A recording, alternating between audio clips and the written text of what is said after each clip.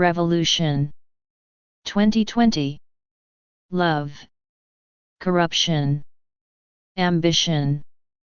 Chetan Bhagat. Rupa Publications, India. To my mother. To Varanasi. To the Holy River. To the Indian student. Scanned and proofread by Calvin Doffer-Bolt.cd. Thanks to my readers, for their love and support. God, who looks after me. Shiny Anthony, who remains the first reader and editor of my books. Anubha Bang, for her suggestions at all stages in the writing of this book. Nutan Bendra, Niharika. Kanna, Michelle Pereira, Pratik Dawan, Zaidan Dawan, and Anurag Anand, for their great comments on the manuscript.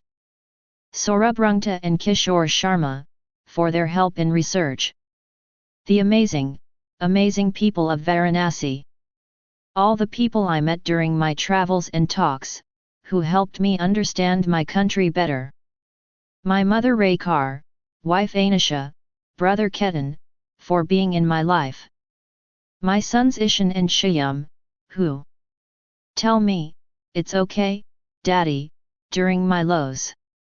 My extended family on Twitter and Facebook. Rupa and Company, for publishing me. The filmmakers who chose to make my stories into films. And once again, you, dear reader, for wanting a revolution. Prologue. And I hope not just you but our whole country will keep that spark alive. There is something cool about saying, I come from the land of a billion sparks. Thank you, I said, ending my motivational speech at Tilak Hall, Varanasi. The claps and whistles were my cue to leave. Security volunteers formed a human barricade and soon I managed a neat exit from the hall. Thank you so much, sir, someone said right behind me. I turned around to face my host. Mr. Mishra, I said, I was looking for you. Please call me Gopal, he said. The car is over there. I walked out with the young director of Gang Attack College, Gopal Mishra. His black Mercedes whisked us away from the crowded Vidyapath road. So you saw the temples and the ghats? Gopal asked. That's all Varanasi has, anyway. Yeah, I went to the Vishwanath temple and Das Hashwamed Ghat at 5 in the morning. I love this city, I said. Oh, good. What did you like best about Varanasi? Arti, I said. What? Gopal looked surprised. The morning Arti at the ghats. I saw it for the first time, all those diyas floating at dawn. It was out of this world. Gopal frowned. What? I said. Isn't Varanasi's Arti beautiful? Yet, it is not that, he said, but did not elaborate. Will you drop me at Ramada Hotel? I said. Your flight is only tomorrow morning, Gopal said.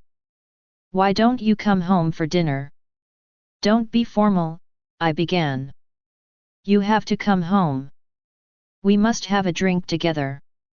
I have the finest whiskey in the world, he said. I smiled as I shook my head. Thanks, Gopal, but I don't drink much. Chetan sir, one drink? I can tell people I had a drink with the Chetan Bhagat. I laughed. That's nothing to brag about. Still, say it if you want. You don't actually have to drink with me. Not like that, sir. I actually want to have a drink with you. I saw his intense eyes. He had sent me 20 invites in the last 6 months, until I finally agreed to come. I knew he could persist. Okay, one drink, I said, hoping I wouldn't regret this later. Excellent, Gopal said. We drove 10 kilometers outside the city on the Lucknow highway to reach Gang Attack. The guards saluted as the campus gates opened. The car came to a halt at a grey bungalow. It had a stone exterior that matched the main college and hostel buildings. We sat in the living room on the ground floor. It opened out to a badminton court-sized lawn. Nice house, I said as I sat on a cushy brown velvet sofa. I noticed the extra high ceiling. Thanks. I designed it myself. The contractor built it, but I supervised everything. Gopal said. He proceeded to the bar counter at the other end of the room. It's the bungalow of an engineering college director. You and your friends rated one, right? How do you know? I said. Everyone knows. We've read the book. Seen the movie. We laughed. He handed me a crystal glass filled with a generous amount of whiskey. Thank you. Single malt, 12 years old, he said. It's the director's bungalow, but you don't have a daughter, I said. You aren't even married. The youngest director I've ever seen. He smiled. How old are you? I was curious. 26, Gopal said, a hint of pride in his voice. Not just the youngest, but also the most uneducated director you've met. Uneducated. I never went to college. What? I said as I twirled the ice cubes in my glass and wondered how potent this drink was. Well, I did do a joke of a correspondence degree. Wow. I said. It isn't a joke to open such a big college. 1,600 students now, Chetan ji, across all batches. Each paying 1 lakh a year. We already have a 16 crore turnover. And you inaugurated the MBA coaching today. That's another new business. I took a sip. The smooth whiskey burnt my throat. Do you have beer? Or wine? I coughed. Gopal's face fell. Not only had I ignored his impressive business statistics, I had also rejected his whiskey. Not good? Gopal asked. It's Glenfiddich, 4,000 a bottle. Should I open Blue Label? That's 10,000 a bottle. It is not a price issue, I wanted to tell him but didn't. Don't drink whiskey. Too strong for me, I said instead. Gopal laughed. Live life. Start having fine whiskey. You will develop a taste. I attempted another sip and winced. He smiled and poured more water in my drink to dilute it. It ruined the scotch, but saved my sanity. Life is to be enjoyed. Look at me, I will make 4 crores this year. What is the point if I don't enjoy it? In most parts of the world, speaking about your income is taboo. In India, you share the figures. Like your zodiac sign, especially if you have lots. He seemed to have put the question more to himself than to me. His dark eyes continued to bore into me. They demanded attention. The rest of him, wheatish complexion, modest 5 feet 7 inch height, side-parted hair, was reassuringly normal. Yeah, of course. One should enjoy, I said as he cut me. Next year I will make 5 crores. I realized he would keep forecasting his salary until I demonstrated suitable awe. 5 crores. I said, my voice loud and fake. Gopal grinned. Baby, eat this, for I have made it, is probably the t-shirt slogan he would choose. That's incredible, I murmured, wondering how I could switch the topic. I noticed stairs winding up. What's upstairs? I said. Bedrooms and a terrace. Come, I will show you. We climbed up the steps and walked past a room with a luxurious king-sized bed. I took in the panoramic view from the terrace.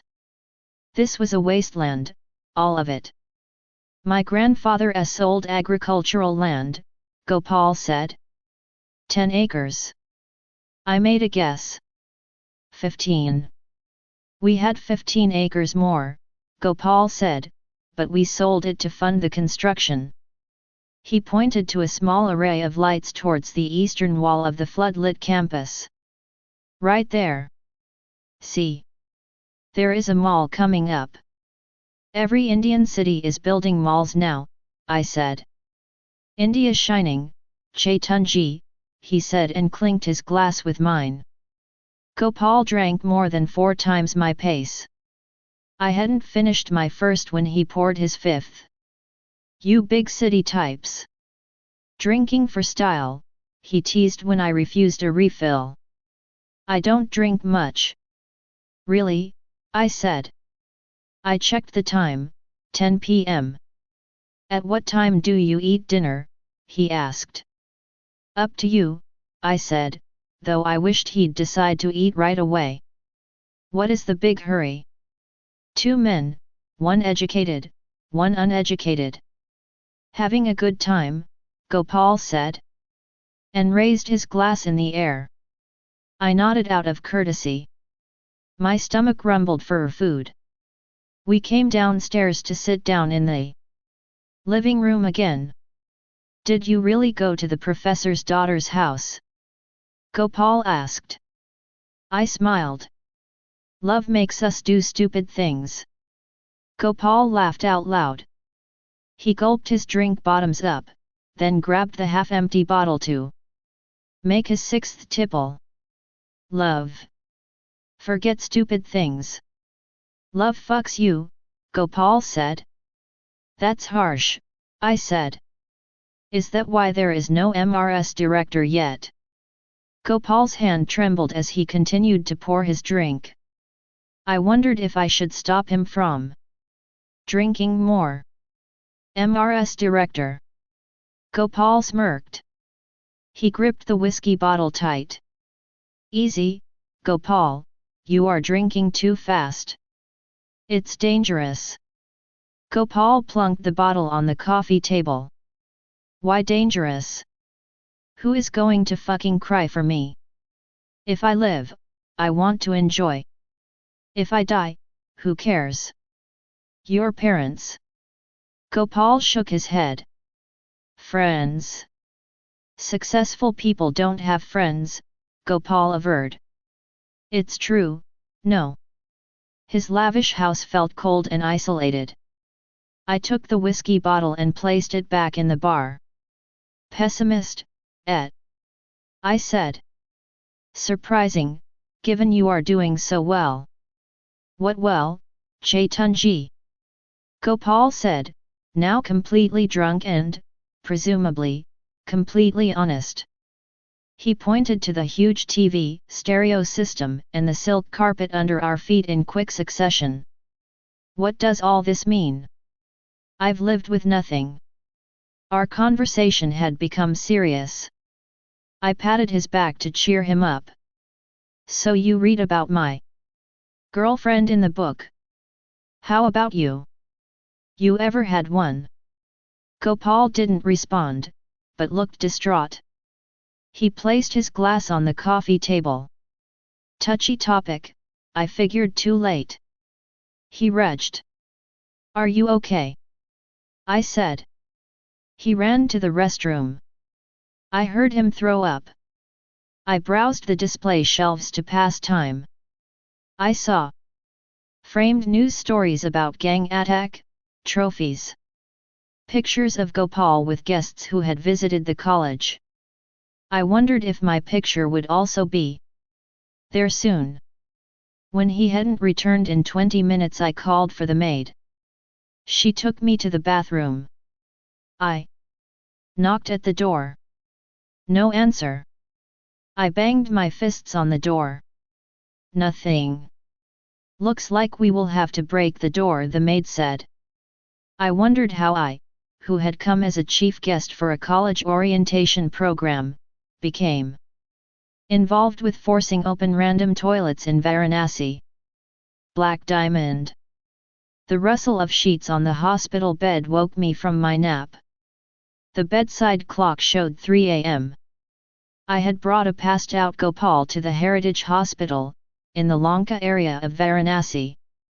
Gopal sat up on the bed now, massaging his temples. His hangover reminded me of my college days. However, here the director had binged on alcohol. Not a student. You were here all night? He looked surprised. I could not let my host die on me, I said. I am sorry. I had a bit too much. Gopal gave a sheepish grin. Are you all right? Yeah, I am good. Not right now. Are you okay generally? He turned his head to stare at the opposite wall. How's life, Gopal? I asked softly. He didn't answer. I stood up after a minute. I should leave, catch some sleep before my flight. I walked to the door. Do you think I am a good person, Chetanji? He said. I turned around. Am I? He asked again. I shrugged my shoulders. I don't know you, Gopal. You organized the talk well. Treated me good. You seem fine, I said. You think so? You've achieved a lot. Take it easy. Even expensive whiskies can be harmful. He smiled and gave a brief nod. I will drink less, he said. Anything else? You are young. Don't give up on love yet, I said, checking my watch. I really should go. It is almost time for the morning arti. That's her name, he said. I didn't want to stay any longer, but I was hooked. What name? Whose name? I asked even as I reminded myself that this was not my business and I should leave soon. Arti, he said. Arti who? Someone you like? I hazarded a guess. Like is not the word, Chetanji. You loved her. I smiled. Imagine every sadhu and priest in Varanasi. More than all their devotion put together, that's how much I loved her. I absorbed the analogy. Curiosity had taken over my need for sleep. I allowed myself to ask one more question. She loved you too? He mulled over the question for a while. She didn't just love me, she owned me. I shifted from one foot to the other. I had a long day ahead. A sleepless night would be a bad idea. But I heard myself asking him, so what happened? Between you and Arti? Gopal smiled. This is not an interview, Chetanji. Either you sit down and listen to this stupid man's whole story or you leave. Up to you. His charcoal eyes met mine. Something about the young director intrigued me. His unusual achievements, his cockiness, his tortured voice, or maybe this strange holy city made me want to know more about him. I let out a huge sigh. He pointed to the chair next to him. Okay, tell me your story. I said and sat down. Do you want another drink? Gopal said. I glared at him. He laughed. I meant tea, he said. We ordered a pot of extra hot masala tea and glucose biscuits, nothing complements a conversation better. Where do I start? Gopal said. Let's begin with Arti. The girl who did this to you. Arti. She got me into trouble the first day we met, Gopal said. I dipped a biscuit in my tea and listened. 1. Lazy parents, bread butter again, I grumbled, shutting a blue plastic tiffin in the second row. Raghav. And I moved to the next desk. Forget it, Gopal. The class will be back any time, Raghav said. SHH. I've brought Porialu, we can share that. It's wrong to steal from others. I battled a small, round steel tiffin box. How does one open this? Neither of us had the sharp nails required to open the thin steel lid of the stubborn box. We had skipped the morning assembly for our weekly tiffin raid. We had 10 more minutes till the national anthem began outside. After that Class 5C would be back. We had to find, eat, and keep the tiffins back within that time. It's pickle and para that's, Raghav said, having opened the lid. You want it? Forget it, I said as I returned the steel box to the student's bag. My eyes darted from one bag to another. This one, I said, pointing to a pink imported rucksack in the first row.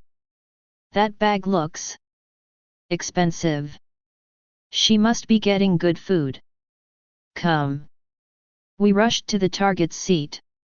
I grabbed the Barbie bag, unzipped the front flap and found a red, shiny, rectangular tiffin. The cover had a spoon compartment. Fancy box? I said, clicking the lid. Open. Idlis, a little box of chutney and a large piece of chocolate cake. We'd hit the jackpot. I only want the cake, I said as one lifted the huge slice. Don't take the whole thing. It's not fair, Raghav said. If I eat only a bit, she will get to know, I scowled. Cut it into 2. Take one, leave the other, Raghav said. Cut with what? Use a ruler, he suggested. I ran to my desk. I brought back a ruler and made a clean cut. Fine. I said. Happy now? It's her cake. Raghav shrugged. But you are my friend, I said. I offered a bite. He refused. I had not had any breakfast at home. I gorged on the cake, my fingers smeared with icing. Why don't you get your own tiffin? Raghav said. I spoke with my mouth stuffed. It will mean extra work for Baba. He makes lunch and dinner. Anyway. So. I tell him I don't feel hungry. My father taught in a government school. He left home at 6, even earlier than me. I licked the chocolate cream off my fingers. We could hear the national anthem. I can bring tiffin for you, Raghav said and made me stand up along with him for the anthem. Forget it, your mom cooks boring stuff. Puri every day, I said. We heard students chatter on their way back to class. I stuffed the remaining cake into my mouth. Hurry, hurry, Raghav said. I shut the red tiffin box and placed it back in the Barbie bag. Who sits here anyway? Raghav asked. I fumbled through the pink rucksack and found a brown paper-covered notebook. I read out the label. On the cover, Arti Pratap Pradhan, subject, Maths, Class 5, Section C, Age 10, Roll Number 1. Sunbeam School. Whatever. Are we done? Raghav said. I hung the bag back on Artie's chair, in its original place. Let's go, I said. We ran to our back row seats, sat and put our heads down on the desk. We closed our eyes and pretended to be sick, the reason for skipping the morning assembly. The entire 5C entered the room, filling the class with the simultaneous cacophony of 4 dozen 10-year-olds. Cut it into 2. Take one, leave the other, Raghav said. Cut with what? Use a ruler, he suggested. I ran to my desk. I brought back a ruler and made a clean cut. Fine, I said. Happy now? It's her cake. Raghav shrugged. But you are my friend, I said. I offered a bite. He refused. I had not had any breakfast at home. I gorged on the cake, my fingers smeared with icing. Why don't you get your own tiffin? Raghav said. I spoke with my mouth stuffed. It will mean extra work for Baba. He makes lunch and dinner. Anyway. So. I tell him I don't feel hungry. My father taught in a government school. He left home at 6, even earlier than me. I licked the chocolate cream off my fingers. We could hear the national anthem. I can bring tiffin for you, Raghav said and made me stand up along with him for the anthem. Forget it, your mom cooks boring stuff. Puri every day, I said. We heard students chatter on their way back to class. I stuffed the remaining cake into my mouth. Hurry, hurry, Raghav said. I shut the red tiffin box and placed it back in the Barbie bag. Who sits here anyway? Raghav asked. I fumbled through the pink rucksack and found a brown paper-covered notebook. I read out the label. On the cover, Arti Pradhan, Subject, Maths, Class 5, Section C, Age 10, Roll Number 1. Sunbeam School. Whatever. Are we done? Raghav said. I hung the bag back on Arti's chair, in its original place. Let's go, I said. We ran to our back row seats, sat and put our heads down on the desk. We closed our eyes and pretended to be sick, the reason for skipping the morning assembly. The entire 5C entered the room, filling the class with the simultaneous cacophony of 4 dozen 10-year-olds. Simran Gill Madam, our class teacher, arrived a minute later and the noise died down. Multiplication, she wrote on the board, even as the children were still settling down. I sat up straight and craned my neck to see Arti Pradhan, roll number 1.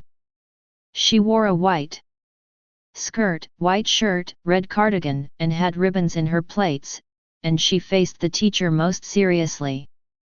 As she sat down, "You!" Arti screamed and jumped up. She picked up a chocolate-stained ruler from her seat. The back of her skirt had chocolate stains. Oh my God! Arti's shrill voice made the entire class take notice.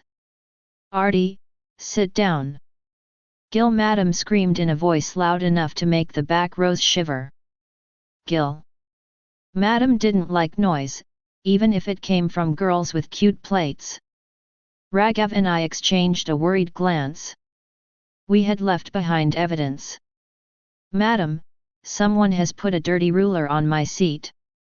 My new school dress is spoiled, Arti wailed. The whole class laughed and Arti broke into tears. What? The teacher said. She placed the chalk down, dusted her hands and took the ruler from Arti. Arti continued to sniffle. The teacher walked along the aisles. Students shrank in their seats as she passed them. Who brought chocolate cake today? She launched into an investigation. I did, Arti said. She opened her tiffin and realized how her own cake had been used to ruin her dress. Her howls reached new decibel levels. Someone ate my cake, Arti cried so loud, the adjacent class 5B could hear us. Half your cake, I wanted to tell her. Raghav stared at me. Confess, he whispered. Are you mad? I whispered back. When Gill Madam walked by, I stared at the floor. She wore golden slippers with fake crystals on the strap. I clenched my fists. My fingers were greasy. The teacher walked back to the front of the class. She took out a tissue from her purse and wiped the ruler clean. Admit it, else the punishment will be worse, she warned. I pretended not to hear and opened my maths notebook. Who is GM? The teacher asked. She had read my initials. I had scraped them with a compass on my ruler. Damn. We had 2 GMs in the class. One, Girish Mathur, sat in the first row. He stood up without provocation. I didn't do it, ma'am, he said and pinched his neck.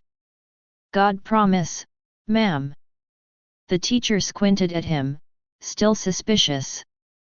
I swear upon Gunga, ma'am, Girish said as he broke down. The Gunga reference worked.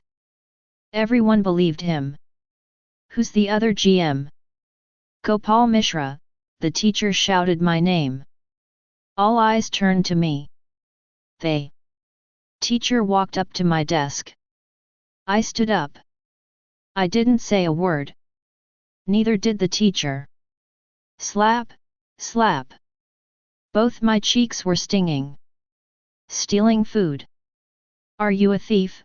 The teacher said. She looked at me as if I had stolen the Kohinoor diamond from the British Queen's Museum, something the social studies teacher had told us about 2 days ago. I hung my head low. She smacked the back of my neck. Get out of my class. I dragged my feet out of the class, even as the entire 5C stared at me. Artie, go clean up in the bathroom, Gil Madam said. Black Diamond. I leaned against the wall outside the class. Artie wiped her eyes and walked past me towards the toilet. Drama queen. It was only half a slice of chocolate cake. I thought. Anyway, that's how I, Gopal Mishra, met the great Artie Pratap Pradhan. I must tell you, even though this is my story, you won't like me very much. After all, a 10-year-old thief isn't exactly a likable person to begin with. Dubby Uncle, our lawyer, pushed a small box of 4 laddus towards us. Sweets? What for? My father said. Dubby Uncle had come home. Baba and I faced him across our ancient dining table. You've got a hearing date, Dubby Uncle said. Ibis itself took so long, I thought we should celebrate. I wondered if I could give some laddus to drama queen Artie as compensation for the cake. I wanted to buy a chocolate cake and slam it on her desk. However, I didn't have money for that. My father didn't give me any pocket money, and he didn't have much money in his own pocket. My mother's illness had wiped out all his savings. She died 2 weeks after I turned 4. One don't remember much of her or her death. Baba did say he had to wear her dupatta and sleep next to me for a month. After her death the land dispute started. Dubby Uncle had become a frequent visitor to our house for this reason. You brought sweets only because we have a hearing. Baba coughed. The case had not given his land back to him, but it did worsen his respiratory ailment. Well, Ghanshyam wants to settle the case out of court, Dubby Uncle said. Ghanshyam Tayaji, my father's respected elder brother, had screwed us. My grandfather had left his 2 sons 30 acres of agricultural land on the Lucknow highway, to be divided equally. Soon after my grandfather's death, Ghanshyam Uncle took a loan from the bank and mortgaged Baba's. The teacher walked back to the front of the class. She took out a tissue from her purse and wiped the ruler clean. Admit it, else the punishment will be worse, she warned. I pretended not to hear and opened my maths notebook. Who is GM? the teacher asked. She had read my initials. I had scraped them with a compass on my ruler. Damn. We had 2 GMS in the class. One, Girish Mathur, sat in the first row. He stood up without provocation. I didn't do it, ma'am, he said and pinched his neck. God promise, ma'am. The teacher squinted at him, still suspicious. I swear upon Ganga, ma'am, Girish said as he broke down. The Ganga reference worked. Everyone believed him. Who's the other GM? Gopal Mishra, the teacher shouted my name. All eyes turned to me. The teacher walked up to my desk. I stood up. I didn't say a word. Neither did the teacher. Slap, slap. Both my cheeks were stinging. Stealing food. Are you a thief? The teacher said. She looked at me as if I had stolen the Kohinoor diamond from the British Queen's Museum, something the social studies teacher had told us about 2 days ago. I hung my head low. She smacked the back of my neck. Get out of my class. I dragged my feet out of the class, even as the entire 5C stared at me. Artie, go clean up in the bathroom, Gil Madam said. Black Diamond. I leaned against the wall outside the class. Artie wiped her eyes and walked past me towards the toilet. Drama queen. It was only half a slice of chocolate cake. I thought. Anyway, that's how I, Gopal Mishra, met the great Artie Pratap Pradhan. I must tell you, even though this is my story, you won't like me very much. After all, a 10-year-old thief isn't exactly a likable person to begin with. I come from Varanasi, which my social studies teacher says is one of the oldest cities on earth. People came to live here in 1200 BC. The city gets its name from 2 rivers, Varana and Aci, which pass through the city and meet the Ganga. People call my city several names, Kashi, Banaras or Banaras, depending on where they come from. Some call it the city of temples, for we have thousands of them, and some the city of learning, as Varanasi apparently has great places to study. I simply call Varanasi my home. I stay near Gadholia, a place so noisy, you need to put cotton balls in your ears if you want sleep. Gadholia is near the Ghats, along the river Ganga. So the crowds of Gadholia becomes too much to take, you can always run to the Ghats and sit by the Ganga and watch the temples. Some call my city beautiful, holy and spiritual, especially when we have to introduce it to foreign tourists. Many call it filthy and a dump. I don't think my city is dirty. It is the people who make it dirty. Anyway, they say you must come to Varanasi once in a lifetime. Well, some of us spend a lifetime here. I had pencil in my pocket. I used it to scribble 5C on the wall. It had helped me pass the time, and would make our class easier to find too. She came out of the toilet, face wet, drama queen expression intact and gaze firmly fixed on me, and walked back to the class. She continued to stare at me as she came closer. You are scribbling on the walls, she said. Go complain, I said. Go. How can you steal my tiffin, she said. I didn't steal your tiffin, I said. I had 3 bites of your chocolate cake. You wouldn't even have noticed. You are a really bad boy, Artie said. Dubby uncle, our lawyer, pushed a small box of 4 laddus towards us. Sweets? What for? My father said. Dubby uncle had come home. Baba and I faced him across our ancient dining table. You've got a hearing date, Dubby uncle said. This itself took so long, I thought we should celebrate. I wondered if I could give some lattes to drama queen Artie as compensation for the cake. I wanted to buy a chocolate cake and slam it on her desk. However, I didn't have money for that. My father didn't give me any pocket money, and he didn't have much money in his own pocket. My mother's illness had wiped out all his savings. She died 2 weeks after I turned 4. One don't remember much of her or her death. Baba did say he had to wear her dupatta and sleep next to me for a month. After her death the land dispute started. Dubby uncle had become a frequent visitor to our house for this reason. You brought sweets only because we have a hearing. Baba coughed.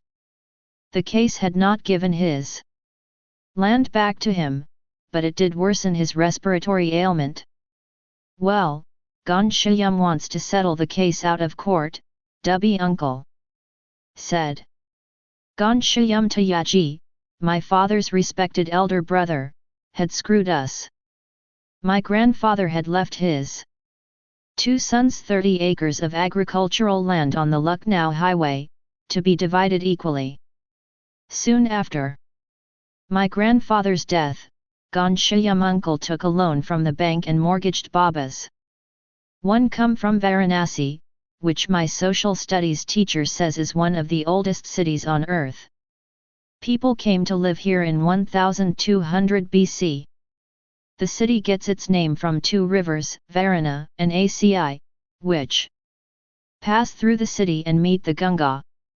People call my city several names, Kashi, Banaras or Banaras, depending on where they come from.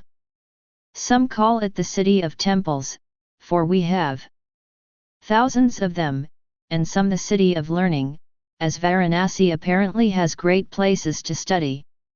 I simply call Varanasi my home. I stay near Gadhoia, a place so noisy, you need to put cotton balls in your ears if you want to sleep. Gadhoia is near the Ghats, along the river Ganga. So if the crowds of Gadhoia become too much to take, you can always run to the Ghats and sit by the Ganga and watch the temples. Some call my city beautiful, holy, and spiritual, especially when we have to introduce it to foreign tourists. Many call it filthy and a dump. I don't think my city is dirty. It is the people who make it dirty. Anyway, they say you must come to Varanasi once in a lifetime. Well, some of us spend a lifetime here. I had a pencil in my pocket. I used it to scribble 5C on the wall. It helped me pass the time, and would make our class easier to find too. She came out of the toilet, face wet, drama queen expression intact and gaze firmly fixed on me, and walked back to the class. She continued to stare at me as she came closer. You are scribbling on the walls, she said. Go complain, I said. Go. How can you steal my tiffin, she said. I didn't steal your tiffin, I said. I had 3 bites of your chocolate cake. You wouldn't even have noticed. You are a really bad boy, Artie said. Half of the property, forging the papers with wrong plot numbers and bribing the bank officer. Ghanshyam Tayaji made bad business decisions and lost the money. The bank sent a foreclosure notice to us. Baba protested, and the bank slapped cases on both my father and uncle. The 2 brothers slapped cases on each other. All these cases moved through our legal system slower than a bullock cart on the national highway. Settle. My father leaned forward. I picked up a laddu and put it in my pocket. Ghanshyam will give you some cash. He will take your share of the land and handle the bank end. Legal cases, Dubby uncle said. How much? Baba asked. 10 lakhs, Dubby uncle replied. My father kept quiet. I snuck away another laddu. She should be happy with 2, I thought. I admit the offer is ridiculously low for 15 acres, Dubby uncle continued. But there's a loan of 1 crore on your property. It's not my loan, Baba said in an uncharacteristically loud voice. He submitted your documents to the bank. Why did you give him your property papers? He is my elder brother, Baba said, fighting tears. The loss of a brother hurt him more than the loss of land. If you want more money, I can ask him. Why drag this forever? Dubby uncle said. I am a farmer's son. I am not giving up my land, Baba said, his eyes red. Not until I die. Tell him to kill me if he wants the land. Baba then stared at me as my hand reached for the 3rd laddu. It's okay, take all of them, Dubby uncle told me. I looked at both of them, picked up the box and ran out of the room. Black diamond. I placed the box on her desk with a thump. What is this? She looked at me primly. I ate your cake. I'm sorry, I said, my last word faint. I don't like laddus, she announced. Why? You firang or what? I said. No, laddus make you fat. I don't want to be fat, 3 she said. Chocolate cake doesn't make you fat. I don't want it, she said. She gently pushed the box towards me. Fine, I said and took the box. Did you say sorry? Artie said. Yes, I did. I noticed her lupa plates, tied up with red ribbons. She looked like a cartoon character. Apology accepted, she said. Thank you, I said. Sure you don't want the laddus? No, fat girls can't become air hostesses, she said. You want to be an air hostess? I said. Yes. Why? They fly everywhere. I want to see different places. Okay. What do you want to be? Artie said. I shrugged my shoulders. A rich man, I said. She nodded, as if my choice was reasonable. Are you poor right now? Yes, I said. She said, I am rich. We have a car. We don't have a car. Okay, bye. I turned to leave when Artie spoke again. Why doesn't your mother give you a tiffin? I don't have a mother, I said. Dead? She asked. Yes, I said. Okay, bye. I came back to my seat, I opened the box of laddus and took one out. Artie walked up to me. What? I asked. You can eat my tiffin sometimes. Don't take a lot though. And don't take any cake or nice treats. Thanks, I said. And don't make a mess. If you want, we can eat together during lunch break. You won't have enough food for yourself, I said. It's okay. I am dieting. I don't want to be fat, Artie said. 7 years later. Walk me home first. Then go to the cricket ground, Artie said. We were coming back after an afternoon of boating on the Ganga. Artie and I had been doing this every week for the last 5 years. Full chand by, a boatman at a sea ghat, let me borrow his boat. We walked down a bylane narrow enough to jam a fat cow, and came out on the main road adjacent to the ghats. I'm already late, Artie. Raghav will scream at me. So let me come with you. I don't want to be bored at home, she said. No. Why? She blinked. Too many boys. Remember the whistles last time? I can handle it, Artie said. She brushed some strands of hair away from her forehead. I looked at her beautiful face. You have no idea what you do to them, I said. You have no idea what you do to me, was what I actually wanted to tell her. Artie's looks had always drawn appreciative comments from the school teachers. However, 2 years ago when she turned 15, the whole school started talking about her. Statements such as the most beautiful girl in Sunbeam School, she should be an actress, or she can apply for Miss India, became increasingly common. Some of it came from people trying to please her. After all, a senior IAS officer father and a prominent ex-politician grandfather meant people wanted to be in her good books. But yes, Artie did make Varanasi skip a heartbeat. Her entry into the Sigra Stadium cricket ground would definitely disrupt the game. Batsmen would miss the bail, fielders would miss catches and jobless morons would whistle in the way they do to give up a bad name. I've not met Raghav for so long, Artie said.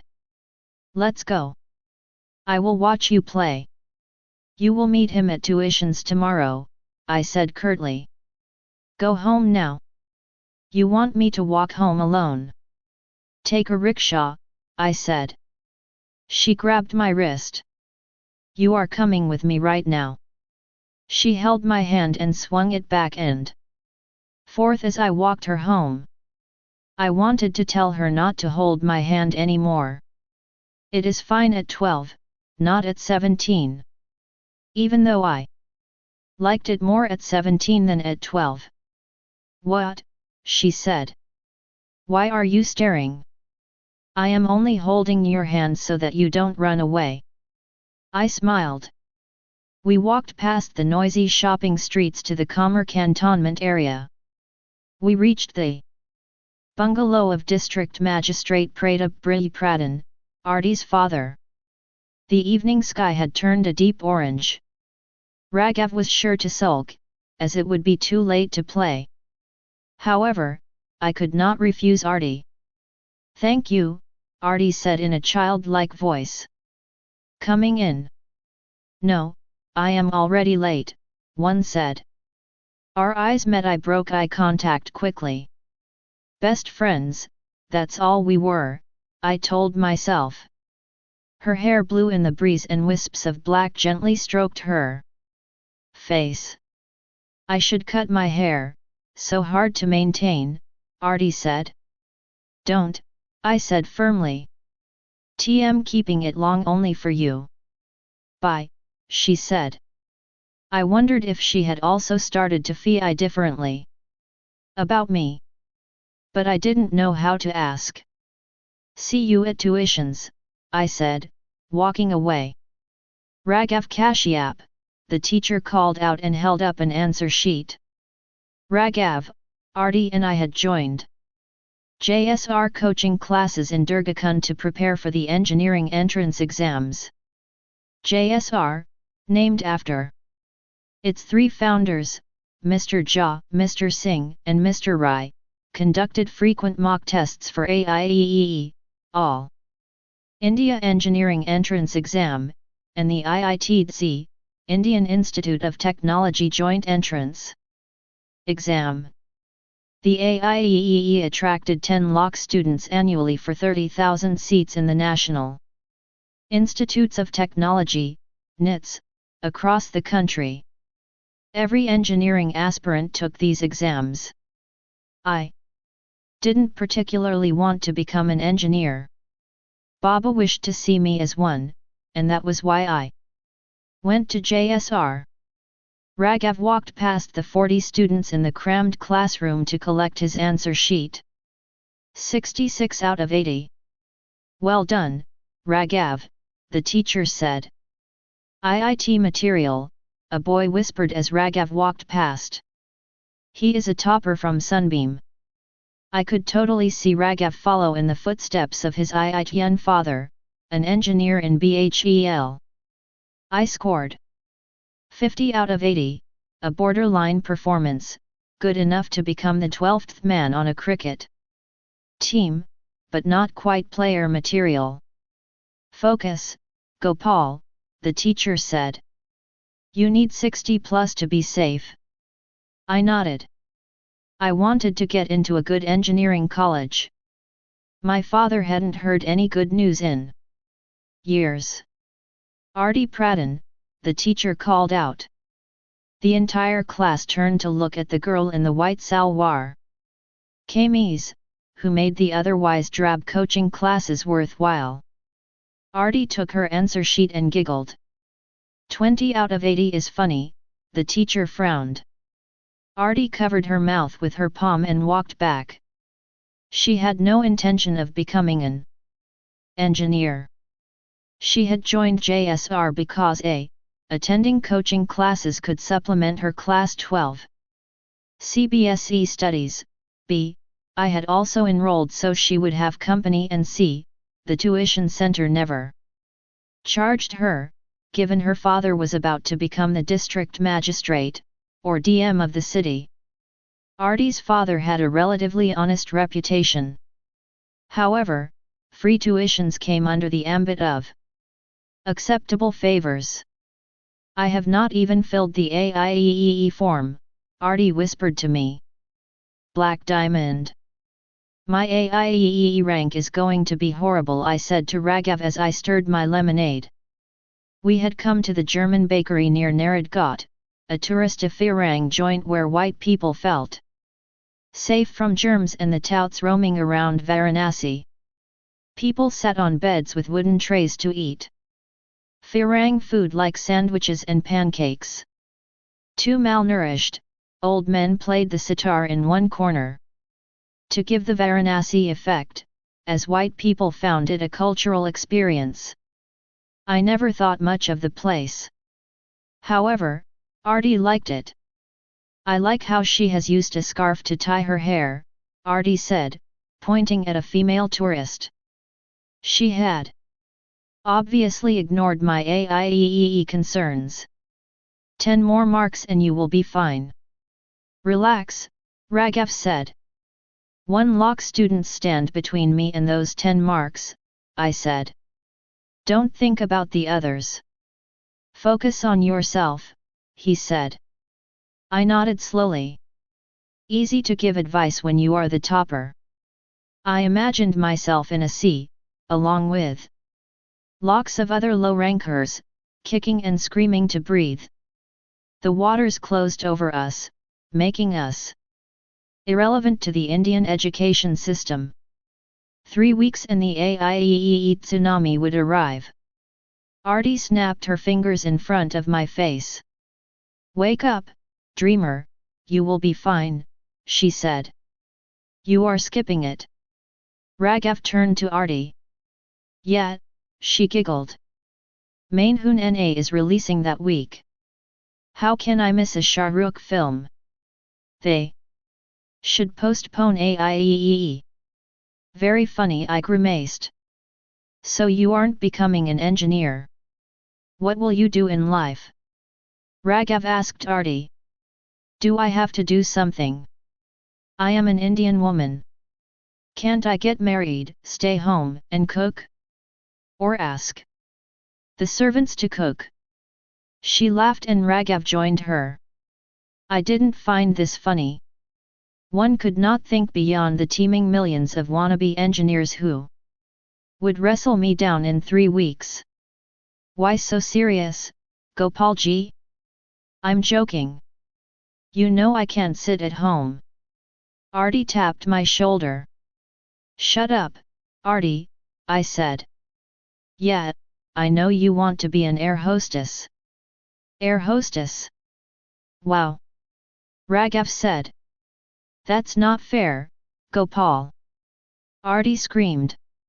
You are telling the world my secret. It's only me, Raghav said. Artie gave me a dirty look. Sorry, I said. Artie and I had a deeper relationship. We saw Raghav as a friend, but not a close one. You will make a great air hostess, Raghav said, his tone flirtatious. Yeah, whatever, Artie said. Like Dad is going to let me leave Varanasi, here are no airlines here. Only temples. Maybe I can be a temple hostess. Sir, please take a seat on the floor. Prayers will begin soon. Prasad will be served in your seats. Raghav laughed again, holding his muscular abdomen. I hate people who are naturally gifted with a flat stomach. Why couldn't God make six-packs a default standard in all males? Did we have to store fat in the silliest places? Raghav high-lived Artie. My ears went hot. The sitar players started an energetic tune. Artie, what nonsense you talk, I said, my voice loud. The foreigners around us, here in a worldwide quest for peace, became alert. I didn't like the we find each other's lame jokes funny vibe between Raghav and Artie. Raghav sucked the straw in his lemonade too hard. The drink came out through his nose. Gross. Artie said as both of them started a laugh fest again. I stood up. What happened? Raghav said. I have to go. Baba is waiting, I said. Black Diamond. The sound of Baba's coughing drowned out the sound of the doorbell the first couple of times. Sorry, I couldn't hear, he said, opening the door. You okay? I asked. Yes, it is the usual. I've made dal and roti. That's the usual too. My father had turned 60 last year. His non-stop coughing bouts made him look like an 80-year-old. The doctors had given up. We had no money for surgery either. His school had fired him long ago. You can't conduct a 50-minute class with 10 respiratory breaks. He had a pension that lasted us 3 weeks in a good month. I ate in silence at the wobbly dining table. Entrance exam. My father started and paused to cough 5 times. I understood his drift. I have finished the AIEEE preparation, I said. See. Baba said. It is harder to manage family expectations than prepare for exams. Don't have IIT hopes for me, Baba, I said.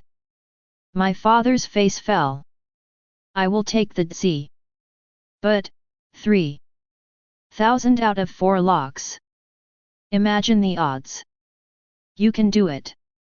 You are bright, Baba said, paternal love obviously overestimating progeny's abilities. I nodded. I had a shot at AIEEE, none at DSI. That was how I looked at it. I wondered if Baba realized that a rank would mean me leaving home. What if I had to go to Nit Agartala? Or somewhere far south? Engineering is not everything, Baba, I said. It secures your life. Don't fight now, right before the exams. I'm not fighting. I'm not. Post-dinner, Baba lay down on his bed. I sat next to him and pressed his forehead. He erupted into a coughing fit. We should consider the surgery, I said. For 2 locks? Baba said, lying back and shutting his eyes. I resumed the massage. I kept quiet. I didn't want to bring up the touchy topic. We could have settled the land issue ages ago. Court hearings still haunted us, the land lay barren, and we had no money. From where will we get the money? Tell, my father said. You become an engineer. Get a good job. Then we will do the surgery. I could not stay quiet anymore. Tayaji offered 10 lakhs. The money would have doubled in the bank by now. Baba opened his eyes. What about the land? He said. What use is the stupid land? Don't talk like that, he said, pushing my hand away. A farmer doesn't insult his land. He doesn't sell it either. I placed my hand back on his forehead. We are not farmers anymore, Baba. We can't use the land. Because your own brother. Go. Go and study, you have your exams coming up. Baba pointed to my room. The landline rang at midnight. I picked it up. I'm sleepy, Artie, I said. You don't sleep till 1. Stop fibbing. What's up? Nothing, List felt like chatting. Chat with someone else, I said. Aha, she said. No walls bothering you. Bye, Artie, I said. Hey, wait. I found some of Raghav's jokes funny. That's all. You are still my best friend. They weren't funny. And what's this best friend business? I said. We've been best friends for 8 years, though you still haven't bought me a chocolate cake. And Raghav? Raghav is only a friend. I talk to him because you are close to him, Artie said. I kept silent. Chill now, Gopal. How are things at home? She said. Screwed up as always. How are you? I'm fine. Dad insists I finish college before I try any of this air hostess business. But you can even become one straight after class 12. Go to college. He's right, I said. Which college can I join with my marks? I am not smart like Raghav and you. Raghav is smart, not me, I corrected her. Why? Because of the mock test? You are so stupid, Artie said. You are stupid. We are both stupid, fine. Did you have dinner? She had asked me this question every night for the last 5 years. I wanted to stay mad at her, but could not. I did, thanks. What thanks? Stupid. Go to bed now, sleep and don't think about the entrance exams. Artie, I said and paused. What? You are very nice, I said. I couldn't come up with a better hue. Nice and stupid. Or nicely stupid. Artie laughed. What would I do without you? Shut up. I am here only, she said. We are not young anymore, Artie, I said. Okay, okay. Not that again. Go to bed, Mr. Grown-up man. Artie, come on. You always avoid. We'll talk, but not now. After your entrance exams. I kept quiet. Don't complicate life, Gopal. Aren't you happy with our friendship? Yes, I am but what? Good night, sweet dreams, sleep tight. Good night. It's no use now, I said, closing the maths textbook. Raghav had come to my house on the eve of the exam. He had offered a last-minute trigonometry revision, my weak spot. Raghav picked up the textbook. You sleep, okay? Rest before the exam is a must. And take lots of sharpened pencils, he said. Baba came out of the kitchen when he saw Raghav leave. Stay for dinner, Baba told him. Not today, Baba, Raghav said. One will take a proper treat once Gopal gets a rank. I did get a rank. A fucked up rank, that is. 52,043, I read out from the screen. I had come to Raghav's house in Shivpur. We had logged on to The AIEEE website. Sure, I hadn't scored too badly. Out of 10 lock test takers, I had beaten 9 lock 50,000. However, the NITs had only 30,000 seats. Sometimes, life played cruel jokes on you. I'd be one of those unfortunate cases who had done well, but not well enough. 5,820, Raghav said, reading from the computer monitor. Raghav's father had come into the room to stand behind us. What's that? I said. My rank, Raghav said. Excellent. Raghav's father said delightedly. Raghav smiled. He could not react more than that. This should give you lots of choices, Raghav's proud father said. You can get electronics in Delhi. There's NIT luck now too, right? Raghav said. Closer home. Forget AIEEE, let us wait for DSI, Raghav's father said, his voice elated. Father and son took a while to remember my presence in the room. They saw my crestfallen face and fell silent. I have to go home, I mumbled. 50,000 should get you something, no? Raghav's father said, fully aware it would not. He didn't mean to hurt me, but it felt bad. Never in my life had I felt so small. I felt like a beggar hanging out with kings. I'll see you later, Raghav, I said and scurried out of their house. I didn't want anyone to see my tears. Raghav came running after me in the lane outside his house. You okay? He asked. I swallowed hard and wiped my eyes before turning to him. I'm fine, buddy, I lied. And congrats. You owe us a treat. But your dad is right. We will take the real party after DSI. I continued to ramble until Raghav interrupted me. Will Baba be fine? He asked. I shrugged my shoulders and fought the lump in my throat. Should I come with you? He offered. Yeah right, take a top ranker to meet your parent when you've flunked, I thought. Don't worry. He's faced worse things in life, I said. Aren't the AIEEE results due today? They are not in the papers, Baba said as soon as I entered the house. 4 different newspapers lay open on the floor. No, they don't publish results in the newspaper anymore.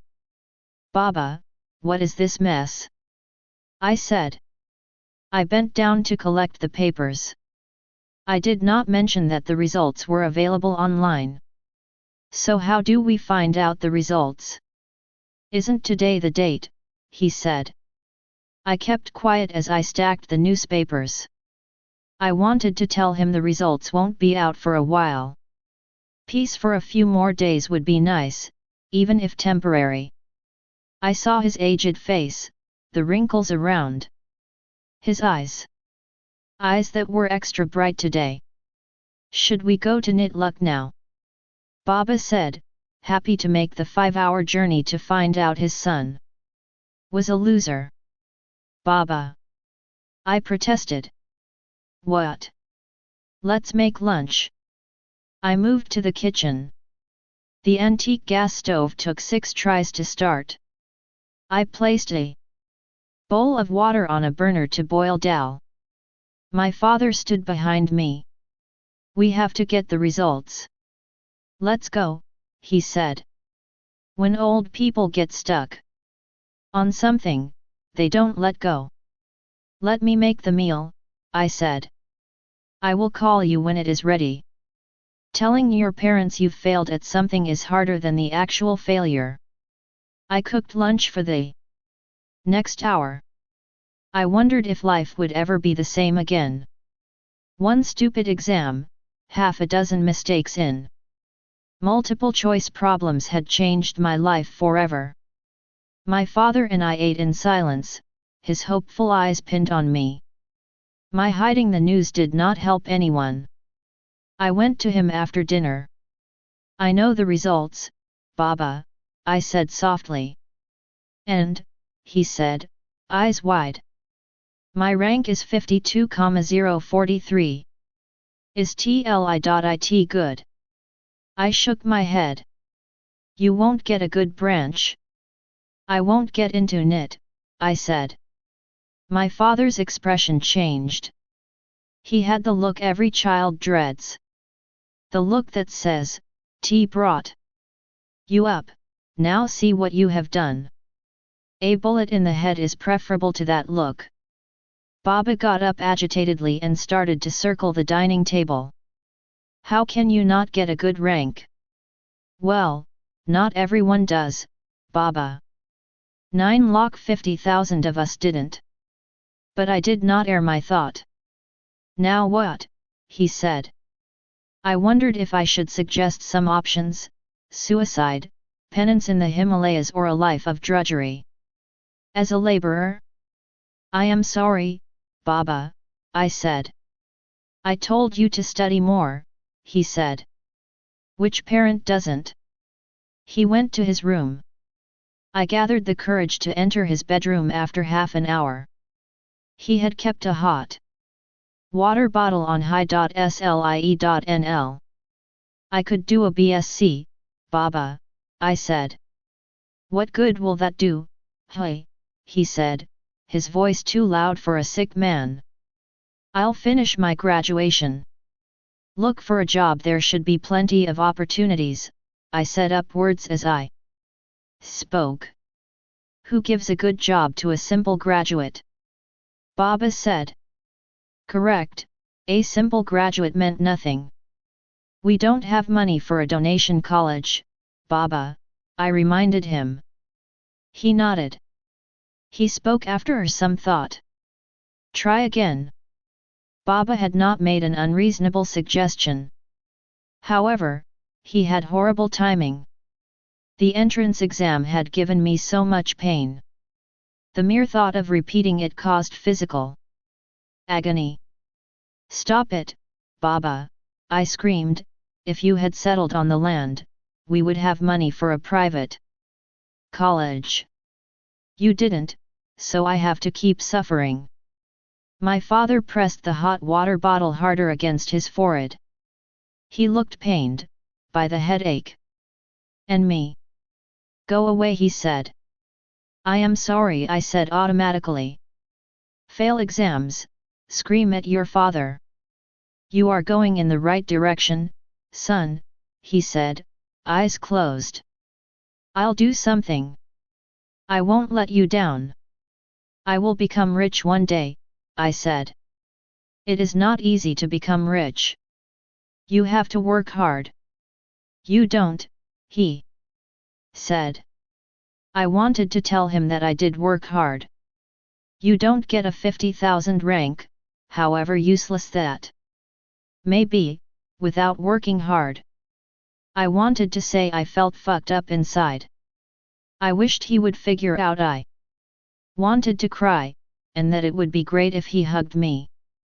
Go away. Let me have some peace in my final days, he said. I went to my room and sat in silence. I had never really missed my mother all these years. However, on the day of the AIEEE results, I wished she was around. I kicked myself for not getting those 6 extra problems right. I kept rewinding to the day of the exam. As if my brain could go back in time. Recreate the same scenario, and I wouldn't make the same mistakes again.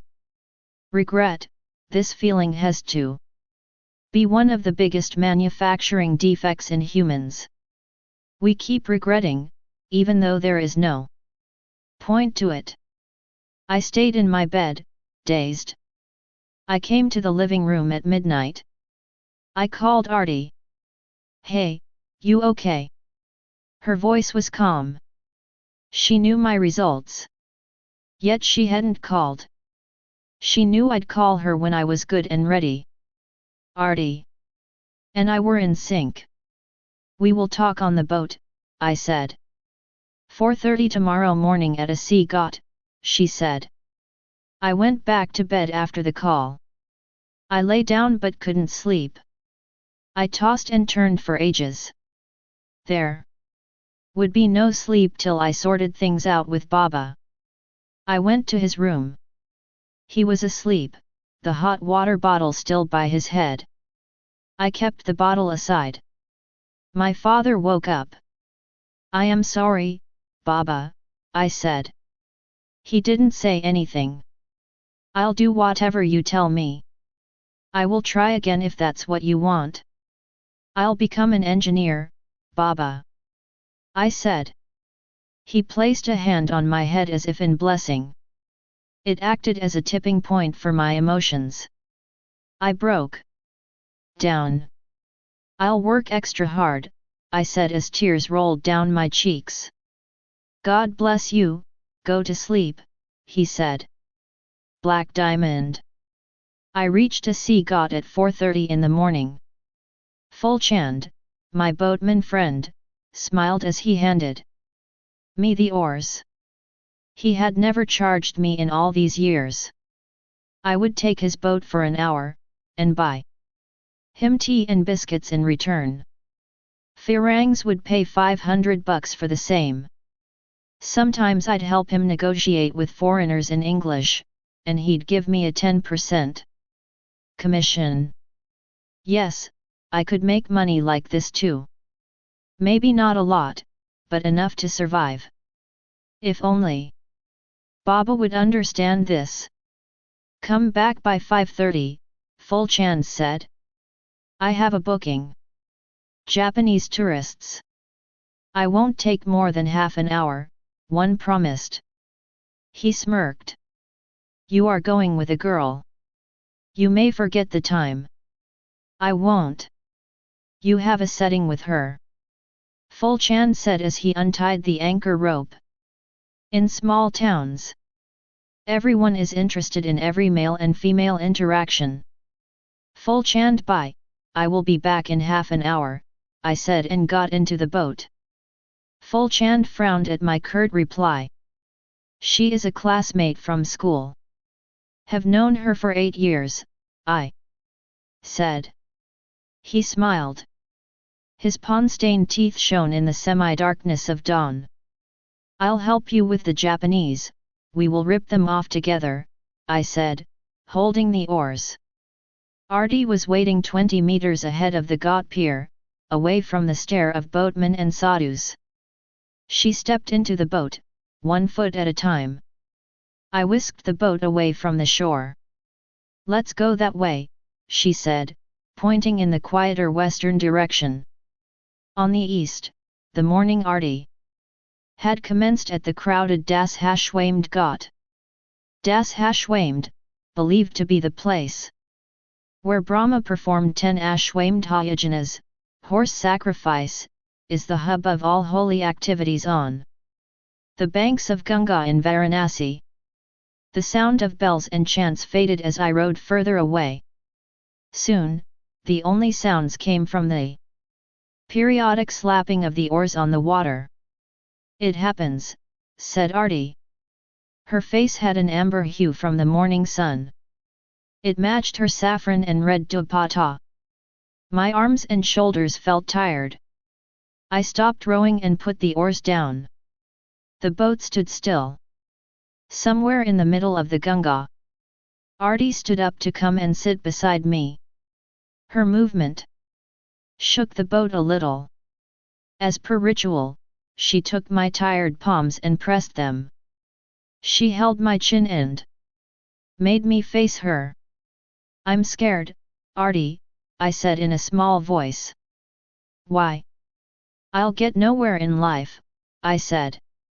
Nonsense, she said. So people who don't have a top AIEE rank get nowhere in life. I don't know. I feel so defeated. I let Baba down. Is he okay? He wants me to try again. He is obsessed with making me an engineer. Do you want to be an engineer? Aarti said. My dad is not in the IAS. My grandfather was not a minister. We are from a simple Indian family. We don't ask these questions. We want to make a living. Engineering gives us that, I answered. How old-fashioned. Filling your stomach never goes out of fashion, Artie, I said. She smiled and placed a hand on my arm. I hugged her. As I held her, I brought my mouth close to hers. What are you doing? Artie said, pushing me away. I just. Don't, Artie said sternly. You will spoil our friendship. I really like you, I said. I wanted to say love, but did not have the courage. I like you too, she said. Then why won't you kiss me? I said. I don't want to. She faced me squarely. Don't get me wrong. You have been my best friend for years. But I've told you earlier, she went silent. What? I don't see you that way, she finished. I turned away from her. Gopal, please understand.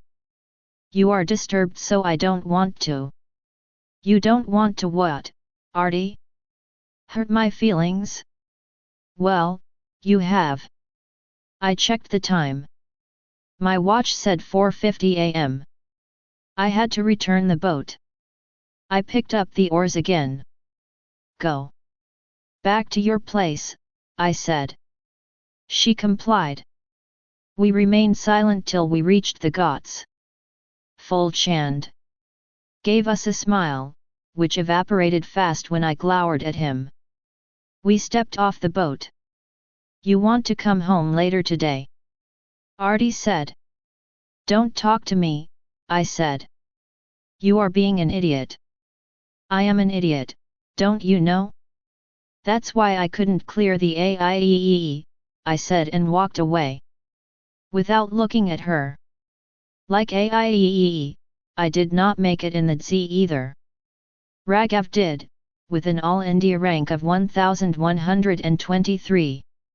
It turned him into a mini-celebrity in Varanasi. Local papers carried big stories the next day. 4 students from Varanasi had cracked the Z.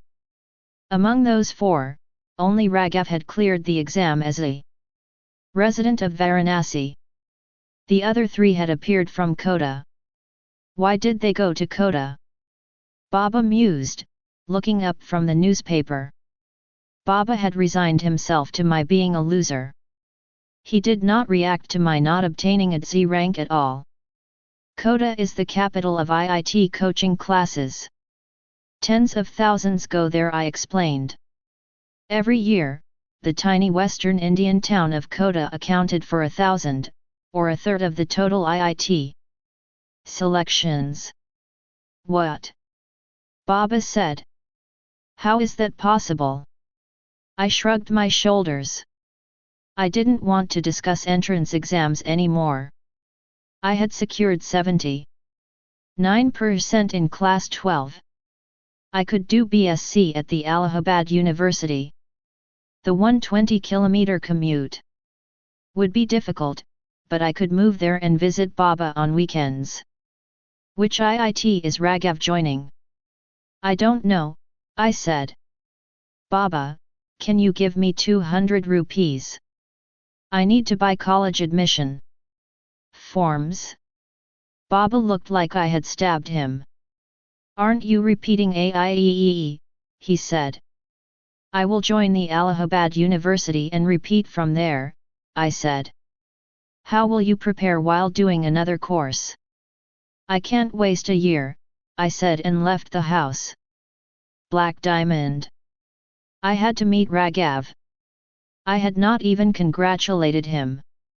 True, I did not feel any happiness about his Z selection. I should have, but did not. After all, we had been friends for 10 years. One should be happy for her pals. However, he would be an IIT student and I'd be a fucking nobody. Somehow, I could not feel thrilled about that. I practiced fake smiles while pressing his doorbell. Raghav opened the door and hugged me straight off. "Hey, nice to see you," he said. "Congrats, boss," I said, my lips stretched into a smile and teeth sufficiently visible. Now I can say I know a celeb. I came inside his house, a modest 3-bedroom, BHEL-provided apartment. Newspapers with articles about his selection lay on the dining table. Raghav's father sat on a sofa with visiting relatives. They had come to congratulate the Kashyaps. An IIT rank is a huge event, akin to climbing the Mount Everest or being on a space mission. Mr. Kashyap smiled at me from a distance. Call it my over-imagination, but his greeting seemed like the one you give to people well beneath your stature. I am sure if I had had a rank, he would have stood up and shook hands with me. Anyway, it didn't matter. Raghav and I went to his room. I sat on a chair and he on the bed. "So, how are you feeling?" I said. I wanted to know how it felt to get one of those stupid ranks that turned you from coal to diamond in a day. "Unbelievable," Raghav said. "I had thought A1EE maybe, but Z, wow." "Which IIT?" I said. "I will join at BHU. I will get a good branch and be in Varanasi too," Raghav said. At BHU, the Institute of Technology at the Banaras Hindu University, was the most prestigious college in Varanasi. It conducted its admission process through the DSI. However, it didn't have the same brand equity as an IIT. "Why BHU?" I said. "I want to do journalism part-time. I have contacts in newspapers here," Raghav said. "When people are offered something on a platter, they don't value it." Sure, Raghav had a thing for writing. He had published some letters to the editor and a couple of articles in some papers. However, this sounded insane. "You will give up an IIT for a hobby?"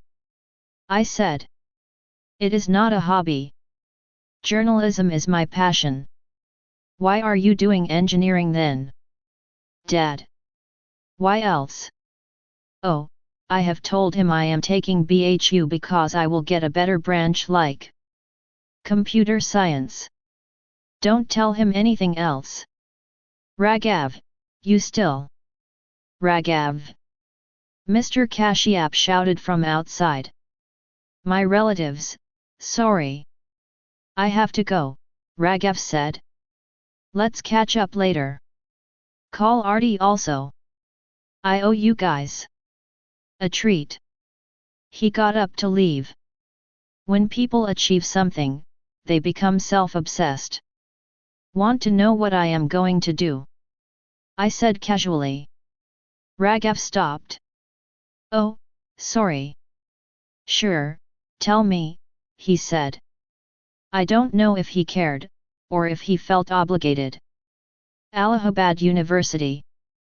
I will take a second attempt from there," I said. "Sounds good," Raghav said. "I am sure you will crack something. At least AIEEE. When people cleared Z, they start using phrases like "at least AIEEE." I smiled. "Baba wants me to drop a year to attempt again." "You could do that too," Raghav said. His father shouted out for him again. "Go, it's okay," I said. "I'll also leave." "See you, buddy." Raghav patted my shoulder. "Black Diamond." "No, Baba," I said. "I am not going to Kota." Without my knowledge, my father had spent one whole week researching on Kota. "Bansal and resonance are the best," he said. "How do you know?" I am a retired teacher. I can find out. Great, I said. I am ready to send you. Tuition is 30,000 a year. Living expenses around 3,000 a month. How much is that for 12 months? 30 plus 36,000, Baba mumbled to himself. 66,000, I said. And a wasted year. Baba, who are we? Kings. I have a 40,000 fixed deposit I haven't told you about, Baba said. I saved whatever I could. In the past 3 years. Enough to get you started. We'll figure out the rest. So blow up whatever little money we have on tuitions. In some faraway place? Where is Kota? Anyway. In Rajasthan. It's far, but there is a direct train. Takes 22 hours. Baba, but, why can't I join college? Give me the money for that. At least I will have a degree. What's the point of a useless degree? And how will you do a repeat attempt without better coaching? You just missed a good rank because of a few marks. Maybe Kota will help you get those extra marks. I was confused. I had never thought of a second attempt, let alone going so far for a year. You have to give it your best. Look at Raghav. He's set for life, Baba said. Look at Raghav, yes, the new medicine being shoved down every Varanasi kid's throat right now. We can't afford it, I said, collecting my thoughts. Besides, who will take care of you here? Allahabad is nearby. I can come every week. You can visit. I can manage. Don't I do most of the housework? Baba said. I thought of Arti. Sure, she had said no to me in the boat, but I knew how much she cared for me. Not a day went by without us talking. It was she who suggested I go to a college here, and I'd already found out the best course I could get with my percentage. How could I tell her I am going to Kota? Of course, I couldn't give Baba this reason to stay in Varanasi. I promise I will work harder next time, I said. We finished dinner and I began to clear the table. You will keep doing domestic chores here, Baba shouted suddenly. You are going. You have 40,000. What about the rest? What about expenses such as travel, books, entrance, exam fees? I said. My father showed me his shriveled index finger. It had a thick gold band around it. I don't need this useless ring, he said. We also have some of your mother's jewelry. You want to sell moss jewelry for coaching classes. I had kept all that for your wife, but after you become an engineer, you can buy them for her. Yourself. What if you fall ill, Baba? Better to preserve all this for medical emergencies. You join an engineering college and my age will reduce by 10 years, Baba laughed, trying to soften the situation. I saw his face, one front tooth missing. His laughter meant everything to me. I thought about Kota. They did seem good at making students clear entrance exams. I thought about the downside, the money required, the uncertainty and, of course, staying away from Arti. Do it for your old man, he said. I'd move with you to Kota, but it's hard for me to travel so far. We have to maintain this little house too. It's fine, Baba. If I go, I'll go by myself, I said. Your mother too wanted you to become an engineer. I looked at my mother's picture on the wall. She looked happy, beautiful, and young. Take care of your father, she seemed to tell me. Will you go? Baba said. If it makes you happy, I will. My son. Baba hugged me, the first time since the AIEE results. Show us black ones, Artie said to the shopkeeper. She pointed to a set of 12 clothes hangers. We had come to a household items shop in Nadeshar Road to buy things I'd need in Kota. Just because I am helping you shop doesn't mean I am happy about you leaving Varanasi, Artie said. I won't. Say the word and I will cancel my ticket. She placed a palm on my cheek. I hate it that my best friend is leaving. However, it is the right thing for you to do. She approved of the hangers. They cost $50 a set. Uncle, I am buying towels, soap dishes and so many other things. You better give a good discount. The shopkeeper grimaced, but she ignored him. Thank you for coming. I would not have known what to buy, I told her. Have you taken cooking vessels? Forgot, no.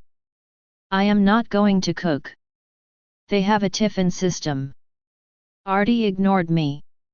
She went to the utensils section and picked up a large steel bowl and held it up. For emergencies, Artie said. If I came to Kota with you, I'd cook for you every day. Her fair hands held up the shiny vessel. The picture of her cooking in my kitchen flashed in my head. Why does Artie make statements like these? What am I supposed to say?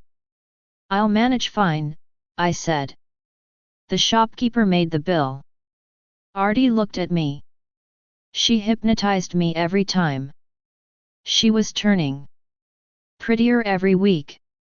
A small girl who had come to the shop with her mother came up to Artie. Do you come on TV? Artie shook her head and smiled. She turned to the shopkeeper.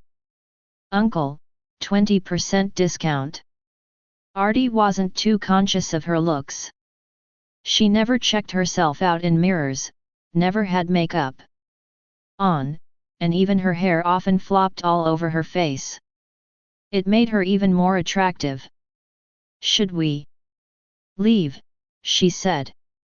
Whatever. What happened? At the last minute you say random things like if I came to Kota. I could. I will tell Dad I also want to repeat a year. You never know. She winked. I stared at her, seeking a hint of seriousness in her comment. Would that be possible? Really? I said, almost believing her. I'm joking, stupid. I told you. I've enrolled for psychology honors at the Agrazen College. I thought you. Why are you so gullible? She burst into peals of laughter. Gully, what? I said. She pulled my cheek. Oh, I said and composed myself. Of course, no way she could come to Kota. I am not a gully whatever person. I understand things. Still, Artie could defeat my logical faculties. I stopped thinking when I was with her. I collected the purchased items and noticed her paying the shopkeeper.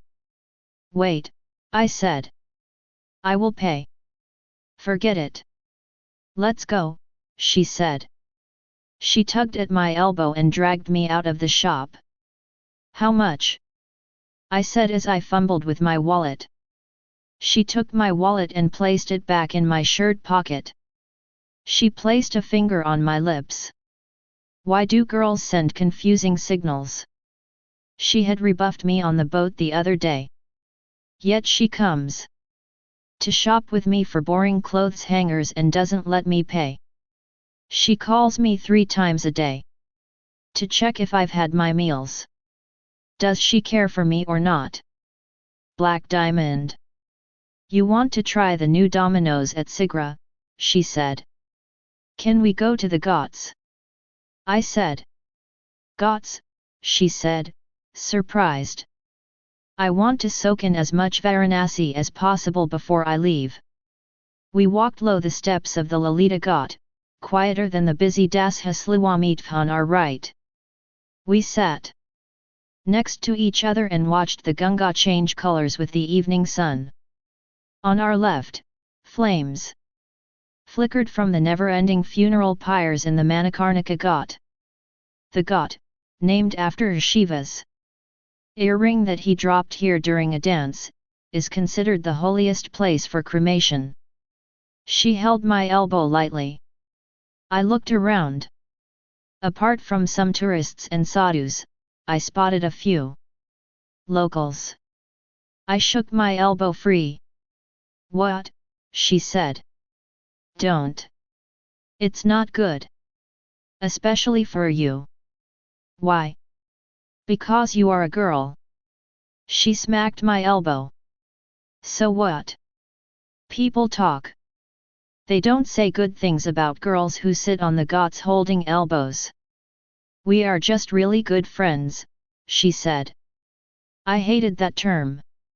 I wanted to talk about my place in her life, even though I did not want to make things unpleasant.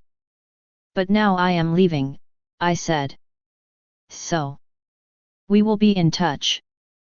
We will call. We can chat on the net. There are cyber cafes in Kota, right?" I nodded. "Don't look so glum," she said. We heard the temple bells ring in the distance. The evening arti was about to begin. "What is your problem?" I said. "About what?" she said. "About us. Us being more than friends." "Please, Gopal, not again." I became quiet. We saw the evening arti from a distance. A dozen priests, holding giant lamps the size of flaming torches, prayed in synchronized moves as singers chanted in the background. Hundreds of tourists gathered around the priests. No matter how many times you see it, the arti on Varanasi Ghats manages to mesmerize each time. Much like the arti next to me. She wore a peacock blue salwar kameez and fish-shaped silver earrings. "I don't feel that way, Gopal," she said. "About me. About anyone. And I like what you and I share. Don't you?" "I do. But I am leaving now. If we had a commitment, wouldn't it be better?" "Commitment? Gopal, we are so young." She laughed. She stood up. "Come, let's float dias. For your trip. Girls are the best topic switchers in the world." We walked down to the waters. She purchased a set of 6 lit dias for 5 rupees. She passed one to me. She set one diya afloat. Holding my hand, she said, "Let's pray together, for success. May you get what you want in Kota," she said, eyes shut. I looked at her. "What I really want is not in Kota, I am leaving it behind in Varanasi." Kota. It took me 23 hours in the hot and stuffy Dwarka Express to reach Kota. I had emailed Vineet, a Varanasi boy who'd spent the last year in Kota. I learnt about the coaching classes. Bansal and Resonance had the best reputation. However, they screened students with their own tests. If I did not get into Bansal or Resonance, Kota had other, less selective coaching classes that catered to losers like me. However, before I joined a coaching ghetto I had to find a place to live in. Vineet had told me about some paying guest accommodations. I hailed an auto from the railway station. "Gayatri Society building," I said, "in Mahavar Nagar, near Bansal classes." The auto drove down the dusty streets of Kota. It looked like any other small town in India, with 2 Much traffic and pollution and too many telecom, underwear, and coaching class hoardings. I wondered what was so special about this place. How could it make thousands of students clear the most competitive exam in the world? IIT or medical? Asked the auto driver, who had grey hair and matching teeth. I figured out what made Kola different. Everyone was clued into the entrance exams. IIT, I said. Bansal is the best. But their entrance exam is scheduled for next week. You know all this? I said, baffled by the driver's knowledge. He laughed and turned around. My whole family is into education. My wife runs a tiffin business. You want food delivered?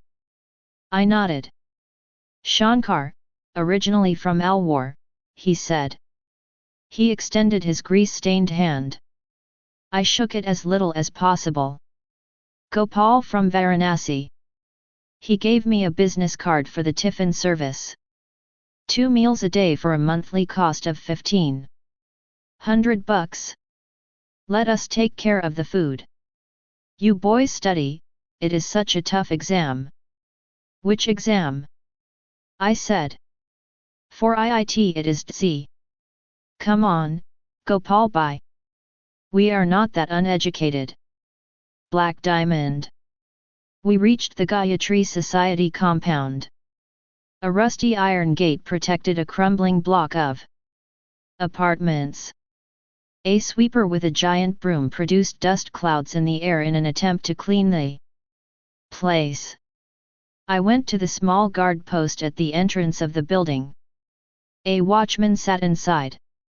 Who do you want to meet? The watchman said. I want to rent a room, I said. The watchman looked me over. He saw my 2 overstuffed, overaged, and over-repaired suitcases. One held clothes, the other carried the books that had failed to get me anywhere so far. My rucksack carried the stuff Artie had bought me. I missed her. I wondered if I should find an STD booth and call her. IIT or medical? The watchman asked, crushing tobacco in his hand. Kota locals find it hard to place outsiders until they know what they are there for. IIT, I said. I wished he would give me more attention than his nicotine fix. First timer or repeater? The watchman asked next, still without looking up. Does it matter? I said, somewhat irritated. Yes, he said and popped the tobacco into his mouth. If you are a first timer, you will join a school. Also, you will be out of the house more. Repeaters only go for coaching classes. Many sleep all day. Some landlords don't like that. So, tell me and I can show you the right place. Repeater, I said. I don't know why I looked down as I said that.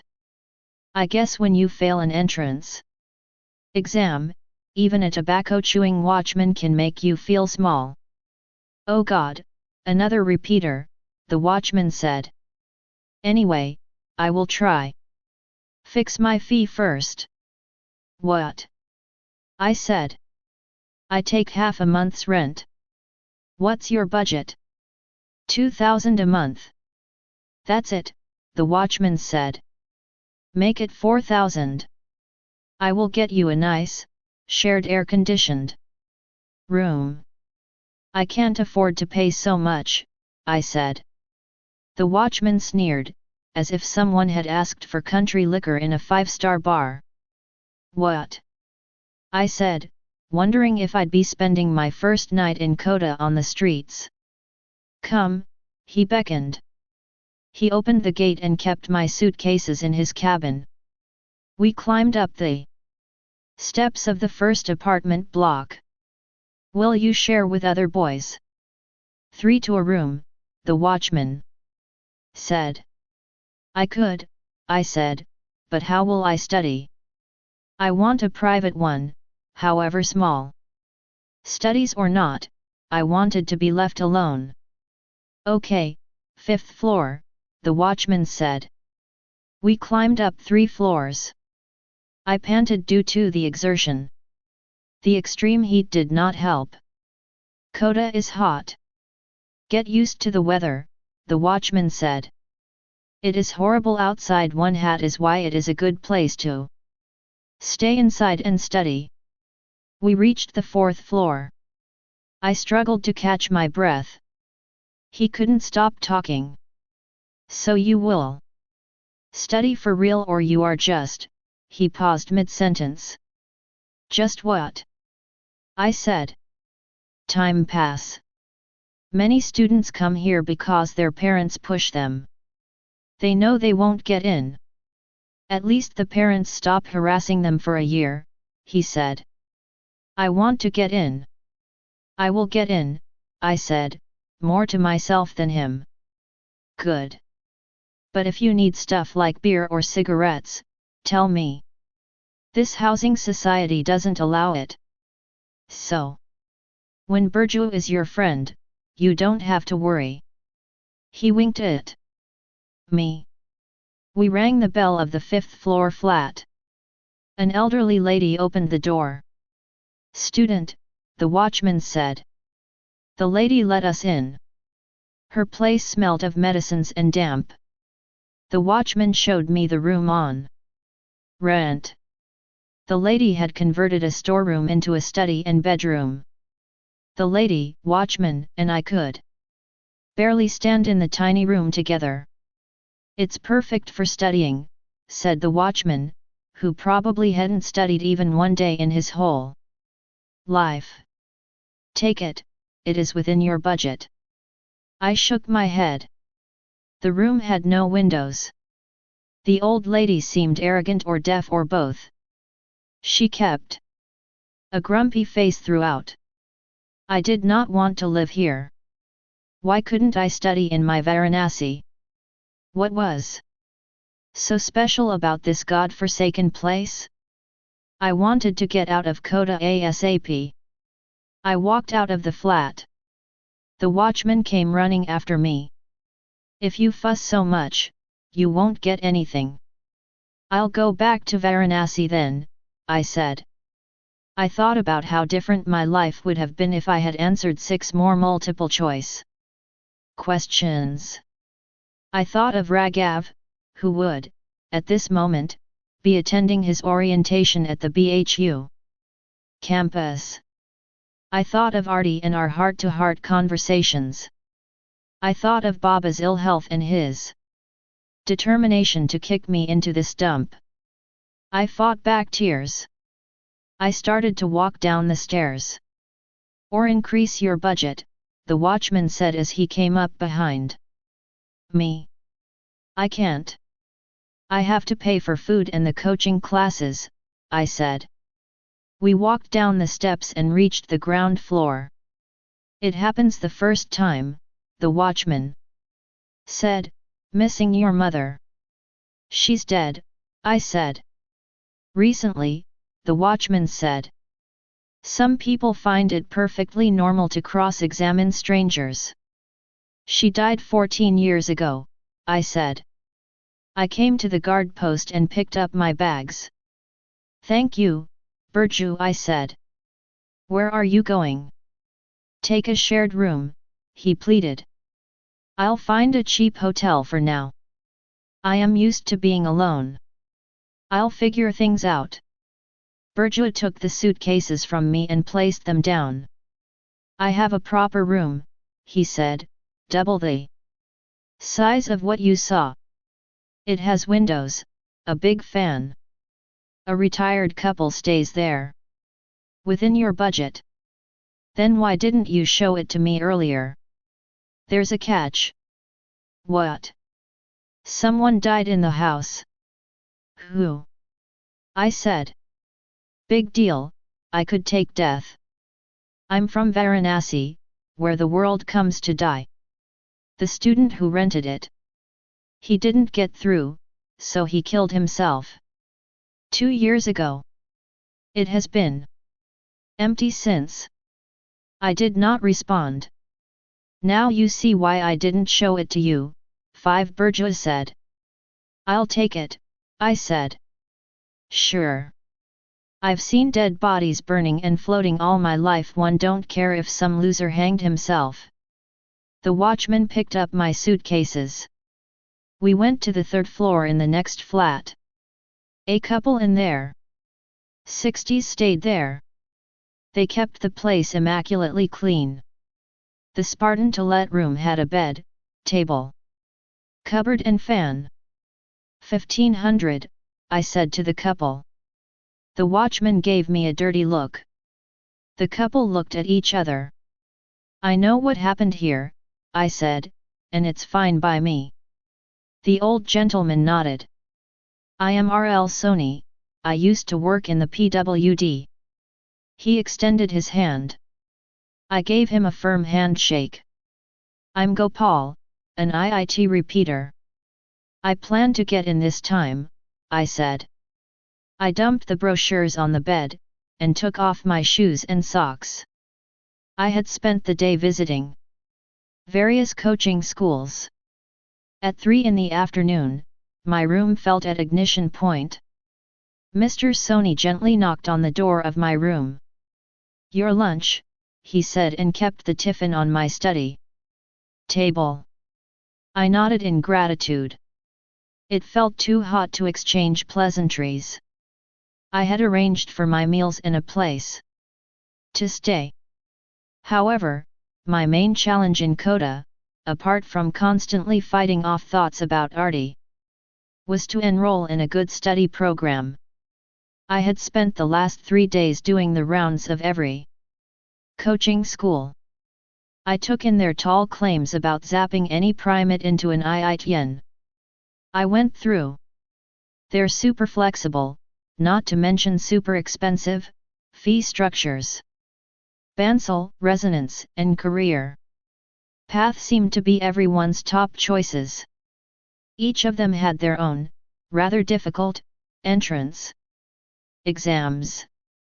In fact, Kota now had small coaching shops to coach you to get into the top coaching classes. From there, you would be coached to get into an engineering college. Once there, you study to become an engineer. Of course, most engineers want to do an MBA. Hence, the same coaching class cycle would begin again. This complex vortex OL tests, classes, selections, and preparations is something every insignificant Indian student like me has to go through to have a shot at a decent life. Else, I could always take the job of bourgeois the watchman or, if I wanted it simpler, hang myself like my erstwhile room resident Manoj Dutta. I switched on the same fan that helped Manoj check out of the entrance exam called life. The moving blades recirculated the hot air in the room. I nodded. Shankar, originally from Alwar, he said. He extended his grease-stained hand. I shook it as little as possible. Gopal from Varanasi. He gave me a business card for the tiffin service. 2 meals a day for a monthly cost of $1,500. Let us take care of the food. You boys study, it is such a tough exam. Which exam?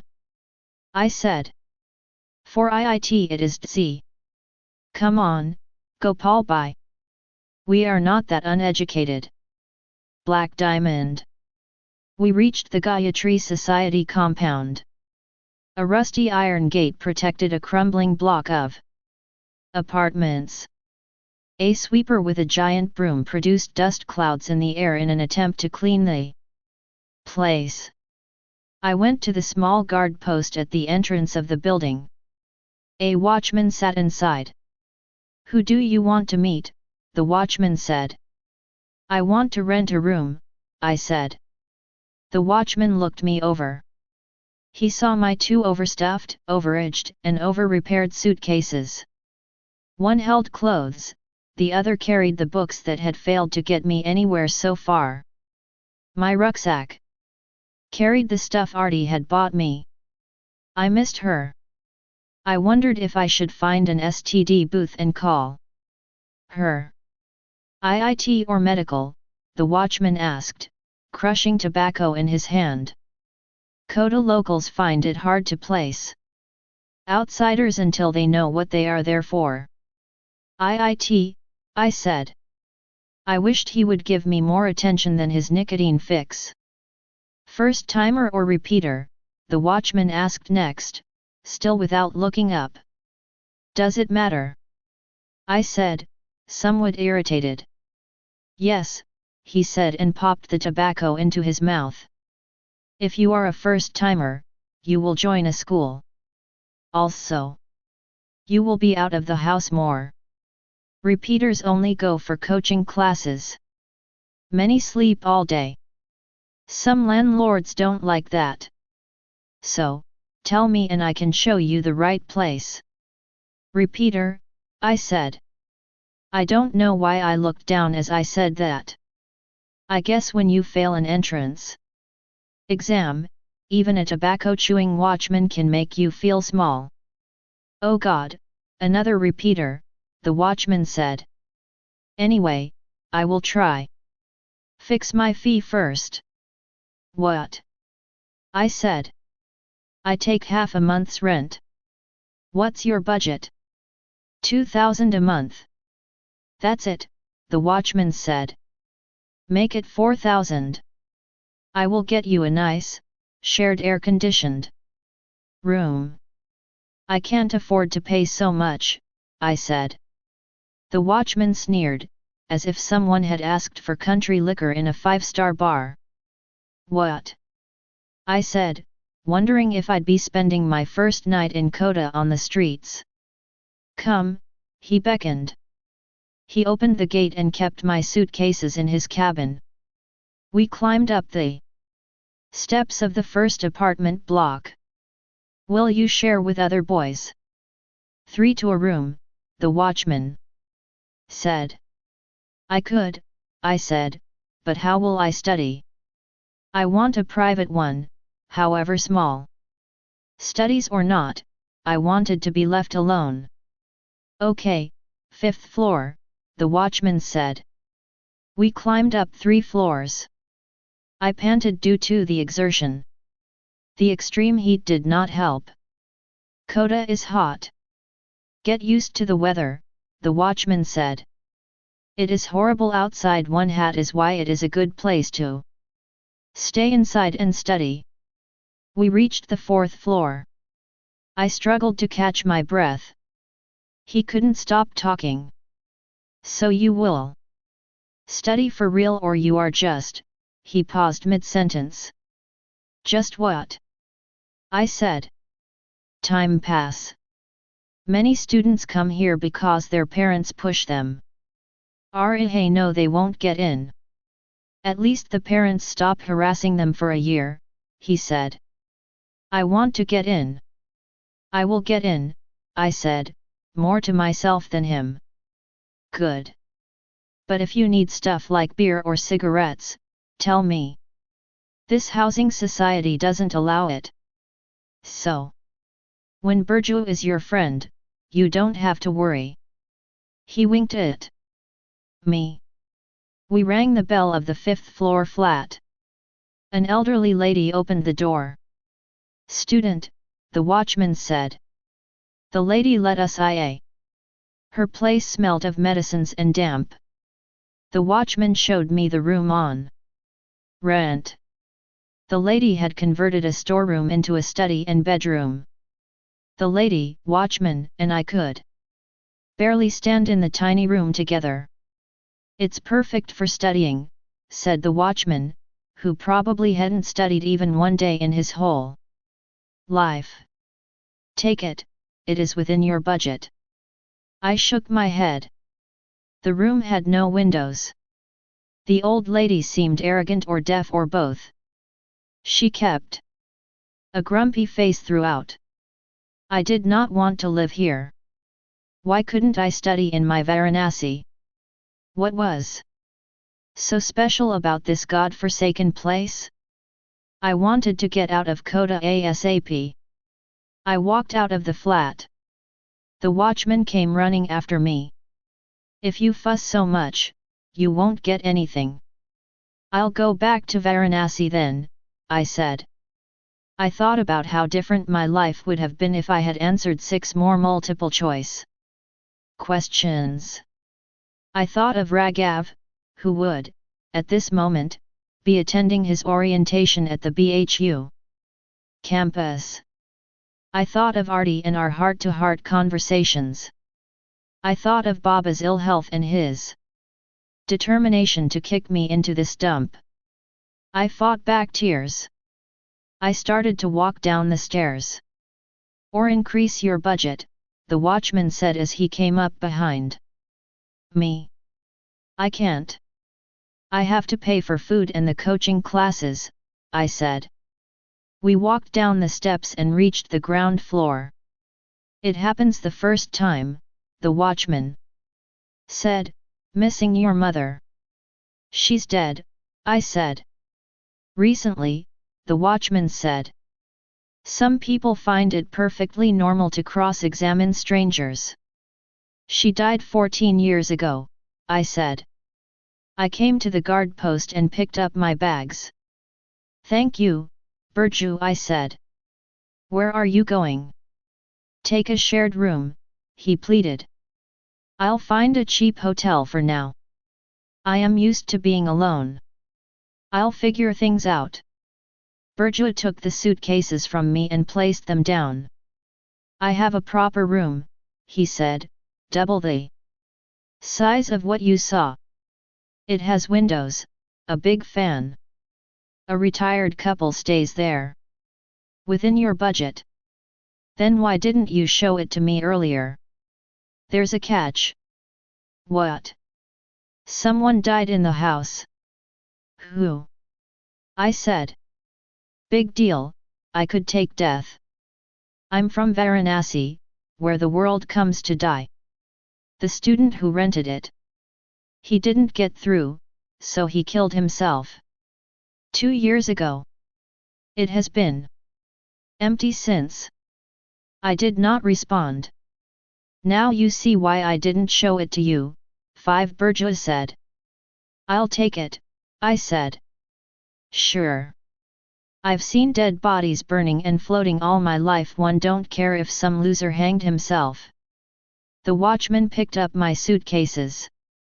We went to the 3rd floor in the next flat. A couple in their 60s stayed there. They kept the place immaculately clean.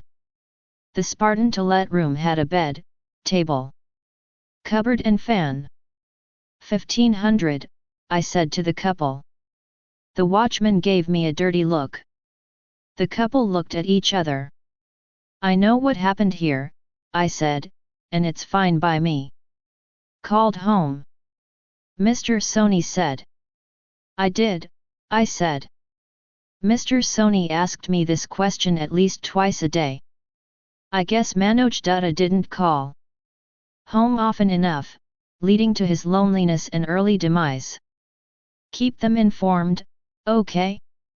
Nobody loves you more than your parents, Mr. Soni said as he left the room. I shut the door and removed my shirt. I hadn't rode in 10 days. My arms felt flabby. I wanted to exercise, but I had to figure out the 10 million brochures first. I had indeed called Baba, twice. He seemed fine. I told him I had started preparing for next year, even though I couldn't bear to open any textbook. I didn't care. Whichever coaching class I joined would make me slog soon. I wanted to talk to Arti first. I'd called her 4 times but could not speak to her even once. Her mother had picked up the phone the first 2 times. She told me politely that Arti had gone out with friends once, and another time to submit her college admission form. I called twice the next day and Arti's mother picked up again. I hung up without saying anything. I did not want Artie's mother going. Why is this boy calling you so many times from so far? It did not create a good impression. Artie had mentioned she would get a cell phone soon. I wished she would. Everyone seemed to be getting one nowadays, at least the rich types. Artie did not have a number to reach me. I would have to try again tomorrow. I picked up a green-colored brochure. The cover had photographs of some of the ugliest people on Earth. The pictures belonged to the IIT toppers from that institute. They had grins wider than models in toothpaste ads, but not the same kind of teeth. Since my favorite hobby was wasting time, I spent the afternoon comparing the brochures. No, I didn't compare the course material, success rates, or the fee structures. In any case, everyone claimed to be the best in those areas. I compared the pictures of their successful candidates, who had the ugliest boy, who had the cutest girl, if at all. There was no point to this exercise, but there was no point to me being in Kota. I saw the Bansal brochure, the holy grail of Kota land. Bansal students had a chip on their shoulder. Even though they weren't technically even in a college. The Bansalites were Kota's cool. I had to crack their exam. However, I had little time to prepare for the test scheduled in 3 days. In fact, many of the coaching classes had their exams within a week. The next set of exams was a month away. I had to join something now. Staying idle would make me go mad faster than the earlier occupant of this room. Each institute asked for $1,000 for an application form. Whether they selected you or not, whether you joined or not, the fee had to be paid. I had 50,000 rupees with me, and Baba had promised me more after 6 months. I had limited money, I could only apply selectively. I shortlisted 5 coaching institutes, Bansal, Career Path, Resonance, and 2 new, cheaper ones. Called Amulti and Career Night. The brochure of Amulti said, "We believe in the democratic right of every student to be coached. Hence we don't conduct our own entrance tests." It meant they weren't in the same league as the top ones to be choosy. They might as well have written, "If you have the cash, you are welcome." I spent the rest of the afternoon filling the tiresome and repetitive forms. I kept myself motivated by saying I would call Artie once more before dinner. Black Diamond. I went out for an evening walk at 7 p.m. The streets were filled with nerdy students out for their daily dose of fresh air. I found an STD booth. "Hello," Mr. Pradhan said in a firm voice. I cut the phone on reflex. "The meter at the STD booth." "Word. You still have to pay," the shopkeeper said sourly. I nodded. I needed to speak to someone. I had already called Baba in the morning.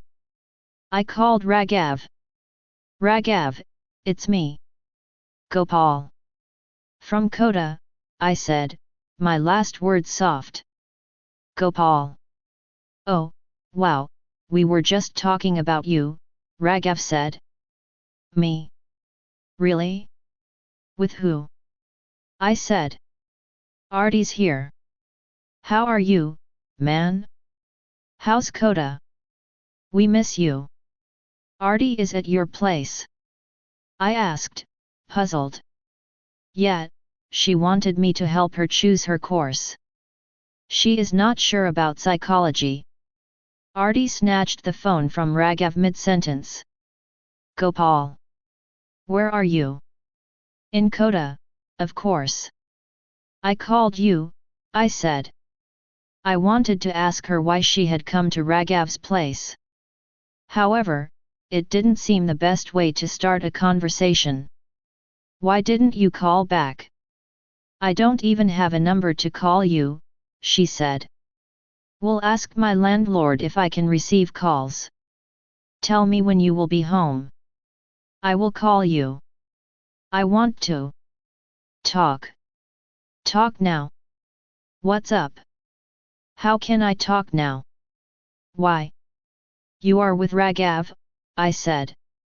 So. What are you doing at Raghav's place? Nothing. Generally. When girls use vague terms like generally, it is cause for specific concern. Or maybe not. It could be my overactive mind. I have to choose a course. Should I do psychology or BSc home science? She said. What do you want to do? I said. I have to finish my graduation before becoming an air hostess. That's the only reason I am doing it. I want an easy course. Oh, so your air hostess plans are not dead? I said. Well, Raghav says one should not give up one's dreams so easily. Maybe BSc home science is better, no? Sort of related to hospitality industry. Or should I leave a grazing and join hotel management? I kept quiet. Raghav's advising her? Who is he? A career counselor? Or does he have the license to preach now because he has a fucking Z rank? Tell me no Gopi, Artie said. I am so confused. Then I heard her titter. What's so funny? One said. Raghav is pretending to be an air hostess. He has a tray and everything, she said, greatly amused. I'll talk to you later, I said. Okay, but tell me which course to take, she said, her tone finally serious. Ask Raghav, he is the better student, I said. Come in, Gopi. Nonsense you talk. Let us talk when you are alone, I said. Call me this time tomorrow. Okay, bye. Bye, Artie said. I miss you, I said, a second too late. I only got a click in response. I returned to my room where my dinner tiffin and the brochures awaited me. I imagined Artie at Raghav's place, in peals of laughter. My insides burnt. I picked up a brochure in disgust. I took a blade from my shaving kit, cut out the cover pictures of the IIT selected students, and ripped them to shreds. Black Diamond. Bansal classes did not look like the small tuition centers run out tiny apartments in Varanasi. It resembled an institute or a large corporate office. I stood in the gigantic lobby, wondering what to do next. Students and teachers strode about in a purposeful manner, as if they were going to launch satellites in space. Like in many other classes in Kota, the students had uniforms to eliminate social inequality. You had rich kids from Delhi, whose parents gave them more pocket money than my father earned in an entire year. On the other hand, you had losers like me from Varanasi, who had neither the cash nor the brains required to be here. Equality in clothes didn't mean Bansal believed all students were equal. A class system existed based on your chances of cracking the entrance exam. The person at the admissions office took my form. High performer, he quizzed. I wondered how anyone could respond to such a question. Excuse me. If you have more than 85% or aggregate in Class 12 Oregon, if you have an AIEEE rank up to 40,000, you get a 30% discount, the bespectacled gentleman at the counter explained to me. I have 79% or AIEEE rank 52,043, I said. Oh. In that case you apply for full rate program, the admission officer said. I didn't realize my AIEEE rank could directly translate into money. Can I get a discount? I said, wondering if one could bargain here. Depends on how you do in our entrance exam, the officer said and stamped my form. He handed me a receipt cum admit card for the entrance exam. Do I have to study for your entrance exam? I said. What will you study in 2 days? Anyway, you don't look like such a bright student going by your marks. My suggestion is to apply to other institutes, he replied. Thanks, I will, I said. The officer looked around to ensure nobody could hear us. My cousin has just started an institute. I can get you a 50% discount there, he whispered. I kept quiet. He slipped me a visiting card, Dream IIT. Why waste money? Course material is the same. My cousin is an ex-Bansal faculty. I examined the card. Don't tell anyone, okay, he said. I had similar experiences at other institutes. Walls covered with stamp-sized pictures of successful TC candidates, resembling wanted terrorists, greeted me everywhere. I also realized that the reputed institutes kicked up a bigger fuss about repeaters. After all, we had failed once, and institutes didn't want to spoil their statistics. Top institutes claimed to send up to 500 students a year to IIT. Of course, the institutes never reveal that they enroll 10,000 students, out of which only 500 make it. This meant a low selection ratio of 5%. However, the TC had an overall selection ratio of less than 2%, and quota institutes claimed to beat it. The pre-screening of candidates could be the sole reason for the higher than average selection. However, students like me flocked from around the country anyway, and queued up to submit the admission forms. AIMLT and Career Ignite had less people lining up. In fact, they gave me spot offers. The latter even offered a 20% discount. The discount is applicable only if you sign up right now, not if you come again, the aggressive salesman cum admissions in charge told me. But I have not decided yet, I protested. You are appearing for Bansal, aren't you? He said and gave me an all-knowing look. I kept quiet. I am an ex-Bansalite, he said. Is there anyone in Kota who is not? I said and left the institute. Gopal. So nice to hear your voice, Arti said. She recognized me in a second. It felt good. Go to hell, you don't care, I said. Hey. How stupid. I do care. Firstly, do you have a number I can call? Yes, I said and gave her my landlord's number, but don't call a lot, he said, no more than twice a week. So what? I will be the only one calling you, no. AID said yet. Anyway, how's life? I hate it. Here. Is it that bad? Have you started studying? She asked. No, I can't.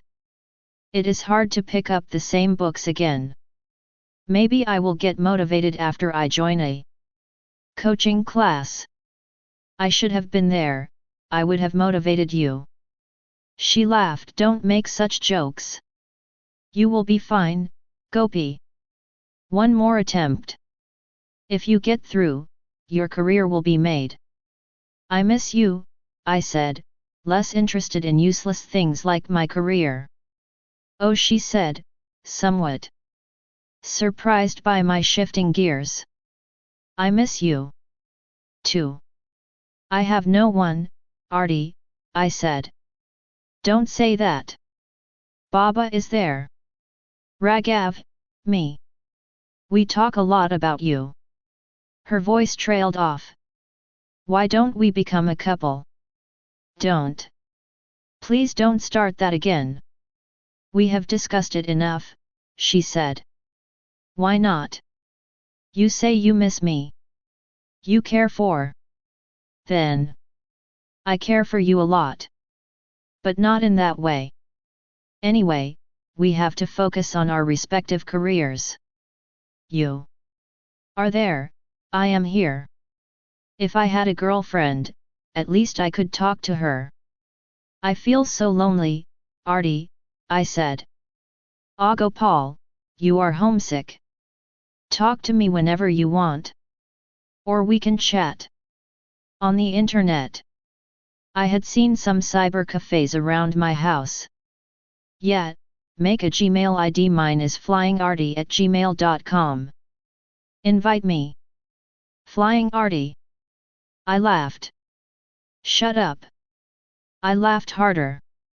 At least it cheered you up, she said. Think about my proposal, I said. There is no proposal. And now don't waste your money on calls. We can chat in the evenings. I'll tell you about my life, and you about yours. Okay. Okay. Hey, listen. Should I join a reputed but expensive institute or the upcoming but cheaper ones?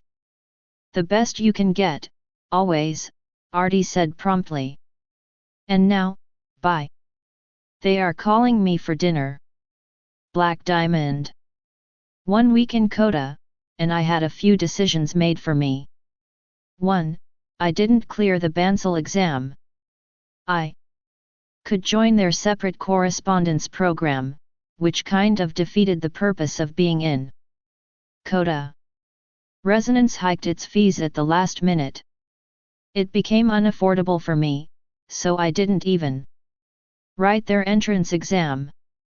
I made it to the wait list of the Career Path program. Your chances are good. Many will join Bansal and Resonance, anyway, the Career Path guy said. Even the Career Path wait list had value. AIMLT and Career Ignite offered me a 30% discount. You have caliber, the AIMLT person told me. You have cleared Career Path, which shows your potential. Now study with us at a much cheaper price and clear the exam. You will be lost amongst the thousands at Career Path. At Ignite, you will be special, said the ex-Bansalite running down another ex-Bansalites institute. However, 5 days later Career Path told me I had made it. I handed the accountant at Career Path a 20,000 rupee draft with trembling hands. This is the best investment you will make in your life, the accountant said. I picked up the items required for the first term, course material, ID card, timetable, circulars and various worksheets required in the next 3 months. I also collected 3 sets of the Career Path uniform. Wearing it made me look like a budget hotel receptionist. I walked out of the institute with the uniform in my hands. Congratulations! A man in a black coat stopped me. Hello, I said, not sure what else to say.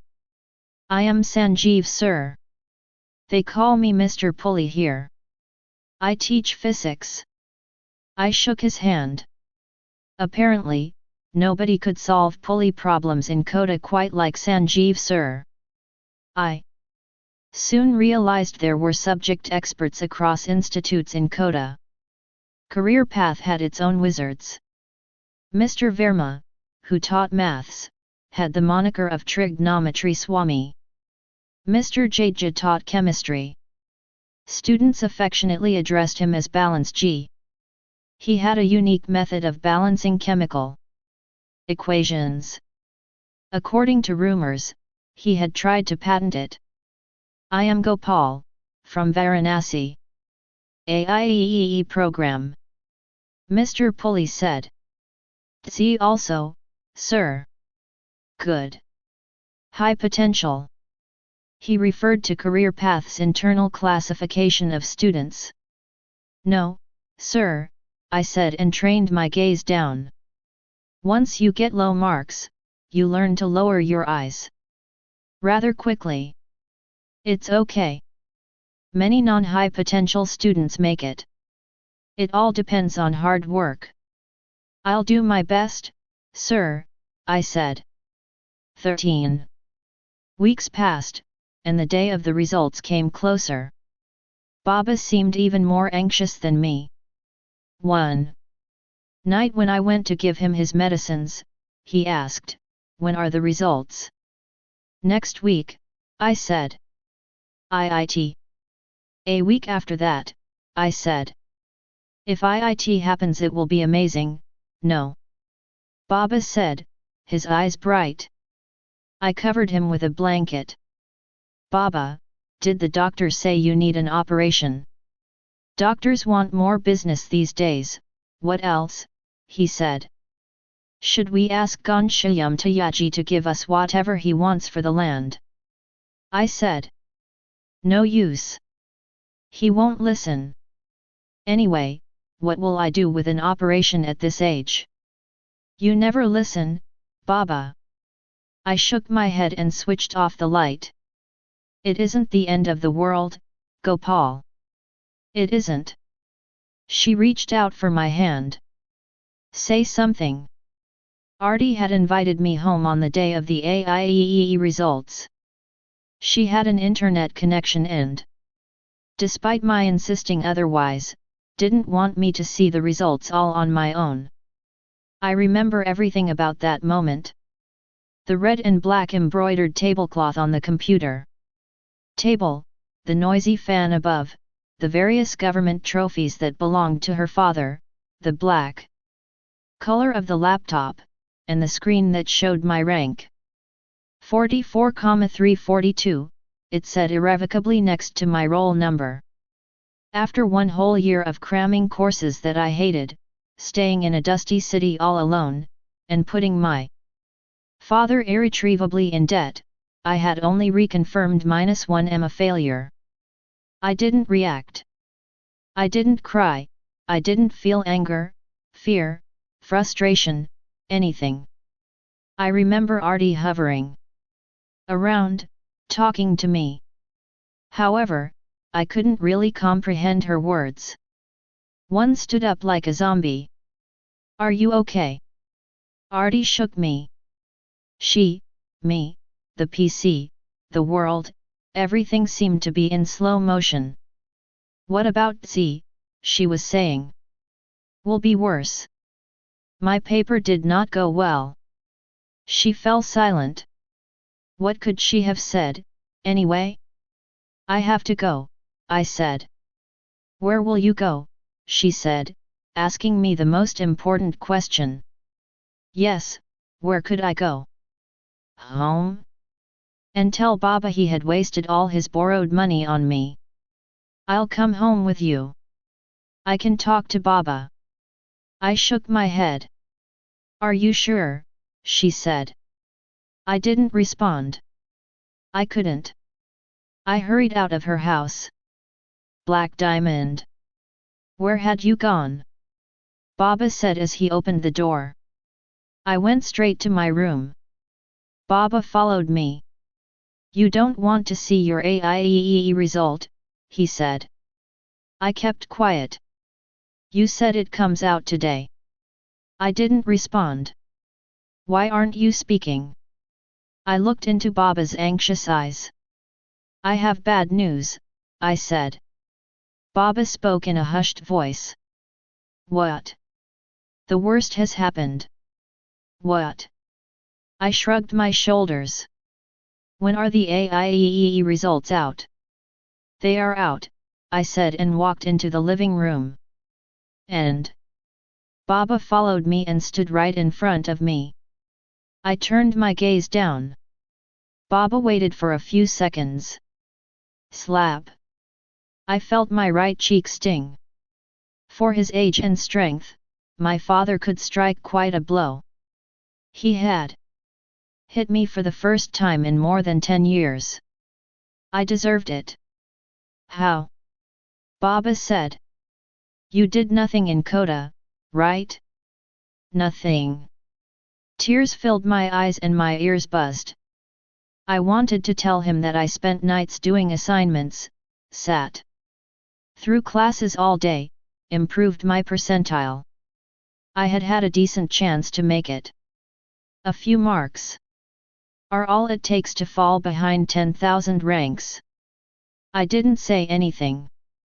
I cried like a child, as if my remorse would make him feel better. How do we return the money? Baba said, turning to practical matters faster than I thought. I had improved my rank, I wanted to tell him.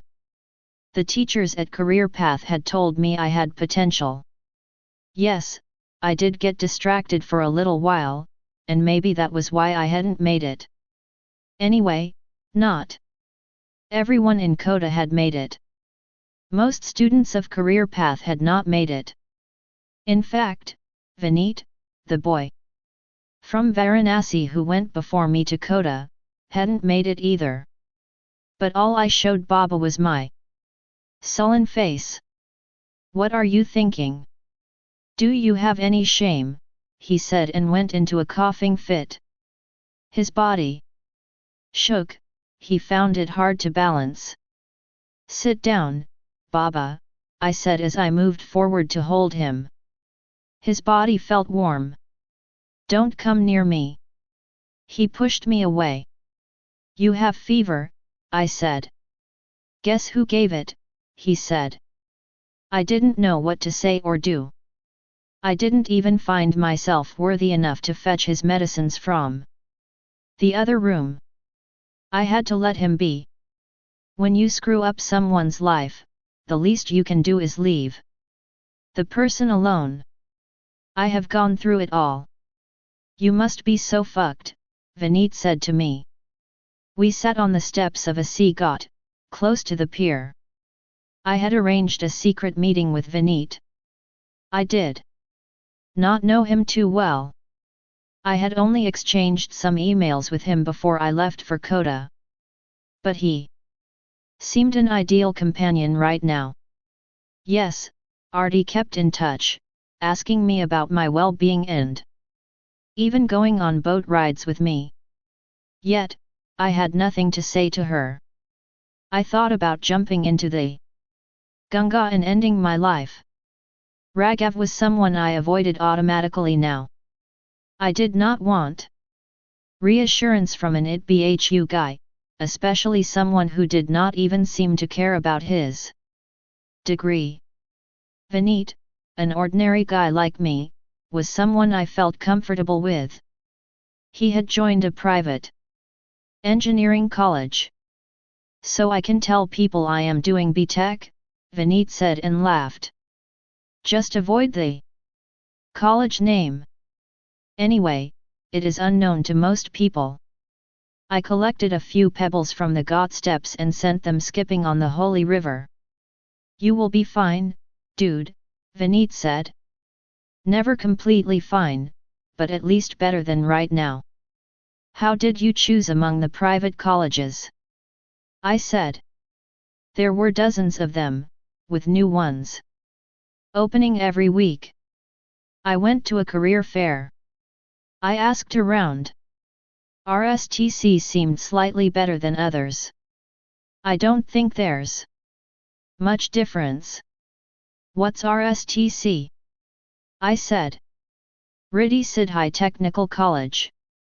The owners have a sorry business with the same name. Oh, I said, trying to make a connection between saris and education. Quite a backward name, no? So we say RSTC, sounds cooler. Vineet grinned. Do you get a job afterwards? If you are lucky. 60% placements. Not bad. 40% students don't get placed. I said, shocked. This could be worse than Kota, to finish your degree and get nothing at the end of it. The stats are improving every year. Plus, you can manage some job. There are call centers, credit card sales. Be open-minded and things work out. Finish engineering and join a call center. Dude, don't be so shocked. We, like millions of other students, are the losers in the great Indian education race. Be happy with whatever you get. Of course, if your parents are rich, do an MBA. After B.Tech, another shot at a job. And if not? I said. Vineet said nothing. Exasperated, I threw all the pebbles into the Ganga. Like low-rank students. The stones sank and disappeared without a trace. Hey, don't be mad at me. I didn't make the system. Vineet patted my shoulder. The longer you sit idle, the worse you will feel. The dream is over. Join a college, any college, at least you will be with other students, other losers, I said.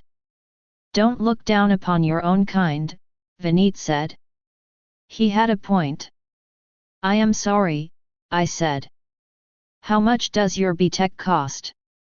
1 lakh a year for 4 years, including hostel. Fuck, I said. That's many years of salary a job would pay, if there is a job at the end of it. I know. But your parents pay the fee.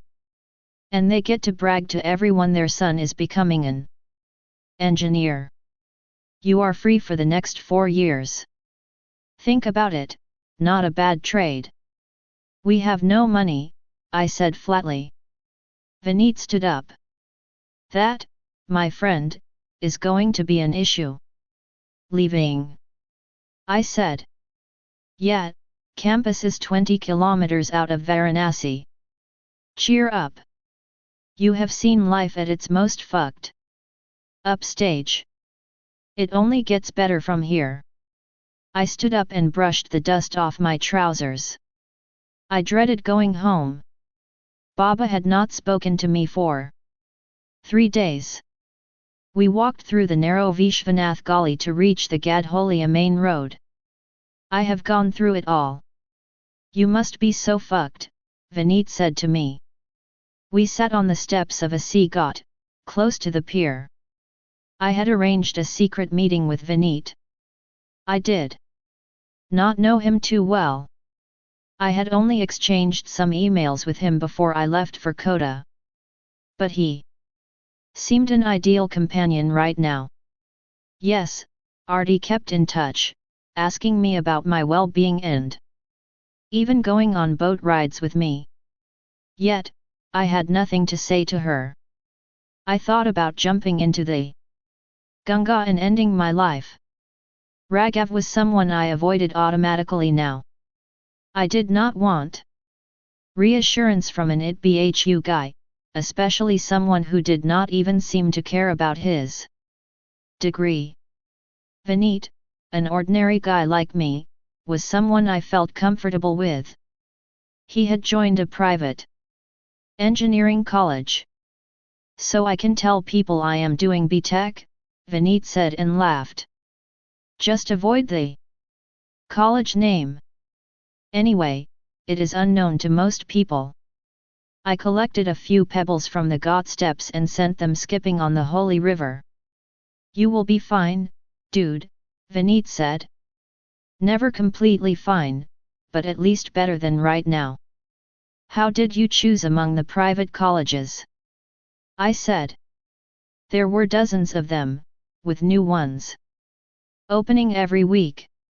I went to a career fair. I asked around. RSTC seemed slightly better than others. I don't think there's much difference. What's RSTC? I said. Riddhi Sidhai Technical College. The owners have a sari business with the same name. Oh, I said, trying to make a connection between saris and education. Quite a backward name, no? So we say RSTC, sounds cooler. Vineet grinned. Do you get a job afterwards? If you are lucky. 60% placements. Not bad. 40% students don't get placed. I said, shocked. This could be worse than quota, to finish your degree and get nothing at the end of it. The stats are improving every year. Plus, you can manage some job. There are call centers, credit card sales. Be open-minded and things work out. Finish engineering and join a call center. Dude, don't be so shocked. We, like millions of other students, are the losers in the great Indian education race. Be happy with whatever you get. Of course, if your parents are rich, do an MBA. After B.Tech, another shot at a job. And if not, I said. Vineet said nothing. Exasperated, I threw all the pebbles into the Ganga. Like low-rank students, the stones sank and disappeared without a trace. Hey, don't be mad at me. I didn't make the system. Vineet patted my shoulder. The longer you sit idle, the worse you will feel. The dream is over. Join a college, any college, at least you will be with other students, other losers, I said. Don't look down upon your own kind, Vineet said. He had a point. I am sorry, I said. How much does your B.Tech cost? 1 lakh a year for 4 years, including hostel. Fuck, I said. That's many years of salary a job would pay, if there is a job at the end of it. I know. But your parents pay the fee. And they get to brag to everyone their son is becoming an engineer. You are free for the next 4 years. Think about it, not a bad trade. We have no money, I said flatly. Vineet stood up. That, my friend, is going to be an issue. Leaving, I said. Yeah, campus is 20 kilometers out of Varanasi. Cheer up. You have seen life at its most fucked up stage. It only gets better from here. I stood up and brushed the dust off my trousers. I dreaded going home. Baba had not spoken to me for 3 days. We walked through the narrow Vishwanath Gully to reach the Gadholia main road. There's a career fair at Dr. Sampoor Anand Sports Stadium in 2 weeks, Vineet said. Go, maybe. You will find cheaper colleges. There is no money. We are neck deep in debt, I said. Well, no harm in paying a visit. You can get a discount, especially from the new ones, if you have a decent AIEEE rank. Black Diamond. I walked back home. The 1-hour walk in the fresh air made me feel better temporarily. I should not talk to Baba about expensive private colleges, I thought. Maybe I should talk to him about me making money in a job rather than spending more. First, I would have to end his sulking though. I went to his room. He was lying in bed. I want to get a job, Baba. Let me make some money before I decide about college. He didn't say a word. I continued, I understand you are upset. It is justified. There is a cafe coffee day opening in Sigra. It is a high-class coffee chain. They want staff. Class XH pass can apply. I only heard the slow whir of the fan in response. I've applied. I won't be working in a coffee shop forever. But they pay 5,000 a month. Not bad, right? Baba kept quiet. If you remain quiet, I will assume you are okay with it. Baba continued to mope silently despite my provocative comment. I wanted him to scold, yell, anything, and end this silence. I leaned over him. Baba, don't punish me like this, I said. I held his arm to shake him. It felt limp and cold. Baba, I said again. His body felt stiff. Baba, I said again. It finally dawned on me, I had become an orphan. Ease of cremation is one solid advantage of being in Varanasi. The death industry drives the city. The electric crematorium at Harish Chandra Ghat and the original, and still revered, Manikarnika Ghat burn nearly 45,000 bodies a year, or more than 100 corpses a day. Only little children and people bitten by cobras are not cremated, their bodies are often dumped straight into the river. Kajyam Maranam Muddy, goes the Sanskrit saying, which means dying in Kashi leads to liberation. Hindus believe that if they die here, there is an automatic upgrade to heaven, no matter what the sin committed on earth. It is amazing how God provides this wild card entry at death, which in turn allows my city to earn a living.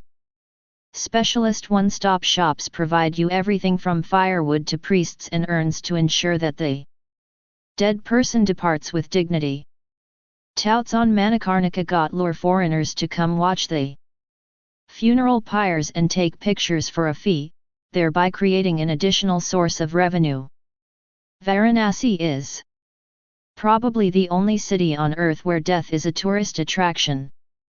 But for all my city's expertise in death, I had personally never dealt with a dead body in my entire life, let alone that of my father. I did not know how to react to Baba's still body. I did not, or rather, could not, cry. One don't know why. Perhaps because I was too stunned, and emotionally drained out. Perhaps I had few emotions left after mourning my second entrance exam disaster. Perhaps I had too much work related to the funeral. Or perhaps it was because I thought I had killed him. I had to organize a cremation, then a couple of pujas. I didn't know who to invite. My father had very few friends. I called some of his old students who had kept in touch. I informed Dubby Uncle, our lawyer, more for practical reasons than anything else. The lawyer told Ghanshyam Tayaji. My uncle had sucked my father's blood all his life. However, his family now offered unlimited sympathy. I found his wife, Nita Tayaji, at my doorstep. She saw me, extended her arms and broke down. It's okay, Tayaji, I said, extracting myself from the bosom hug. You need not have come. What are you saying? Husband's younger brother is like a son, she said. Of course, she did not mention the land she stole from her son. When is the puja? She asked me. I have no idea, I said. I have to get the cremation done first. Who is doing that? She said. I shrugged my shoulders. Do you have the money to do a cremation at Manikarnika? She said. I shook my head. The electric one at Harish Chandra Ghat is cheaper, I said. What electric? It is broken most of the time, anyway. We have to do a proper one. What are we here for? Soon, Ghanshyam Tayaji arrived with the rest of his brood. He had 2 sons and 2 daughters, all dressed in rich clothes. I didn't look like their relative at all. After my uncle arrived, they took over the cremation. They called more kith and kin. They arranged for a priest, who offered a 10,000 rupee package for the cremation. My uncle bargained him down to 7. It felt macabre to bargain for a funeral, but someone had to do it. My uncle paid the priest in crisp 500 rupee notes. 24 hours later I lit my father's firewood-covered body at Manikarnika Ghat. Even though he had died, I felt the fire must hurt him. I remembered how he would dress me up for school when I was a child, comb my hair. Smoke rose from the pyre and tears finally welled up in my eyes. I began to sob. Arti and Raghav had come to the funeral. They stood with me, condoling in silence. Half an hour later most of the relatives had left. I watched as the flames ate up the wood. I felt a tap on my shoulder. I turned around. Two muscular men with pond-stained lips stood behind me. One of them had a thick mustache curved upwards. Yes, I said. The mustached man pointed his finger at the pyre. Are you his son? I am. Come aside, he said. Why? I said. He owed us 2 lakhs. Black Diamond. Ghanshyam wants to offer 3 lakhs. I said to Dubby uncle, shocked. He flipped through the document he had prepared for me. You sign here, you get 3 lakhs. Loan. Sharks are after you. They are dangerous. I am trying to help you. I examined the document. I didn't really understand it. 3 lakhs is too low. They offered 10 lakhs. Ages ago, I said. That's right, ages ago. When your father didn't take it. Now they know you can't do anything. And you need the money. I kept quiet. Dubby uncle stood up. I wondered whose side my lawyer represented anyway. I realize it isn't an easy time for you. Think about it, he said. Black Diamond. I attended the career fair held in a giant tent put up in the Dr. Sampoor Anand Sports Stadium. Vineet had urged me to go meet my friend Sunil there. He is the event manager of the fair and knows all the participants. I entered the main tent. Hundreds of stalls made it resemble a trade expo. Private colleges around the country were trying to woo the students of Varanasi. Members of managing bodies of colleges stood with smiling faces. Banners inside the stalls displayed campus pictures like real estate projects. In cases where parts of the college building were under construction, the pictures were an artist's rendition. Once complete, this will be the best campus in Uttar Pradesh, I heard one stall owner tell a set of anxious parents. He skipped the part about how during construction students would have to study in makeshift classrooms surrounded by concrete mixers. Loud posters proclaimed college names along with emblems. Names varied, but were often inspired by gods or grandfathers of rich promoters. Select faculty and students from each college greeted us with glossy brochures of their institute in these stalls. Everyone wore suits and grinned like a well-trained flight crew. Hundreds of loser students like me moved restlessly from one stall to the next. 70% of the stalls comprised of engineering colleges, medical, hotel management, aviation academies, and a few other courses like BBA made up the rest. I reached the Sri Ganesh Vinayak College, or SGVC, stall at noon, the designated place and time to meet Sunil. I picked up the SGVC brochure, with its smiling students on the cover. The boys seemed happier and the girls prettier than the Z-toppers in the Kota brochures. The back cover of the brochure carried praise for the facilities and faculty of the institute, enough to make an IIT director blush. Inside the booklet I found a list of the programs offered. From computer science to metallurgy, SGVC offered every engineering course. I read through the entire brochure. I read the vision and mission statements of the founders. I read the college's philosophy on education, and how they were different. Other career fair veterans grinned as they walked past me. I seemed to be the only person actually reading the document. Sunil found me at the stall for the Sri Ganesh Vinayak College, deep in study. Gopal, he said tentatively. Hey! I turned around. Sunil. Sunil gave me a firm handshake. Stubble and sunglasses covered most of his face. He wore a purple shirt and tight black jeans with a giant silver buckle. What the hell are you doing? He asked straight. Off. Reading the brochure, I said. Are you stupid? Go to the fees and placements page. See the average salary, check the fee. If 2 years' income pays the cost, shortlist it, else move on. What about teaching methods? Learning.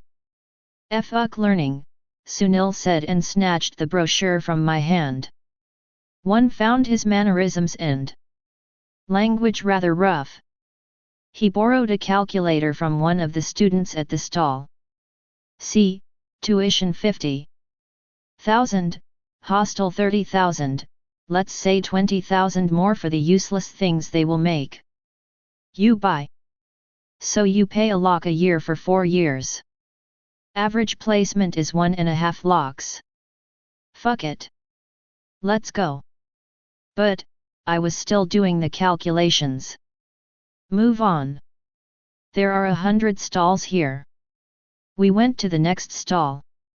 The red and white banner said Sri Chintamal Group of Institutes, NH2. Allahabad. A small map showed the college location, 30 kilometers from Allahabad city. I can't go to a college called Chintamal, I said. Shut up. You never have to say your college's name, anyway. Sunil picked up a brochure. Within seconds he found the relevant page. Okay, this is 70,000 a year. Final placement 1 lakh. 40,000. See, this makes more sense. A fat man in his 40s came to us. Our placement will be even better this year, he said. I am Jyoti Verma, Dean of Students. I had never expected a dean to sell the college to me. He extended his hand. Sunil shook it. Purposefully. Yes, your fees are also lower than theirs, I said and pointed to the Sri Ganesh stall. Their placement numbers are fake. Ours are real, ask any of our students, Jyoti said. He pointed to his students, 3 boys and 2 girls, who had worn suits for the first time in their life. They smiled timidly. I browsed through the campus pictures in the Chintamal stall. A man from the Sri Ganesh stall came to me. He tapped my shoulder. Yes, I said. Mahesh Verma from Sri Ganesh. Did Chintamal say anything negative about us? I looked at him. Mahesh, in his 40s and fat, looked a lot like Jyoti Verma. Did they? Mahesh said again. I shook my head. You are considering Chintamal, he said. I nodded. Why not Sri Ganesh? It's expensive, I said. What's your budget? Maybe we can help you, he said. What? I said. I couldn't believe one could bargain down college fees. Tell me your budget. I will give you a 10% discount if you sign up right now. I turned to Sunil, unsure of what to say or do next. Sunil took charge of the situation. We want 30% off. Chintamal is that much cheaper, Sunil said. They don't even have a building, Mahesh said. How do you know? I said. He's my brother. He broke off and started his own college. But it has got bad reports, Mahesh said. Jyoti kept an eye on us from a distance. Yes, the brothers did resemble each other. We don't care. Tell us your maximum discount, Sunil said. Come to my stall, Mahesh signaled us to follow him. Stop, Jyoti barred our way. What? I said. Why are you going to Sri Ganesh? He is giving me a discount, I said. Did you ask me for a discount? Did I say no? Jyoti said, his expression serious. I had never seen a businessman come down before.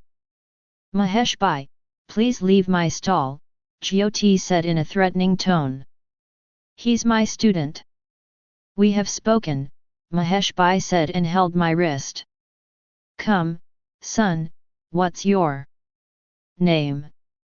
Gopal, I said as Jyoti grabbed my other wrist. But please stop pulling me. The brothers ignored my request. I will give you the best discount. Don't go to Sri Ganesh and ruin your life. They don't even have labs. Those pictures in the brochure are of another college, Jyoti said. Sir, I don't even know, I said and looked at Sunil. He seemed as baffled as me. Shut up, Jyoti, a hitherto soft-spoken Mahesh screamed. Don't shout at me in my own stall. Get out, Jyoti said. Mahesh gave all of us a dirty look. In one swift move he ripped off the Chintamal banner. Jyoti's face went as red as his college emblem. He went to the Sri Ganesh stall and threw the box of brochures down. I tried to run out of the stall. Jyoti held me by my collar. Wait, I will give you a seat for 50,000 a year. Let me go, I panted. Mahesh returned with 3 people who resembled Bollywood thugs. Apparently, they were faculty. They started to rip out all the hoardings of the Chintamal stall. Jyoti ordered his own security men to fight them. As I tried to escape, one of Sri Ganesh's goons pushed me. I fell face down and landed on a wooden table covered in a white sheet. It had a protruding nail that cut my cheek. Blood covered one side of my face. Sweat drops appeared on my forehead. I had finally given my blood and sweat to studies. He pointed to his students, 3 boys and 2 girls, who had worn suits for the first time in their life. They smiled timidly. I browsed through the campus pictures in the Chintamal stall. A man from the Sri Ganesh stall came to me. He tapped my shoulder. Yes, I said. Mahesh Verma from Sri Ganesh. Did Chintamal say anything negative about us? I looked at him. Mahesh, in his 40s and fat, looked a lot like Jyoti Verma. Did they? Mahesh said again. I shook my head. You are considering Chintamal, he said. I nodded. Why not Sri Ganesh? It's expensive, I said. What's your budget? Maybe we can help you, he said. What? I said. I couldn't believe one could bargain down college fees. Tell me your budget. I will give you a 10% discount if you sign up right now. I turned to Sunil, unsure of what to say or do next. Sunil took charge of the situation. We want 30% off.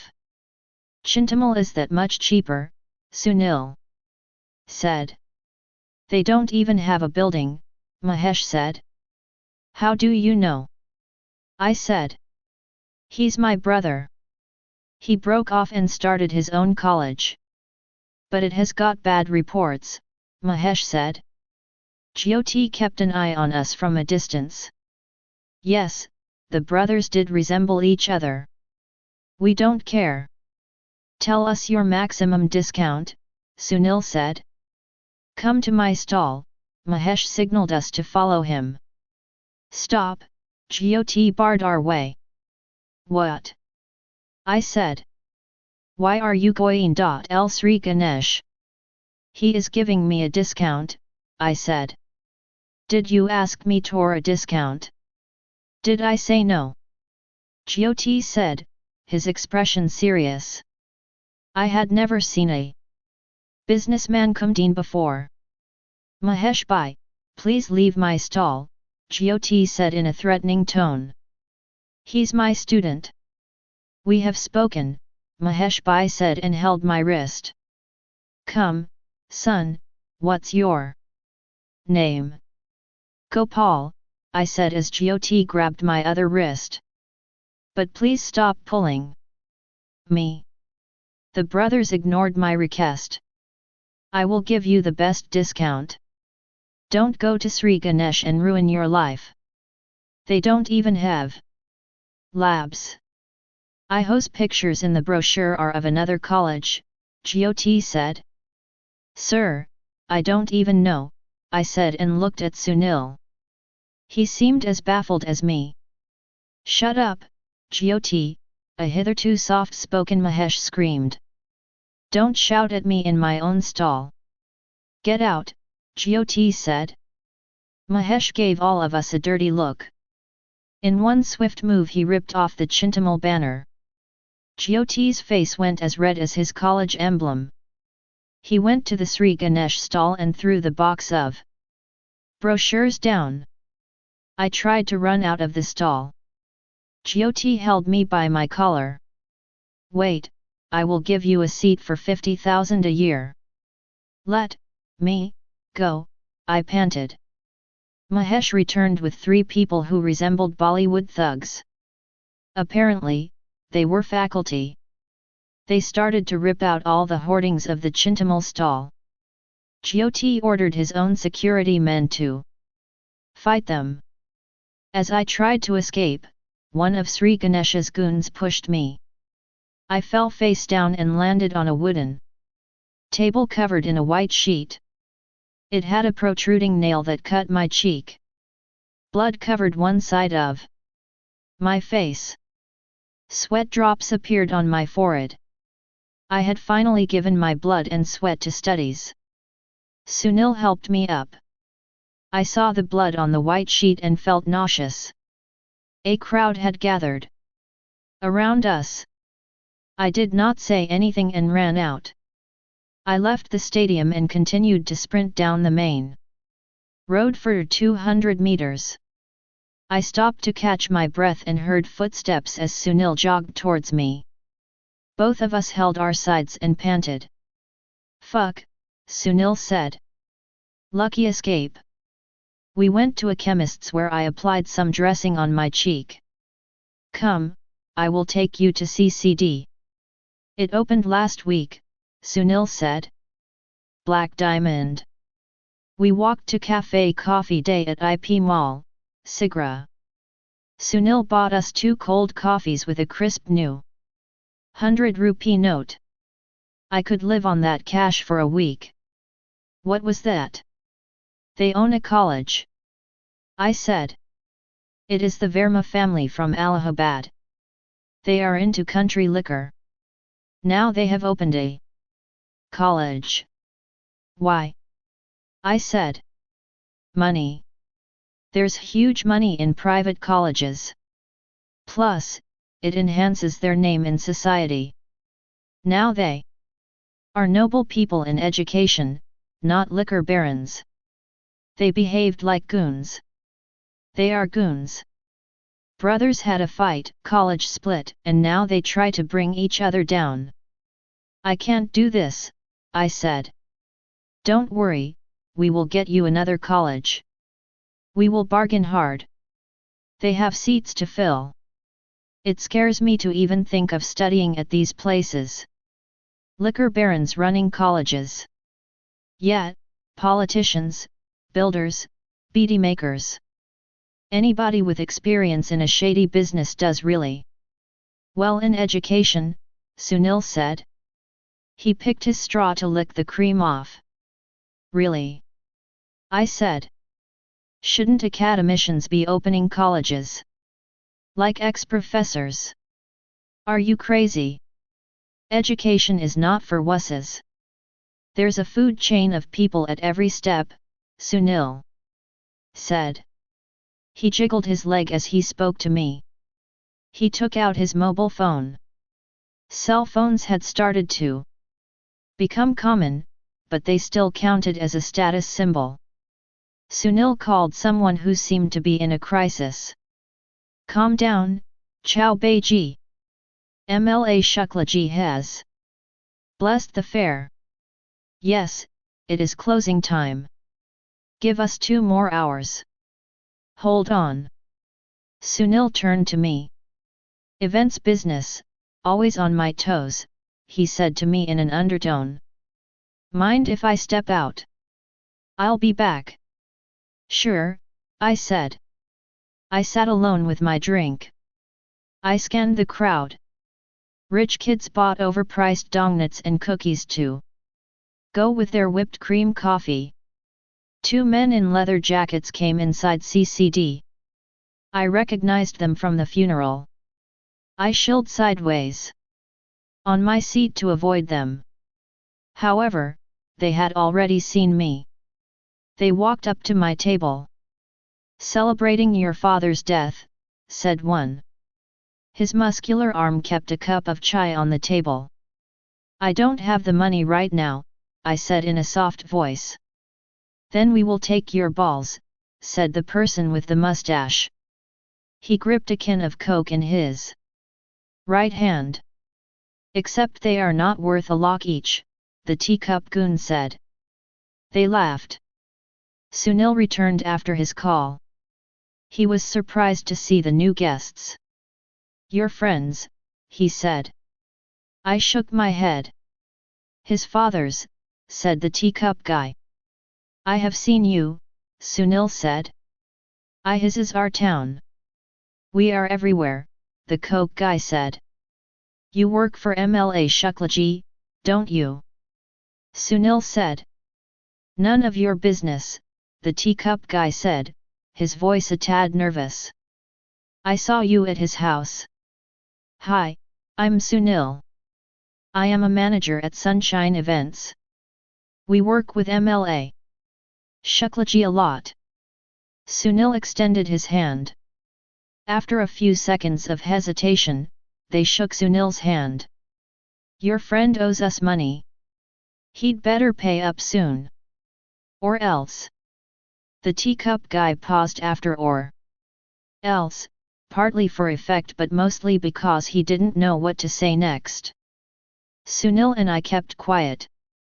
The mustache goon tapped the table 3 times with his bike key. After a few more glares they left.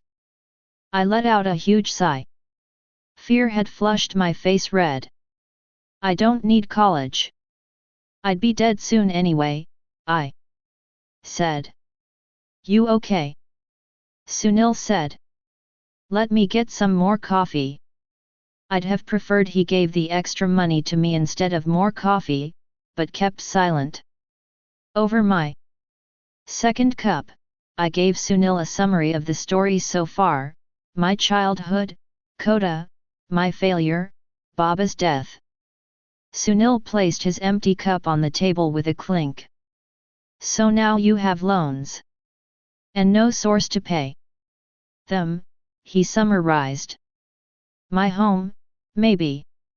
But it is not worth much. And I won't have a place to live in after that. And the property dispute. I had mentioned the property dispute to Sunil in brief. I had not given him specific details. That's an old dispute, I said, surprised Sunil caught on to it. What property is this? Agricultural land, I said dully. Where? He said. 10 kilometers outside the city. Sunil's eyes opened wide. That's quite close. How big is the land? 30 acres. Our share is 15 acres. And what does your uncle say? Nothing. He wants the full thing. It is a mess. Many papers are forged. The case has been going on For 12 years I finished my beverage. So yes, I'm fucked. Maybe they can sell my house and recover the money. Thanks for the coffee. I stood up to leave. What will you do? Sunil said, still in his seat and pensive. I will join a shady part-time college and take whatever job I can get. Wait, sit down, Sunil said. What? I sat down. I'll suggest something to you. And I will help you with it as well. But I need a cut. A big cut. Cut. I said. Cut of what? My fucked up life? So, 10% done. Sunil said. Of what? Of whatever you make. 10% equity in your venture. What venture? I said, exasperated. You will open a college. What? Relax, Sunil said. Do you take bang like the sadhus on the ghat? I said. How else could I account for his hallucinations? See, you have the land. That's the most important part. Land close to the city, he said. I don't have it. The case has been dragging with no end in sight. We can fix that. We? Who? And it is agricultural land. You can only grow crops there. It's the law, I said. There are people in our country who are above the law, Sunil said. Who? I said. MLA Shuklaji, he said. Shukla who? Our MLA, Raman Lal Shukla. You've never heard of him? Sunil said. You mentioned him earlier on the phone, I said. Yes. I have done 20 events with his blessings. How else could I get city authority approvals? I personally take his cut to him. I will take you too. For my own cut, he said and winked at me. Cut. Yes, cut. 10% forgot already. What exactly are you saying? Let us meet Shuklaji. Bring whatever property papers you have. You serious? Do I look like someone who is not serious? Sunil said. I saw his gelled hair and the flashy sunglasses perched on his head. I reserved my opinion. You want me to open a college? I haven't even been to college, I said. Most people who own colleges in India haven't. Stupid people go to college. Smart people own them, said Sunil. I'll set it up for next week. And remember.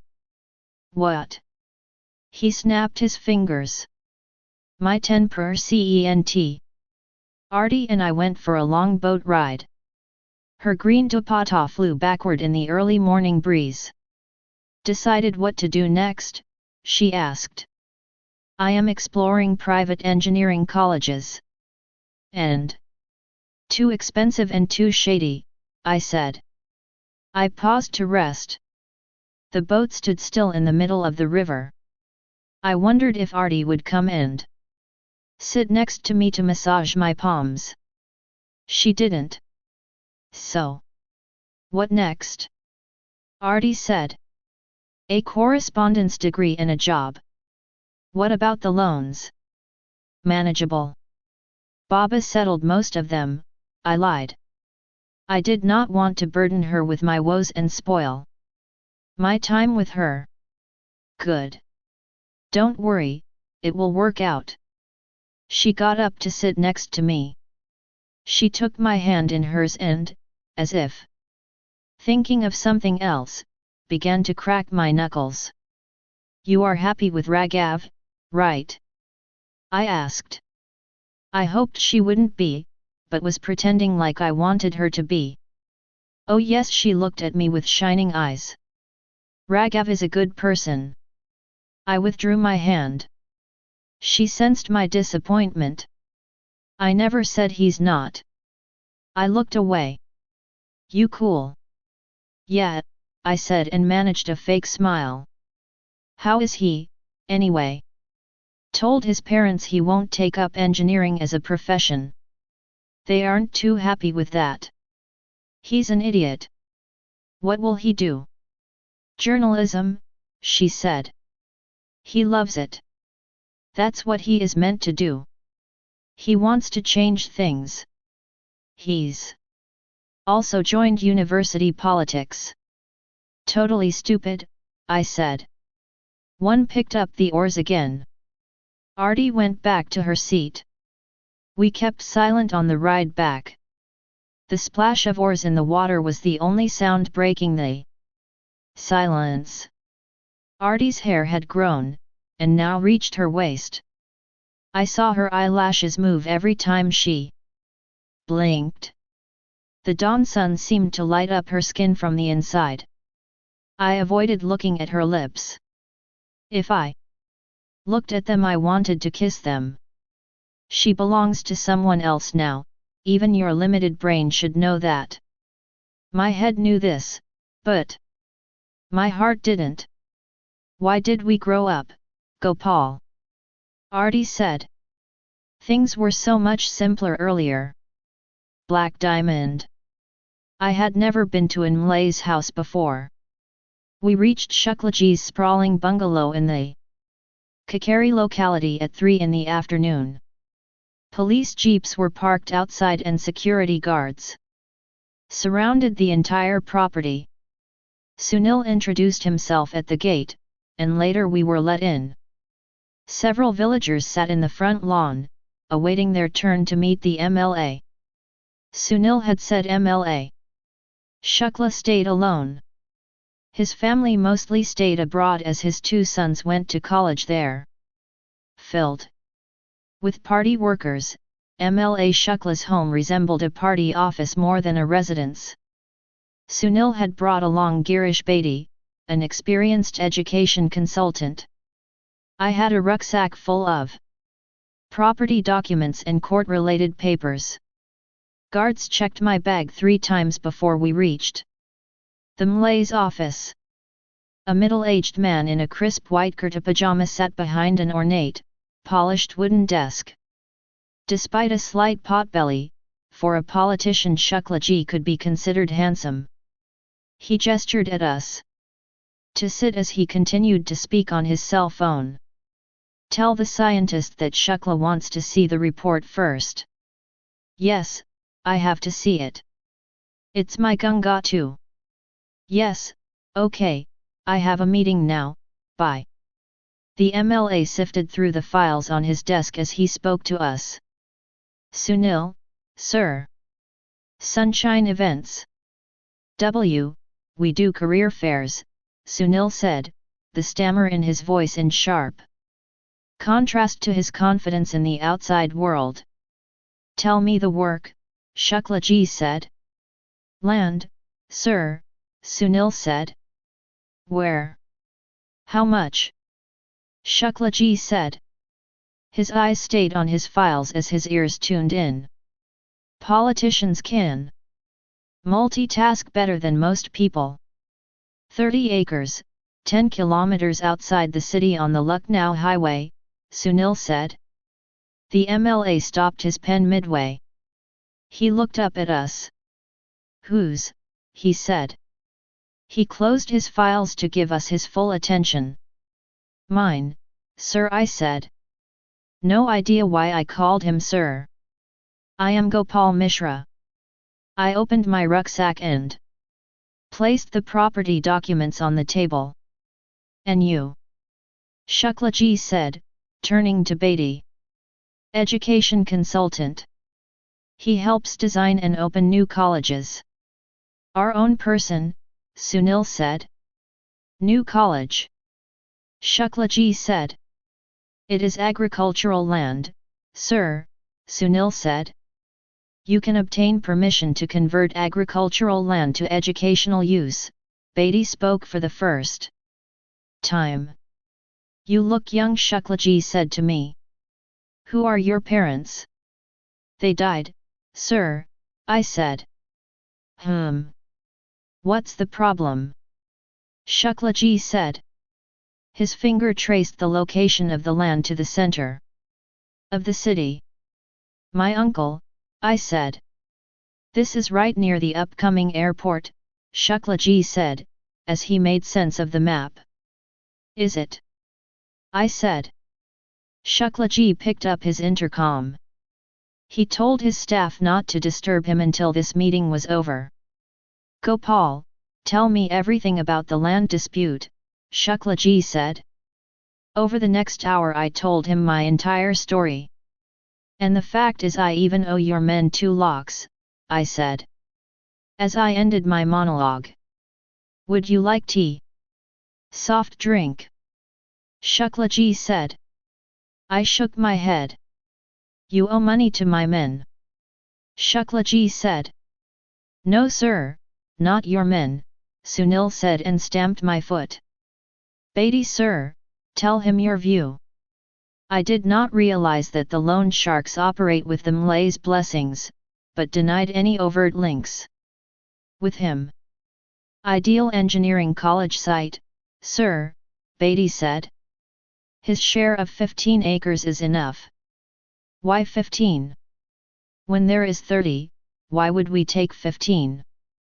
Shuklaji said. I felt overwhelmed with emotion. For the first time in my life a powerful person had shown support for me. I missed out that he said we. Sunil gave me a smug smile. He had brought me to the right place. 15 is enough, sir, I said, not sure how we would get even that. 30. Keep the remaining for later. It is close to the city. Once the college opens and the airport is built, we may even get residential or commercial zoning, Shuklaji said. I didn't really understand what he said but I figured he knew more than me. Besides, he seemed to be on my side. But how will we get this? I said. My uncle had been sitting on the property for years. You leave that to us, Shuklaji said. You tell me this, can you run a college? Me? Yes, because you will be the face and name of the college. I will be a silent partner, he said. But how? I said. I have no experience. I have no money. Mr. Bedi will give you the experience. I will give you the money for construction and everything else. I am missing something here. Why had the world suddenly decided to help me? What's the catch? Sunil understood my dilemma. Shuklaji sir, if you could tell him your terms. And of course, whatever you feel is good for me. Sunil said and gave an obsequious grin. I don't want anything. Open a college, it is good for my city, Shuklaji said. Nobody believed him. Yet, we had to indulge him. Sir, please, Sunil said, that won't be fair. I'll think about my terms. But tell me, boy, are you up to it? Shuklaji looked at me. I think I grew older by 10 years under that gaze. I hid my hesitation as much as possible. How about we get the land and just sell it? I said. It is tough to sell the land with all the past cases, Shuklaji said. It is one thing to get possession for you, quite another to find a new buyer. Exactly. The cases, how do we fix them? I said. Shuklaji laughed. We don't fix cases. We fix the people in the cases. The MLA had laughed, but his eyes showed a firm resolve. He seemed like the kind of guy who could fix people. And more than acquiring the land, I wanted to teach my relatives a lesson. If you can fix them, you can take whatever share you want, I said. 15 acres for me, Shuklaji said. I will keep it until the area gets rezoned to commercial or residential. We will make the college in the other 15. How much ownership in the college do you want? I said. Whatever you want. College is a trust, no profit there, Shuklaji said with no particular expression. Really? I said, surprised. It is true, Beatty spoke after a long time. Every college must be incorporated as a non-profit trust. There are no shareholders, only trustees. Why would a private player open a non-profit college? I said. Beatty took a deep breath before he proceeded to explain. Well, you take a profit.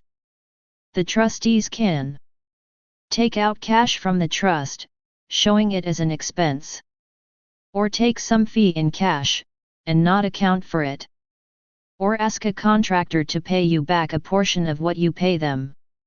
There are many more ways. Beatty continued speaking till I interrupted him. Wait a minute, aren't these illegal methods?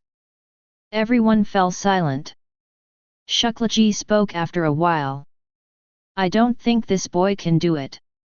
You have wasted my time. Beatty and Sunil hung their heads in shame. I had let them down with my curiosity about propriety. I am sorry, I am only trying to understand, I said. What? Beatty said, his tone irritated. Are you telling me that the only way to make money from a college is through illegal methods? Sorry. I am not being moral, only questioning. Well, Beatty said, you are not actually supposed to make money. So why would anybody open one? I said. For the benefit of society, like us politicians, Shuklaji said. Everyone but me broke into laughter. I guess the joke was on stupid, naive me.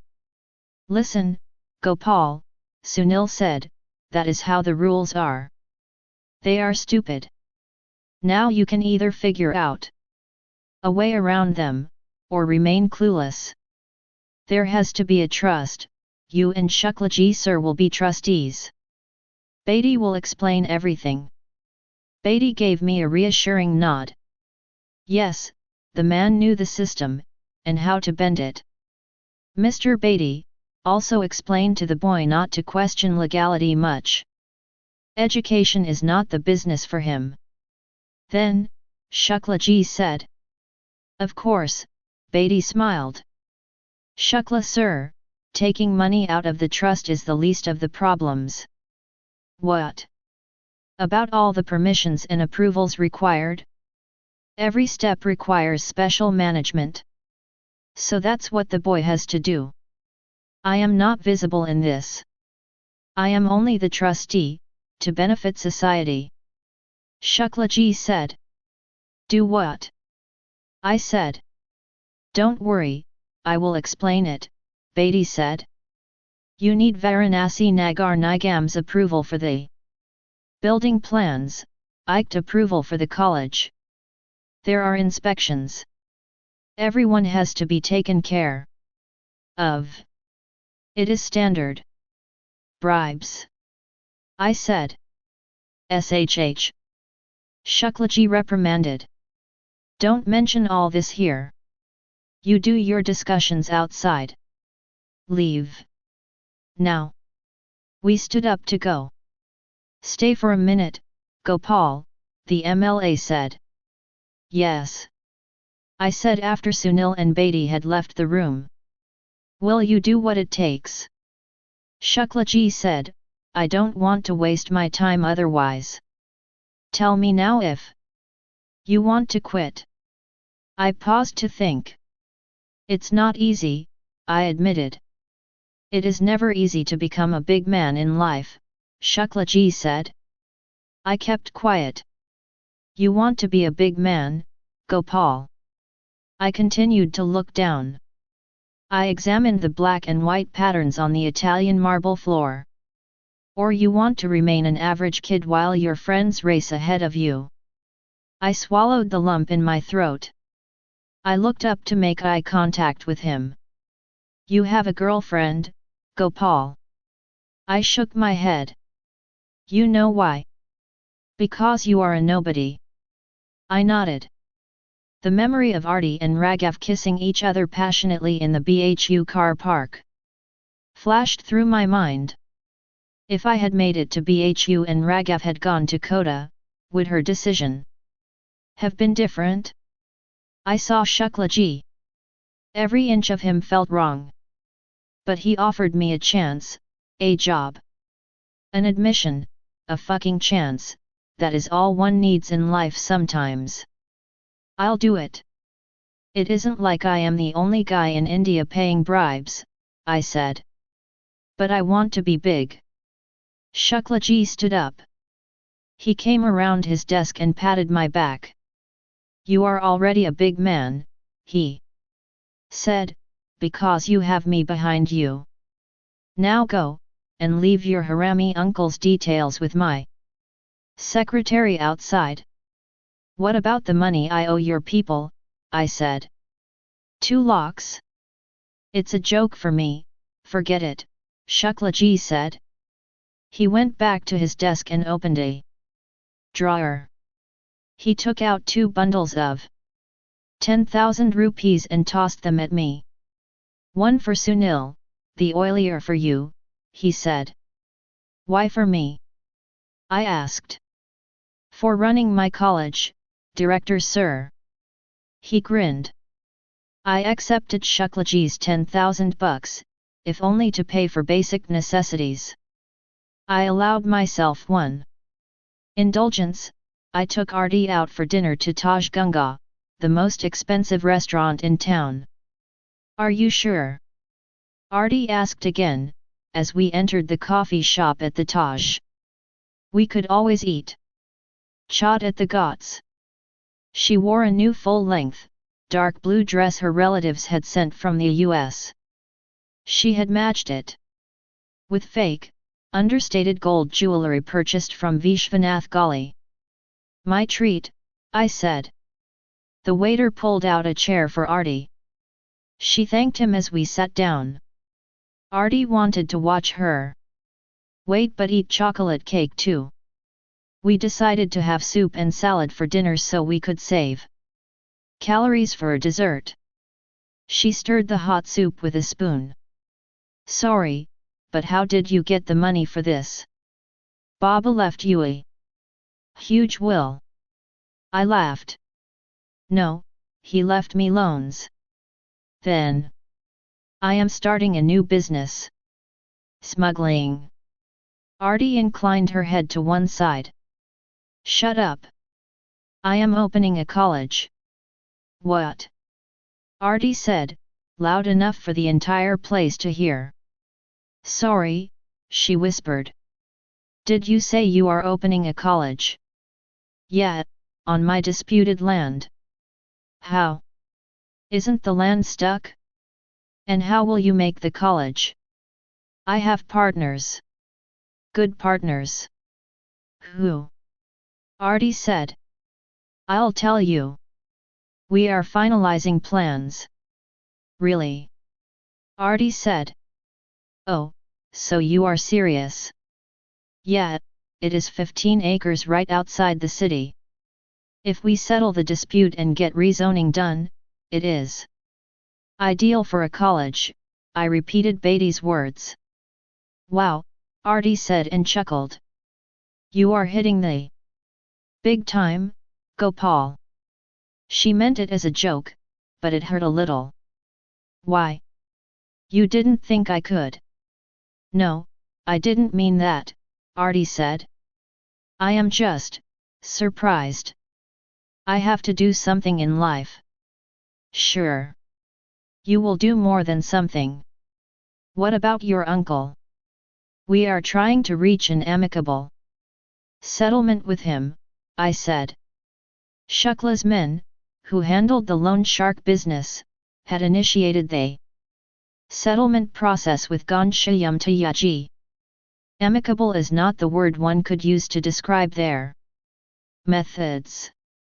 They had visited my uncle's house thrice.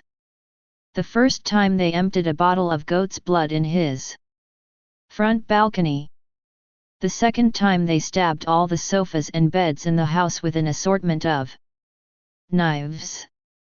The third time, when they finally spoke, they brought out guns and proposed to buy off my uncle's share of disputed land for 8 lakh rupees. I did not want to give Artie all these extra details. What kind of college? She said. Engineering.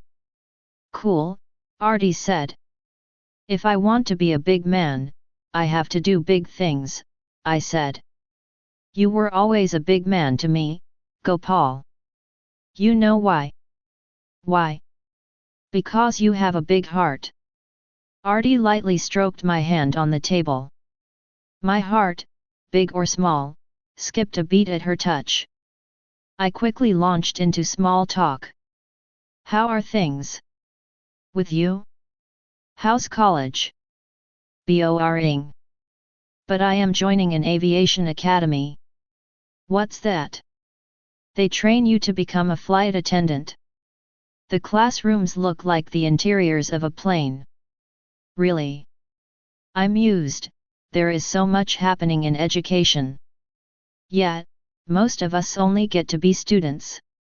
Not everyone can open a college, she teased. I smiled. Long way to go. It's difficult, one said. You have faced more difficult things in life before. You will make it, Artie said confidently. You think so? I said. She nodded. Her nod meant the world to me. I wanted to ask her to date me again. Somehow I thought, with my new college plan, she might be inclined to say yes. Of course, only my brain comes up with such flimsy theories. How's Raghav? I asked, to bring myself back to reality. A bit low, actually, she said. I felt a warm glow. Really? Why? I expressed fake concern. He lost university elections for general secretary. Oh, I said. Does it matter? It did to him. He lost because he wouldn't horse trade with other hostels. He wanted to fight fair. I'm not surprised he lost, I said, spearing a carrot. He believes one has to be fair and win. Else, what is the point of winning? Artie said. Life doesn't work like that, does it? I said, chewing slowly. I don't know. That is how it should work, Artie said. He's going to contest again next year. Doesn't he do too much? I said. Oh yeah, between his B.Tech course, magazine, and elections, he hardly has any time for me. And you like that? No, but I have no choice. If it makes him happy, so be it. We finished our dinner. The chocolate cake arrived. Her eyes lit up. She pulled the plate towards herself. Don't steal my cake, she said and grinned. Raghav is such a lucky guy to have you, Artie, I said. Thanks, she said and gave a shy smile. Artie, can I ask you something? Yeah. She looked at me, her spoon poised above the cake. Nothing, leave some cake for me if you can, I said and signaled for the bill. Black Diamond. The doorbell woke me at midnight. I rubbed my eyes and reached for the door, still half asleep. My uncle, aunt, and their son, my 30-year-old cousin AJ, stood outside. Ganshayam Tayaji. I said. What happened? Please come in. My relatives sat on the torn sofa in the front room. They didn't speak for 5 minutes. You have not come so late because you missed me, right? I said. Why are you doing this to us? AJ exploded. Doing what? I said. Do you want water? Tea? No, my uncle said. Gopal, pay attention to your karma. God is watching. You will have to pay one day. Do not do this to us. Do what? I said. And why had they come at this time of the night? Bittu hasn't come home from nursery school, my aunt said and burst into tears. This time they seemed real, unlike the crocodile ones at Baba's funeral. They had come home because Bittu, Ajay's 4-year-old son whom I had seen only once, in his mother's lap, at my father's funeral, was missing. Oh, that is terrible, I said. And this is about my karma. It's those people, who want to buy the land, my uncle said. We know they are with you. What are you talking about? I said. My uncle folded his hands. Don't do this to us, he said. I am not doing anything. Some people came to me to buy the land too. But I told them I cannot sell it. I said. Really? Ajay said. How can I? It's disputed, right? I said. But the people who came to us don't want to buy. They want us to settle the bank cases, settle the dispute and give it all to you, uncle said. That's strange. So now the question is, do you value the land more or Bittu? Correct.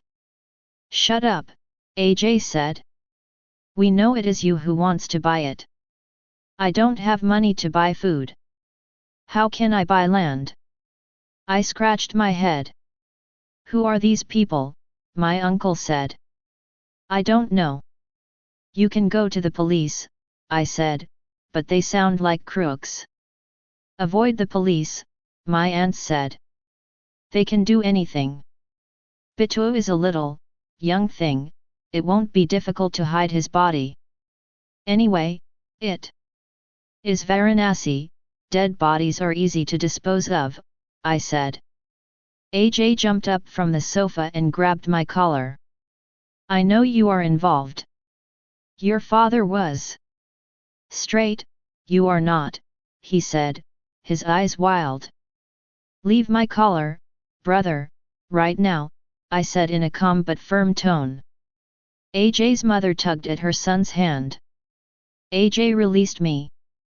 What are they offering? I said. 8 lakhs, my uncle said. That's not bad, I said. That's a fraction of the market price. But more than double of what you offered me, I said. You are involved. Ajay glared at me. Go home, Tayaji, and think it over. We all love Bittu more than the land. Why is this happening to us? My aunt exclaimed at the door. It's all karma. Tayaji will explain it to you. I smiled as I shut the door. Black Diamond. It took 3 nights without Bittu to make my relatives realize the value of the 8 lakh offer. I received a call from the Malay's office when Mr. Ghanshyam Mishra and Mr. Ajay Mishra signed the papers. Sharma here, Pa to Shuklaji, the caller said. MLA Saab has invited you for dinner tonight. Cheers, Shuklaji said as we clinked our whiskey glasses together. Bedi, Sunil, and I sat with him in his huge living room. It had 3 separate seating areas with plush velvet sofas, coffee tables and elaborate lamps and chandeliers. 3 waiters served kebabs, nuts and mini samosas in napkin-lined china plates. I noticed pictures of Shuklaji's family on the wall. Nikhil and Akhil, my sons, Shuklaji said. Both are studying in the US. We'll keep them away for a while. Some said Shuklaji was divorced. Others said he had another family in Lucknow. I didn't feel the need to know. Land is a big step, Bedi said grimly. But there's a long way to go. We are meeting the VNN people. next week. Meanwhile, we should take care of the trust formalities. Beatty explained how VNN, or the municipality, would give us the crucial agricultural to educational land rezoning permit and clear plans so we can commence construction. Get the rezoning done soon. I've not paid 8 lakhs for the land to grow rice, Shuklaji said. We will, Beatty said. They know who is behind this. You are not a small entity, sir. That is true, Shuklaji said in a dismissive tone to Beatty for stating the obvious. But we have to take care of VNN, no? Yes, of course, Beatty said. It's rezoning. The land value multiplies 5 times. Not cheap. How much? Shuklaji said. Of course, the rate is different for you. I'd imagine 10 lakhs. What? Shuklaji said, shocked. Beatty finished his drink in a large sip. It's 30 acres, sir. For a normal person it would be 40. See, that is why people like me have to come to education. What is happening in this country?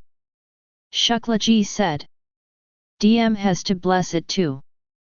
But Pradhan is honest. However, if it is for a college, and VNN recommends, he will approve it, Beatty said. How honest? Shuklaji said. Honest enough to not take money. But not so honest that he will stop others from taking it. That's good. If you are honest, keep it to yourself, Sunil said, speaking for the first time that evening. Sunil, Shuklaji said. What, sir? You leave now. I will send something lure you. But we will take care of this project from now. Shuklaji said. Sir, but, Sunil said. You have done your job, Shuklaji said and handed him a bottle of Johnny Walker Black Label. Sunil took the cue. He thanked him for the bottle, bowed as much as the human spine allowed and left. I know DM Pradhan, his daughter is a friend, I told Shuklaji. Not much of an issue there. Still, good to have his blessings, Shuklaji said. Sure, I said. Shuklaji went inside his bedroom. He returned with a heavy plastic bag. He gave it to me. What's this? I said. 10 lakhs, he said, for VNN. 10 lakhs? I said. My hands trembled as I held the heavy bag. I had never seen, or lifted that much money. It's just a number, the MLA said. Beatty ji, help the boy. And help yourself too. I don't like empty glasses. Sure, Shuklaji, Beatty said and called for the waiter. Are people in education happy with money or they want other stuff too? Shuklaji asked Beatty. Like what? Beatty asked. Girls, if they want to have a good time. I have a man, Vinod, who can arrange that, MLA Shukla said. Oh, we'll let you know. Money usually does the job though, Beatty said. Good. He changed track. Can Gopal work from your office for a while? Until he has his own. Of course, Shuklaji. The waiters ran to refill our glasses. The trust papers are ready. We can sign them this week. But one question, Gopal, Beatty said. What? I said. What's the name of the college? Beatty said. I hadn't thought about it. I have no idea. Maybe something that signifies technology. And our city, Shuklaji said. Let me tell people I did this for them when the time comes. Gang attack. I said. Shuklaji patted my shoulder. Well done. I like you, Gopal. You will go very far.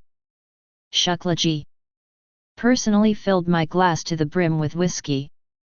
I flipped through the documents Beatty had plunked on my desk. One sat in an extra room at his education consultancy office. Pay to incorporate a trust. I said. Yes, to the registrar of companies. Every trust has to be registered there, Beatty said. But why pay a bribe? We are opening a non-profit trust, said. We are paying a bribe because if we don't the registrar will stall our approval. He was irritated. I sighed in disbelief. Anyway, 40,000 maximum. Now, can you please sign here? Beatty said. Over the next 2 hours I signed on every page of the 6 copies of the 40-page gang attack Education Trust Incorporation document. I cracked my knuckles while Beatty hunted up some more stuff for me to sign. What's this? I said when he handed me a stack of letters. Each letter had a thick set of files attached to it. Your application to the University Grants Commission, or the UGC, to open a college. The files contain details about the proposed college. I went through the files. It had sections such as course descriptions, facilities offered and faculty. Hiring plan. It is standard stuff, taken from earlier applications, Beatty said. I signed the letters. So, they send an approval or what? I said. They will send a date for inspection of the site. Once they inspect, they will give you an in-principle approval to start construction. I imagine we have to pay somebody to clear the inspection. I said. Beatty laughed. You learn fast. Of course, we pay a thick packet to every inspector. However, right now we pay to obtain an inspection date. First things first. My eyebrows went up. Joking, right? I said. No, any government work, especially in education, requires a fee. Get used to it. He then listed out the palms we had to grease in order to open a place to teach kids in our country. Apart from the UGC, we had to apply to ICT, or the All India Council for Technical Education. They clear the engineering colleges. Also, every private college requires a government university affiliation. For that, we had to get approvals from the vice-chancellor of a state university. Shuklaji's connections. And a generous envelope would do the trick. Otherwise the vice-chancellor can create a lot of hassle, Beatty said, speaking from past experience. So, who are these UGC and ICT inspectors, anyway? I said. University lecturers from government colleges are appointed as inspectors. Of course, since it is such a lucrative job, the lecturers have to bribe to become one, Beatty said. Whom? Senior management at UGC, or someone in the education ministry. Anyway, that is their business. We have to focus on ours. Please inform Shuklaji we will need funds for all this. I nodded. Don't forget the VNN meeting, Beatty said.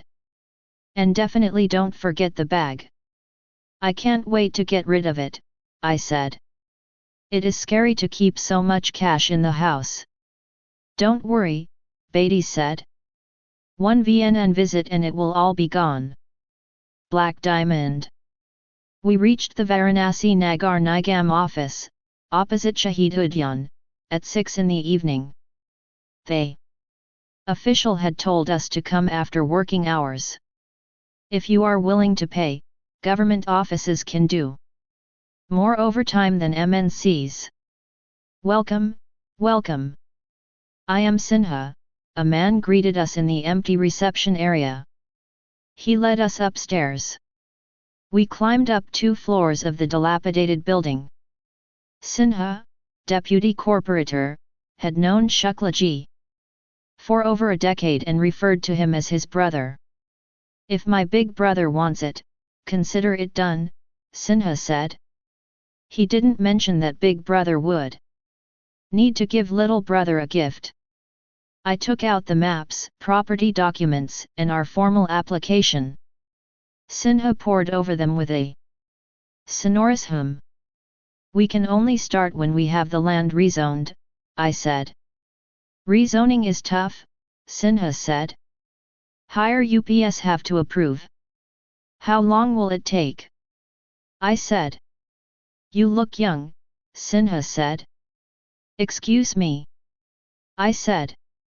Impatience, the first folly of youth. You are opening a college, what is the hurry? It's still going to take years. But I want to get all the approvals done, I said. Beatty signaled me to be quiet. Sinha laughed. Don't you have to get the building plan approval too? The deputy corporator said. Yes, Beatty said. Can your junior officers handle that? Send the documents to me, send everything home. Everything, Sinha said, stressing the last word. I got the drift. I patted the plastic bag I had kept on the floor. I have brought something here, I said. In the office. Sinha stood up hurriedly. Are you crazy? I had brought the money to show how serious we were about getting the job done. Obviously, I didn't expect him to take cash over the counter. Beatty sir, teach him how it is done. He will be a disaster, Sinha said, as he led us out of the office. I hugged the heavy, red plastic bag closer. How much, by the way? Sinha inquired as we came outside. 10, I said. Not for rezoning and building plan, Sinha said. It's a college, please be reasonable, I said. I am being reasonable. But 10 is too less. 15, Sinha said. No concession for Shuklaji. I said. This is already half of what I take, Sinha said. 11. I said. I was bargaining with him as if I was buying a t-shirt. Of course, the thought of the amount involved numbed me. 12.5. Done. Do not embarrass me before my big brother, Sinha said. I didn't argue further. I had to make arrangements for the remaining cash. You are a good bargainer, Beatty said to me while dropping me off at Shuklaji's residence. Black Diamond. You smash it, said Shuklaji, handing me a coconut at the entrance of the college site. A crowd of his sycophants surrounded us. The Bhumi Pujan ceremony marked the beginning of construction. I had run around for 3 months to obtain the 24 approvals to make this day possible. The UGC enacted in principle. Approvals had finally arrived. The final inspections would be conducted when the college was ready to open. For now, we had permission to begin construction. The only other thing we needed were God's blessings. Fortunately, that didn't require a bundle of cash. I held the coconut in my hand and looked around. Arti hadn't arrived. Do it, son, Shuklaji said. I couldn't wait for her any longer. I guess the day did not mean as much to her as it did to me.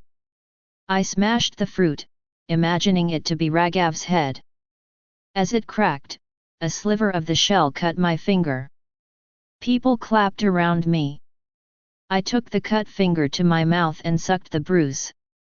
Gang Attack Engineering College, 2 laborers fixed a metal hoarding in the muddy ground. I should have felt more emotion. After all, I had slogged for months. However, I felt nothing. Maybe because I knew the exact amount of bribes it took to reach this day. 72 lakhs, 23,400 rupees to obtain. Everything from electricity connections to construction site labor approvals. Shuklaji had invited over 100 guests, including members of the press. We had a caterer who served hot samosas and jalebis in little white boxes. Shuklaji addressed everyone from a makeshift dais. 3 more years, and this dream will be a reality. This is a gift to my city, which deserves the best, he said. I sat in the front row. I kept turning around to see if Arti had arrived. After Shuklaji's speech, the press asked questions. Most were simple, relating to the courses that would be on offer and the upcoming college facilities. However, a few tough journalists did not spare him. Shukla sir, are you the owner of this college? How much is your stake? One reporter asked. I am a trustee. I have no stake. It is a non-profit entity, Shuklaji said. Who is funding the land and construction? Mr. Gopal Mishra here owns this land. I want to encourage young talents, so I helped him raise some funds, Shuklaji said and wiped his forehead with a handkerchief. Funds from where? The reporter continued. From various benefactors. Don't worry, somebody has given money, not taken it. Media is so suspicious these days, Shuklaji said. Sir, what is happening in the Ganga Action Plan scam? You are named in that, a reporter from the last row asked. It is an old and dead story. There is no scam. We spent the money to clean the river, Shuklaji said. This new topic galvanized all the reporters. Everyone raised their hand as they scrambled to ask questions. No more questions, thank you very much, Shuklaji said. The reporters ran behind him as he left the site. I stayed back, ensuring that the guests were served the refreshments. A truck arrived with bricks, iron rods, and other construction materials. Behind it, I saw a white ambassador car with a red light on top. Arti got out of the car upon spotting me. I am so sorry, she said. Are the prayers over? Can the prayers ever be over without Arti? I said. Varanasi. 3 more years later. My arrival went unnoticed amidst loud music and the chatter of people. High-class parties make me nervous, and I would have happily skipped Raghav's graduation bash that day if I could. I only went because I didn't want to come across as envious. I felt no envy. My college, Gang Attack, was to open in 3 months. After 3 years of working day and night, I had my building ready. I even had faculty recruitment interviews lined up and had obtained a date for the ICT inspection.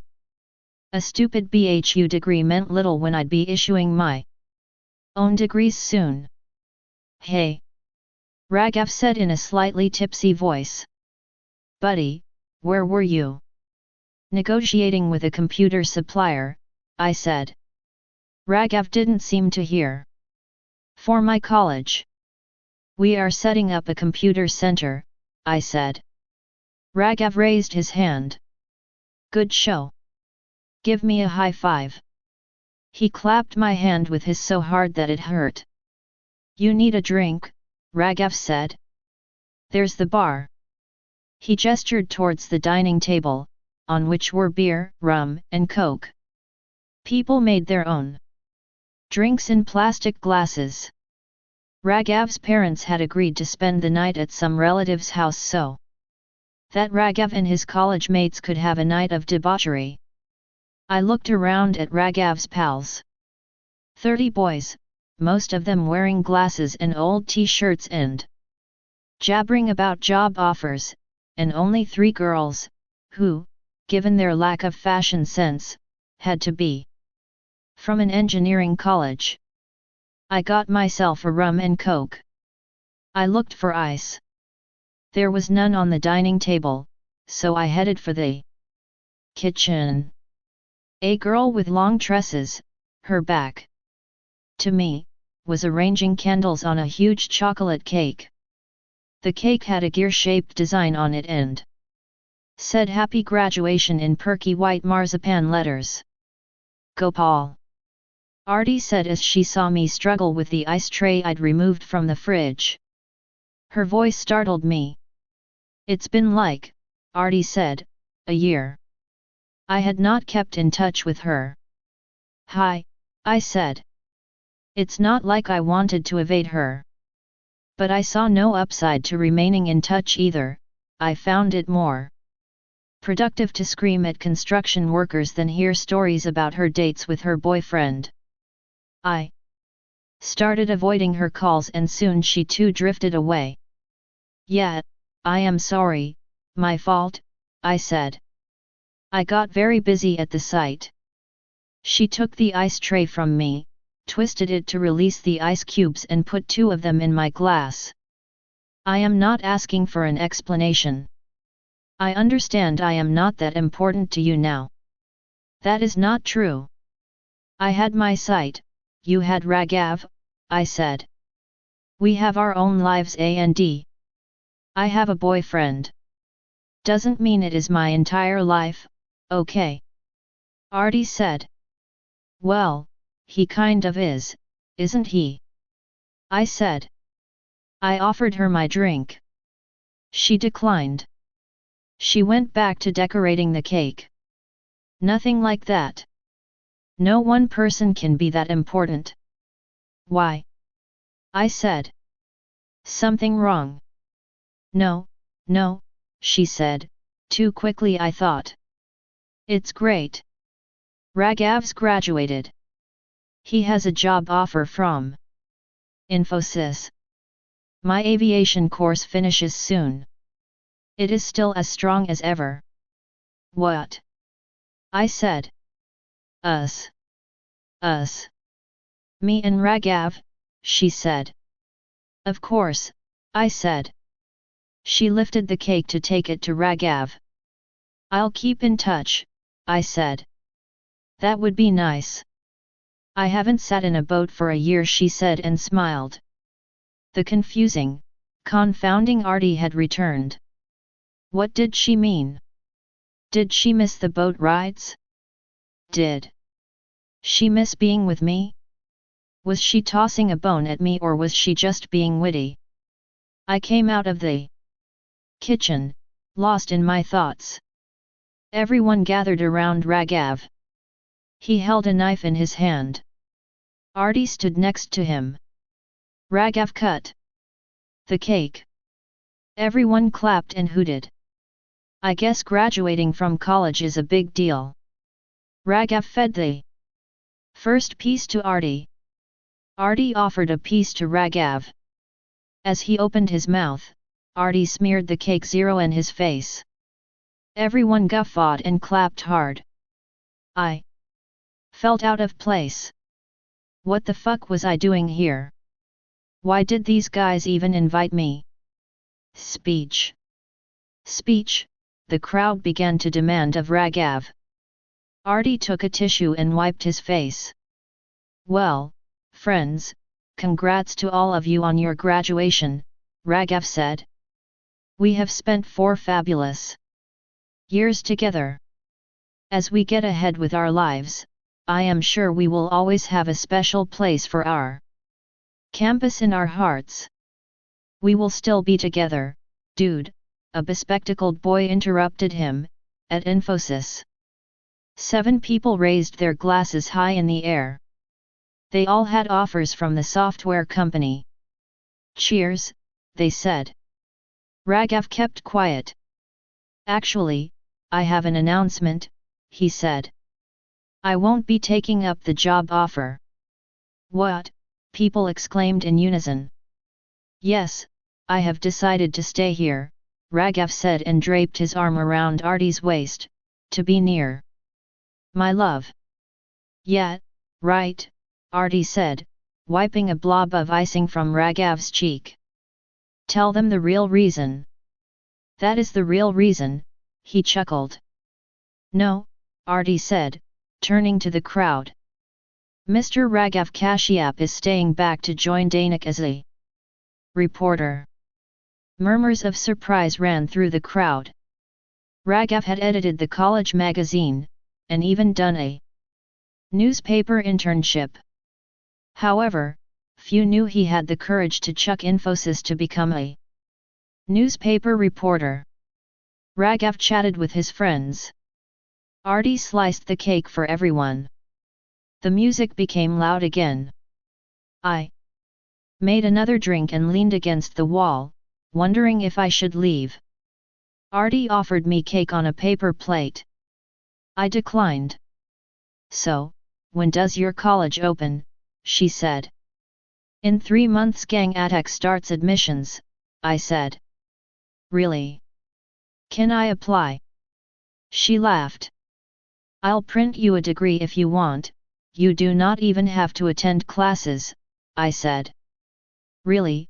She said, wagging a finger. Yeah, give me an electronics engineer degree like Raghav's. But better marks than him. Sure, I said. She laughed even more. I had tried so hard the last 4 years to get over Artie. Yet, one laugh of hers had set back years of effort. Suddenly it felt like we had never been apart. I had to leave. I better go, I muttered. Why, she said, you just came. I don't fit in here. It's okay. I hardly know these people either. All nerdy engineers. Come, let's go to the balcony. Black Diamond. We sat in Raghav's balcony. I took little sips of my drink. The breeze blew Artie's hair in my face. I moved away a bit. You finished your course at the Aviation Academy? I said. Yes, Frank Finn ended 2 months ago. I am applying to all the airlines. Let's see if they call me for interviews, she said. There's no airline in Varanasi. Yeah, I'll have to move to Delhi or Mumbai. There's even a new low-cost airline in Bangalore. It depends. On what? I said. Where I get a job. Of course, now it is complicated as Raghav's here. He can be a journalist in other cities too, I said. I guess, she said as she tucked her hair behind her ear. But he likes Varanasi. He knows this place. And the issues here. How is your drink? Can I take a sip? I gave her my glass. How much does he get paid for this Dainik job? I said. I had to know how much Raghav made. She took a few sips and kept the glass for herself. A third of what Infosys would give him, she said. Wow. And his parents are okay with it? No way. They went ballistic when he told them. It isn't just about the money, he isn't using his engineering degree. They are still upset. So what? He doesn't care. He feels the revolution begins at home. Society changes only when individual family norms are challenged. Revolution. I said. Oh yeah, he is quite into that. The Great Indian Revolution. Oops, I finished your drink. I am so sorry, she said and touched my arm in apology. It's fine. I'll make another one. And you are cool with his career choice? Of course, I believe one should follow their passion. Am I not working towards mine? So an air hostess isn't the same as a revolution, but still, that's me. What exactly is this revolution? I said, irritated. Well, Raghav believes there will be a real people's revolution in India one day, that's his thing. Why? Ask him, he will explain it to you. Wait, I will get us more drinks. She went back in. I waited in the balcony. I did not want to be with the smug software types inside. I imagined a day when students from my college would get jobs. I wondered if big software companies would ever visit Gang Attack. Of course, we had to open for admissions first. She came back with a tray. It had 2 drinks, and a plate with sandwiches, cake and potato chips. I thought you might be hungry, she said. Artie cannot help but be the caring mother types. Thanks, I said, taking my glass. Now tell me, why did you forget me? Artie said. Who said I had forgotten you? I said. Our eyes met. It felt awkward after about 3 seconds. I blinked first. I have a mobile phone now. Do you want my number? She said. Sure, I said. Shuklaji had given me a cell phone too. We exchanged numbers. I'd like to see your college sometime, she said. Let it open. I'll do an inauguration, I said. Is the college your passion? She said. I don't know. It's the best opportunity life gave me. Have you felt passionate about anything, Gopal? It's an amazing feeling, Artie said. I remained silent as I stared at her. My passion. Anything, she said. Money, I want to make lots of money, I said. She threw up her hands in the air. Oh, come on, Artie said, that's not passion. That's ambition. I don't know, let's go in. I stood up. I didn't want Raghav to see us alone. Stay here, she said cajolingly and pulled me down by my hand. We haven't met for ages. What are you up to? Do you have a girlfriend? I shook my head. You should get one. It is amazing to be in love. A feeling even better than passion, she said. It's amazing to be in love only when the other person loves you back, I said. I regretted my statement. Instantly. Ouch. Below the belt. I am sorry, I said. That was so long ago. And Raghav and I are happy. So happy. Should we go back in? I said. If you are willing to open up, Artie said, you can find someone nice, Gopal. I don't need anyone, I said and looked away. She held my chin and turned my face towards her.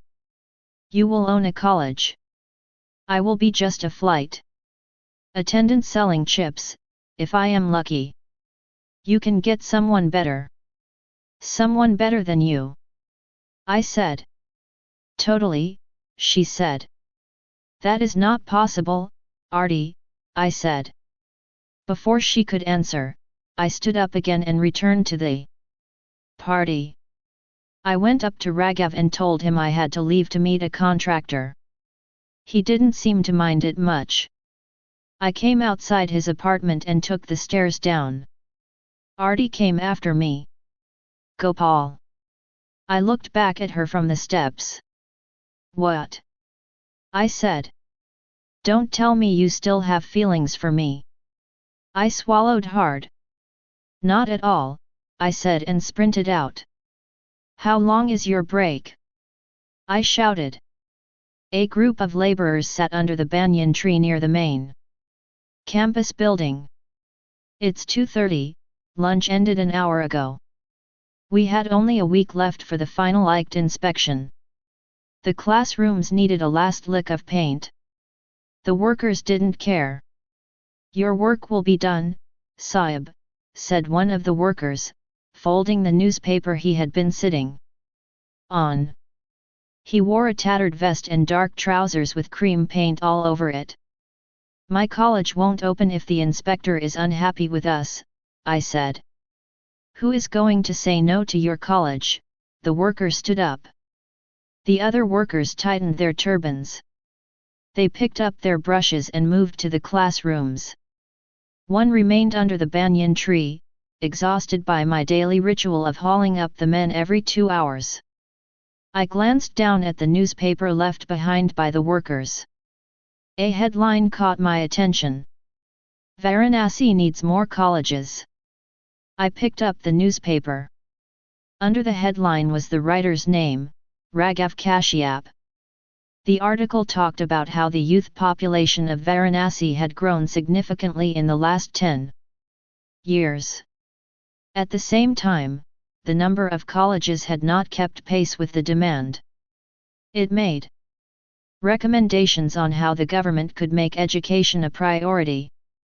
He even argued that the government should allow colleges to make a legitimate profit, so that corporate bodies could enter the sector and improve quality.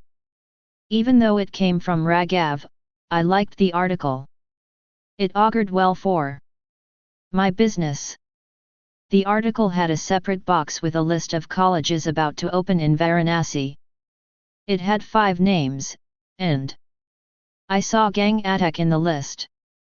Wow, I said to myself, excited. I had never seen Gangateka's name in print. I dialed Shuklaji's number. Well done, Shuklaji said. Wait and see how much press we get when we open. I wanted to call Raghav and ask if he could do a detailed piece on my college. A reputed newspaper talking well about Gang Attack could do wonders for our opening. I didn't have his mobile number. I could easily obtain it from Arti. However, I didn't want to call her. I took the newspaper to the campus building. My office still didn't have furniture. I sat on a plastic chair and reminded myself to call the carpenter. I looked at my phone contacts. Arti always came first, given that her name begins with AA. I am only calling her to get Raghav's number, I told myself many times before I felt courageous enough to call. She picked up after 4 rings. Hey, what a surprise, she said. Hi, how are you? I said. I did not want to exchange pleasantries.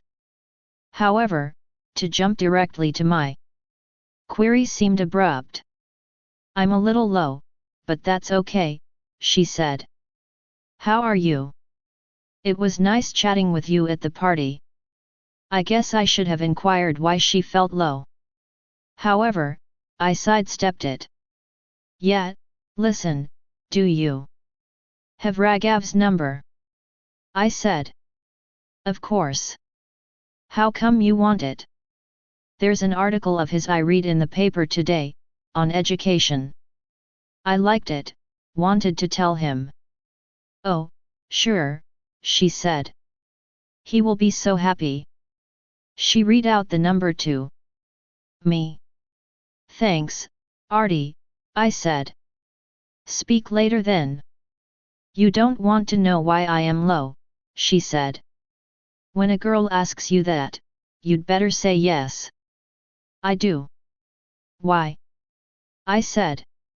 Mom and Dad won't let me leave Varanasi, she said. Really? How will you fly for an airline then? I said. Exactly. What am I supposed to become here? A boat hostess. Convince them, I said, for lack of better advice. They won't listen. I may have to run away. Are you crazy? They will come around, I said. Will you talk to them? She said. Me? Yeah, why not? Who am I? Raghav will be better, no. I said. Raghav. He doesn't even want me to go.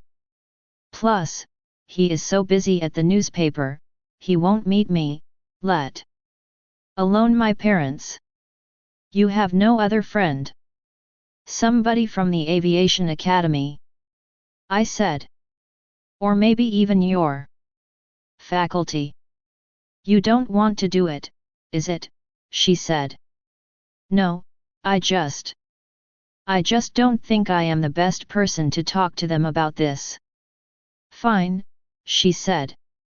Fine means somewhere between whatever and go to hell in Gurlase.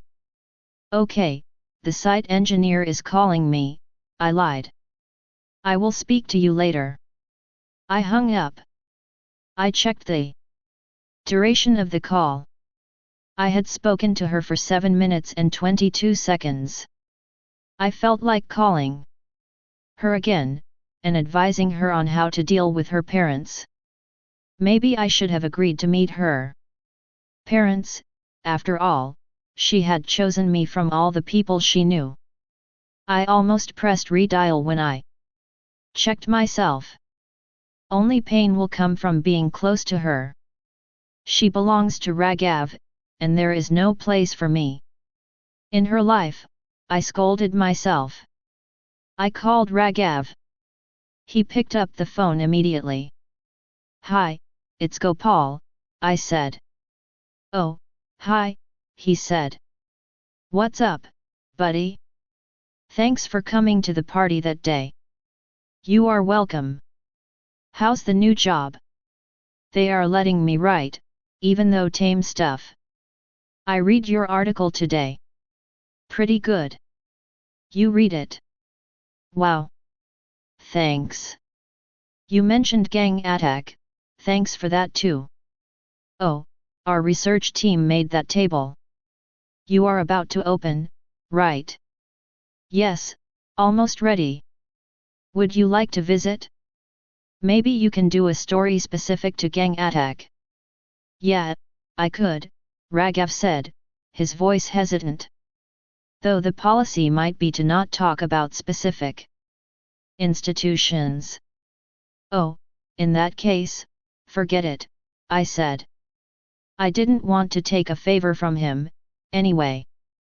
But I could do a story on you. Me? Yeah, a young boy from Varanasi opens a college. It is something. And in that interview we can talk about gang attack. I am more of an employee, I said. MLA Shukla is the real person, right? Raghav said. He is a trustee, yes. And he paid to build the college. Well, he arranged for the funds, I said. From where? Raghav said. I didn't like his interrogative tone. He knows lots of charitable people, I said. Anyway, do you want to interview me? Either way is fine. Of course, I do. When do you want to do it? I have an inspection next Friday. After that? Maybe the weekend, I said. Sure, I will see you. Where? Danic office. No. Come to my office, I said. I stressed the last 2 words. I have a huge office now, buddy, I wanted to tell him. Oh, sure. Where's your campus? 10 kilometers outside the city on the Lucknow highway. You will see the board on your right. I came out of the campus building. I examined the 3-story structure. We had to paint it grey in the coming week. My phone rang. It was Beatty. Yes, Beatty sir, I said. I've lined up 7 solid faculty members for interviews tomorrow. Are you free? I have no choice but to be free. I am on the site all day, can you bring them here? No way. We have to go to their houses. 3 other colleges are opening in the area. They all have offers. We have to lure them, he said. I sighed. Every day brought a new challenge. Fine, I will arrange a car from Shuklaji's office, I said. Black Diamond. We reached Professor M.C. Srivastava's house in Ashok Nagar at 8 am sharp, as instructed by the retired electrical engineering professor from NIT Allahabad. We had to get someone from NIT, if not an IIT, to be the dean. We had almost struck a deal with a retired NIT Bhopal professor. However, he found a better offer closer home in Indore. Professor Srivastava was IIT Gold Standard, with over 30 years experience. Like all things golden, he didn't come cheap. 2 lakhs a month? I asked. But we have just started. Mrs. Srivastava, the professor's wife, served us tea and poha for breakfast. She joined the negotiations. Sri Amma College has made an offer. 1.5 lakhs, plus a car with a driver. She said. Madam, the university we are affiliated to controls our fee, I said. Plus, we are new. I don't know how admissions will go. Is that our problem? Mrs. Srivastava asked, quite correctly. Bedi jumped into the fray. Whatever reasonable requirements you have, tell us. We will accommodate, he said. But we have a budget, I said. Srivastava put his spoon down. Who are you? He said to me, the owner's son. I am the owner, Gopal Mishra. The college is on my land, I said. And Shuklaji? Doesn't he decide on this? He is a silent trustee, I said. I decide. The professor looked at me for a few seconds, surprised at my defiance. Mr. Mishra, the dean is most important. I know the IIT people. With me, consider the inspection. Done, Srivastava said. We have a setting in the IIT too, I said, please understand. If I give you a high package, all other members of the faculty will demand similar levels. You don't have to disclose my salary, he said.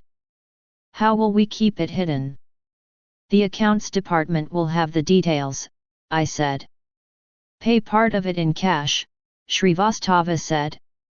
Silence descended over the table. He had already provided a solution.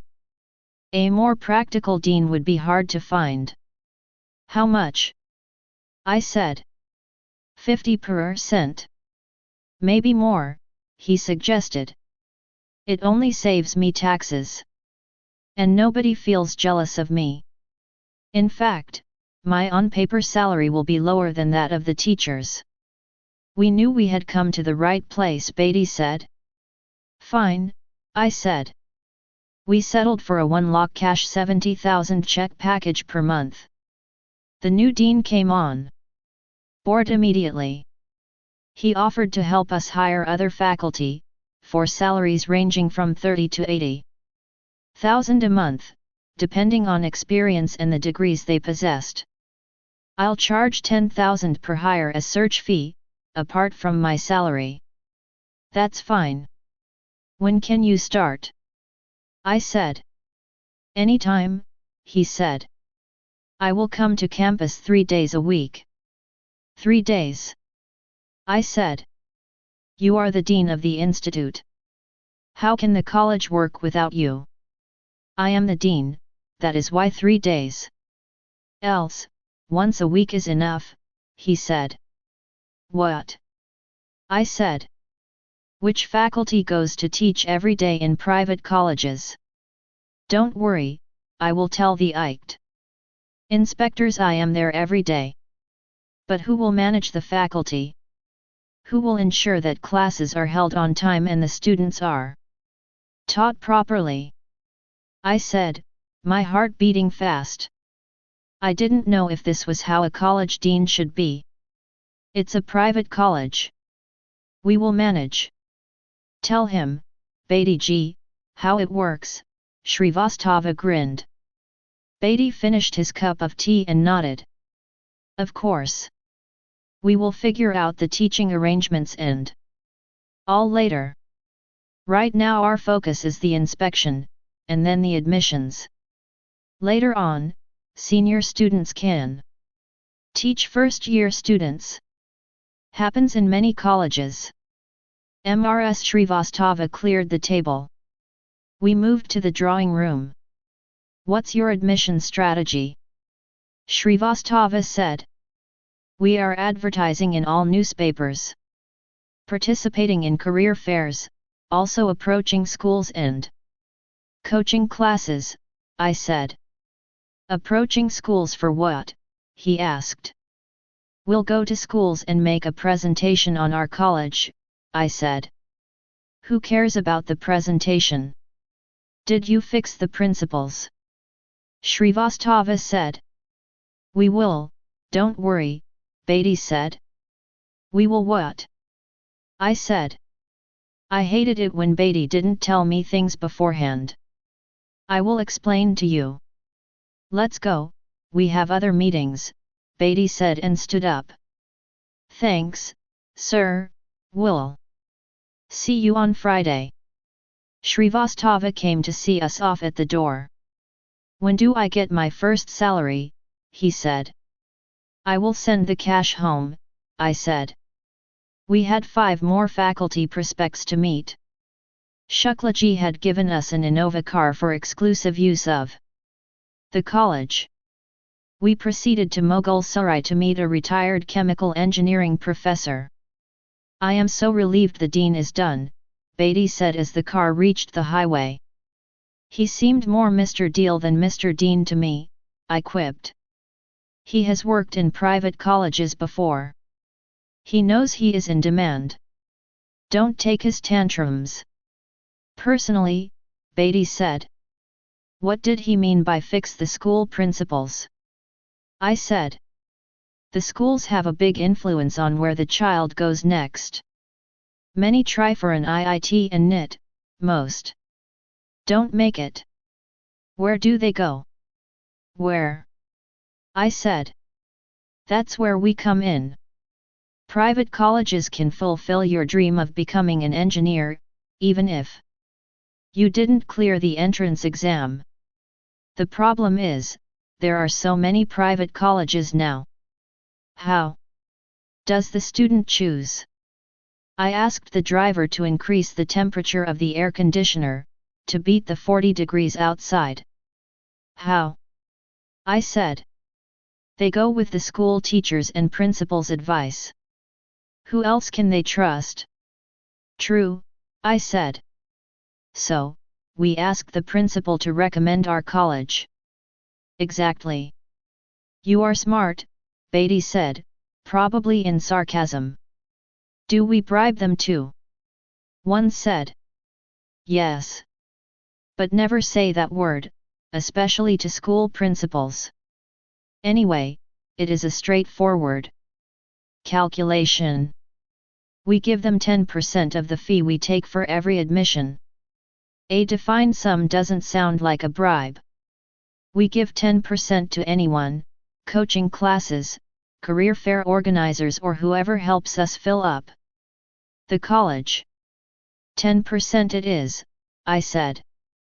You are working on the media plan, right? He said. My thoughts went to our media strategy, then to Raghav, and from there to Arti. It is amazing how the brain will connect one thought to another until it gets to where it wants to be. Beatty continued to talk about how we will fill 200 students for the first batch. I tuned out. Looking at the fields outside and remembering Arti's flowing hair as she took a sip from my drink in Raghav's balcony.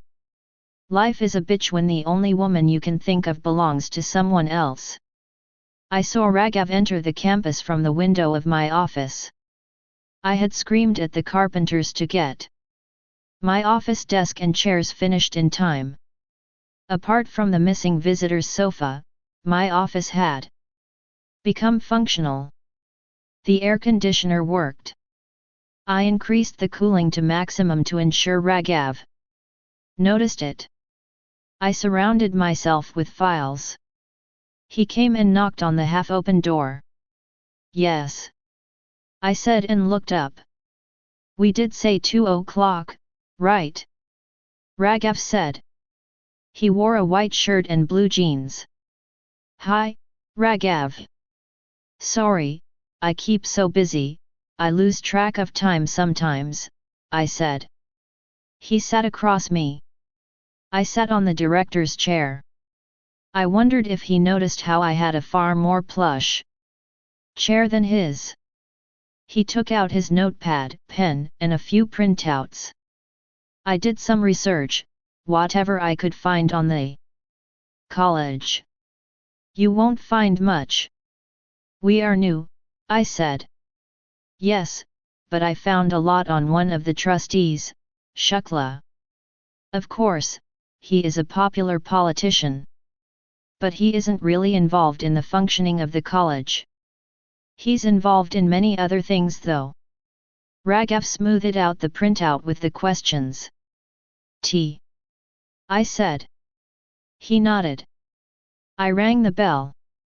I had asked the peon to bring tea in the bone china cups we kept for special guests. Not that Raghav counted as special.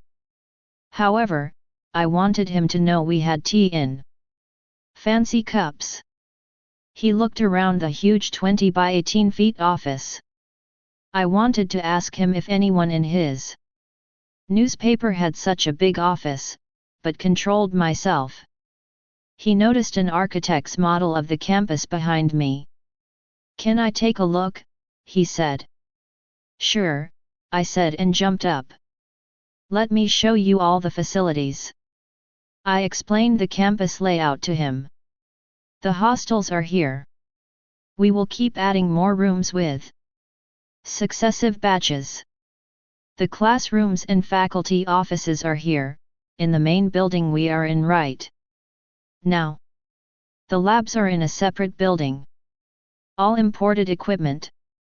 What will be the faculty ratio? Raghav said, taking frantic notes. We are targeting no more than 1 teacher per 15 students, I said, which is better than the ICT norms. One day we want to be better than BHU. He looked at me. Just as a goal. Who else is there to compare with? I said. He shrugged his shoulders in support. The tea arrived. I had instructed the peon to serve at least 5 snacks. He brought nuts, biscuits, samosas, potato chips and cut fruits. That's not tea. That's a meal, Raghav said. Please have. We can continue the interview later, I said as the peon served us. We ate in silence. I didn't want to discuss anything other than the college with him. He picked up his notepad as he ate. What kind of investment went into this college? He said. Lots. Engineering colleges aren't cheap, I said and laughed, avoiding any real figures. How much exactly? He said. Hard to say. I had the land, but if you had to buy it, you can imagine the prices, I said. Isn't this agricultural land? He said. Yes, you know that, Raghav. Remember Baba's court case? You managed to get it from your relatives, he said. Yes, but that's not going into the interview, right? I said. No. But tell me, how did this agricultural land get rezoned? We applied, the VNN approved, I said. He continued to take notes. Everything is approved, I repeated, perhaps too defensively. Because of Shukla? He asked. No, I said, somewhat irritated. Because we followed procedures. Fine. How much did the college cost apart from the land? He said.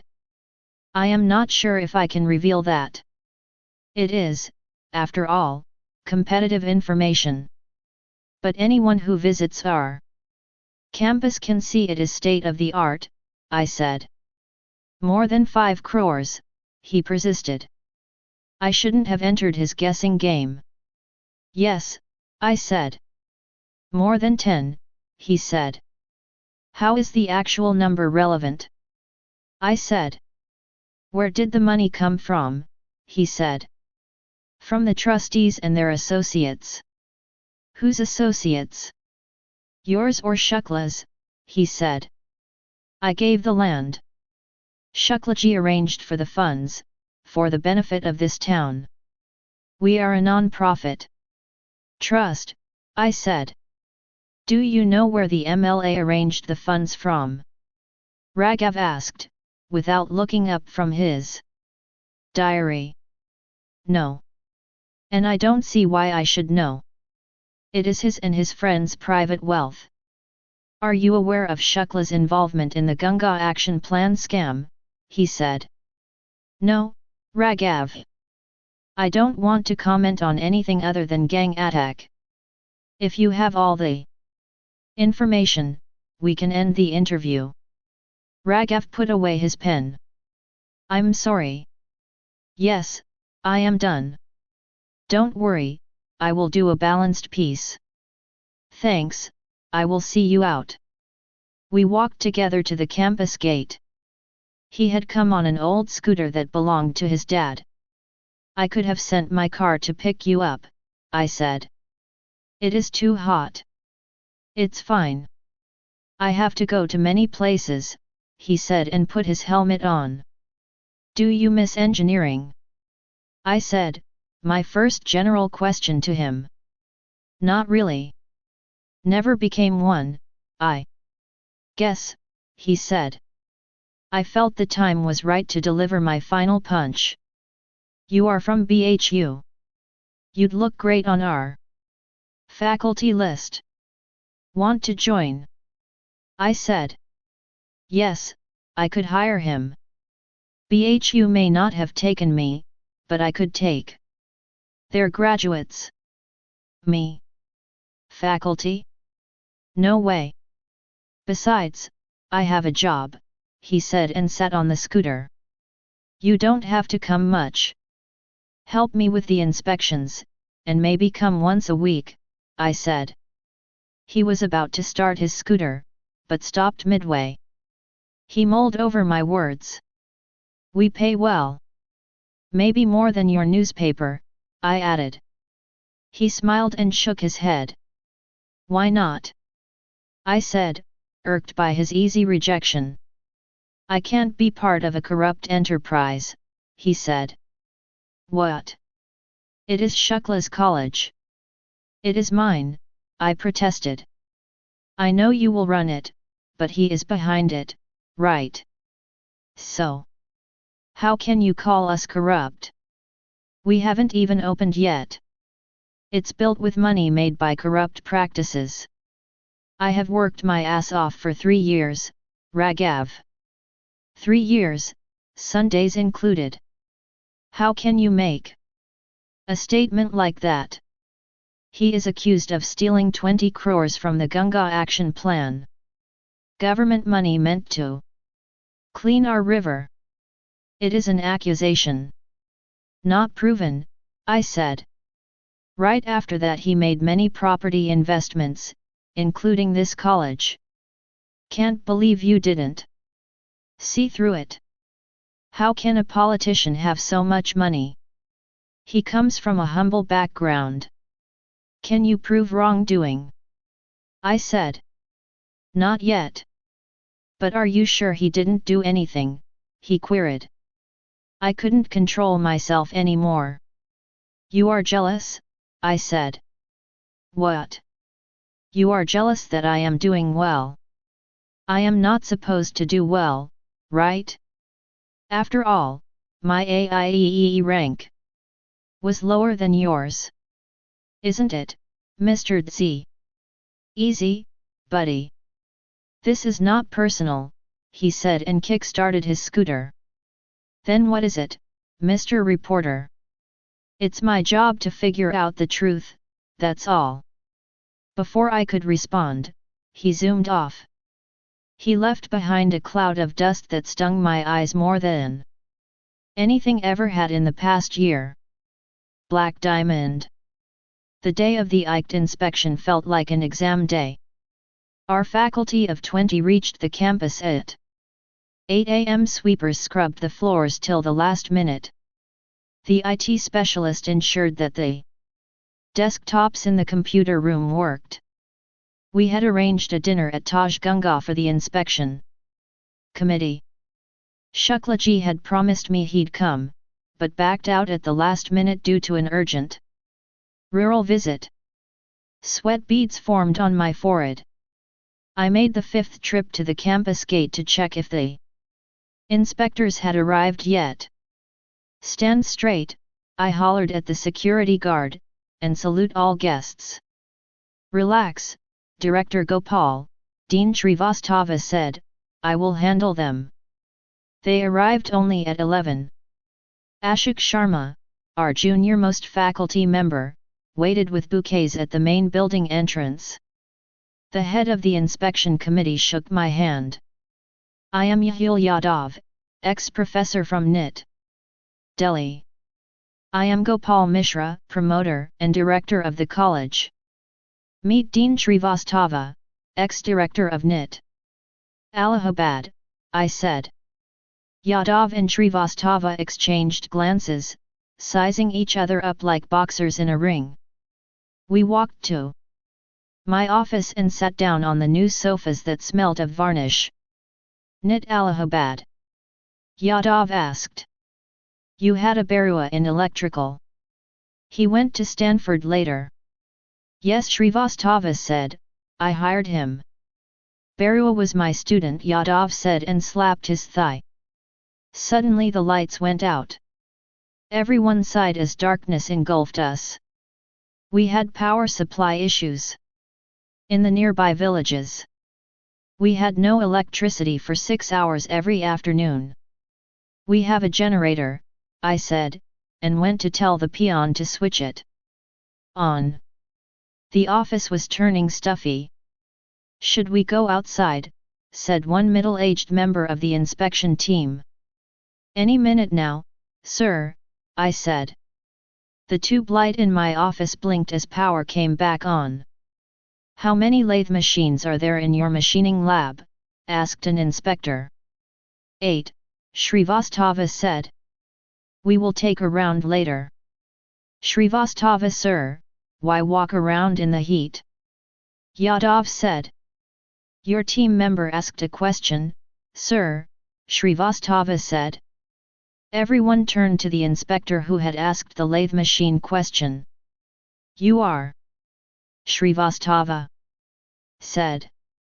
Mr. Bhansali, said the inspector. Mr. Bhansali, why don't we all move to my office for course-related questions? Unless you need the promoter. You look young, Bhansali said to me. I am young, I said. What are your qualifications? He said. I have built this college, I said, and I have hired the best faculty. But, Bhansali said as Srivastava cut him. Let's go, sir. I will answer everything, Srivastava said and escorted them out. When everyone was out, Srivastava came back into my office. Bhansali is new. The other 6 won't say a word. Lunch is coming, right? Yes, the caterer is already here, I said. Good. And the packets? Packets? Gopal, do I have to explain it? This is ICT. Oh, I said. You mean the envelopes? Of course, I have them ready. Good. Give it to them after dessert. How much? 2 for Yadav, and 25 each for the rest. I said. Make it 50 for Bhansali, Srivastava said. What's for dessert? Moong dal halwa, I said. My favorite. Professor Srivastava said and left. Black Diamond. We had booked a private room in Taj Ganga for the ICT inspection dinner.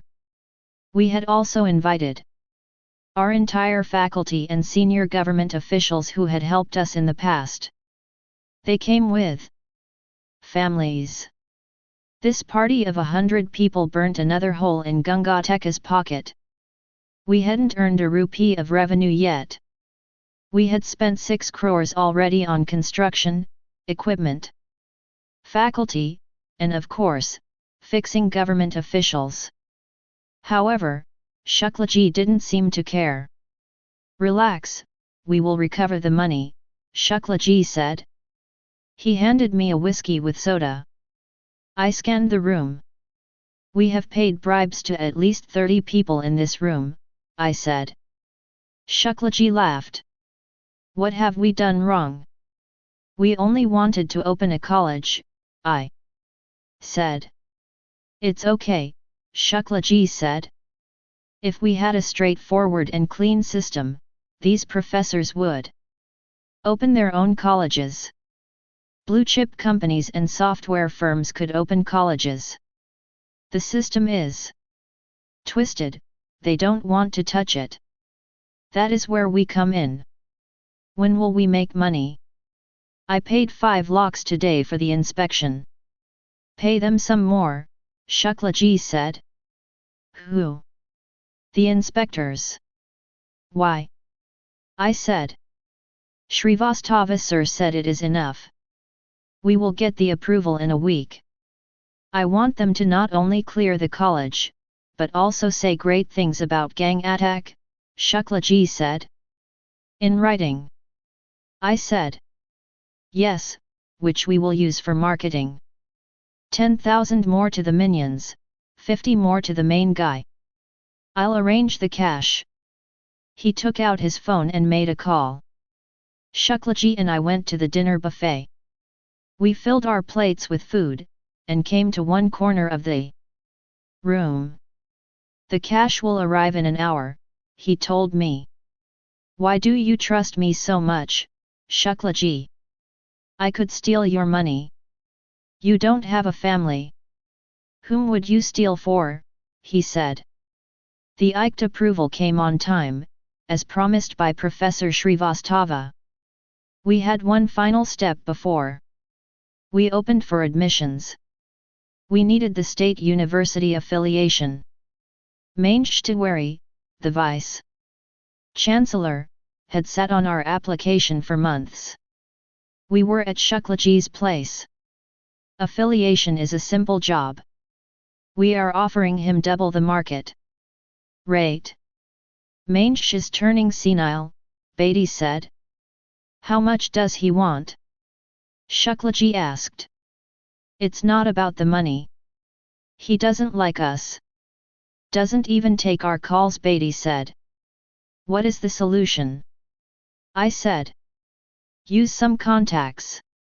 Non-political if possible, he is a college batchmate of our DM, Beatty said. I know the DM's daughter. Old school friend, I said. Well, do whatever it takes. I want admissions to open next week. Full page ads in every paper. Shuklaji said. Don't worry, next Sunday Varanasi will talk only about gang attack, I said. Black Diamond. I had promised myself not to call Artie. However, I had no choice. Look who's calling today. Artie chirped. You sound happy, I said. Do I? Maybe because you called. I don't really have another reason. Why? What happened?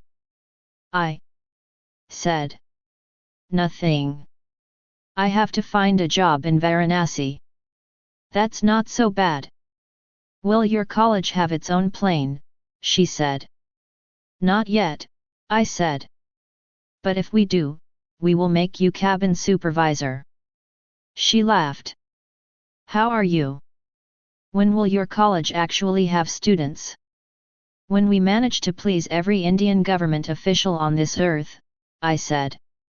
Actually, I had called for some work. What? She said. I wanted to meet your dad. Really? How come? We need some help in getting through to the state university. You want to speak to him now? No, I'd prefer to meet him face to face, I said. Would you like to meet me face to face? She said. Or am I still on the blacklist? To be called only in work emergencies. Nothing like that. We can catch up after I meet your dad. Of course, work first, she said in a sarcastic tone. My admissions are stuck, Artie. It's urgent, I said. Okay, fine. Hold on a second, let me check with him, she said. She spoke to her father and picked up the phone again. Tomorrow morning at 8. Sure, I said. I will see you then. Black Diamond. You never come home now. Not friends with Artie anymore. DM Pradhan said. We sat in his study. A life-size portrait of Artie's grandfather, ex-CM Brij Pradhan, stared at me from the wall.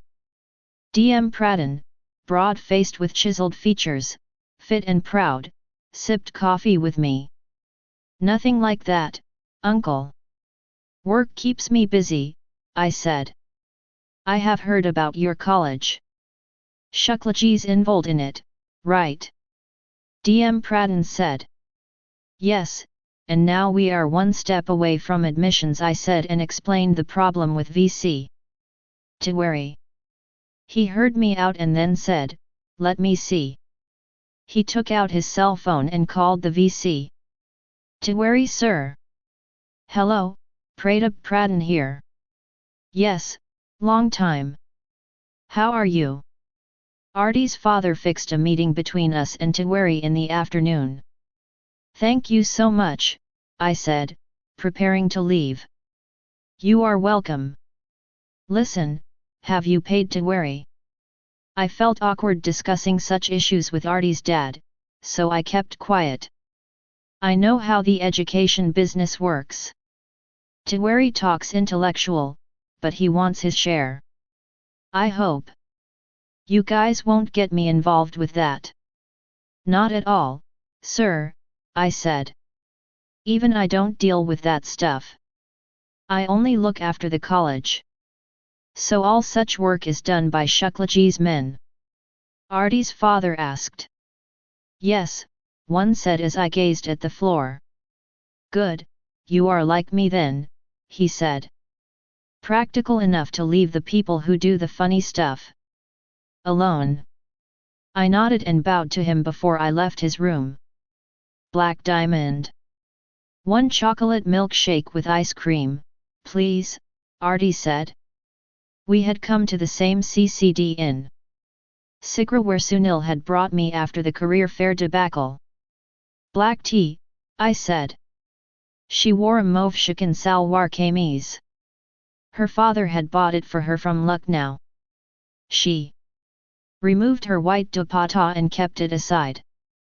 The waiter placed her milkshake on the table. She put her lips to the straw, without touching the overflowing glass with her hands. I often spill this. I better be careful, she said. Wisps of her hair brushed the table as she sipped her drink. The entire cafe checked her out. We should totally do this more often, she said, coffee meetings. Even though neither of us is having coffee. I don't think so, I said. Why? You don't like meeting me, she said. So much for being my best friend for over 10 years. Raghav won't appreciate it, I said. What is wrong in meeting for coffee? Besides, Raghav is too busy to be bothered by such things. Of course, big reporter now. I met him, I said as I lifted my cup. You did, she said, still sipping her milkshake as her eyebrows shot up. He interviewed me, for his paper. What for? She said. Local boy starts college. It's true. Quite an achievement. Yet, for a loser like me. I didn't say that, she said. Hey, you'd like something to eat? Before I could answer, she ordered 2 chocolate chip muffins. If Artie had a choice, there would be nothing but chocolate to eat in the world. How's your job hunt going? I said. I have an offer. I am not sure I want to take it. Really? What is the offer? Guest relations trainee, Ramada Hotel. They are opening up in Cantonment. 5-star, isn't it? Yeah, they came to meet Dad for some work. Dad found out about the vacancy, I applied and now they want me to start next month. Go for it. I know you can't sit at home, I said. You know me better than most people, Gopal, she said, but, what? I said. The muffins arrived but she didn't touch them.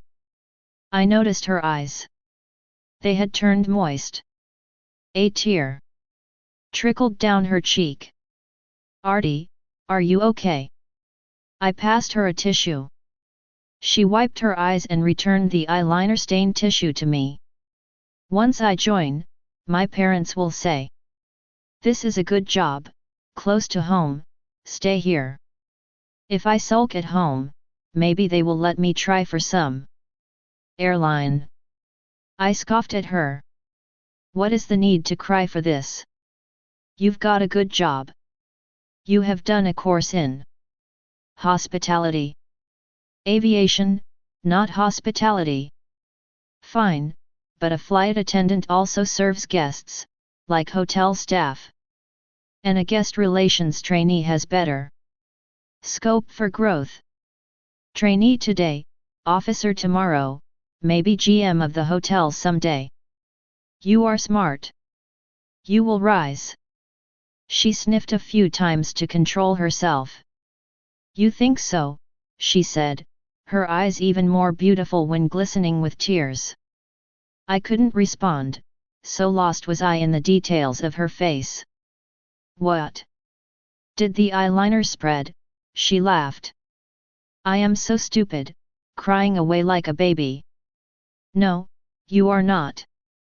You wouldn't have got the job otherwise, I said. Should I take it? Why not? Quit if you don't like it. What does Raghav say? Nothing. Meaning?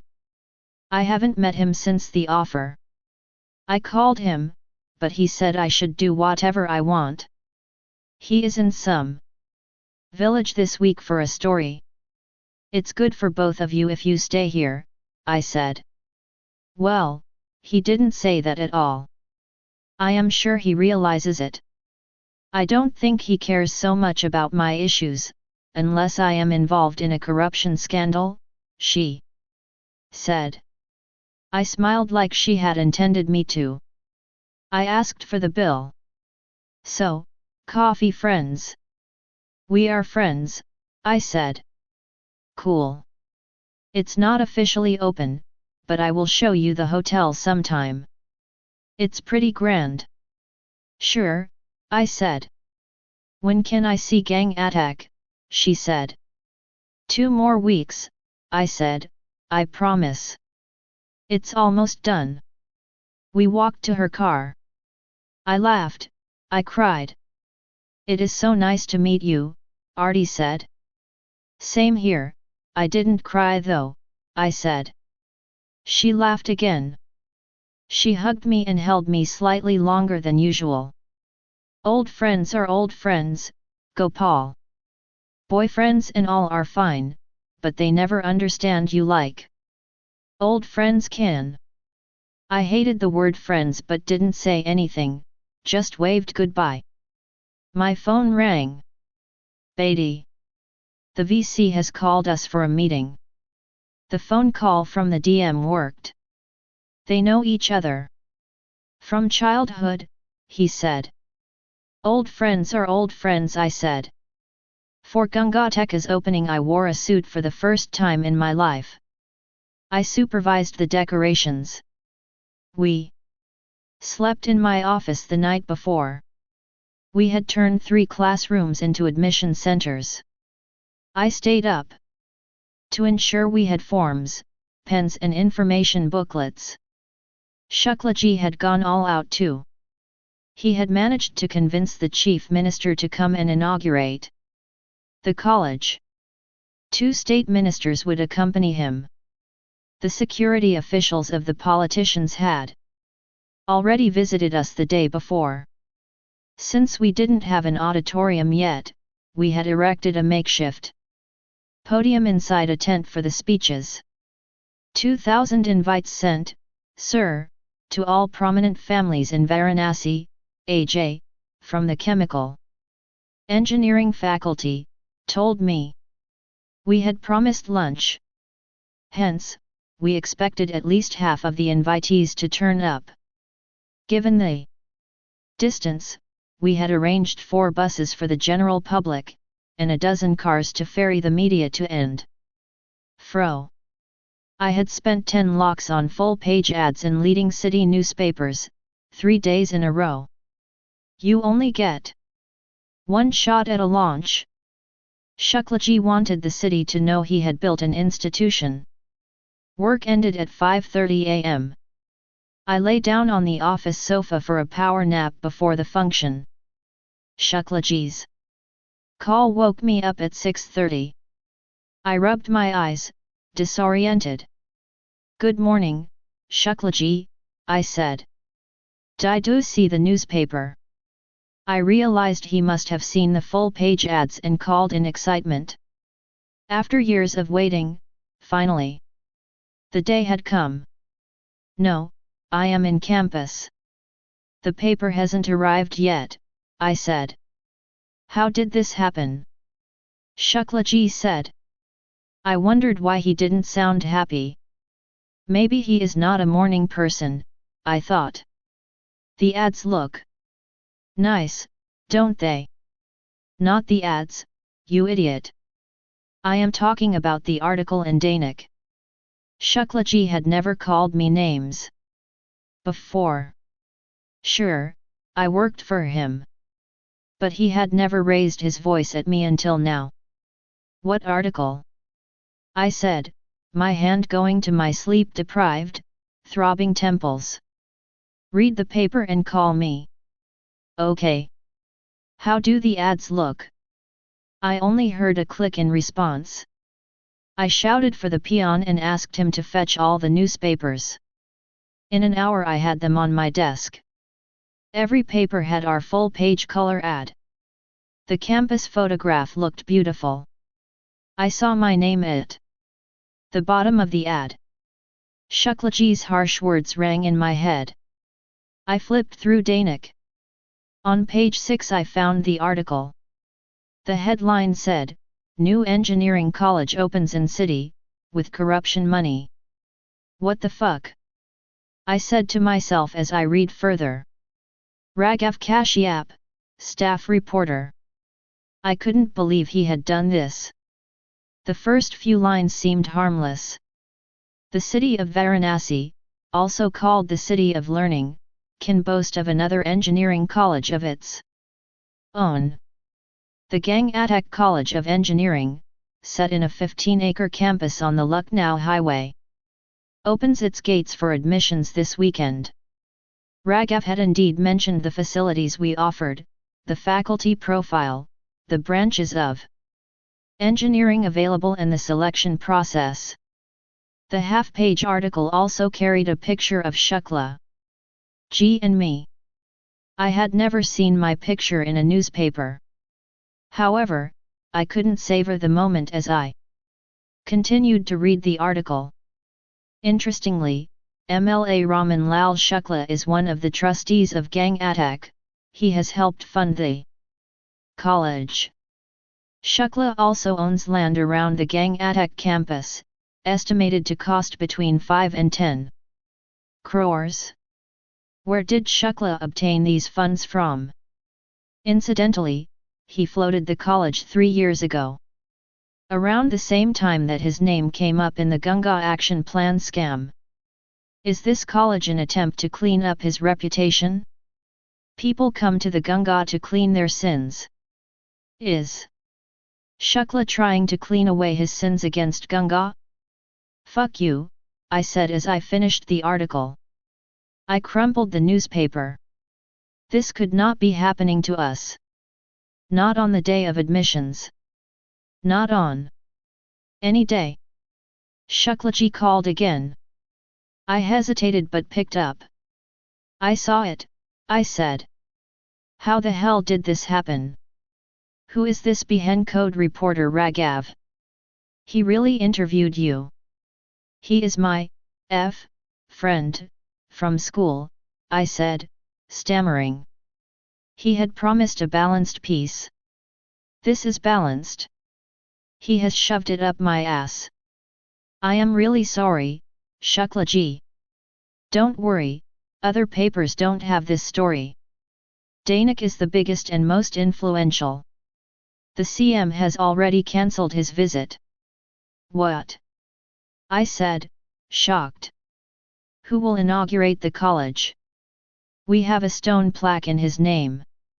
I don't know. The peon can inaugurate it for all I care, Shuklaji said. Please be calm, Shuklaji, I said. Really, we have to find someone in the next 3 hours. The MLA took a deep breath. The State Minister for Education is still coming. He can inaugurate it. And the plaque? Put a sticker on it, Gopal. Do I have to tell you everything? Sorry, Shuklaji, I will fix it, I said. I began a round of follow UPS. Most of the invitees confirmed their presence. A free lunch beats corruption allegations any day. May I come in, sir? I heard a female voice as I finished a call. I looked up. Artie. Am I disturbing you? She said. I am early. She had come at 9, an hour before the scheduled inauguration. Even in my stressed state, one noticed. She had dressed up for the occasion. She wore a bottle green salwar kameez with a purple and gold border. I continued to stare at her, my mouth half open. May I come in, Director sir? She said. Hey. Yeah, of course, I said. Wow, you look. What? She said. You look so formal, I said. Stunning, is what I wanted to say. Oh, I thought you might say I look nice. That's obvious, Artie. What's obvious? You always look good, I said. Yeah. I don't hear that so much these days. Why? Your boyfriend doesn't say it. I asked with a sting in my voice, thoughts of Raghav's article not leaving my head. She sighed. Unless I dress up in newsprint I don't think he would notice. I smiled. And started to check the list of school principals to see if I had missed anyone. You seem busy, Artie said. Should I wait outside? I would have never let Artie go, but I had tons of calls to make. Will you be okay outside? I said. Yes, Mom is here. Dad couldn't come. He is on tour. Oh, I said. Let me wish her at least. We walked outside. Her mother was sitting in the front row, one of the first guests in the tent. Hello, Auntie, I said, my hands folded. Congratulations, Gopal. What a lovely campus, she said. Why don't you make us your media partner, he said. What's that? I said. For a little extra fee we publish positive articles about your college. We get news, you get an image. It is a win-win partnership, he said. How do I know they will be positive? I said. Once bitten, twice shy. You sent us the articles. Amar said. I asked him to send me a formal proposal. After Varanasi Times, I went to Bansvatak to visit the Dainik office. Welcome Gopalji, Sailesh. Gupta, the sales manager at Dainik, greeted me at the building entrance. I flashed him a curt smile. We went to his office. What will you have, sir? He said. I shook my head. Tea. Coffee. Articles full of lies. I said. What? He said. Sailesh, I signed you the biggest check among all the places we advertised in. And what did you do? On the day of our launch. Sailesh understood my context and shifted his gaze. I have 5 lakhs more to spend next week. Tell me why I should not make Varanasi Times happy. And give them this. I waved the trust's checkbook at him. Gopal Bhai, Sailesh said in a low voice, what are you saying? We are the #1 newspaper. So?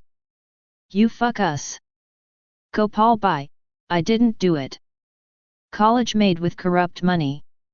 You have made money from us. 2. It is the editorial. They are stupid, impractical people, Sailesh said. I banged my fist on the table. I want to meet your editor-in-chief. If you want me to book any ads after this, I said. Sailesh glanced at my checkbook. He stood up. Let's go, he said. I followed him to the editorial floor. It's still under construction, I said, gesturing at a waiter to bring tea and snacks. Don't worry about us, Artie said. You do your function. Attend to all the high-profile guests. She hugged me before I left. I noticed her mother's eyes on me. I folded my hands once more and excused myself. Black Diamond. The inauguration ceremony went off smoothly, though without the CM the event lost some of its sheen. The state education minister unveiled the college plaque, his name stuck over the CM's on the black granite stone. There were murmurs among the media members regarding the CM's absence. The CM had to cancel in the last minute due to a crisis, Shuklaji said as he came on stage. He kept his speech to less than a minute. The press scrambled to ask questions. They all wanted to talk about the Dainik article. However, the MLA dodged them all from podium to gate. My apologies, no questions today. I have to visit villages. The farmers need me. Mr. Gopal Mishra. We'll take it from here. Within minutes, he had left the campus in his car. He called me from the highway. I want to speak to the bloody editor of Dainik, he said. Sure, I will set it up, I said. By the way, the admission forms are going well. Do the bastards know how many ads we give them? He went on. Shuklaji, on the admissions, I said. But he had already cut the call. Black Diamond. We hope to fill the remaining seats with an ad campaign. We want to advertise all year, I told the marketing head of Varanasi Times. We expect a bigger discount. I had spent the whole day doing the rounds of newspapers to book more ads. I sat in the office of Amar Trivedi, marketing head of Varanasi Times. Why don't you make us your media partner? He said. What's that? I said. For a little extra fee we publish positive articles about your college. We get news, you get an image. It is a win-win partnership, he said. How do I know they will be positive? I said. Once bitten, twice shy. You send us the articles. Amar said. I asked him to send me a formal proposal. After Varanasi Times, I went to Bansvatak to visit the Dainik office. Welcome Gopalji, Sailesh. Gupta, the sales manager at Dainik, greeted me at the building entrance. I flashed him a curt smile. We went to his office. What will you have, sir? He said. I shook my head. Tea. Coffee. Articles full of lies. I said. What? He said. Sailesh, I signed you the biggest check among all the places we advertised in. And what did you do? On the day of our launch. Sailesh understood my context and shifted his gaze. I have 5 lakhs more to spend next week. Tell me why I should not make Varanasi Times happy. And give them this. I waved the trust's checkbook at him. Gopal Bhai, Sailesh said in a low voice, what are you saying? We are the #1 newspaper. So? You fuck us. Gopal Bhai, I didn't do it. College made with corrupt money. You have made money from us too. It is the editorial. They are stupid, impractical people, Sailesh said. I banged my fist on the table. I want to meet your editor-in-chief. If you want me to book any ads after this, I said. Sailesh glanced at my checkbook. He stood up. Let's go, he said. I followed him to the editorial floor. In his glass cabin, Ashok Kumar, the editor-in-chief, was in a meeting with some sub-editors. Sailesh went in, the sub-editors came out. Sailesh signaled for me to enter. Ashok scanned me from tip to toe. You are from MLA Shukla's office, he said. I am the director of Gang Attack College, I said and offered my hand. He shook it in a cursory manner and asked me to sit down. I saw the full-page ads, Ashok began, looking a bit puzzled about my presence in his cabin. Did you see the article you did on us? I said. I am sure I must have. Who did it? Ashok said. He put on his spectacles and turned to his computer. To search. Sir may not remember the reporter, Sailesh told me. Should we search by date? Raghav Kashyap wrote it, I said. The new hire. Ashok said, upbeat for the first time. He quickly located the article on his computer. He turned the monitor towards us. This one. I nodded. I must congratulate the reporter. He's new, yet his stories are getting noticed. If you write nonsense you will get noticed, I said. What happened Sailesh ji? Why is your client so upset? We have done a half-page profile on their college, Ashok said. Why the last 2 paras? And the headline? I butted in. What? Ashok said and schemed the article again. Oh, the corruption stuff. What is the big deal in that? It affects our image, I said, bringing down both my palms forcefully on the table. Ashok didn't appreciate my display of emotion. He stared at me. I removed my hands from the table. If you are so concerned about image, why did you open a college with MLA Shukla? Ashok said. Sailesh realized this wasn't going well. Sir, Gang Attack is expected to be our biggest account, Sailesh said. So, we should stop reporting news in a fair manner. Ashok said. The allegations have not been proved, I said. A 3-year-old dead issue is brought out on the day of the opening. Is that fair? Ashok sir, let's talk in private for 2 minutes, Sailesh said. I stood outside the office as they spoke. I looked around. I asked a peon where Raghav Kashyap sat. I saw his tiny cubicle. It occupied less space than the sofa in my office. I saw Raghav. He was typing furiously on his computer, unaware of the world around him. Sailesh called me back in. Don't worry, it is all settled. Ashok sir will speak to the MLA directly. We will sort it out. Please, let's continue our association, Sailesh said. Okay, I said. What about the reporter? What about him? Sailesh said. He is a trainee. I want him to apologize to me, I said. Sailesh looked at Ashok. That's up to him, Ashok said. He picked up the phone and asked his secretary to send Raghav in. 5 minutes later, Raghav knocked on the door. Sir, you called me. Raghav said, then saw me. Hey, Gopal. You here? You guys know each other? Ashok said, one eyebrow raised. He interviewed me, I said. Raghav seemed surprised by my terse statement. He realized I didn't want to establish any prior connection. What's the matter?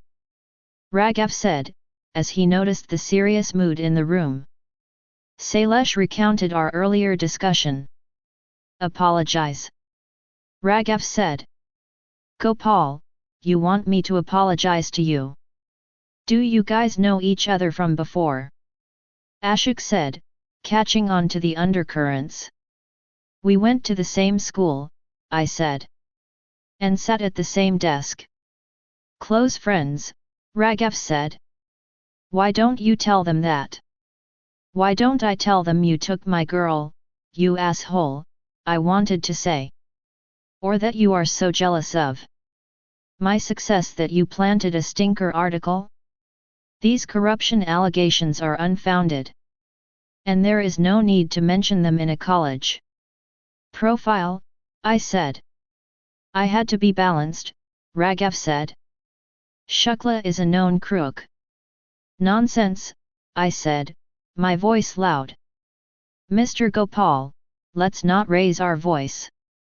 Raghav, you don't have to be an activist in every story, Ashok said.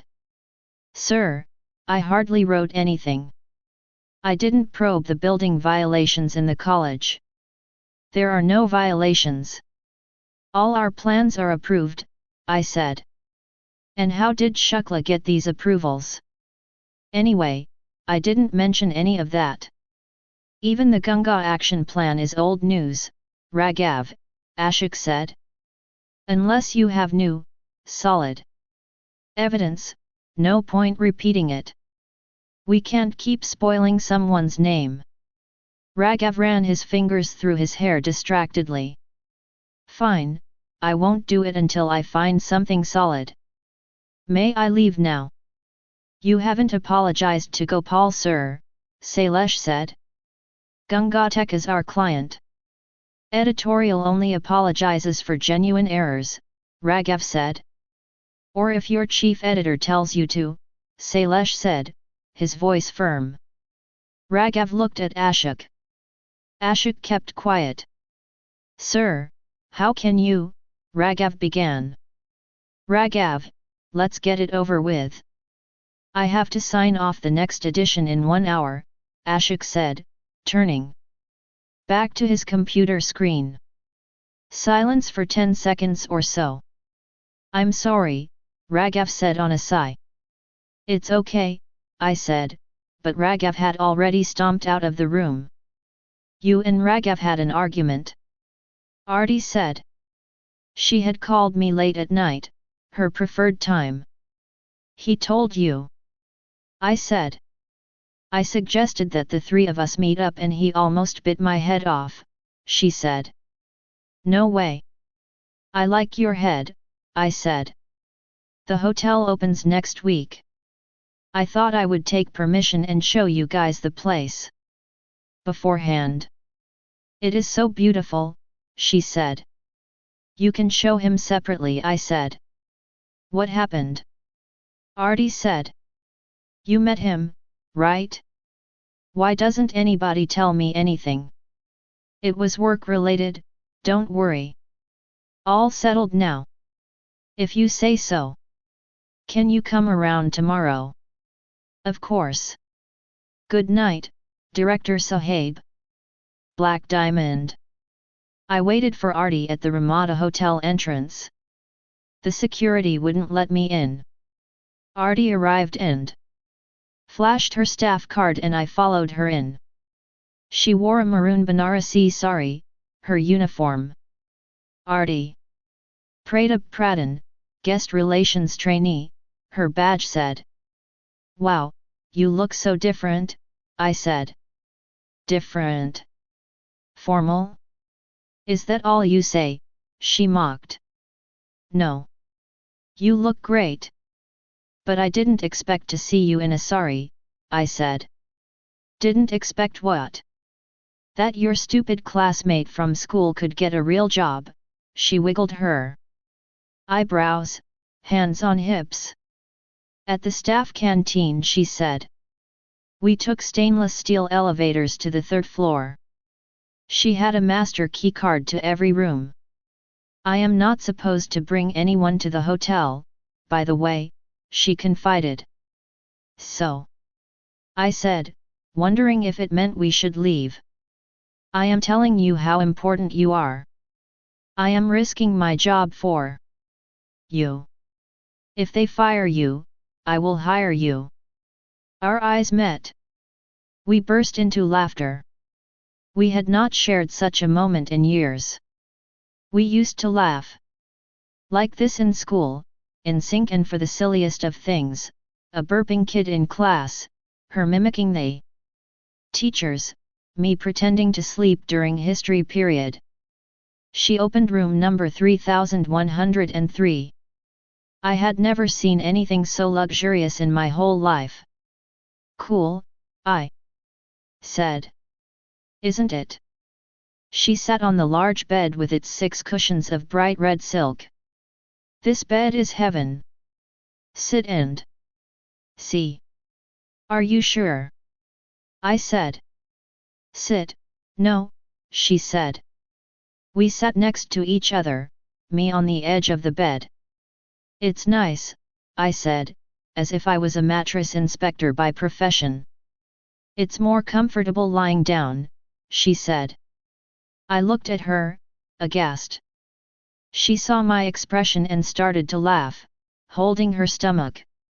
I am not saying let's, she said. Since when did you become so serious?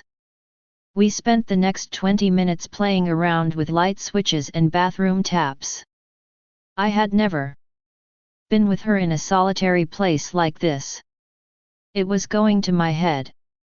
And I sensed a slight tension in the air. Maybe the tension was only on my side. Let's go. I checked my watch. I had to be back in the campus soon. Okay, she said and shut the wash basin tap. We stepped out of the room. A man in a crisp new suit saw us come out. Arti, he said, surprised. The color vanished from Arti's face. Sir, she said. I read the tag on the man's suit. Binayak Shastri, banquet manager. What are you doing here? He said. Sir, she said, this is Mr. Gopal Mishra. He is a client. We haven't opened yet, he said, still suspicious. Hi, I said, offering him my hand. I am the director of the Gang Attack group of colleges. He shook my hand. We are thinking of doing a college event here, I said. We walked towards the elevator. I was hoping he would ask no further questions when he said, what kind of event? A dinner for the top companies that we call for placement, I said. Arti avoided eye contact with everyone. Sure, we will be happy to assist you, Binayak said, as he handed me his card. I guessed that our staff canteen lunch plan had to be dropped. I am running late, but my team will get in touch with you, I said as we came to the lobby. Artie gave me a professional smile and disappeared behind the reception desk. Binayak chose to wait with me till my car arrived. How come you wanted to see the rooms? Binayak asked. We will have guest faculty. Maybe from abroad, I said. At that moment, thankfully, my driver drove into the porch. Yet. You are quite stupid, I pretended to agree, which made her punch my arm playfully. We entered the hotel lobby. Construction workers were using noisy polishing machines on the already shiny Italian marble. Smell of paint pervaded the air. She took me to a restaurant with plush velvet chairs. This will be our bar, toxic. The hotel would ensure that even as people visited the city to wash their sins, they'd commit new ones. We walked around the hotel to see the rest of the facilities. So, why won't people tell me anything? She said. What?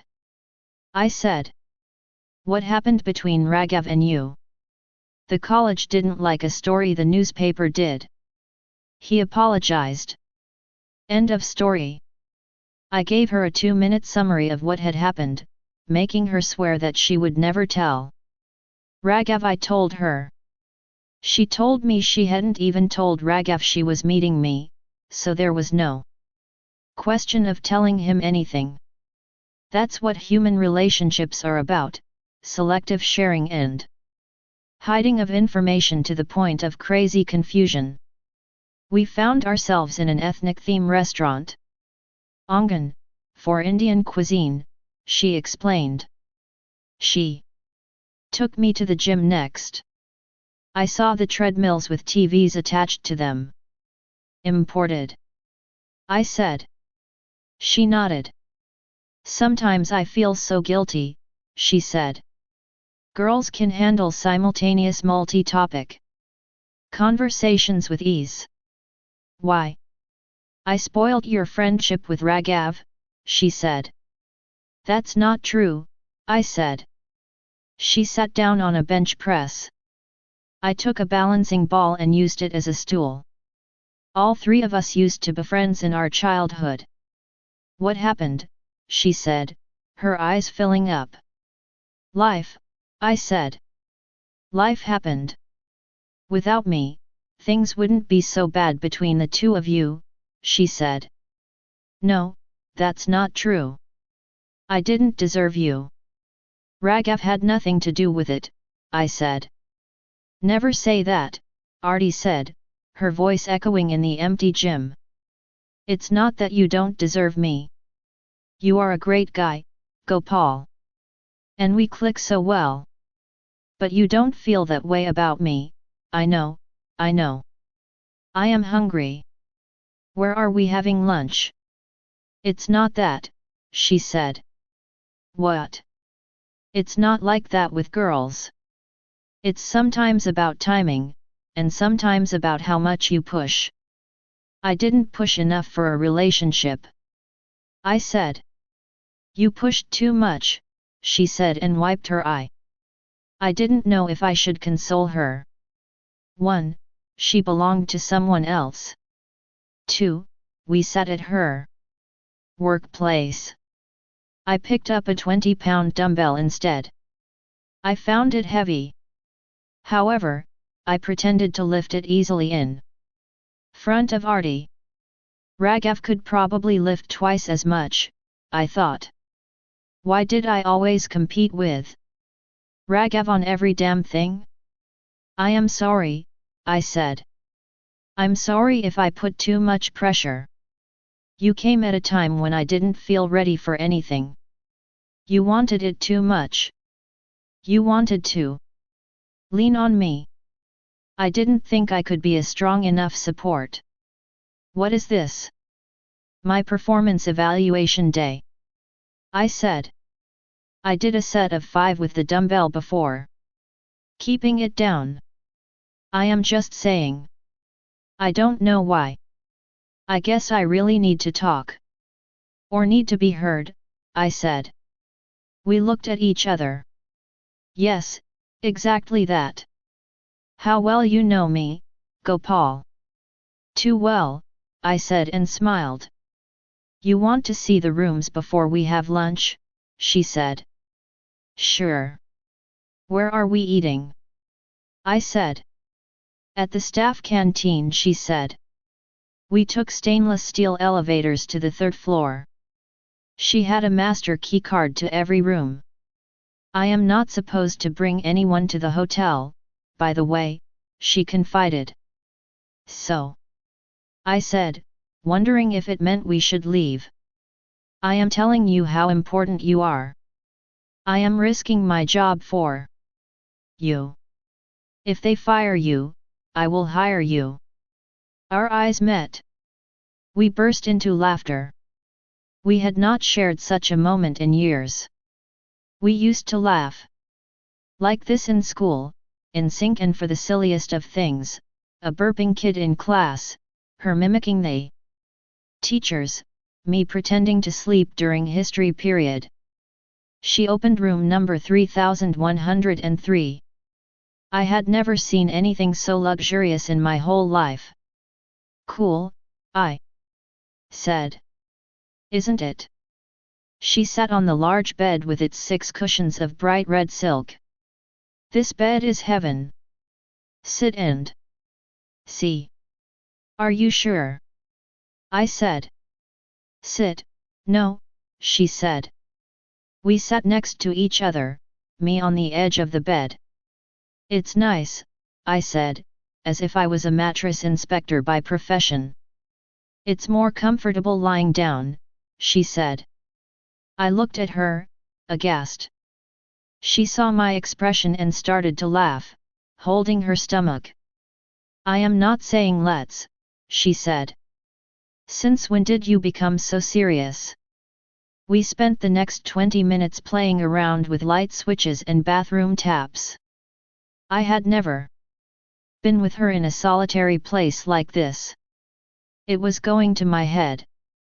And I sensed a slight tension in the air. Maybe the tension was only on my side. Let's go. I checked my watch. I had to be back in the campus soon. Okay, she said and shut the wash basin tap. We stepped out of the room. A man in a crisp new suit saw us come out. Artie, he said, surprised. The color vanished from Artie's face. Sir, she said. I read the tag on the man's suit. Binayak Shastri, banquet manager. What are you doing here? He said. Sir, she said, this is Mr. Gopal Mishra. He is a client. We haven't opened yet, he said, still suspicious. Hi, I said, offering him my hand. I am the director of the Gang Attack group of colleges. He shook my hand. We are thinking of doing a college event here, I said. We walked towards the elevator. I was hoping he would ask no further questions when he said, what kind of event? A dinner for the top companies that we call for placement, I said. Artie avoided eye contact with everyone. Sure, we will be happy to assist you, Binayak said, as he handed me his card. I guessed that our staff canteen lunch plan had to be dropped. I am running late, but my team will get in touch with you, I said as we came to the lobby. Artie gave me a professional smile and disappeared behind the reception desk. Binayak chose to wait with me till my car arrived. How come you wanted to see the rooms? Binayak asked. We will have guest faculty. Maybe from abroad, I said. At that moment, thankfully, my driver drove into the porch. Yeah. You are quite stupid, I pretended to agree, which made her punch my arm playfully. We entered the hotel lobby. Construction workers were using noisy polishing machines on the already shiny Italian marble. Smell of paint pervaded the air. She took me to a restaurant with plush velvet chairs. This will be our bar, toxic. The hotel would ensure that even as people visited the city to wash their sins, they'd commit new ones. We walked around the hotel to see the rest of the facilities. So, why won't people tell me anything? She said. What? I said. What happened between Raghav and you? The college didn't like a story the newspaper did. He apologized. End of story.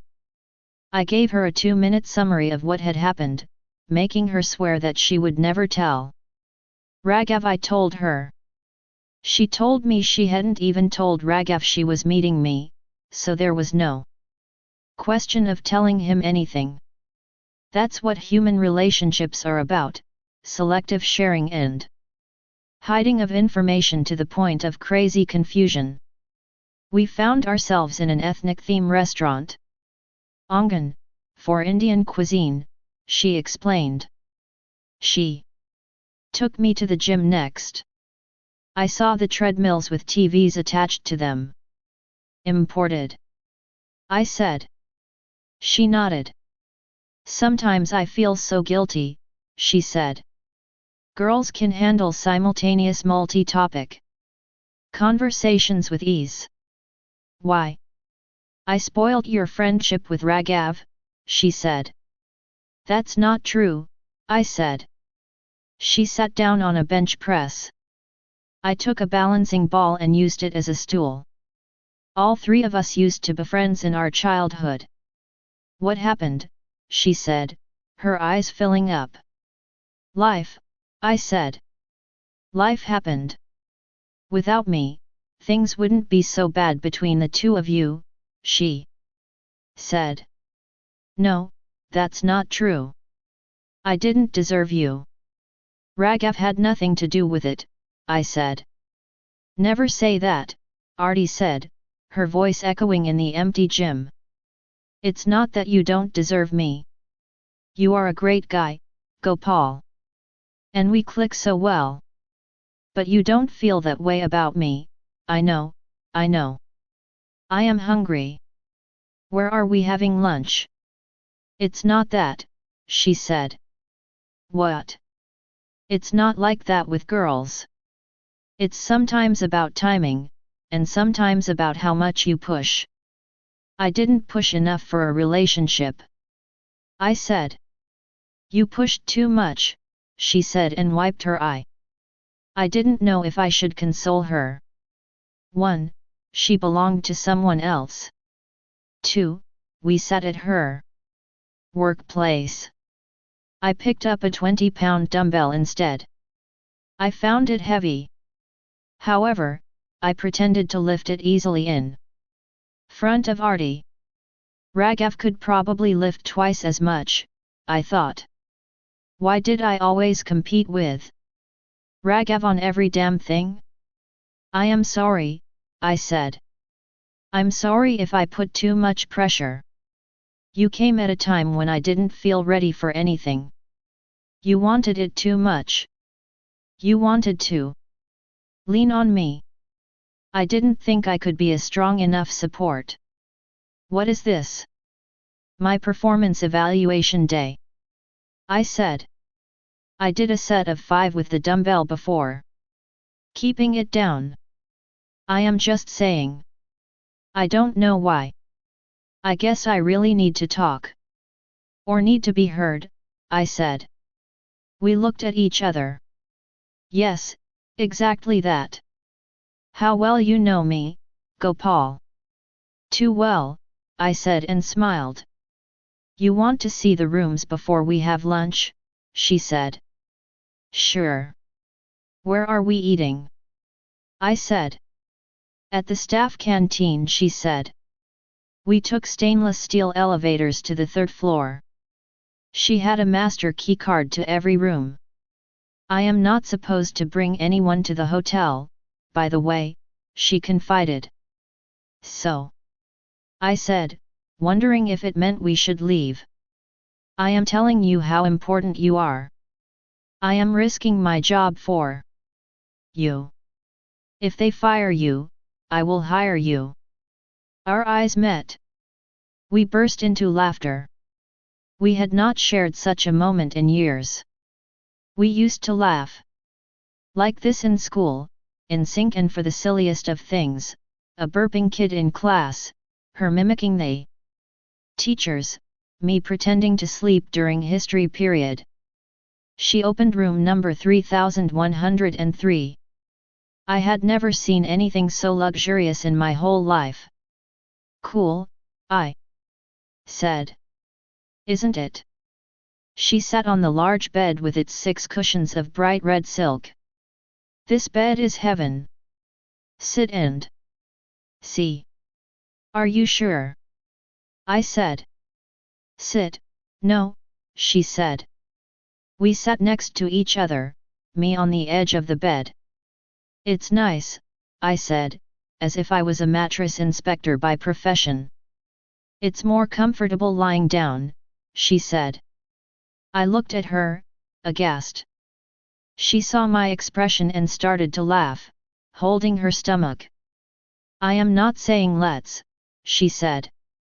Since when did you become so serious? We spent the next 20 minutes playing around with light switches and bathroom taps. I had never been with her in a solitary place like this. It was going to my head. And I sensed a slight tension in the air. Maybe the tension was only on my side. Let's go. I checked my watch. I had to be back in the campus soon. Okay, she said and shut the wash basin tap. We stepped out of the room. A man in a crisp new suit saw us come out. Artie, he said, surprised. The color vanished from Artie's face. Sir, she said. I read the tag on the man's suit. Binayak Shastri, banquet manager. What are you doing here? He said. Sir, she said, this is Mr. Gopal Mishra. He is a client. We haven't opened yet, he said, still suspicious. Hi, I said, offering him my hand. I am the director of the Gang Attack group of colleges. He shook my hand. We are thinking of doing a college event here, I said. We walked towards the elevator. I was hoping he would ask no further questions when he said, what kind of event? A dinner for the top companies that we call for placement, I said. Artie avoided eye contact with everyone. Sure, we will be happy to assist you, Binayak said, as he handed me his card. I guessed that our staff canteen lunch plan had to be dropped. I am running late, but my team will get in touch with you, I said as we came to the lobby. Artie gave me a professional smile and disappeared behind the reception desk. Binayak chose to wait with me till my car arrived. How come you wanted to see the rooms? Binayak asked. We will have guest faculty. Maybe from abroad, I said. At that moment, thankfully, my driver drove into the porch. Over the next 2 months we managed to fill 180 seats out of the 200 in our first batch. For the first time, I actually handed money to Shuklaji's accountant. Many students paid their fee in cash. Farmers' kids, in particular, brought money in gunny bags, with bundles of notes accumulated over the years. Make my son an engineer, a farmer pleaded with folded hands. It made life so much easier. For the job and dowry market, a B.Tech degree never hurt. Dean Shrivastava and his gang of 20 faculty members took care of the classes. I kept myself busy with projects such as getting the hostel mess operational, hiring new staff and ensuring that the remaining Construction work continued as per schedule. I had a limited social life. Once a week I had dinner with faculty members, mostly to discuss work. A couple of times, I ended up at Shuklaji's place. "You are the director of the institute. How can you still stay in your tiny old house?" he said one day. "After too much whiskey. The faculty bungalow will be ready soon." "One sleep in the office most of the days," I said. Artie, however, had come back into my life, as the only non-work person I spent time with. Ramada opened, she joined work and sat prettily at the guest relations desk in the lobby. On her first day of work I sent her a box of chocolates and flowers. Maybe I shouldn't have, but I felt the day was important to her. I made sure the bouquet had only white roses for friendship, no red ones. "Hey, thanks. Really sweet of you." Smiley face, came her SMS. I read the message 50 times. I finally composed a reply. "You're welcome. For a great future career, woman." She replied after 10 minutes. "Why are you being so nice to me?" I had no answer. I used a women's trick. When in doubt, send a smiley. I sent 3. Smiley face, smiley face, smiley face. She messaged, "Meet up after work? 7 p.m. CCD?" "Sure," I replied promptly. I drove down from the campus to Sigra to meet her. She told me about her day at work. She had helped settle 5 Germans into the hotel, arranged 3 cars for a 10-member Japanese delegation, and sent a surprise birthday cake to an American in his room. She seemed happy. I didn't think she missed being an air hostess. So we met today. "What do you do in the evenings otherwise?" she said. "Not much. Stay on campus. Work," I said. "That's horrible. What about friends?" Artie said. I shrugged. "I have colleagues in the college. That's company enough." She patted my hand. "You should have friends. Look at me, I have you." "What about Raghav?" I said. "He works late at the newspaper. He has no time," she said, withdrawing her hand. She did not tell me how Raghav would feel about our regular meetings, which is what I had really asked. She only told me Raghav would not find out. "You have to meet friends after work." She sounded like she was convincing herself. "I probably bore you to death with my hotel stories, but you never bore me. Even if you don't say a word," I said. With that, Artie and I became friends who meet after work. We met twice a week, sometimes thrice. We ate at new restaurants, visited cafes, took walks in the Ravidas Park and occasionally watched movies. We had some unspoken rules. We didn't have long chats on the phone, and mostly texted each other. We never visited the past or talked about touchy topics. I would never touch her, even though she would sometimes hold my arm mid-conversation. At movie theaters, we would enter and leave separately. That's what boys and girls did in Varanasi, anyway. When Raghav called, I would quietly step away, so I couldn't hear her. Finally, when Raghav finished work, she would leave. I couldn't figure out why I'd started to hang out with her. I had become a buffer until her boyfriend got free from work.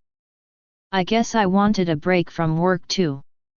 And, of course, when it came to Artie, my reasons went for a toss anyway. "So, Raghav has no idea we meet?" I asked her one day. She shook her head, and wiped her coffee mustache. Black diamond. Raghav stayed out of my life after the inauguration day debacle. However, he couldn't stay off his old tricks for long. Varanasi Nagar Nigam eats, builder cheats. Raghav Kashyap, staff reporter. I woke up to this headline a month after we opened. He often wrote about black marketeer ration shop owners, LPG cylinders sold illegally, the RTO officer taking bribes and other routine Indian things nobody gives a fuck about. I would have ignored this article too, had he not mentioned gang attack. I skimmed a few lines. The article said, surprisingly the inappropriate approvals and the resultant illegal construction are right there in front of our eyes. Unlike other corruption cases where the wrongdoing is hidden, like the Ganga Action Plan scam, here the proof is for all to see. Farms are turned into colleges, which then flout all norms to construct as much as possible. Colleges will soon have malls next door. Politicians, meant to protect us and prevent all this, are often the culprits. This is not all, the city has new hotels, residential towers and office buildings where the VNN has taken its cut. We have proof to compare the vast difference between what is allowable and what VNN approved. A box next to the article listed the controversial approvals. I read the list. 1. The Vicon apartment building, a 10-story tower on a low-flying zone.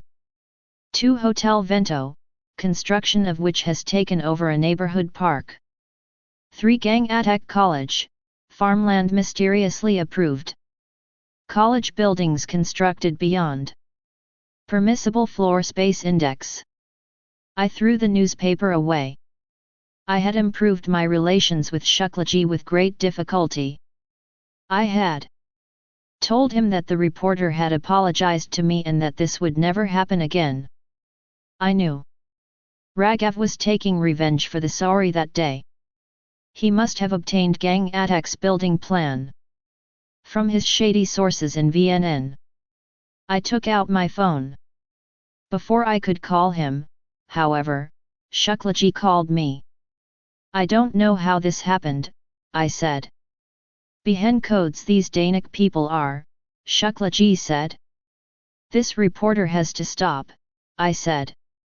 It's not the reporter. The opposition must be doing this. I don't know, sir. Or maybe someone in my own party. Jealous bastards wanting to spoil my name. I don't think so, sir. What? It is the reporter. I know him from before. He's the crusader activist types. Plus, he had to apologize to me. He is taking revenge. Who? Raghav Kashyap, the name is there in the article. I'll fuck his happiness, Shuklaji said. Should I call him? I said. Don't. I'll speak to his seniors. I said, what about the article? Does it affect us? If VNN calls, direct them to me, Shuklaji said. Black Diamond. No VNN officials called. Instead, they came straight to my college. The officials didn't come alone. They came with 2 bulldozers. Students peeped from classroom windows as the sounds of the earth mover disrupted classes. I came running to the gate. Open the gates, we have come for demolition, said a man wearing cheap sunglasses and a yellow plastic helmet. What? I said. We have orders, said the VNN official. He took out a folded piece of paper from his pocket. My heart beat fast. What will you demolish? The main building. There's illegal construction here, he said, his tone defiant. The harsh morning sun hit our faces. Can we talk? I said. He shook his head. I took out my phone. I called Shuklaji. He didn't answer. This is MLA Shukla's college. What is your name, sir? I said. Rao. I am Amrit Rao. I don't care whether you say MLA or PM. I coaxed him to be patient for 10 minutes. He turned the ignition off on the bulldozers. I asked the peon to get soft drinks with ice for everyone. I continued to try Shuklaji's number. He answered it. The 8th attempt. What is it, Gopal? I had to call the CM. These stupid articles are the biggest headaches. Sir, we have bulldozers here. What? Shuklaji said. I handed the phone to Rao, who repeated his mission to the MLA. However, he became silent as the MLA spoke at the other end. Rao stepped aside to have a lengthy animated conversation with Shukla. For 10 minutes. Rao returned my phone. Here, Shuklaji wants to speak to you. Sir. I said, still dazed. How much cash do you have in the office? Shuklaji wanted to know. Not sure, sir. Around 2 lakhs in the safe. Give it to him. Put the notes in an empty cement bag, topped up with sand. Yes, sir, I said. His colleagues should not see it. He has a solid reputation. Okay, sir. And he has to break something. He can't go back without demolition pictures. What? Is there anything partially constructed you don't need immediately? Sir, the students are going to see the demolition, I said. No choice. This reporter friend of yours has kicked us right in the... He's no longer a friend, sir, I said. He's fucked. Anyway, tell me what can be broken easily and will cost the least to fix. The machining lab. We can put the machines somewhere else, I said. Do that. Then draw a cross sign with chalk outside the lab. Let them do the rest. Don't forget the cement bag. Shuklaji hung up. I signaled the security guard to open the gates. Rao gave me an oily smile. I can't do a movie today. I have to leave in 10 minutes. Arti frowned as she stepped into my Innova. I had come to pick her up at the hotel with tickets for the 7:30 p.m. show of Rock On. Can you get a refund? I tore up the tickets. Gopal, she said. What are you doing? You shouldn't have bought tickets without asking me. Why are you distraught? It's about Raghav. I have to be with him. What? I said. Don't talk about Raghav. Whose rule is that, Mr. Mishra? Mine. But I want to know why you are cancelling the plan. I'll tell you. Can you drop me home? DM's bungalow, I told the driver. Keep it to yourself, okay? Arti said. He told me not to tell anyone. I can trust you, right? Do I have to answer that? I said. Fine. Raghav lost his job, she said. What? I said. A surge of warm joy ran through me. I'm shocked. Dainik considered him a star reporter, Arti said. Did they give a reason? I said. The reason was sitting next to her. I don't know. He didn't say. He just said the management asked him to leave. Recession. I said in a mock concerned voice. They cut staff in tough times to save costs. How much can you save by firing a trainee reporter? And Dainik is doing well. The car reached Arti's home. Is he at your place? I said as she stepped out. She shook her head. I'll go meet him. I wanted to come home and change. How did he sound? Upset, I said.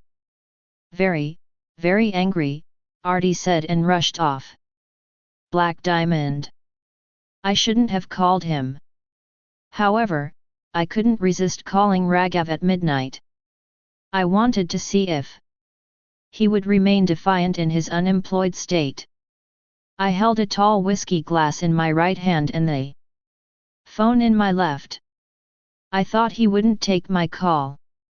However, he picked it up soon enough. Do you need another apology? Were his first words. Hi, Raghav, I said, my voice calm.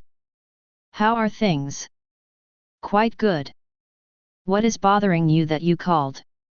Don't be upset with me, I said. You only get upset with people you care about, Raghav said. You cared about your job. Bye, Gopal, he said. I told you not to write shit about us, I said. I don't need to ask you how to do my job. I took a big gulp of whiskey. Oh yeah, how can you? Bhu pass out, taking advice from an uneducated man like me. He remained silent as I filled my glass again. The whiskey made me feel more confident than ever before. It's not about education, Gopal. It's the person you have become. I can't believe it. Rich. Successful. Hard to believe, hey? The person who cleared C is unemployed. I'll find a job, Gopal. And tell that MLA of yours, just because he could get a trainee fired from Danik doesn't mean he can silence the truth. I could give you a job, Raghav. Want to work for me? I only heard a click in response. Black Diamond. Revolution 2020, Artie said, chin in hands and both her elbows on the table. We had come to the Ramada Hotel coffee shop. It was an off day for her. She could visit the restaurants as a customer in regular civilian clothes. Waiters smiled at her in recognition, and she greeted them back. Ever since Raghav lost his job, she hadn't met me too often as she wanted to be with him.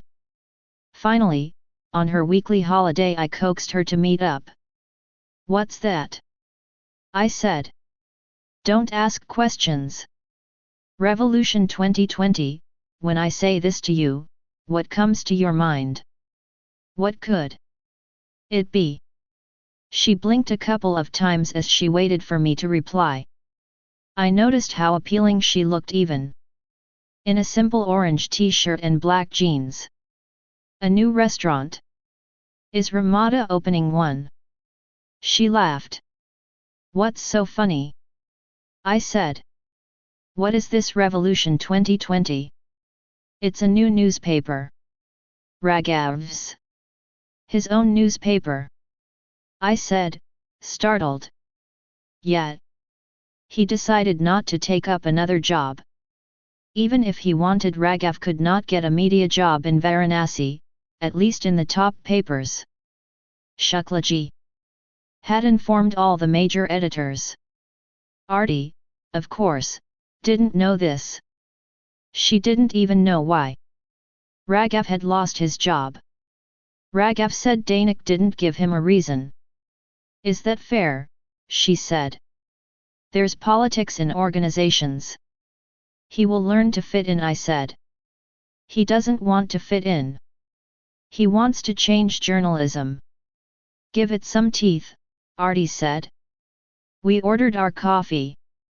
Alongside, the waiters also gave us freshly baked cookies and muffins. Did we order all this? I said. Contacts, she said and winked at me. How can he start a newspaper? I said. You need money. It's not money. It's the content that matters, Artie said and took a sip. A sliver of foam was left behind on her lip. Artie, you really believe this? You are a practical girl. It's fine, Gopal. You opened a college. Why can't he do this? I had a backer, MLA Shukla, who had cash and connections. He hates him. Raghav says Shukla is the most corrupt leader Varanasi has ever had, Arti said. That's speculation, I said.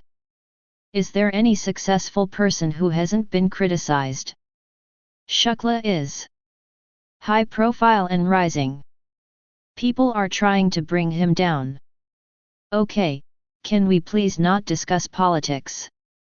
Arti said. The political gene ended in my family with my grandfather. You could join, I said. People still remember your grandfather. She raised her hand and pumped her fist to make a mock slogan gesture. Vote for me, I will give you free cookies with coffee. She smiled. No, thanks. I am happy in Ramada. I smiled back. Anyway, so how exactly is he going to start his revolving what? Revolution 2020. That's his goal. That India must have a full-blown revolution by 2020. Power will be with the youth. We will dismantle the old corrupt system and put a new one in place. And he's going to do that from Varanasi. I sounded as skeptical as I felt. Yes, of course. Kids from big cities are cushioned against the system. They have decent colleges, get good breaks. The revolution has to start from a small city. He's definitely got you on board, I said. What better place to start than the city that cleanses, she said. She spoke in an enthusiastic voice. Maybe this was what she liked about Raghav. His passionate approach to life, even if it was outlandish and fantastic. Girls don't like reality that much. Or practical questions. How does this newspaper work? Who pays for the printing, paper, and promotion while the revolution comes? She sobered quickly. So it isn't exactly a newspaper to start with. It is like a newsletter. Just one big sheet. Okay. I egged her on. On one side of the paper will be matrimonials. People from Varanasi love fixing marriages. So he will put ads for local brides and grooms on that side. Free at first, and charge later. Maybe some job ads too. Why wouldn't people advertise in established newspapers? Revolution 2020 ads will cost much lower and will be extremely local. You can find brides and grooms down your own street. I nodded. On the other side, Raghav will do local news stories. And since it is not a proper newspaper, he can be edgier and do more sting operations. He loves doing that, I agreed. So that's it. Printing costs are low, as there is only one big sheet to begin with. He will contact temples for the initial ads, so let's see. Do you like the name? I shrugged my shoulders. She bit into a muffin. Everyone has their thing, Gopal, Arti said, her mouth full. You have your college. This is his. It will never make money, I said. So. She waved her muffin at me. Money isn't everything. Easy to say that when you are eating cakes in a 5-star hotel, I said. She grinned and kept her muffin down. I like money, I said. Nothing wrong with that. My deal is simple. Money or revolution, everyone should follow their heart. Sometimes your heart can lead you to a dead end, I said. She paused and looked at me as she digested my statement. She pretended to marvel, nice. Striking below the belt again, are we? Of course not, I said. I asked for the bill, which came with a 20% staff discount. We came to the lobby. Do you have to leave soon? I said. Not super soon, why? I haven't rode for a year, I said. Fulchand, my favorite Sea-God boatman, recognized me from a distance. He looked amused too. See me in a formal suit. He untied the boat for us. I helped Artie on board and tipped him an extra $100. He slid a small paper packet in my hand. What's this? Good stuff. I have sourced it from the Aghari sadhus. You have a matchbox. I understood what he had given me. Artie did too, and gave me a sly smile. I bought a few cigarettes and matchbox from the pawn shop. I dipped the oars into the water, and together Artie and I floated away. It's been ages.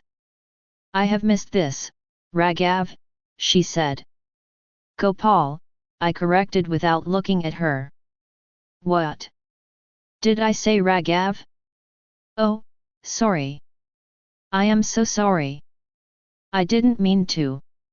It's okay, I said. I rowed to the opposite bank of the river. The oars felt rough. My arms were not as strong as they used to be, when I did this on a regular basis. The main ghats of Varanasi are packed end to end with temples and ancient structures. The soft sandy shore on the other side of the river looked desolate. A small tea kiosk was the lone hub. It served the occasional tourists who went there on a boat. I anchored the boat to a tree stump. The evening sun turned the Varanasi skyline orange. Let's take a walk, said Artie, raising her face to feel the breeze. We viewed the buzzing ghats on the opposite side. We could see the frantic activity, but not hear a thing. We strolled for a while, then went to the kiosk and sat on stools to order tea. Are you going to smoke what Fulchand gave you? If you don't mind, I said. She shrugged. I opened the pack of cigarettes. I teased the tobacco out of one of them, and pushed the dried marijuana in. I lit it and took a puff. May I try? She said. I shook my head. Her phone rang. She took it out from her bag. The screen flashed Raghav calling. SHH. Quiet, she signaled to me. Hi, she said into the phone. She listened as Raghav spoke for a while. That's great. Yes, put the Panditji's picture in the paper. He will be so happy. He will give you all the marriage listings, she said and grinned. Yes, she continued, still at the hotel. This is a terrible industry, they make you work on an off day. Yes, a whole bus of French tourists has arrived. She mimed at me to be patient. I nodded as I watched the sky turn dark. Yes, baby, I miss you, Artie signed off. She reached for the joint.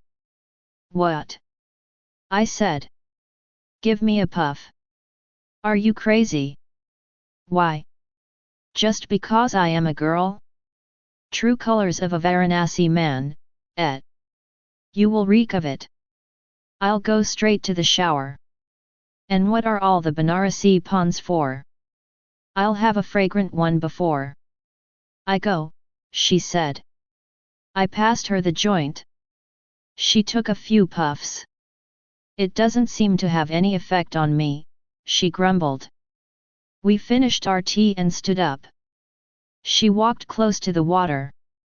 Come, let's see the arty lamps in the water, she said. It's late, I said. We'd better go. I like it here. Come, she said and sat on the sand. She patted the ground next to her. I sat down beside her. Your phone will ring again, I said. Whatever, she said. When he worked at Danik, he never called. Now it is a break, so he does. Wait until his Revolution 2020 starts. Is he serious about it? I said disbelievingly. Oh, yeah. The first issue comes out in 2 weeks, she said. I finished my joint and contemplated the holy river. The world came to wash away their sins in Varanasi. Did they ever stop to think about Varanasi for a moment, about what its people would do with all the sins they left behind? The grass had turned me philosophical. I flexed my fingers, preparing myself for the tough ride back. Artie took my right hand into her lap and started to massage it. I looked at her in surprise. Nice, she said. I didn't say anything. Not a thing. I didn't withdraw my hand either. A full moon emerged in the sky. It's Purnima, she said softly. The sand beneath us, her face in the moonlight. Suddenly she began to blink furiously. You okay? I asked. She shook her head, still blinking. A particle of sand had blown into her eye. I withdrew my hand from her grasp and cupped her face. Open your eyes, I said. She shook her head again. Open, Artie, I said. I cradled her head with both hands.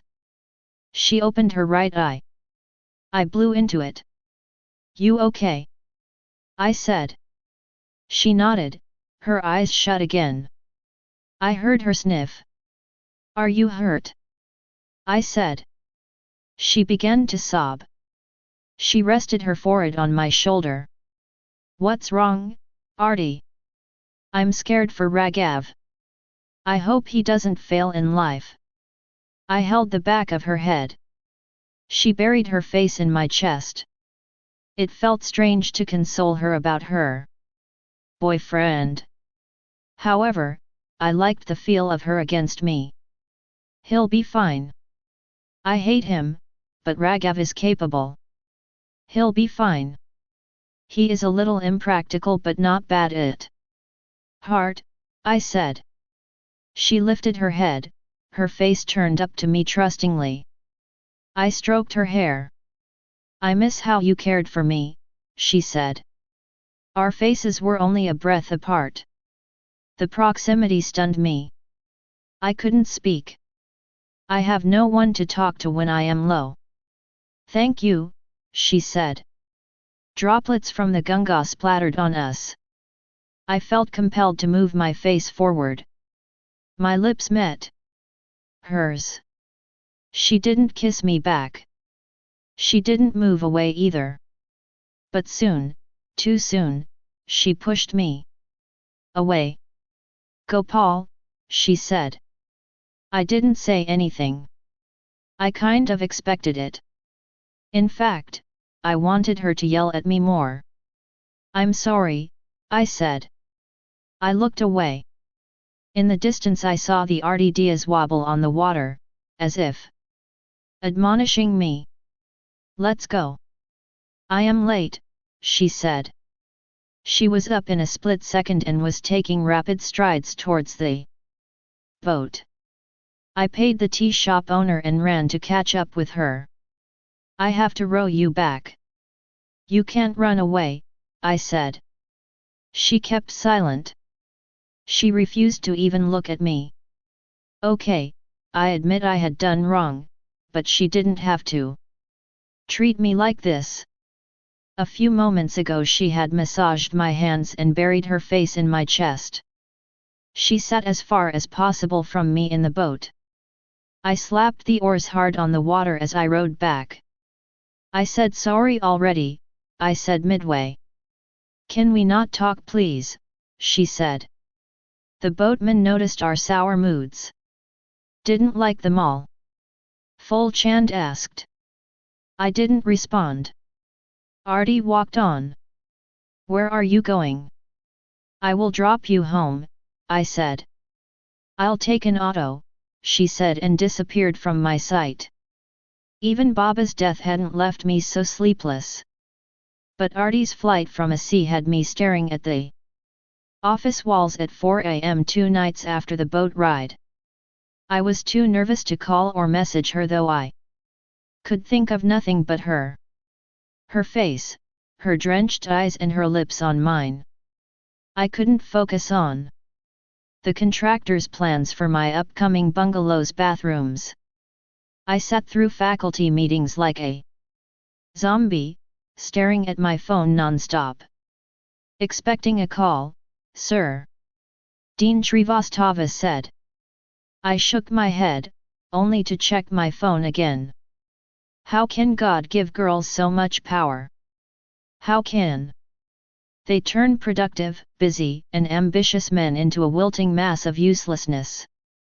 Sir, so you are okay with us conducting midterms next week, said Anmal, the civil engineering professor. Yes, I managed to respond while wondering what I'd do if she didn't call ever. On my third sleepless night, my phone beeped at 2 in the morning. A message from her, don't call or message me. What made her send this message? I hadn't called or messaged. I was sitting there holding the phone when my phone beeped again. Ever, said her next message. She isn't sleeping and she is thinking of me. My optimistic, irrational brain kicked into action. Why did she send these messages? What do they mean in Gurlese? Since Gurlese often means saying the opposite of what is meant, did this mean, call me? Okay, I replied. I waited for an hour but got no response. Soon I drifted off into a dream about boat rides. Black diamond. A fluorescent pink A3-sized sheet fell out of the morning paper. I thought it was a flyer for a travel agency or tuition classes. However, it had a masthead like a newspaper. Aha, I smirked, Raghav's attempt to change the world. Revolution 2020, it said in big, bold font. Below was a letter from the editor, headlined, Because enough is enough. I read on. What do you say about a society whose top leaders are the biggest crooks? What do you do in a system where almost anyone with power is corrupt? India has suffered enough. From childhood we are told India is a poor country. Why? There are countries in this world where an average person makes more than 50 times that an average Indian makes. 50 times? Are there people really 50 times more capable than us? Does an Indian farmer not work hard? Does an Indian student not study? Do we not want to do well? Why are we then doomed to be poor? I laughed at Raghav's self-indulgent trip. I sipped my morning tea and continued to read.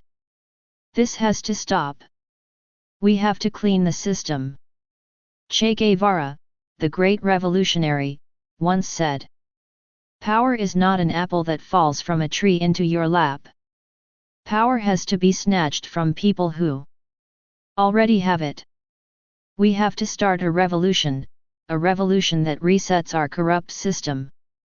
A system that shifts power back into the hands of the people, and treats politicians like workers, not kings. Of course, this won't happen overnight. This also won't happen until the real suffering begins.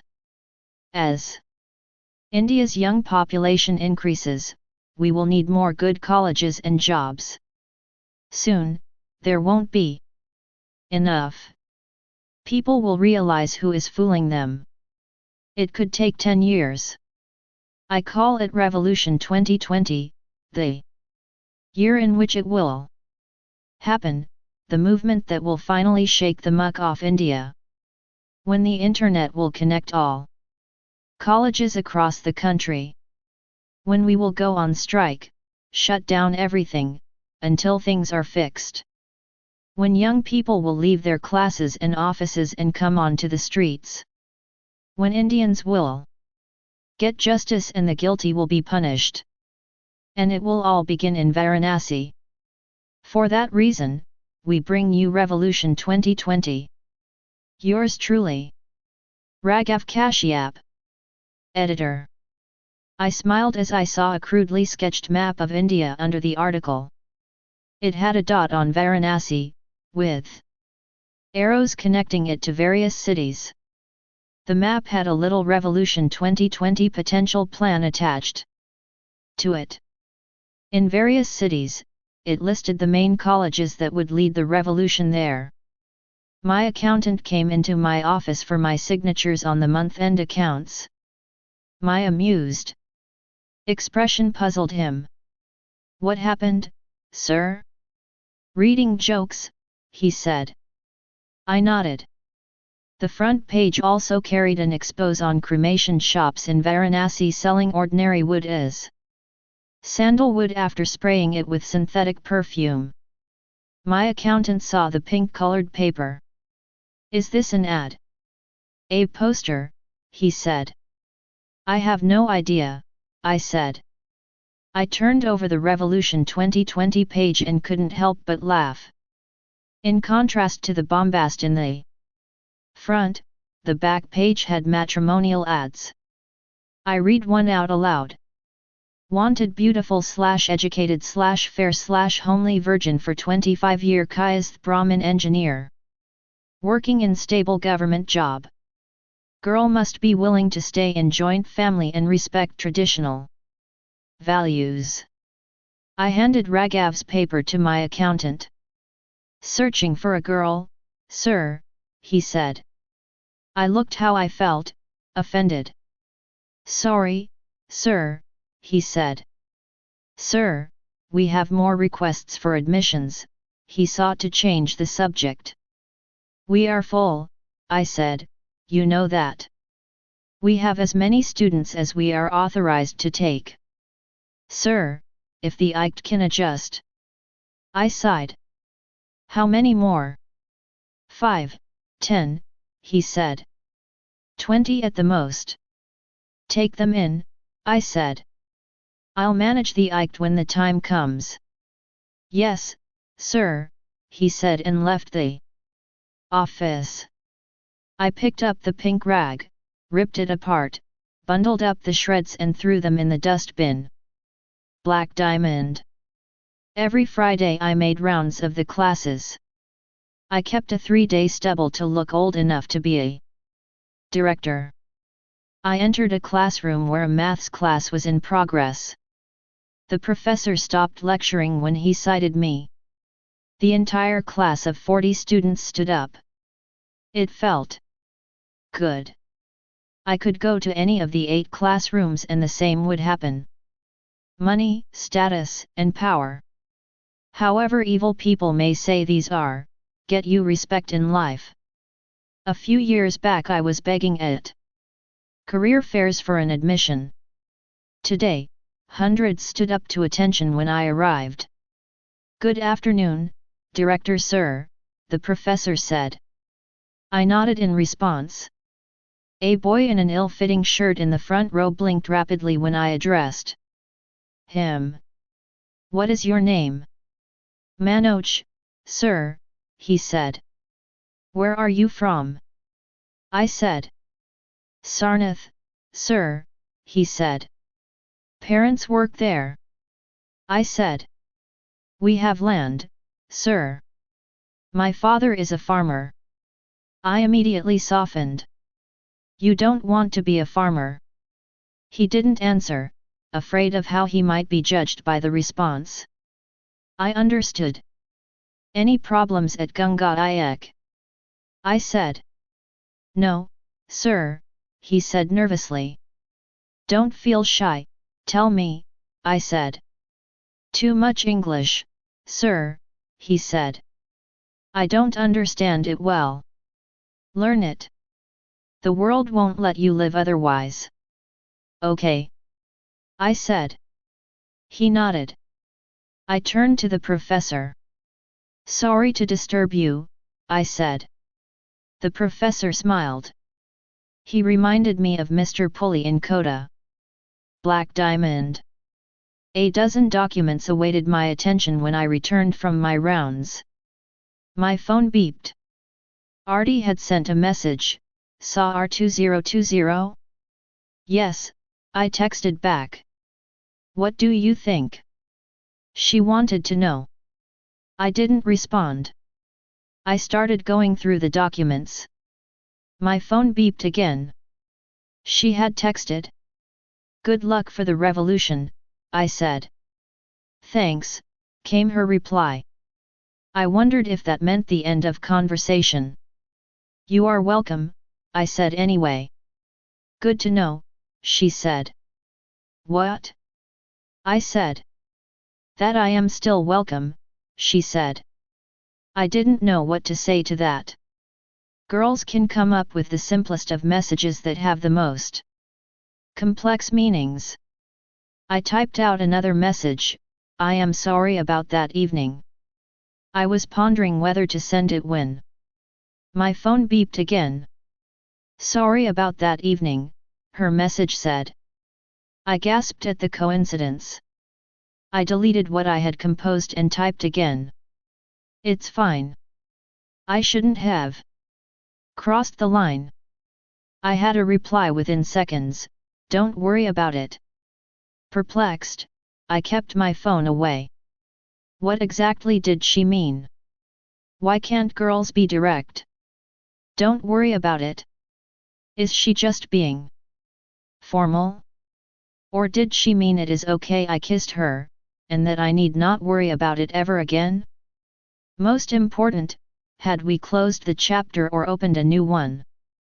I wanted to ask her all these questions but did not have the guts. I didn't want to keep things hanging either.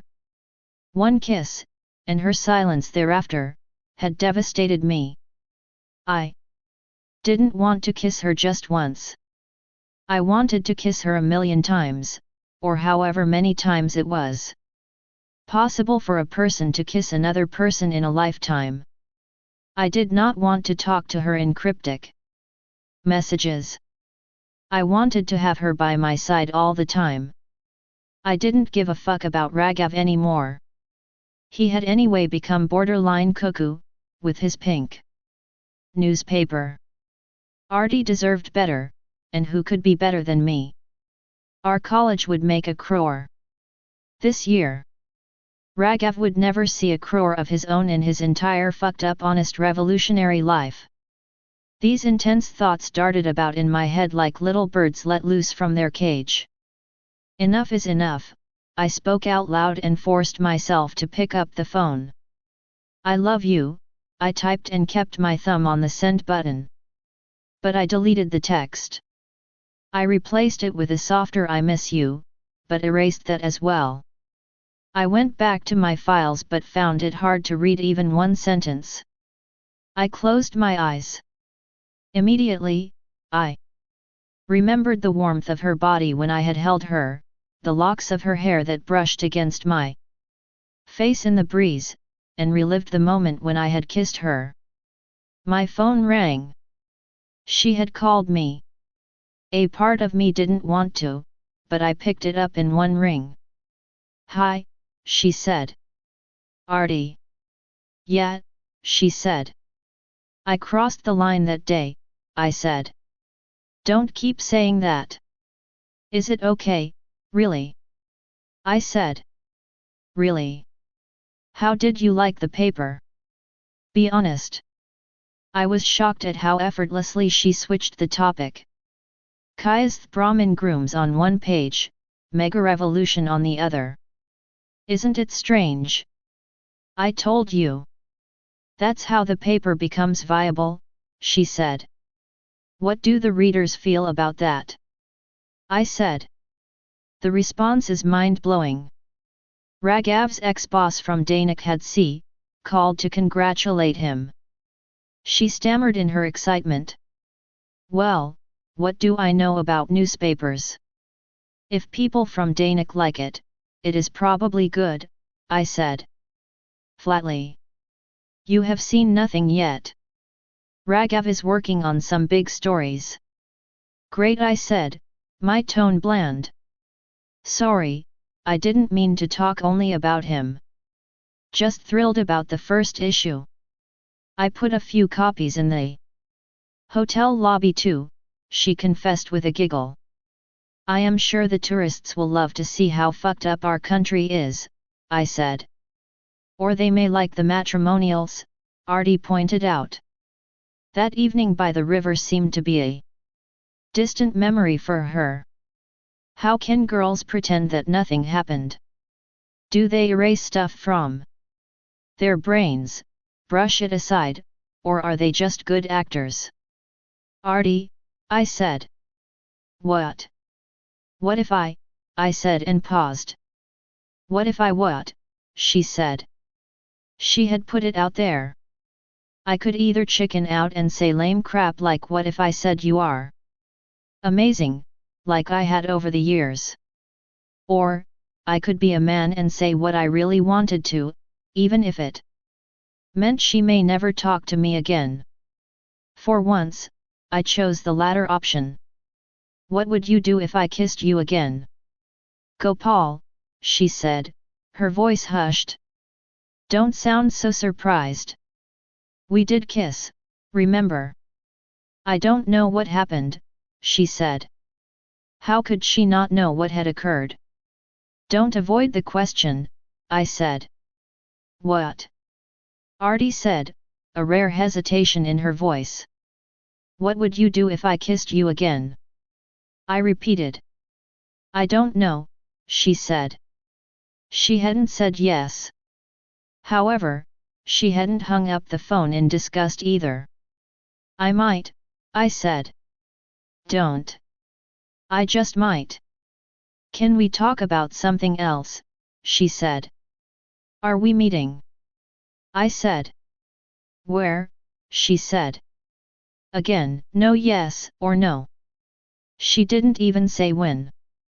She simply asked the location. It meant she wanted to meet me. Even after I had warned her that I wanted to kiss her, she wanted to meet me. A dozen smileys filled up my head. I'll pick you up at work. What time do you get done? 6. Not today though. Raghav has some friends over. First issue and all. Party. Kind of. A low-key affair. Raghav doesn't have money to party. Everything has gone into the paper. You want me to give some money? I said, enjoying every syllable of my sentence. Stop it, Gopal. So, tomorrow at 6. I will call you, I said. Oh, okay. Where are we going? She said. Somewhere private, I said. She paused for a second. Where we can talk, I added. Let me know then. You are in 2105, Mr. Mishra. I had booked a room at Ramada for 5,000 a night. Any help with your luggage, sir?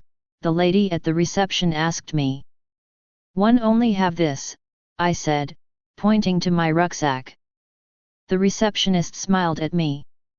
She walked with me to the center of the lobby and to the guest relations desk. This is Artie, the receptionist said, and she will guide you to your room. Artie looked up from her computer. Her jaw dropped.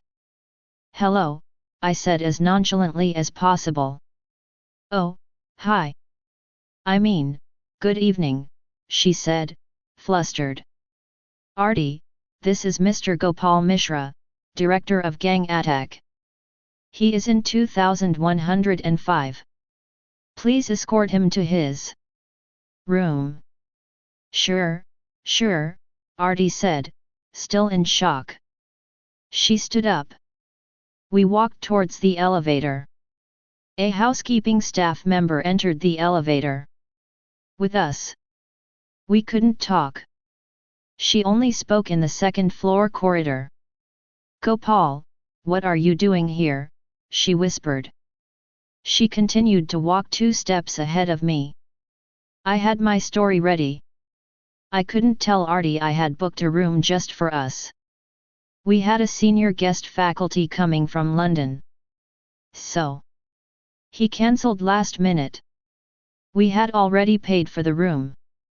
So I thought, why not enjoy the hospitality of Ramada? What? You should have told me. I could have got you a refund. Forget it. I have never stayed in a 5-star hotel before. I'll try it out. We reached 2105. She opened the room with the magnetic key card. She looked beautiful in her uniform, a formal sari, with her hair, every strand of it, locked in a bun. I dumped my rucksack on the bed. "You need help with the features of the room," she said. "No," I grinned. "Someone already showed me." "You are crazy, Gopal," she said. "Anyway, I better go." I sat on the single-seater sofa in the room. "Stay," I said. "I can't. I am on duty. After 6. It's 5:30 already," I said. "I can't be in a guest's room." "You know this guest," I said. 2 minutes. She went to the door and closed it as much as possible without locking it. She sat on a chair by the desk and stared at me. "What?" I said. "You didn't plan this," she said. "What plan?" "The faculty cancelled," I said. "What's the name of the faculty?" she said. "Mr. Allen," I said. "Oh, really? Which college?" "He's from," I said and hesitated. "See? Stop fibbing," she said. "How will I know the college?" "The dean would know. All I know is, we had a room, and I took it."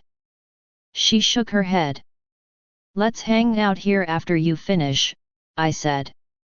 "How?" she said. "It's not allowed.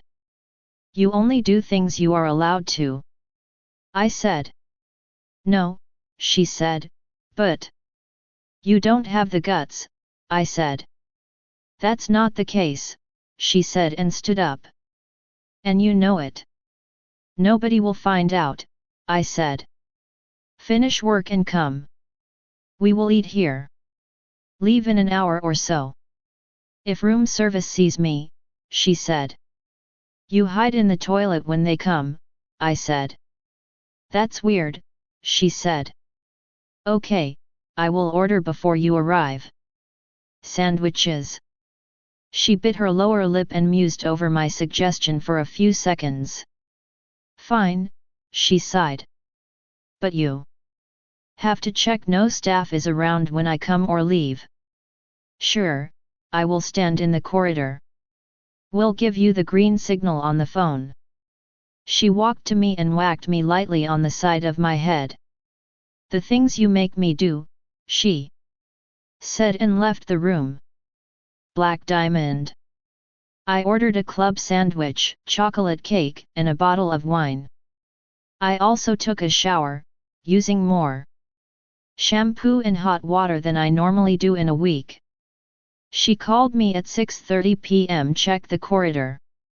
I came out of the room. "It's fine," I said into the phone, turning my head left and right to scan the corridor.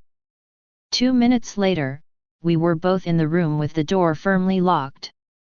She had already changed into a white button-down shirt and jeans downstairs after her shift. "You are stupid, you know that, right?" she said, plunking herself on the bed and holding a hand dramatically to her chest. "My heart is beating so fast." "Relax," I said. She laughed. "You are lucky they haven't installed corridor CCTVs yet. Can't pull this stunt after that. So, right timing," I said. "Hungry?" I opened the silver cover on the sandwich plate. Starving, she admitted. I added some French fries and salad to the sandwich. Come, let's eat. I am too exhausted to move. I stood in heels for 8 hours. Can I eat on the bed? Sure, I said. I passed her the plate. I poured a glass of red wine. You ordered a full bottle of wine, she said. I shrugged. When did you start drinking wine? She said. Shuklaji made me try everything, I said. You like wine? I usually have whiskey. But I thought you might like wine. I do. But I shouldn't drink. This is my place of work. 1 glass, I insisted. She gave a brief nod and took the glass. Raghav doesn't drink much. He is such a bore sometimes, she said and took a sip. Nice. What is it? Jacob's Creek from Australia, I said, emphasizing the country of origin. It had cost me $2,000, but I didn't mention the price. It's good. It will hit me soon. Relax, my driver will drop you home, I said. She held her sandwich tight with both hands and ate like a famine victim. Slow down, I said. She said with food in her mouth, I haven't had anything since breakfast. Even in school you used to stuff your face, I teased. Provided you left any food for me. Hey, I stole your tiffin once, and that too half of it. I am still serving my sentence, I said. Oh, really, she said. The teacher punished you for only 1 period. But I am still stuck with you, I said, looking totally depressed. She picked up a French fry from her plate and threw it at me. She missed. It fell on the sofa. Oops, pick it up, please.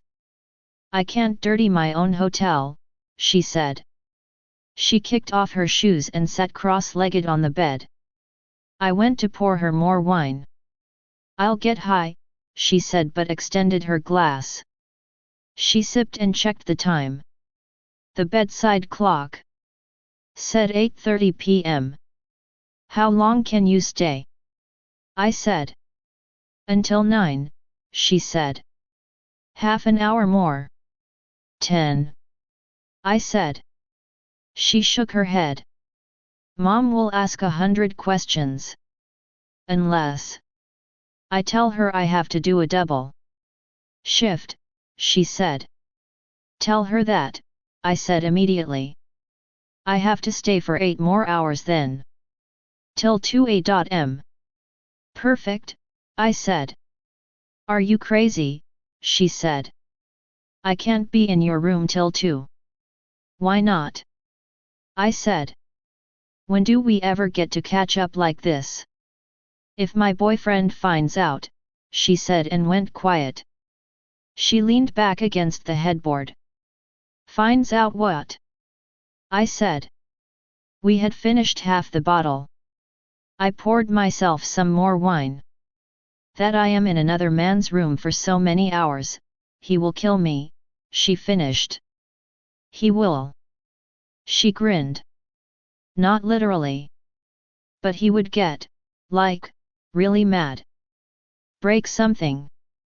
She picked up a pillow and threw it at me, playing the part of a possessive boyfriend. He will kill you if he finds out it is me, I told her.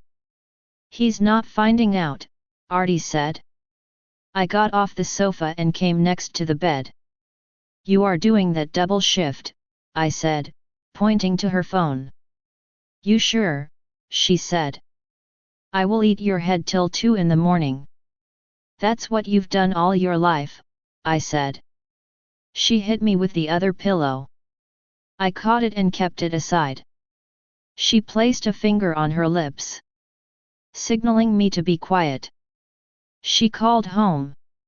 Mom, she said. Yes, I am still at work. Double shift, what to do? Her mother spoke for a few seconds. Artie continued, stupid Bella was to do this shift. She has made some excuse for not coming. Ever since her engagement, she bunks so much. Her mother spoke again. Artie looked irritated. Why should I get engaged because Bella did? Yes. I will one day, Mom. Okay, fine. Yes, the hotel car will drop me. Bye. She kept her phone on the bed, and looked exasperated. You okay? I said. I think at some point a switch flicks in the heads of Indian parents. From study, study, study they go. Marry, marry, marry. You don't want to. I will, she said, and patted the bed. Why are you standing like a showpiece? I sat on the bed, careful to sit a little away from her. You are paying a lot for this room. Please be comfortable. Hey. I said. It's my job to make our guests comfortable, she said and smiled a guest relations smile. Even with the specks of red wine on her teeth, her smile was downright beautiful. I bent to take off my shoes and socks. You don't need to call Raghav. She shook her head. He won't even realize it. He is working on a big story, she said. She poured herself some more wine. If he calls, I said. She placed her hand on my mouth. If he does, you go shh, and I will deal with it, she said. Her touch was like a spark. She removed her hand. So Mr. Director, how is work, life, everything? Everything is work. It isn't easy to run a college, I said. Only work. She imitated her mother. What? You should get married. Why aren't you married by now? We laughed and clinked our glasses together. I will have to get engaged soon though, she said. The pressure is building. How about Raghav? I said. Obviously, he is not ready at the moment. He'll do it if I push him, she said. Are your parents okay with him? I said. They love him. My father broke the family tradition of politics to join services. He admires Raghav's passion. Even though he doesn't make money. He will. One day he will, Artie vowed. And why are you talking like my relatives? She picked up the remote and switched on the television. This is so boring, she said and flicked through the news channels. She stopped at Channel V, where an item girl danced to a remixed video. She has totally done her lips, she said, and a nose job, and possibly a boob job. What? I said, shocked at her choice of words. Boob job. To fix your boobs, make them bigger, she said. I looked as shocked as I felt. You are my best friend, she said and playfully punched my arm. I can totally be myself with you. She flipped channels again and suddenly we were watching When Harry Met Sally from somewhere. In the middle. Men and women can't be friends, Billy Crystal said to Meg Ryan, a toothpick in his mouth. Of course, they can be. Look at us, Artie said impatiently and increased the volume. I love this movie. You have seen it? I said. Yeah, have you? I shook my head. I didn't watch English movies. Come, let's watch. I'll tell you what happened so far. I moved closer to her. I dimmed the room lights from the bedside panel while she summarized the plot. For me, Harry and Sally went about their lives, meeting and fighting several times but never really connecting even though it seemed obvious that they should. We watched the movie in silence. Wow, we finished the bottle, she observed after a while. She lifted a pillow, placed it in my lap and rested her head there for the rest of the film. You comfortable? She asked, looking up at me from my lap, her eyes twinkling in the TV light. I hesitated a little, then placed my hand lightly on her head and gently stroked her hair. She didn't object. It felt wonderful to be with her. I couldn't think of a happier moment than this in my life so far. Artie, I said. Yeah, she said, her eyes still on the TV. Is it okay for you to lie in my lap like this? She nodded, her eyes on the screen. Why did you run away from the river that day? I said. I don't want to talk about it. Watch the movie. No, she said. Will you run away again? I said, my voice heavy. She sensed the tension in me. She muted the television and sat up. You okay, Gopi? She said, the words slightly slurred. The TV light flickered over our faces. Run now if you want to, I said, my voice barely making it out of my throat. Because if you stay for a while in my life and then go. I had spoken too much. The Australian wine had managed to open up an Indian heart. Shut up, she said and placed her palm on my mouth again, drama queen. Sorry, drama king. But I meant it, I couldn't bear to be away from her. I am lonely too, Gopal, she said, so lonely. Why? Raghav has no time. My parents can't see why I want to work. They can't understand why the DM's daughter has to slog. All my girlfriends are getting married, planning kids, and I am not. I am weird. You are different, I corrected her. Why am I different? Why can't I just be normal, satisfied to be at home, waiting for my husband? That's not normal. That's backward. Raghav stresses me out. I want to support him. But he can't seem to get his act together. He rejected a tie-up with a newspaper for the sake of independence. How is he ever going to make money like this? I thought you said he will one day, I said. I put on a brave face. But I can discuss my fears with you, no, she said. Of course, you can, I said and caressed her cheek. We turned to the TV screen. One night Sally was feeling low. Harry comes over to her house. He comforts her. They end up kissing. I don't know if the scene motivated me or the wine or the fact that I felt I might not get another chance. I leaned over to kiss Artie. She looked up at me in surprise. However, she did not protest. Just stared. I kissed her again, this time more insistently. Nothing for 2 minutes and then she was kissing me back. We kissed again and again. I kissed her lips, her cheeks, her forehead, her nose, her ears and her lips again. I switched off the lights. When I hugged her again, she said, "This is wrong." "I know," I said, "but I can't stop." My hand reached for her shirt buttons. "No," she said and gripped that hand hard. I slid my other hand under her shirt. Thank God, men have 2 hands, nobody could make out otherwise. My palm was, at last, on her breast.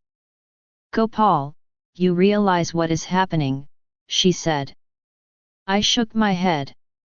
"We shouldn't," she said. I shut her up with another kiss. She wriggled a little, but I kept kissing her. She started to respond. Slow at first, then matching and finally outpacing me. "This isn't right, Gopal," she panted, biting my lower lip. I answered in kisses. The movie had ended. I heard shampoo commercials in the background as I tugged at her top to take it off. Don't, Gopal, she whispered but raised her arms to make my job easier.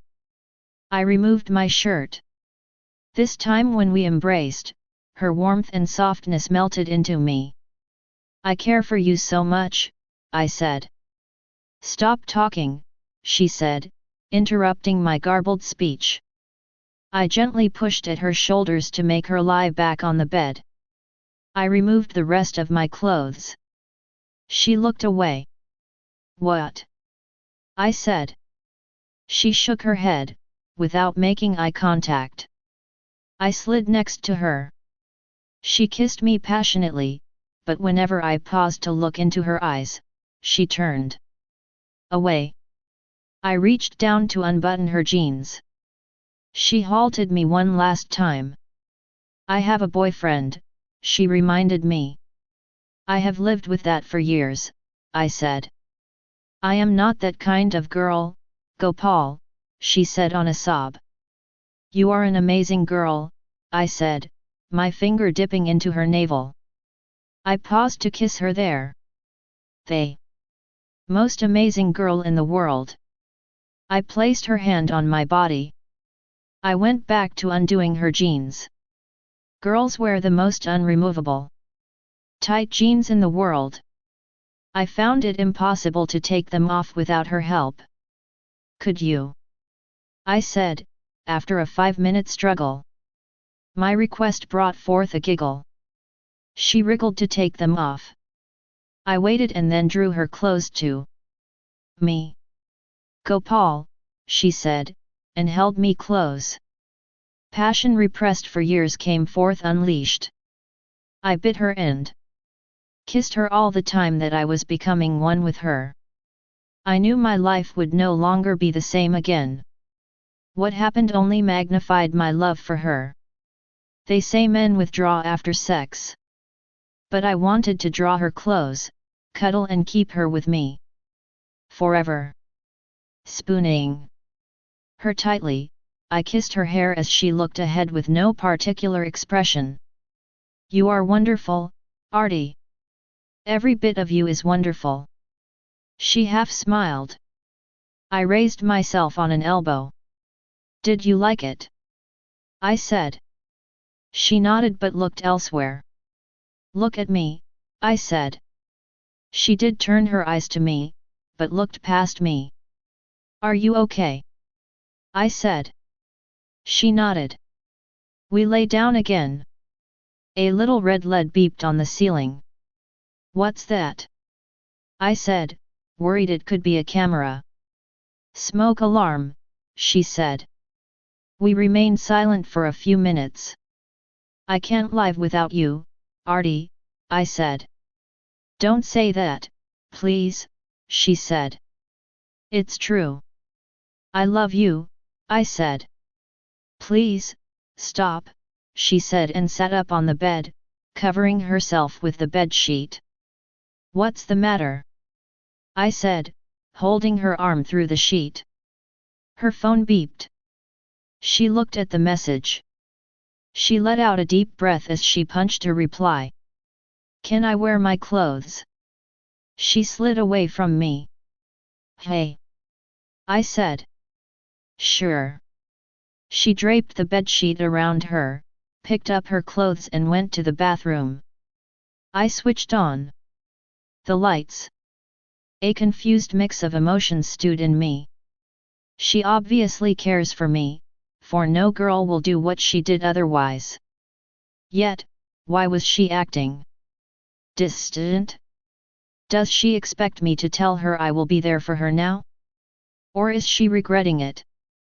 Is this going to bring us closer or take us further apart? I was naked and confused. I couldn't resolve my confusion, but I could at least wear my clothes. She re-entered the room while I was buttoning my shirt. I better go home, she said decisively. The bedside clock said midnight AM. Don't you have to stay till 2 a.m? I asked. I'll say the shift ended earlier. In either case, they would be too sleepy to check the time now, she said. Sit with me, I wanted to say. I wanted to talk. I wanted her to know how much this meant to me. Isn't this what girls want, anyway, to talk? Will you call your driver? She said. Stay for 5 minutes, I begged. Please. She moved to the sofa. I sat on the bed. Why are you so tense? I said. I am your Gopal. Don't you care for me?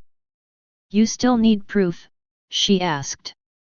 I came next to her. I held her hand. It felt cold. I don't want you to feel ashamed about it, I said. This is special. We have to be proud of it. But I am in a relationship, she said.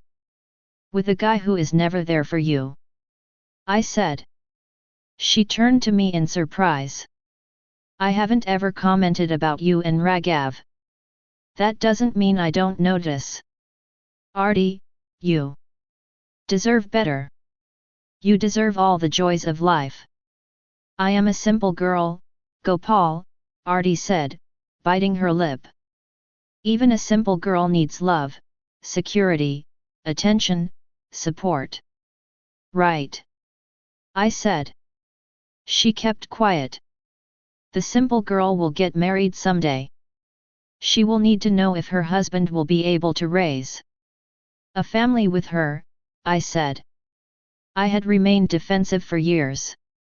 With Artie by my side, I felt confident to go on the offensive. I am tired. I want to go home, she said and stood up. I called my driver. I offered to come down with her. She declined. She came close to me before she left. I expected a kiss, but there was only a brief hug. The door shut behind her. Her scent lingered in the room for hours and in my heart for days. We didn't talk to each other for 2 days after the Ramada night. I couldn't control myself any longer. And finally called her. She couldn't speak to me as her parents were around her. However, she agreed to meet me at CCD the next morning before work. I am sorry I freaked out, she said, taking little sips from her extra hot black coffee. She wore a crinkly purple skirt and a white printed top. Her wet hair told me she had just taken a shower. I have 20 minutes before I leave for work, she said. What happened to you that night? I said. Well, you know what happened, she said. You have to come to me, Artie, I said. I placed my hand on hers. Gopal, she said, and pulled her hand away. What? I said. I wanted her to look at me with shy eyes, smile at our shared experience, and squeeze my hand tight. None of it happened. People know us, she said instead. Steam from our coffee cups rose between us. The cafe felt warm compared to the chilly December morning outside. Do you love me? I said, desperate for her confirmation. She had to love me. How could she not? Artie let out a breath of frustration. What is the matter with you? At least accept your feelings now, I said. Do you want to know what I feel? She said. More than anything else, I said. Guilt, she said. Why? I said, almost in protest. Wasn't it wonderful? Isn't this love?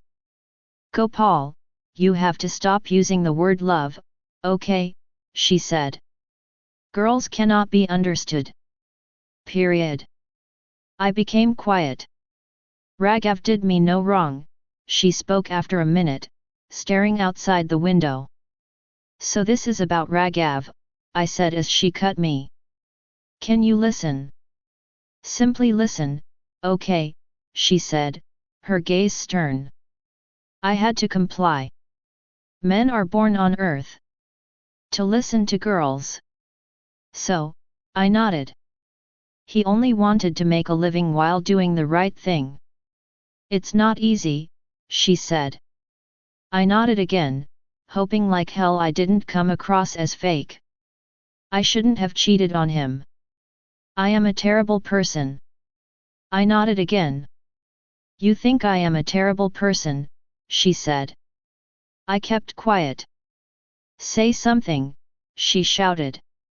You told me to listen, I said. So do that, she said. What? I said. Say something, she said. There's something about male-female conversation. I don't think one side ever gets what the other side intends. Artie, you are a sensible girl. You don't do stuff unless you want to. What are you trying to say? She said. You never said yes to me despite my attempts for years. Something made you do it that night. I made a mistake, she said. I must admit, her saying this felt like crap. The most special day of my life classified as a mistake for her. I controlled my anger. Was it? Why did you come to meet me today? I said. It's just coffee, she said, her eyes shifty. Artie, don't lie. Not to me. If your feelings have changed, there's nothing to be ashamed of, I said. Tears rolled down her cheeks. I picked up a tissue and leaned forward to wipe them. She looked around, and composed herself. Gopal, in every relationship, there is a weaker person and there is a stronger person. The weaker person is the one who needs the other person more. True, I said. It's not easy being the weaker one in the relationship. Not all the time, she said. I know the feeling, I said. She looked at me. I am sorry. I am listening, I said. My parents are pressurizing me to get married. I can't fight them forever, she said. Raghav doesn't seem to understand that. He doesn't want to marry you. I said. Only in a couple of years. He avoids the topic. Sometimes it is about not being settled, sometimes about work being too dangerous, mostly he is too busy. What about me? I nodded. Sometimes your best chance with women lies in adequate nods. I made mine just right, with a measured swinging of the head. He loves me, I know. Every now and then, he sends a sweet SMS. It's nice. I realized she was thinking aloud. I pretended to listen but focused on her triangular purple earrings. That bounced mildly when she spoke. She finished her pros and cons after 5 minutes. Thanks for listening, she said. Why me? I said. What do you mean, she said. Why did you sleep with me? Sure, you had some problems with Raghav. But why me? She looked at me. She had softened a little after venting out. Because I like you, she said. You do? I said. Of course, I do. And I know what I mean to you. I swear I would be so happy if you found another girl. I can't, I said. Can't what? I can't be with another girl. It's you or nobody, I said, looking her straight in the eye. You realize how guilty that makes me feel, she said. So you feel guilty if you sleep with me and if you don't? She gave a wry smile. It's not easy being a girl. We feel guilty about everything. Don't be confused.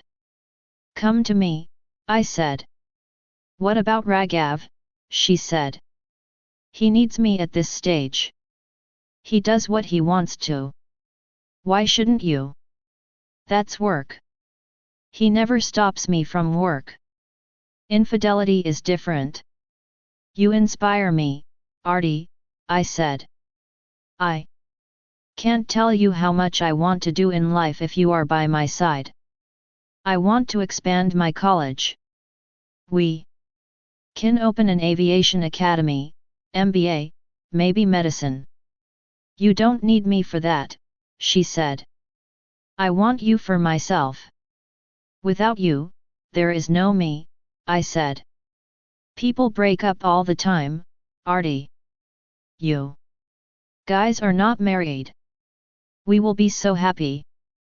And Raghav, she said. He will be fine. He'll find someone, a journalist or activist or something, I said. She laughed. What? I said. I like you, Gopal. But why do you try so hard? Sorry, I said stiffly. I don't have the right moves or the right lines all the time. Shut up, this isn't about the moves. Will you be mine? I said, extending my hand. Please don't press sunrise me. I took my hand back. Not at all, I said. She checked the time. She had to leave.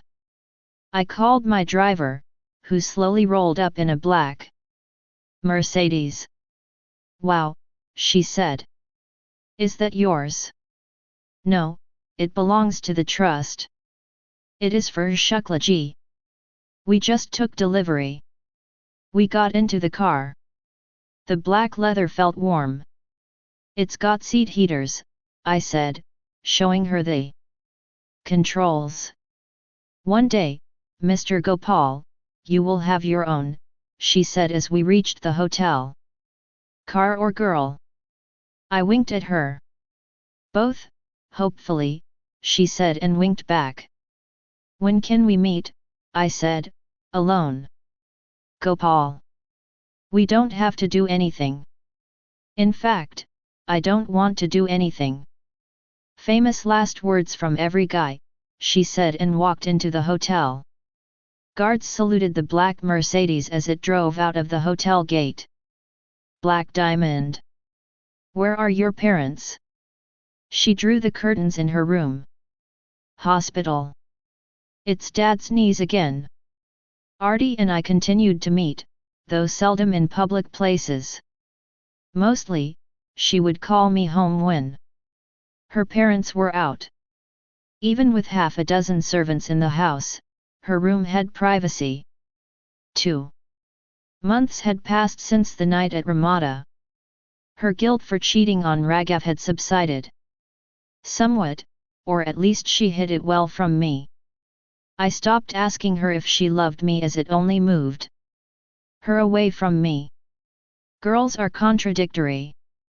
They will say they like communication, but on certain topics they clam up. If they like you, they would prefer you sense it rather than make them say it. Grapes, she said as she offered me a tray of fruit. Feed me, I said as I sprawled out on her easy chair.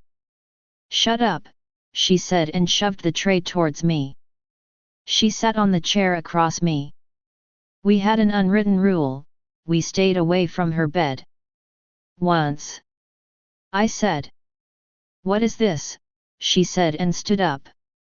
She picked up a bunch of grapes and brought it close to my mouth. As I parted my lips, she pushed the whole bunch inside. That's not how you feed kings, I said, struggling to talk as juices squirted from my mouth. All you boys are the same. First you chase, but when you get the girl, you want to be kings, she said.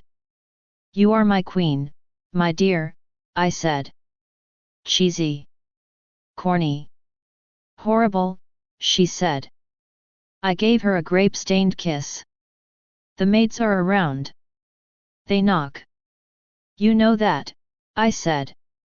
I wanted to kiss her again, but she pushed me away. I am horrible to you, isn't it? She said. It's okay, I said. Too much physical stuff messes up my head. You don't want me to be low for weeks, right? It's okay, I don't want to either, I said. Really? She said, surprised. Guys always want to do things. Yet, she knew I wasn't lying. I had never asked her to come to my campus where we could be totally alone. Neither had I attempted another Ramada-like rendezvous. Really? I said, my tone serious. You don't want to, she said. She was wearing a saffron salwar and a white kameez. I wanted her. More than any woman, or for that matter anything, in the world. Still, I had a condition. Not until Raghav is out of your system, I said. What? She said. That night at Ramada I had your body, not your soul. I don't want it to be like that again. You don't get people out of your system overnight, she said. I know. But are you trying? I don't know, she said. No matter how much I deny it, the fact is I meet you almost every day. She sat on the armrest of my chair. So, are you ready to call it off with him? I said. As I finished my sentence, her phone rang. It's him, she said. I became quiet. Hey, she said to him. She sat close enough for me to hear Raghav's voice on the other end.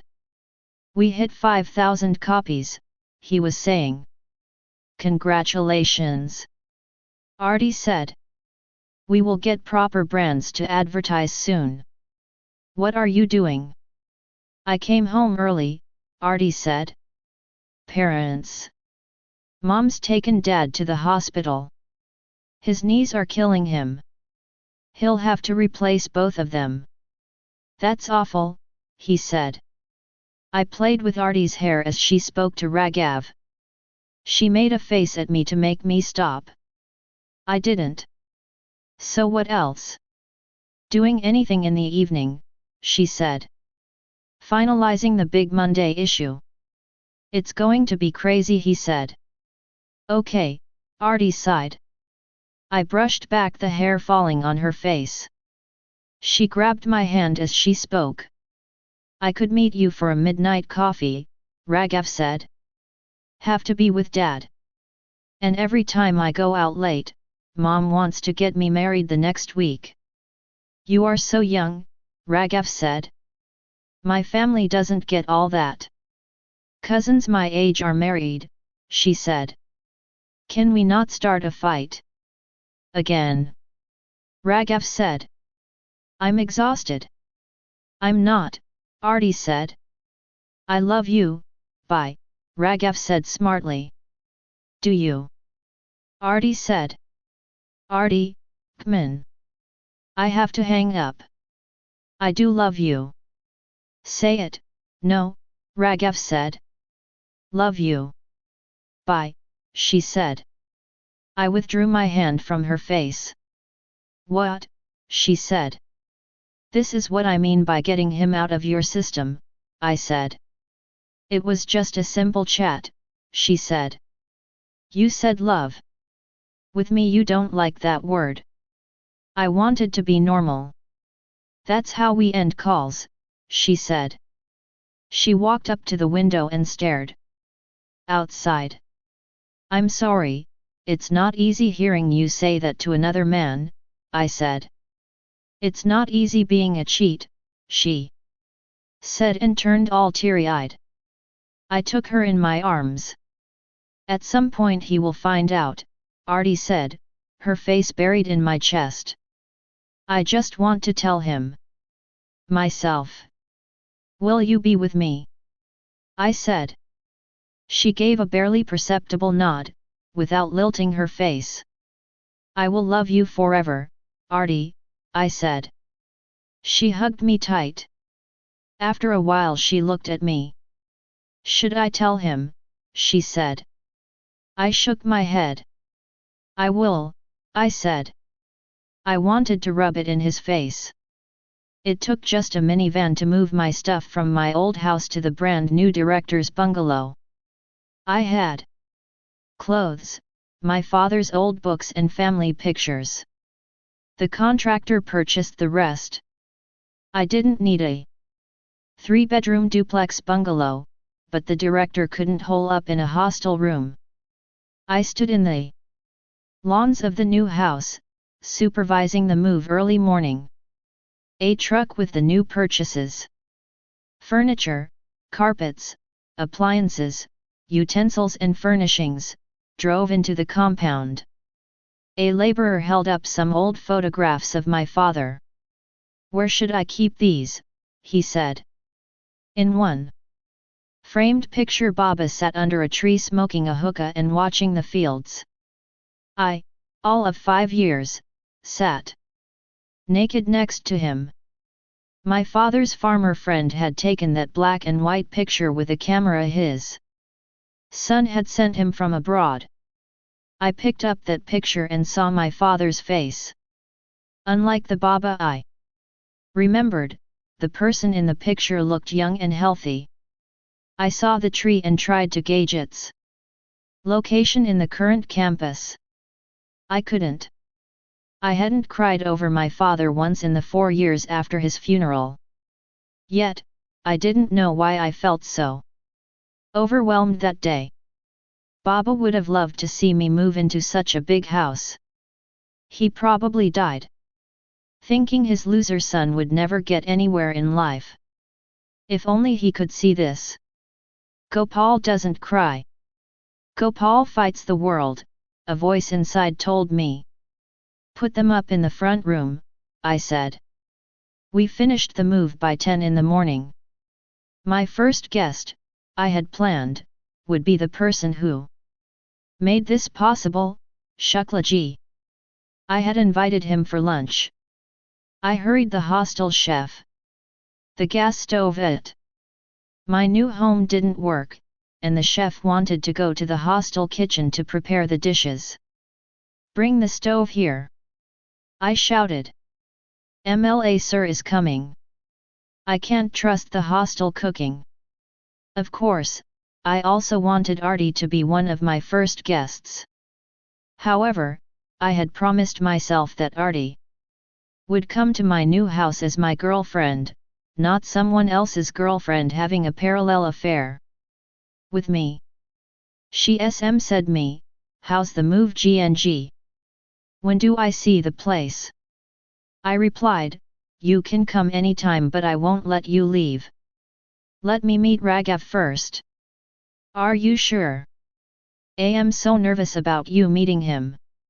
I was composing a reply to her when my phone rang. I picked up Shuklaji's call. "Sir, we are making puris. Come hungry, okay?" I said. "Come home, Gopal," he said. "I am home. My new home. I mean, this is also your home." "I'm screwed," Shuklaji said, his voice unusually tense. "What? Come to my place. Your fucker friend, I won't spare him. Come right now." "What happened?" "We have lunch," I was saying, but he cut the call. The chef arrived panting at my house, carrying the heavy stove on his shoulders. "It will take only an hour," he said reassuringly to me. "Lunch has been cancelled," I said and walked out of the house. My phone beeped. Another SMS from Artie. "You should let me decorate the house. After all, hotel industry and all." One sent her a smiley and kept the phone back in my pocket. "MLA Shukla's place," I told the driver. "Black Diamond." MLA Shukla's men stood in a circle in Shuklaji's veranda. They looked mournful, as if someone had just died. Pink-colored papers lay strewn on the coffee table. "Where's Shukla, sir?" I said. One of his party workers pointed to his office. "Wait here. He is on an important call," he said. What happened? I said. The party worker did not respond. He looked pointedly at the pink papers. I picked one up. Revolution 2020, said the masthead, as pompous as ever. A miniature map of India, showing the so-called command centers of the revolution, was the logo. MLA makes money by making Holy River filthy, said the headline. A poor quality, black and white picture of Shuklaji occupied a quarter of the page. Rs 25 crores sanctioned for Dimnapura sewage treatment plant. MLA pockets Rs 20 crore, said the sub-headline. These are all old, done to death, bullshit allegations, right? I said. Raghav liked to stir things up, but surely nobody would give a fuck about his rag. No one in the room responded to me. Half the party workers couldn't read the paper anyway. Others seemed too scared to talk.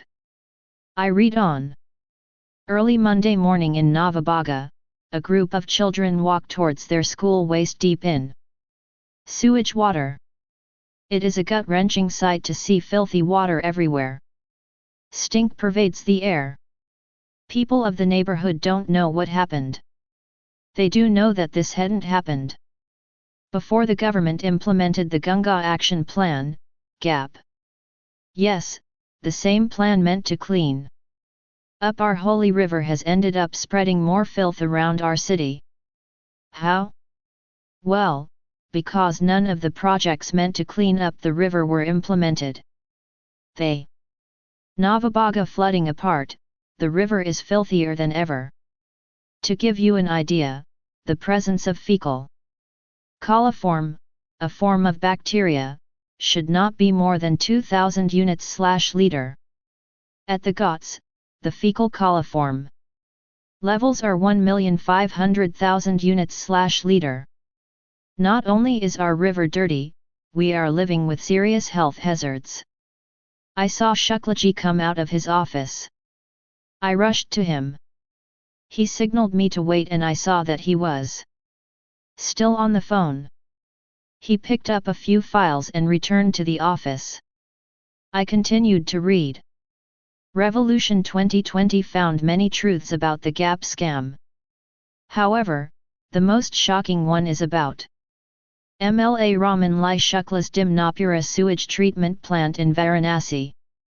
Built at a cost of 25 crores, the plant remained dysfunctional for years. When finally made operational, it never cleaned the water. We have startling facts, with proof, on what happened inside the plant. The opposition has done this, one party worker said to another. I sat down to finish the article.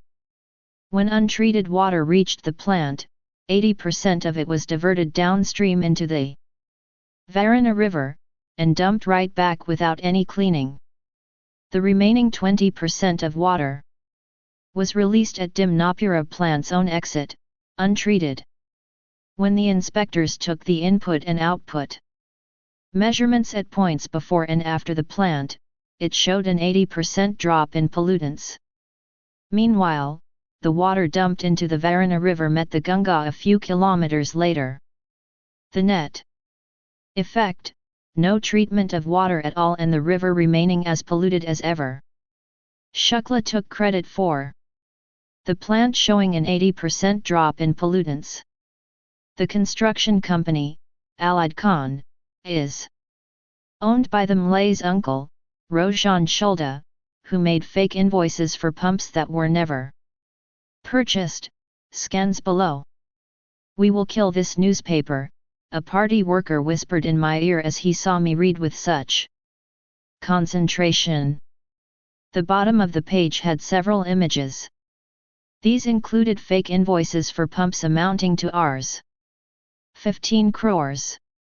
However, the actual site pictures showed no such pumps installed. A scanned letter from the pump manufacturer showed they never supplied the pumps.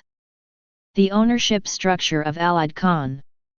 Confirmed links to Shuklaji's family. Finally, the paper had a picture of the Varana river, with the dot to show the exact point where the effluents were. Released. The CM is coming down from Lucknow, a party worker announced, and worried murmurs rippled around the room. I could tell Raghav had worked hard on the story. He had suffered earlier for doing a story without evidence. This time he had left nothing to chance.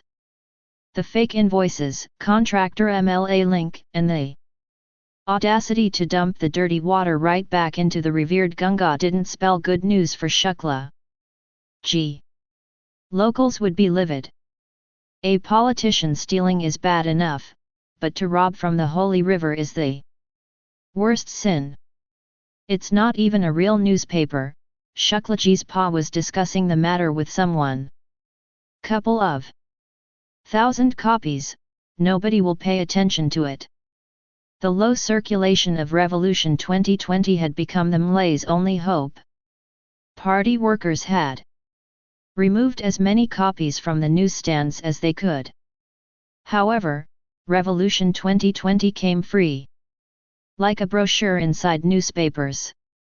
It would be impossible to get rid of it completely. Artie was calling. I stepped out to the lawns. Saw R2020 today, she said. I didn't know the paper had an acronym. I have it in my hand, I said. She breathed audibly before she spoke again. Is it too much? She said. I sneered, it's Raghav. When is he not too much? It is shocking, isn't it? They dump the dirty water elsewhere in the river and claim to have cleaned it. He is taking on big people. He should be careful. But he is only speaking the truth. Someone has to stand up for the truth. I just said he needs to be careful, I said. I don't want him to be in trouble, she said, scared. He doesn't like to stay out of it, I replied. Is he in trouble? She said, pausing after every word. How would I know? I said. I heard the noise of traffic outside the house. Come in, Gopal, you and MLA Shukla, she said and paused. I'm not involved in any scam, okay? I screamed. Horns blared outside as I walked towards the gate. I didn't say that, she said softly.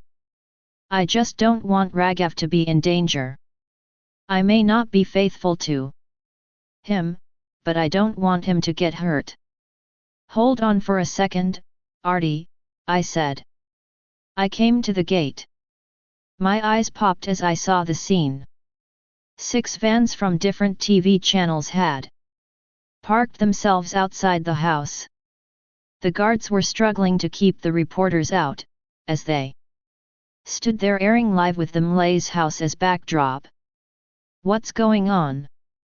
I asked the guard. They want to come in, the guard said. They know the CM is coming. Everything okay? Artie asked anxiously on the phone. Yeah, so far. Promise me Raghav won't get hurt. It's not in my hands, Artie, I said, exasperated. I don't even know what will happen. It's a small paper. Maybe the story will die.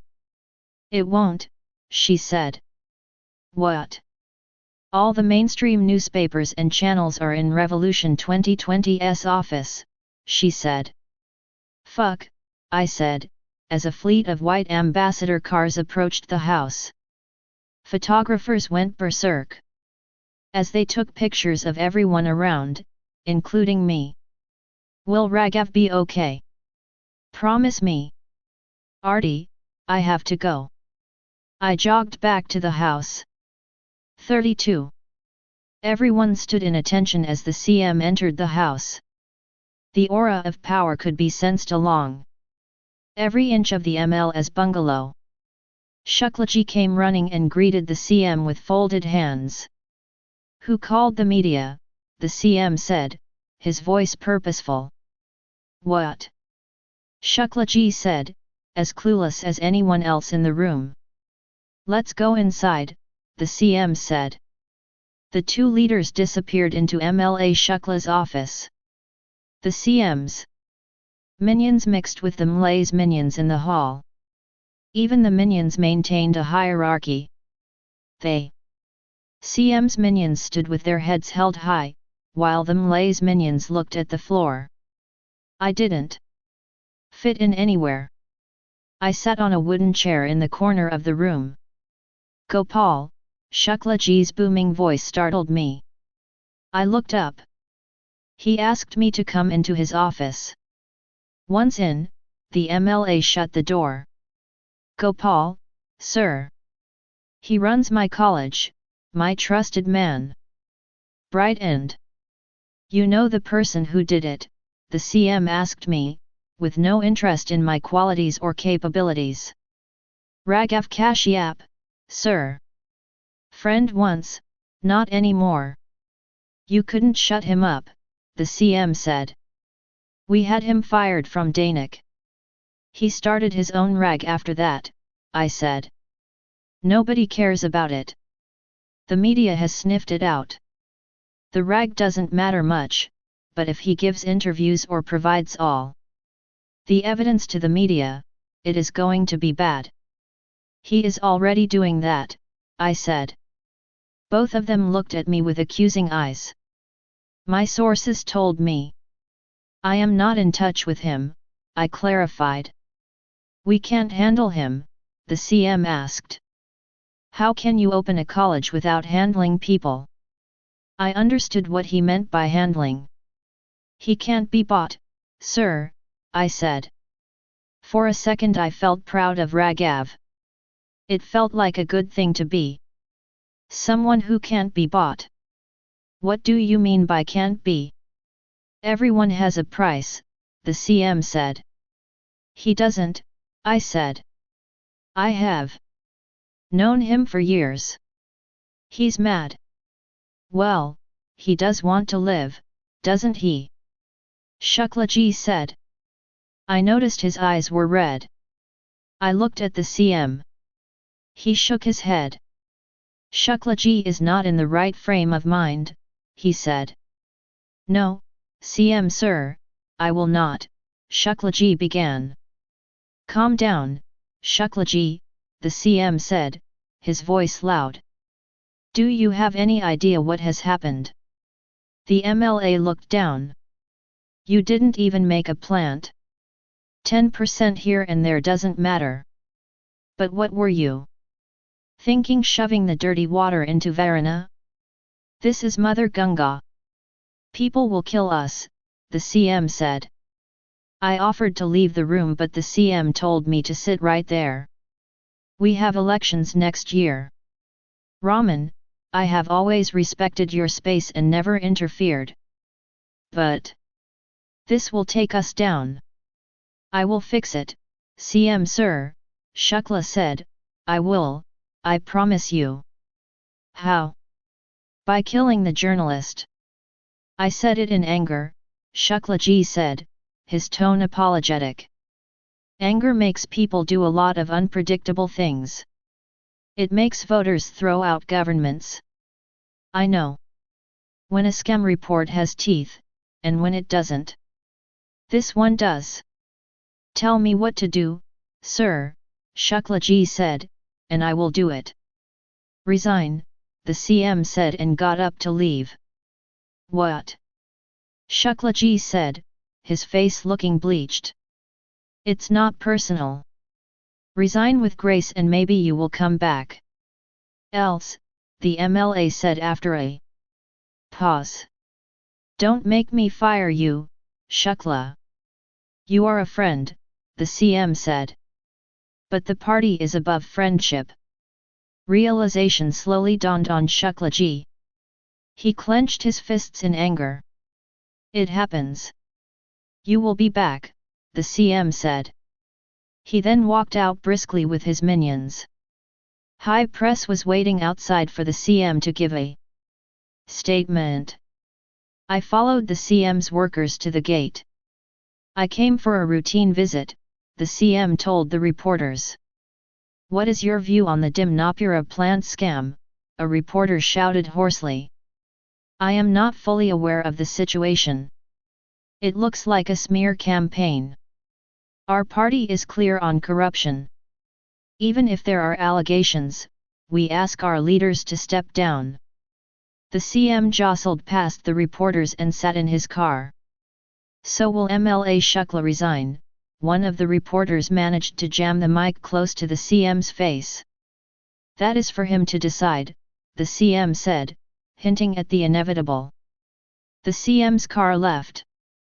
I wondered what would happen to my gang attack. I went back to Shuklaji's room. We will destroy the newspaper office, a party worker was saying to Shuklaji. Shuklaji did not respond. Tell us what to do, Shuklaji. What did CM Sir say? Another minion said.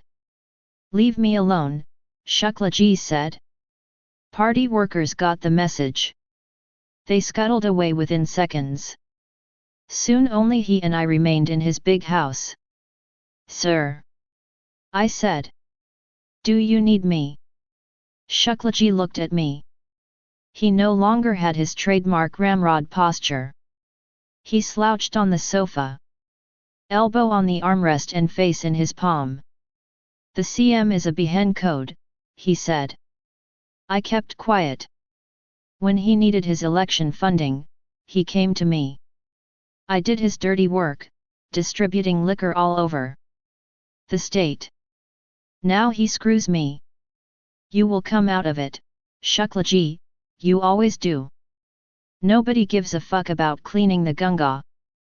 Everyone made money on that plan. So why me? I didn't have an answer. I felt a tinge of guilt. Maybe Raghav did it to Shuklaji because he wanted to get even with me. Or maybe it was my imagination. Raghav would expose anyone he could. You run gang attack properly, okay? I don't want any mud from here to reach there, he said. Of course, sir, I said. Anyway, you are here, sir. We have big growth plans. They'll lock me up, he said calmly, decades in politics making him wise enough to forecast events. What? I said, shocked. Once I resign, I have no power. Many Malays have made money in the Gap scam. Before it spreads, they will lock me up to show they have taken action. You are the MLA, Shuklaji. The police cannot touch you, I said. They will if the CM asks them. I will go in for a while. Pay my dues if I ever want to come back. The thought of my father figure and mentor going to jail unsettled me. I had very few people in life one could call my own. Shuklaji counted as one of them. Wait here, Shuklaji said and got up. He went into his bedroom and returned with a set of keys. Keep it, he said. I can't be seen with such flashy stuff. I picked up the keys. They belonged to the black Mercedes. Your new car. I can't. I placed the keys back on the table. Keep it for me. You are like my son. I will also move some money into the trust. Make the college big. Alone. How can I do that alone? I said, my voice choked. You haven't even come to my house. I can't step out of here. My relatives are waiting outside with their cameras, he said. Shuklaji spent the next hour explaining to me his various bank accounts and businesses. He had his people running them, but he was telling me in case of an emergency. Gang attack is my cleanest business, and can aid my comeback one day. He wrote out his resignation in front of me and asked me to fax it to Lucknow. The fax machine beeped as the transmission started. He fucked us, et. Shuklaji said. Who? I said. Your friend. I had him fired. He got me fired. He tried to ruin my life. I will ruin his life, I vowed. Every newspaper of Varanasi city carried the Dimnapura plant scam story on the front page the next morning. Shuklaji, whose resignation became public, had become the new villain in town and Raghav Kashyap the new hero. Everyone spoke highly of the stupid pink paper. Local television channels covered the scam for hours on end. I flicked through the channels on my new 40-inch LCD television. I paused when I saw Raghav being interviewed. It took us 2 months of secret work to get all the evidence on the scam. Everyone knew this MLA was shady, but there just wasn't proof. Our team did it, Raghav said smugly. He had lost weight, and looked sleep-deprived with his unshaven face and disheveled hair. Yet, he had a glint in his eye. Who is your team? The reporter asked him.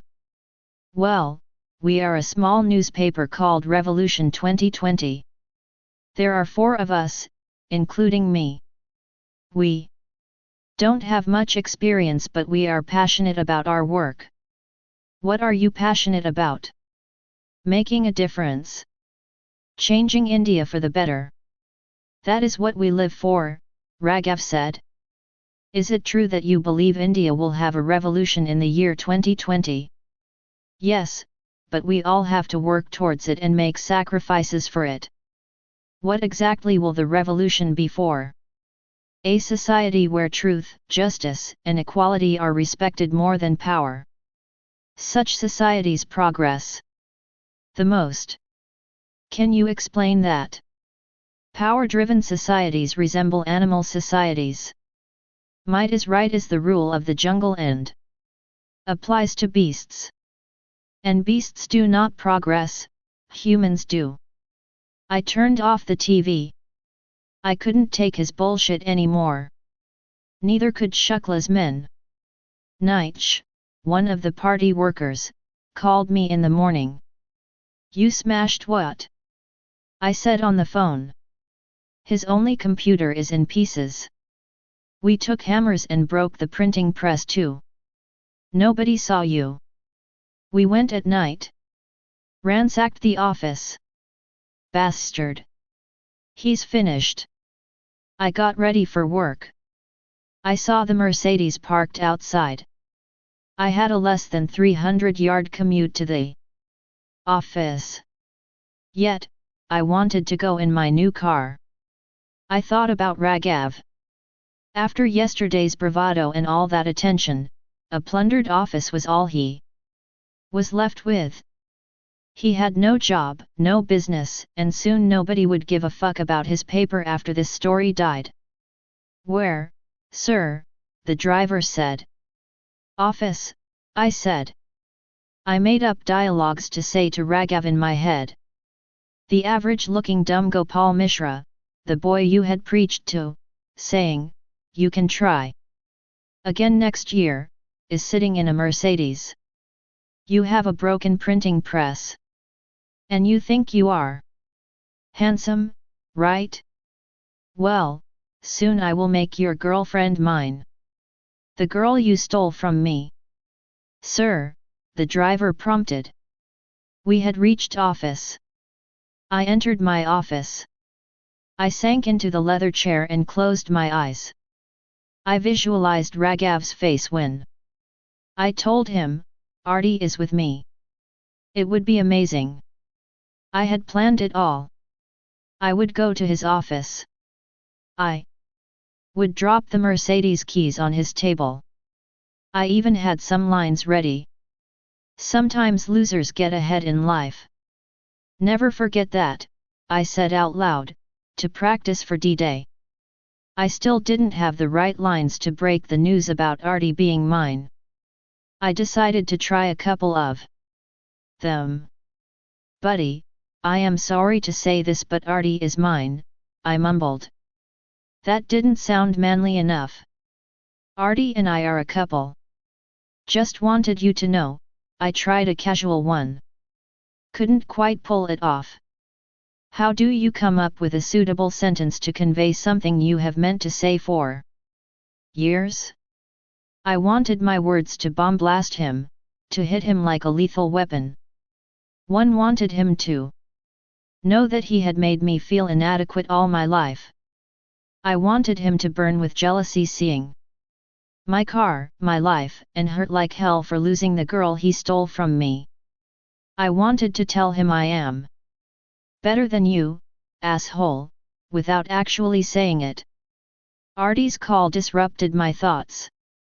They attacked his office, she said, her voice disturbed. Oh, really? I acted surprised. Revolution 2020 can't be published. The press is broken, she said. I scanned the files on my desk.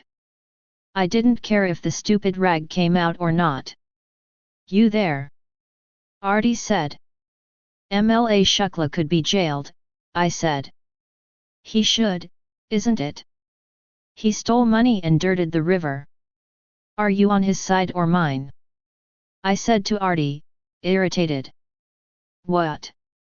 How is this about sides? She said. Are you with me? I said. Hey, she said. Are you? Yes. But shouldn't we wait to tell Raghav till he settles down? Will he ever settle down? I said. She went quiet. Come home, I said. Your place, she said. You are finally showing me your new home. Yes. Tomorrow. I have a morning shift, will be done by 3. I'll send my car, I said. I kept one eye on the TV and another on the porch as I waited for the Mercedes to arrive with Artie. The afternoon rain had slowed down traffic, and the car took longer than it should have. Images of Shuklaji's arrest flickered on TV. I have done no wrong. I will be out soon, he proclaimed on one of the channels. He had preempted his own arrest to win some public sympathy. He had called me before going to jail. He seemed relaxed. Perhaps he had cut a deal with the party. Or maybe he didn't realize that the party had made him the fall guy. It's not so bad. If I pay, jail is like a hotel, he had told me. I saw the black car approach. My heart beating fast, I rushed out. She stepped out of the car. She had come in her work sari. Wow, you have a bungalow, she said. It's not mine, it's ours, I wanted to tell her, but didn't. She hugged me but looked serious. All good, I said.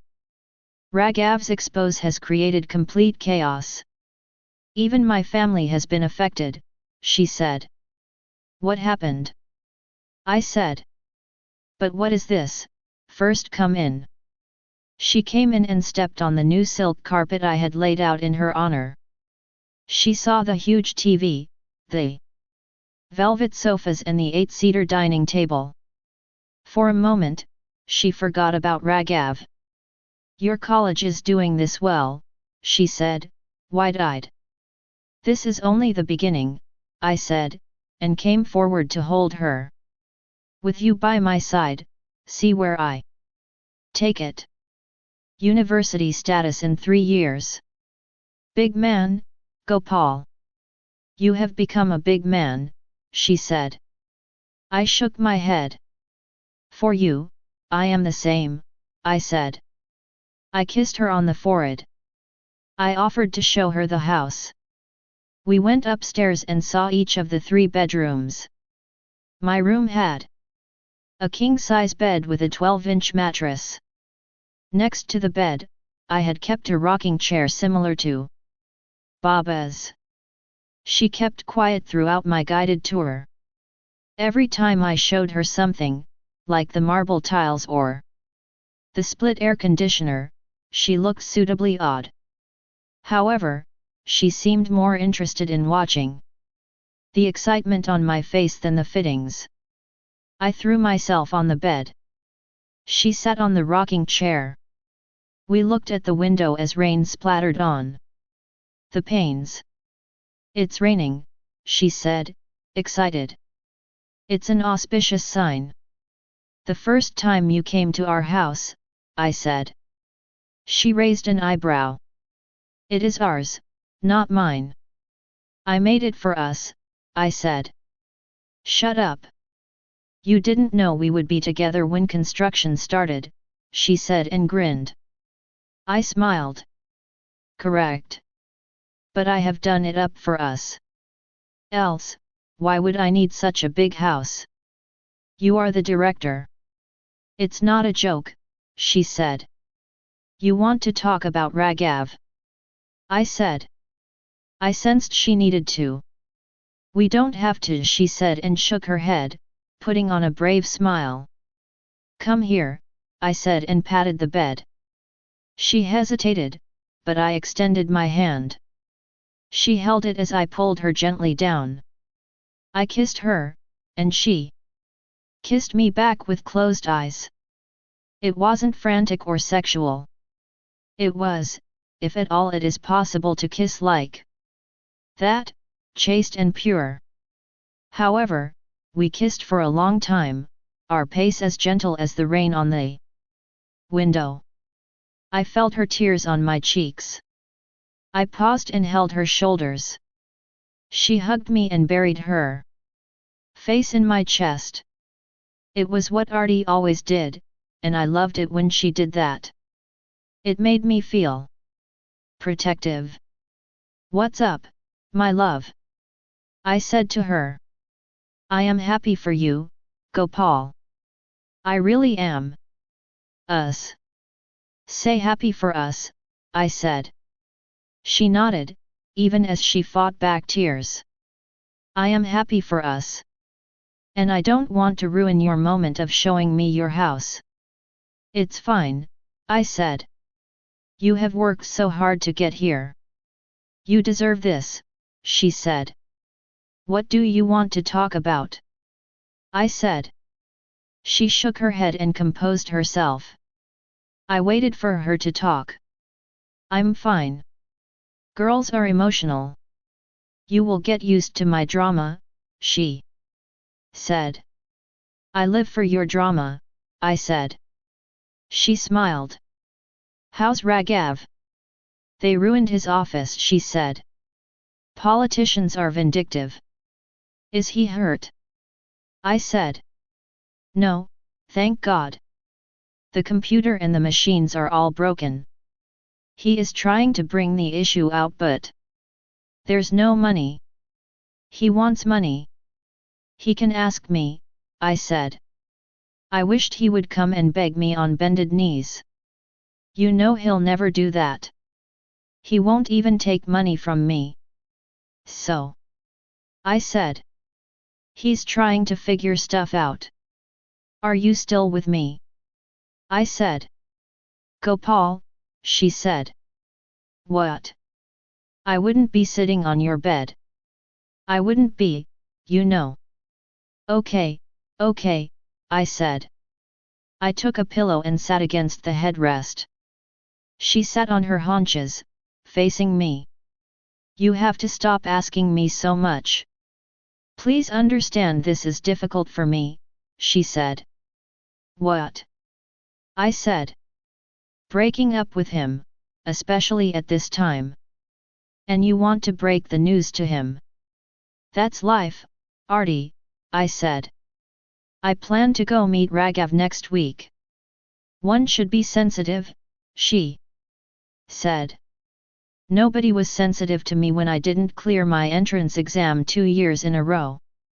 Nobody gave a fuck when Baba died. I lived with it.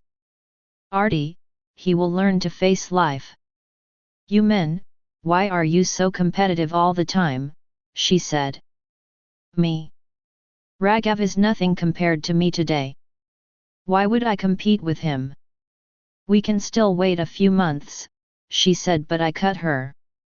I can't bear you to be someone else's girlfriend, I said, my voice loud.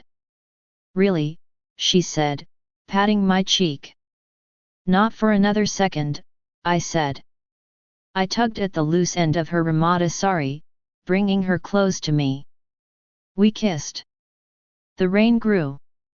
Insistent, noisy, thumping the window rhythmically. We kissed and, naturally, my hand went to her blouse. Mr. Director, she smiled, I thought you said you didn't want to have me until he was out of my system. Isn't he? I said. Almost, she said, closing her eyes. Well, maybe this will help get the remaining bits out, I said, and brought her lips to mine again. I plundered her neck, planting as many kisses as the raindrops on the window. We undressed with a lot more awareness than the previous time. These are my work clothes, please keep them carefully, she said as I tried to fold the never-ending sari. Our naked bodies felt toasty in the cold weather. We huddled under the quilt and explored each other. 4 hours. The rain stopped, started, and stopped again. She wanted to get closer to me, perhaps to justify leaving Raghav. I wanted to show her how much she meant to me. I could give up this oversized house, the black car, the entire college for her. This time she looked me in the eye as she surrendered herself. We dozed off. It's 6 o'clock, she said, peering into her mobile phone on the side table. 10 more minutes, I said, nuzzling her shoulder. Lazy bones, wake up, she said. And I am famished. Such a big house and nothing to eat. I sat up. Still groggy, I said, there's food. The cook made so many things for you. Let's go. Downstairs. We had hot samosas, jalebis, masala cheese toast and hot chai. This isn't healthy, Artie said. We sat on the dining table, facing each other. Delicious in the rain though, I said. I switched on the lights as dusk fell. She ate in silence, digesting the food as well as what had just happened. I wanted to discuss the afternoon, but curbed my desire to blab about everything. Girls don't like to discuss intimate moments, especially if you probe them. However, they also get upset if you don't refer to the moments at all. Quite wonderful, I said. The samosas, she said, even though she knew my context. No, the jalebis, I said. She threw a piece of the curvy yellow sweet at me. The best afternoon of my life, I said, after our laughter subsided.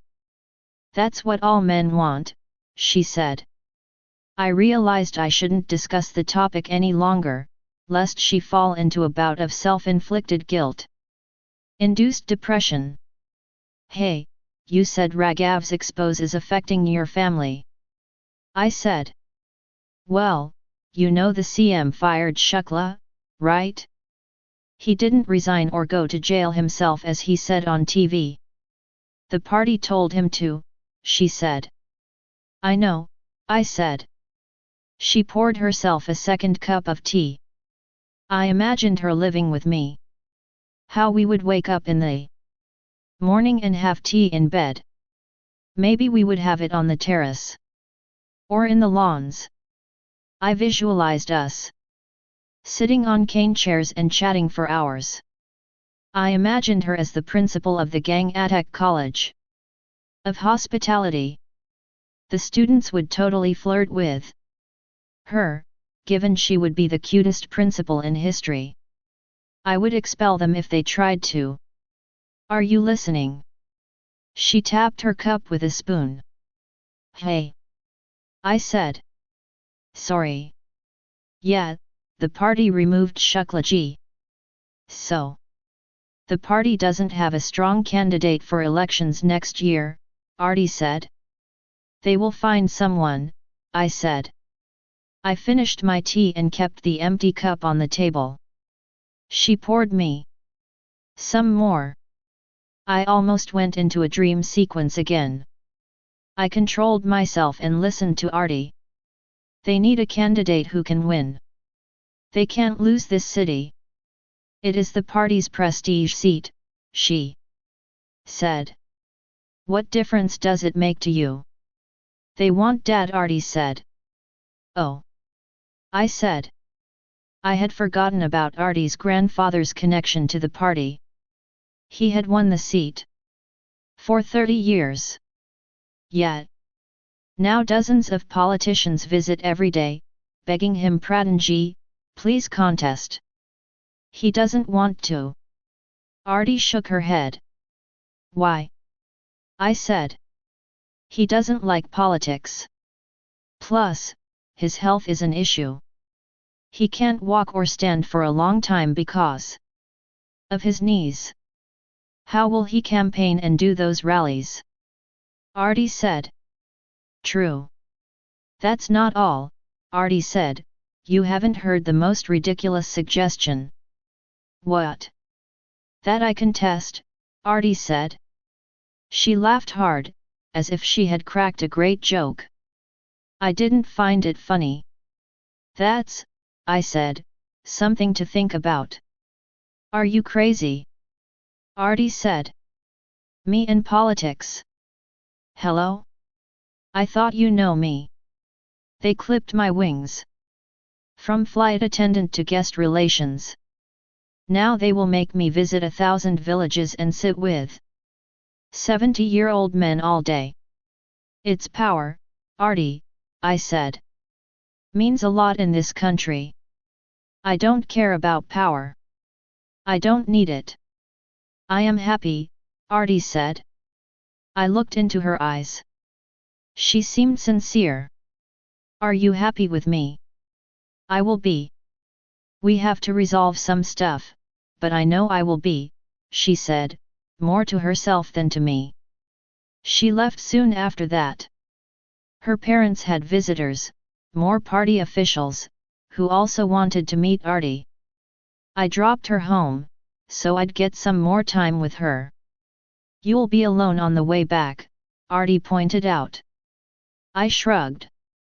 Thanks for a lovely day, she said as we reached her house.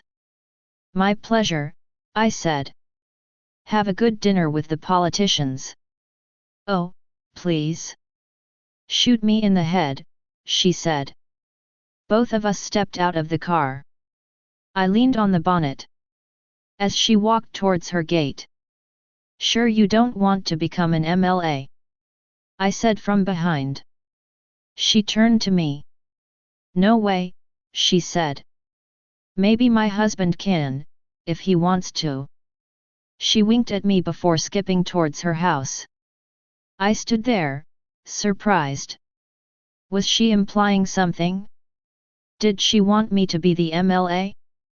More specifically, did she want me to be her husband? Artie, what did you say? I said. But she had already gone into her house. Black Diamond. I hadn't known that the Varanasi Central Jail had private rooms. I went to meet Shuklaji in his cell. As requested, I brought him 3 boxes of fruits, 2 bottles of Johnny Walker Black Label and a kilo each of salted cashew nuts and almonds. The cop who frisked me for security collected the parcel and promised to deliver it. I thought the MLA would meet me in the waiting area, but I could go right up to his cell. He sat in his room, watching a small color TV and sipping cola with a straw. Not bad, he said. He spread his hands to show me the 15 by 10 feet cell. It had a bed with clean sheets, a desk and chair, closets and the TV. Yes, it didn't seem awful. It resembled a government guesthouse more than a jail. However, it couldn't be compared to Shuklaji's mansion. It's terrible, I said. He laughed. You should have met me in my early days in politics, he said. I have slept on railway platforms. I feel so bad, I said. I sat on the wooden chair. 6 months maximum, he said. Plus, they get me everything. You want to eat from the Taj Ganga? I shook my head. How is the car? He said. Great, I said. College? He said. Going okay. We have slowed down a bit. We don't have the capital, I said. I will arrange the money, Shuklaji promised. Take it easy, Shuklaji. Keep a low profile. Things can wait, I said. He switched off the TV. Your friend fucked us, Shuklaji said. He's not my friend. And he is finished now. And you will be back, I said. They won't give me a ticket next time, he said pensively. I heard, I said. From who? Shuklaji looked surprised. I told him about my friendship with Arti, the DM's daughter, and what she had told me. I didn't tell him about her relationship with Raghav, nor did I give details about her and me. Oh yes, you have known her for long, right? He said. School friend, I said. So her father won't contest? Shuklaji said. I shook my head. Neither will the daughter. She hates politics. So maybe you still have a chance, I said. Not this time, Shuklaji dismissed. I have to wait. Not right after jail. They'll find someone else then. The DM's family will definitely win, he said. People love them. They aren't interested, I said. How close are you to her? His sharp question had me in a dither. I never lie to Shuklaji. However, I didn't want to give him specifics about Arti and me either. I kept quiet. You like her, he said. Leave it, Shuklaji. You know I am immersed in my work, I said, evading the topic. I am talking about work only, you silly boy, Shuklaji said. What? I said, amazed by how the MLA sustained his zest for politics even in jail. You marry her. If that broken-legged DM can't contest and the daughter won't, the son-in-law will. What? What makes you say that? I have spent 25 years in Indian politics. It is obvious that is what they will do. Wait and watch, they will marry her off soon. Her parents are pestering her for marriage. Marry her. Contest the election and win it. I kept quiet. Do you realize where your gang attack will be if you become an MLA? I will be back one day. Anyway, maybe from another constituency. And if both of us are in power, we will rule this city. Maybe the state. Her grandfather even served as CM for a while. I haven't thought about marriage yet, I lied. Don't think. Do it. You think she will marry you? He asked. I shrugged my shoulders. Show her mother your car and money. Don't take dowry. Even if the daughter doesn't agree, the mother will. Shuklaji. Me, a politician. Yes. Politician, businessman, an educationist, power, money, and respect, perfect combination. You are destined for big things. I knew it the day you entered my office, he said. Shuklaji poured some black label whiskey into 2 glasses. He asked the guard to get ice. I kept quiet and sat thoughtfully while he prepared the drinks. Sure, power is never a bad thing in India. To get anything done, you need power. Power meant people would pay me money, rather than me paying money to get things done. Gang attack could become 10 times its size. Plus, I loved Artie anyway. I would marry her eventually, so why not now? Besides, she had somewhat hinted at it. I let out a sigh. I fought my low self-esteem. It's okay, Gopal, I told myself. You are meant for bigger things. Just because you didn't get an AIEEE rank, just because you didn't remember the molecular formula, doesn't mean you can't do great things in life. After all, I had opened a college, lived in a big house, and had an expensive car. Shuklaji handed me the drink. I can get the girl, I said. Cheers to that, Mr. Son-in-law. Shuklaji raised his glass. Buc. I said. I had called Artie at work. A tourist was screaming at her because the water in his room was not hot enough. Artie kept me on hold while the guest cursed in French. I can call later, I said. It's fine. Housekeeping will take care of it. My ears are hurting. Artie said, rattled by all the screaming. You will own a college one day. You won't have to do this anymore. It's okay, Gopal. I really like my job. Sometimes we have weirdos. Anyway, what's up? How did the dinner go? Boring.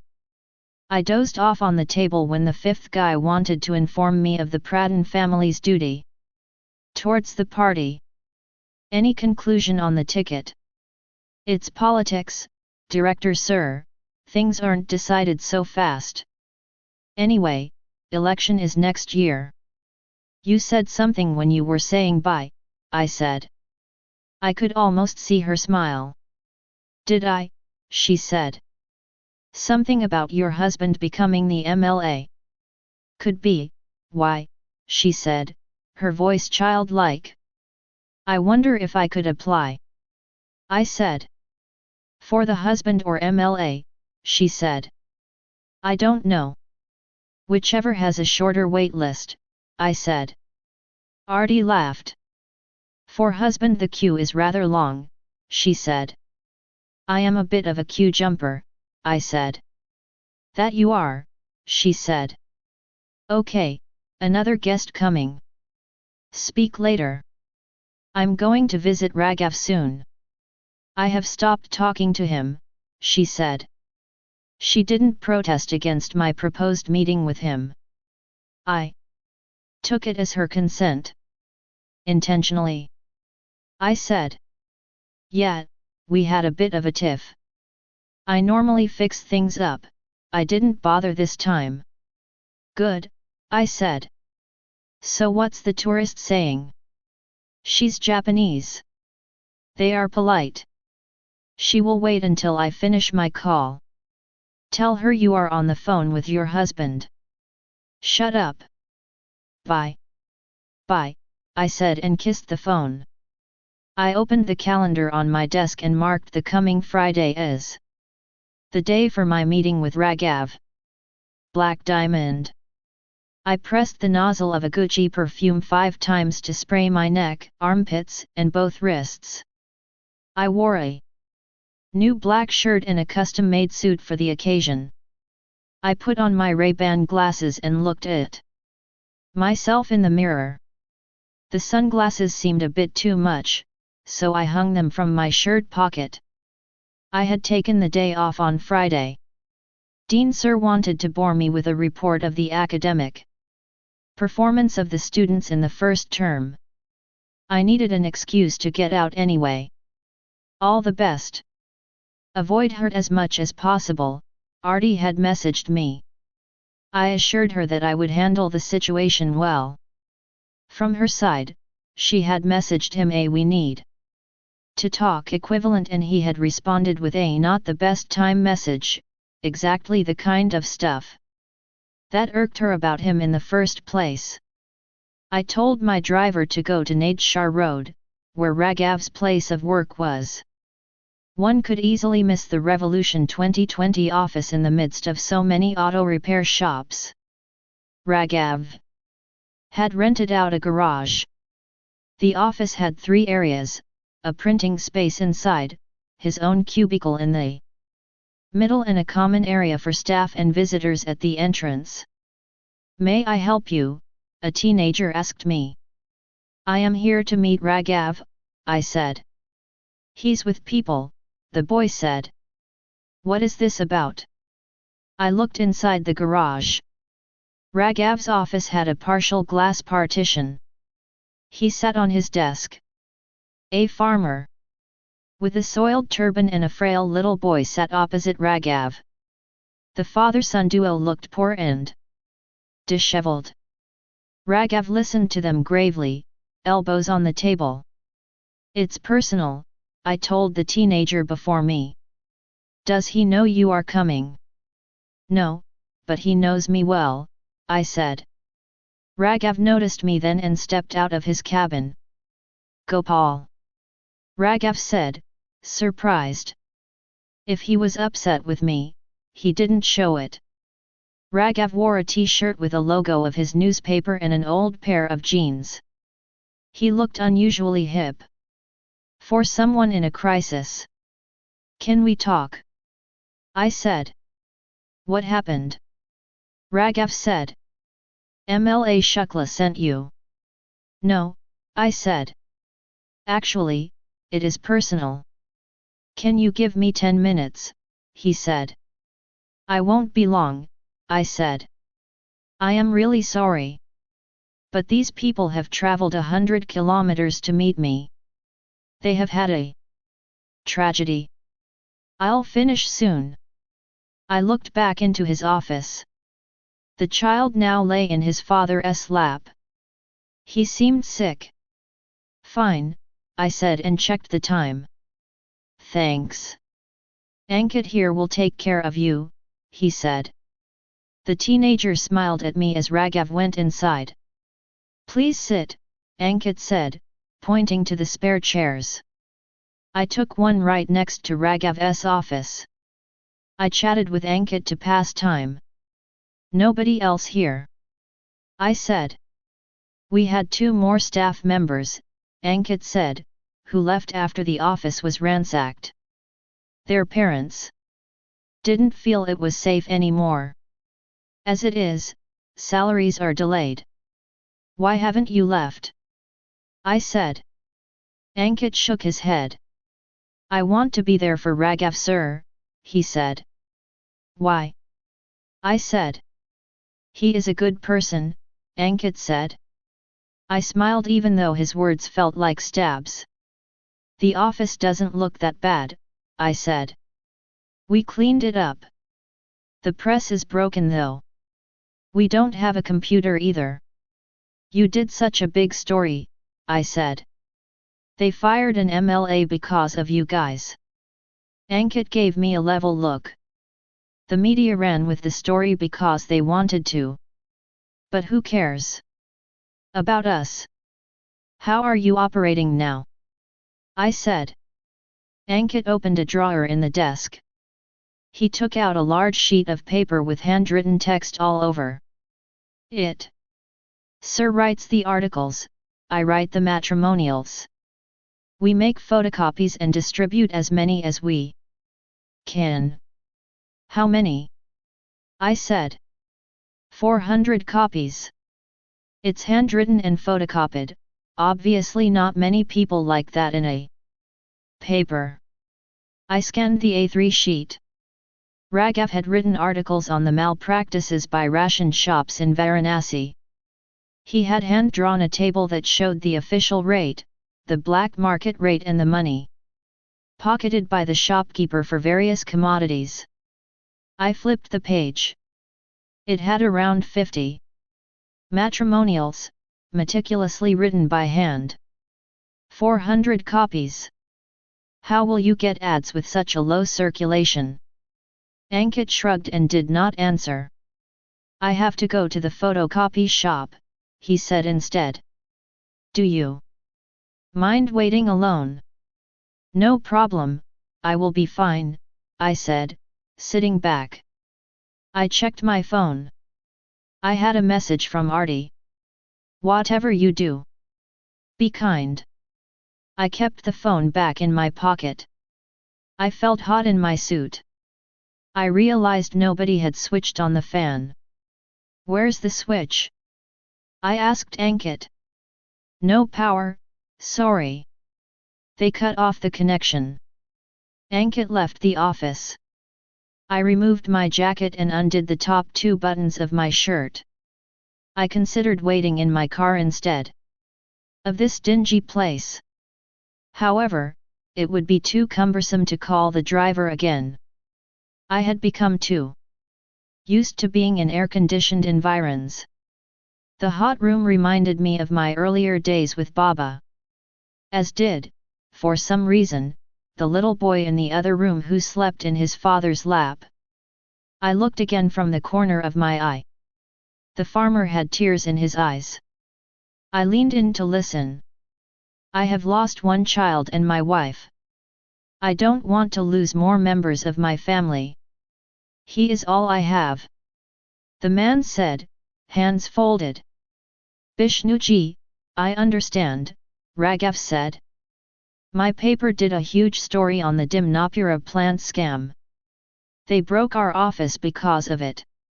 But you come and see the situation in my village, Roshanpur. There's sewage everywhere. Half the children are sick. 6 have already died. Roshanpur has another plant. Maybe someone cheated the government there too, Raghav said. But nobody is reporting it. The authorities are not doing anything. You are our only hope, the farmer said. He took off his turban and put it on Raghav's desk. What are you doing, Bishnuji? Raghav said, giving the turban back to the hapless man. I am a nobody. My paper is at the verge of closing down.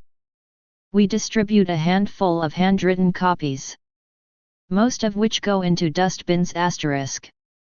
I told my son you are the bravest, most honest man in this city, Bishnu said, his voice quivering with emotion.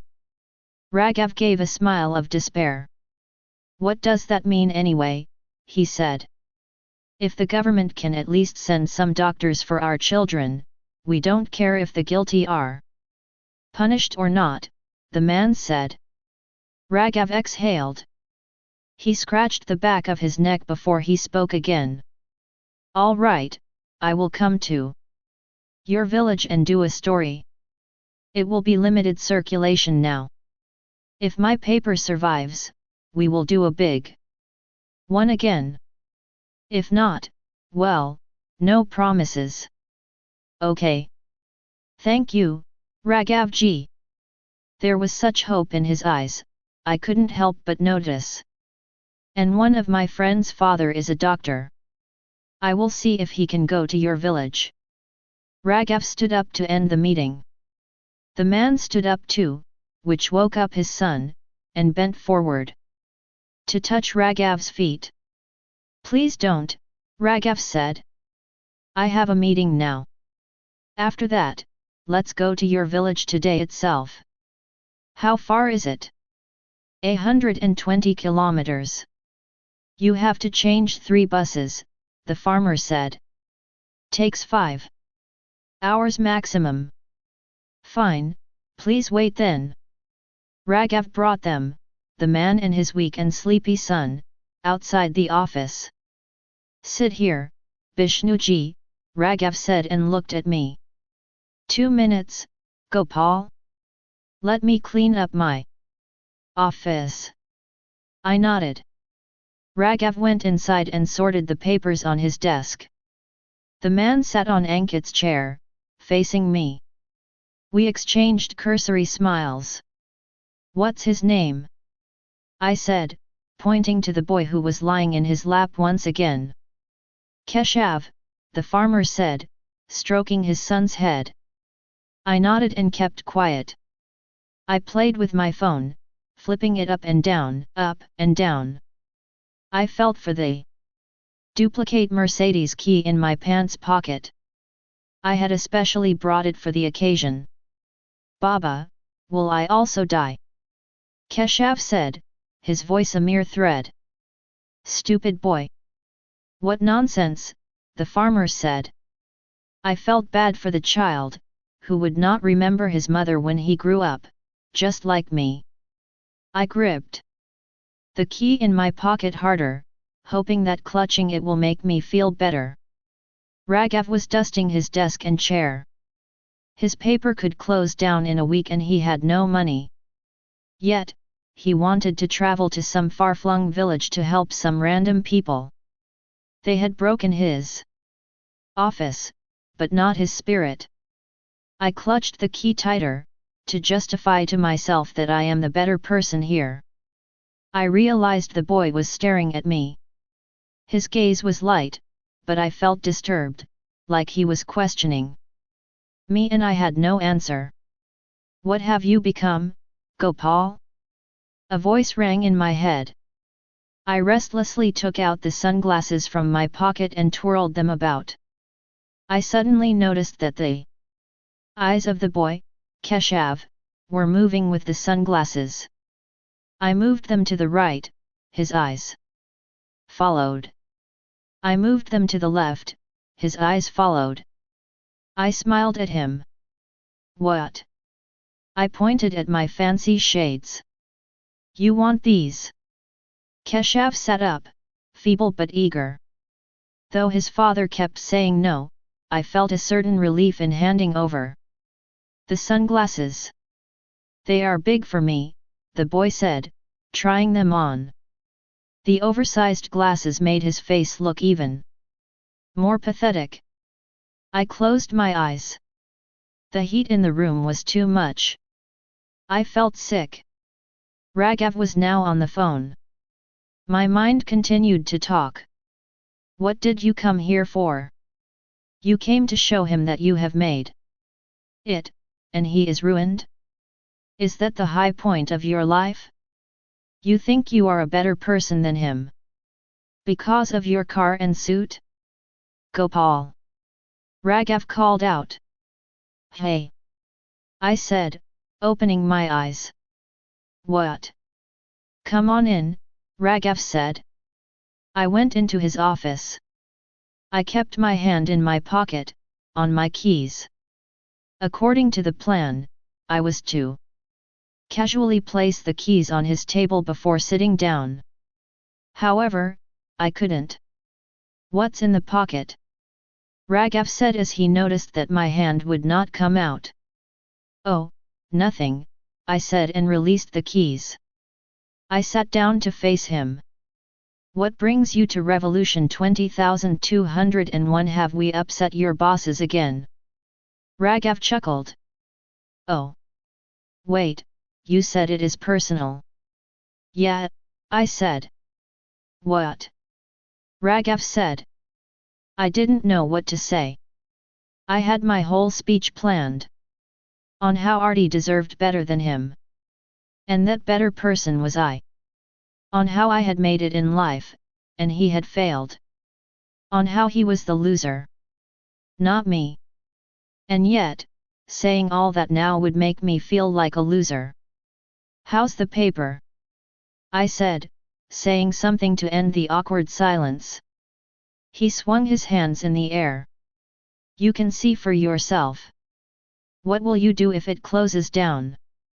I said. Raghav did not smile. Haven't thought about it. End of phase 1, I guess.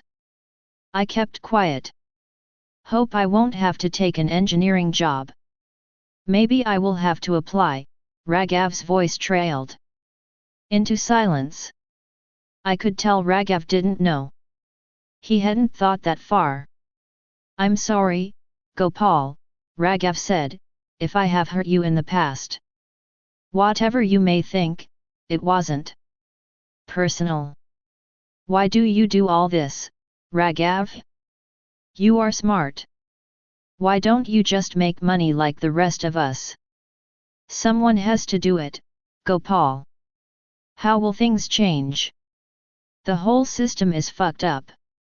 One person can't change it. I know. So, we all have to do our bit. For change we need a revolution. A real revolution can only happen when people ask themselves, what is my sacrifice? Sounds like your newspaper's tagline, I mocked. He had no answer. I stood up to leave. He followed me out. I decided not to call my car, but to walk out into the lane and find it. What did you come here for? Raghav said. I can't believe you came here to check on me. I had work in the area. My car needed servicing. I thought I will visit you while it gets fixed, I said. Nice of you to come. You should check on Artie too sometimes, he said. I went on red alert at the mention of her name. Yet. How is she doing? I said. Haven't met her in a while, but she seems stressed. I have to make it up to her. You should call her. She will like it, he said. I nodded and came out of his office. I lay down in my comfortable bed at night. However, I could not sleep a wink. There were 3 missed calls from Artie. I didn't call back. I couldn't. I didn't know what to say to her. How did it go? She messaged me. I realized she'd keep asking until I told her something. I called her. Why weren't you picking up? She said. Sorry, I had the dean at home. He left just now. You met Raghav? She asked impatiently. Yeah, I sighed. So. He had people in his office. I couldn't bring it up, I said. Gopal, I hope you realize that until I break up with him, I am cheating on him with you. Should I talk to him? No, wait. I will meet him in private. And I need to speak to my parents too, she said. About what? I have 3 prospective grooms lined up for meetings next week. All from political families. Have your parents gone insane? I exploded. When it comes to daughters, Indian parents are insane, she said. I can stall them, but not for long. Okay, I will fix this, I said. I pulled 2 pillows close to me. See, this is what happens after sex. Roles reverse. The girl has to chase now. Nothing like that, Artie. Give me 2 days. Okay. Else I am speaking to Raghav myself. And in case he asks, nothing ever happened between us. What do you mean? I said. I never cheated on him. We decided to get together, but only did so after the breakup.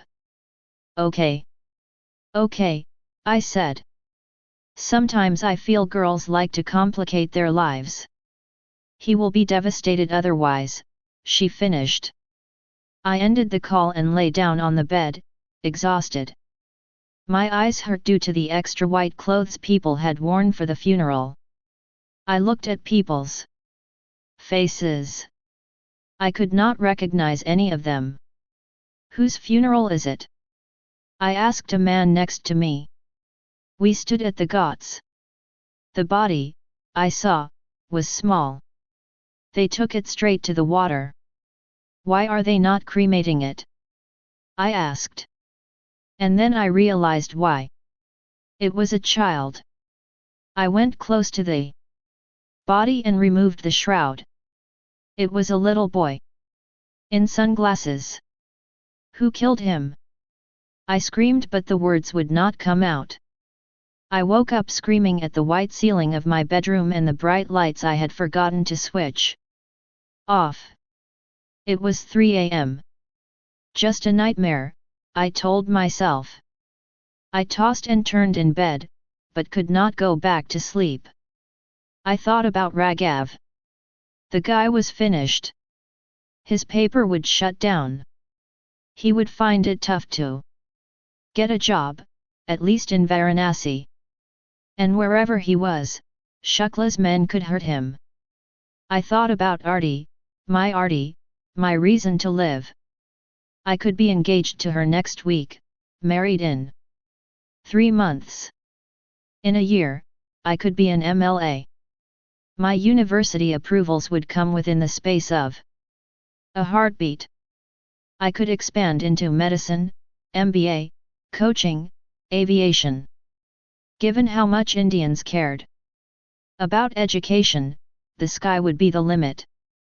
Forget Arti becoming a flight attendant, I could buy her a plane.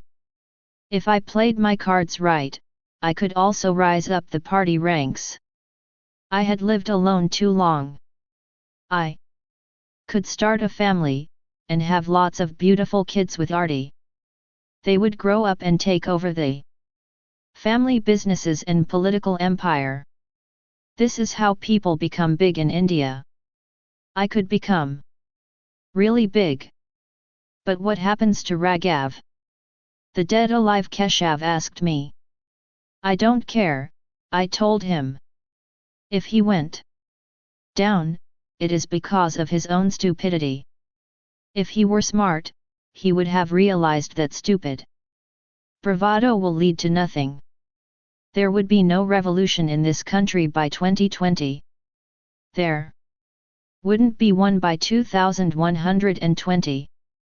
This is India, nothing changes here.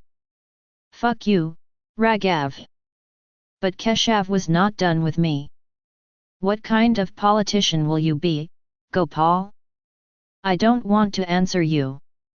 You are scaring me, go away, I said out aloud, even though there was nobody in the room. Really, I knew that. What about Arti? A voice whispered within me. I love her. What about her?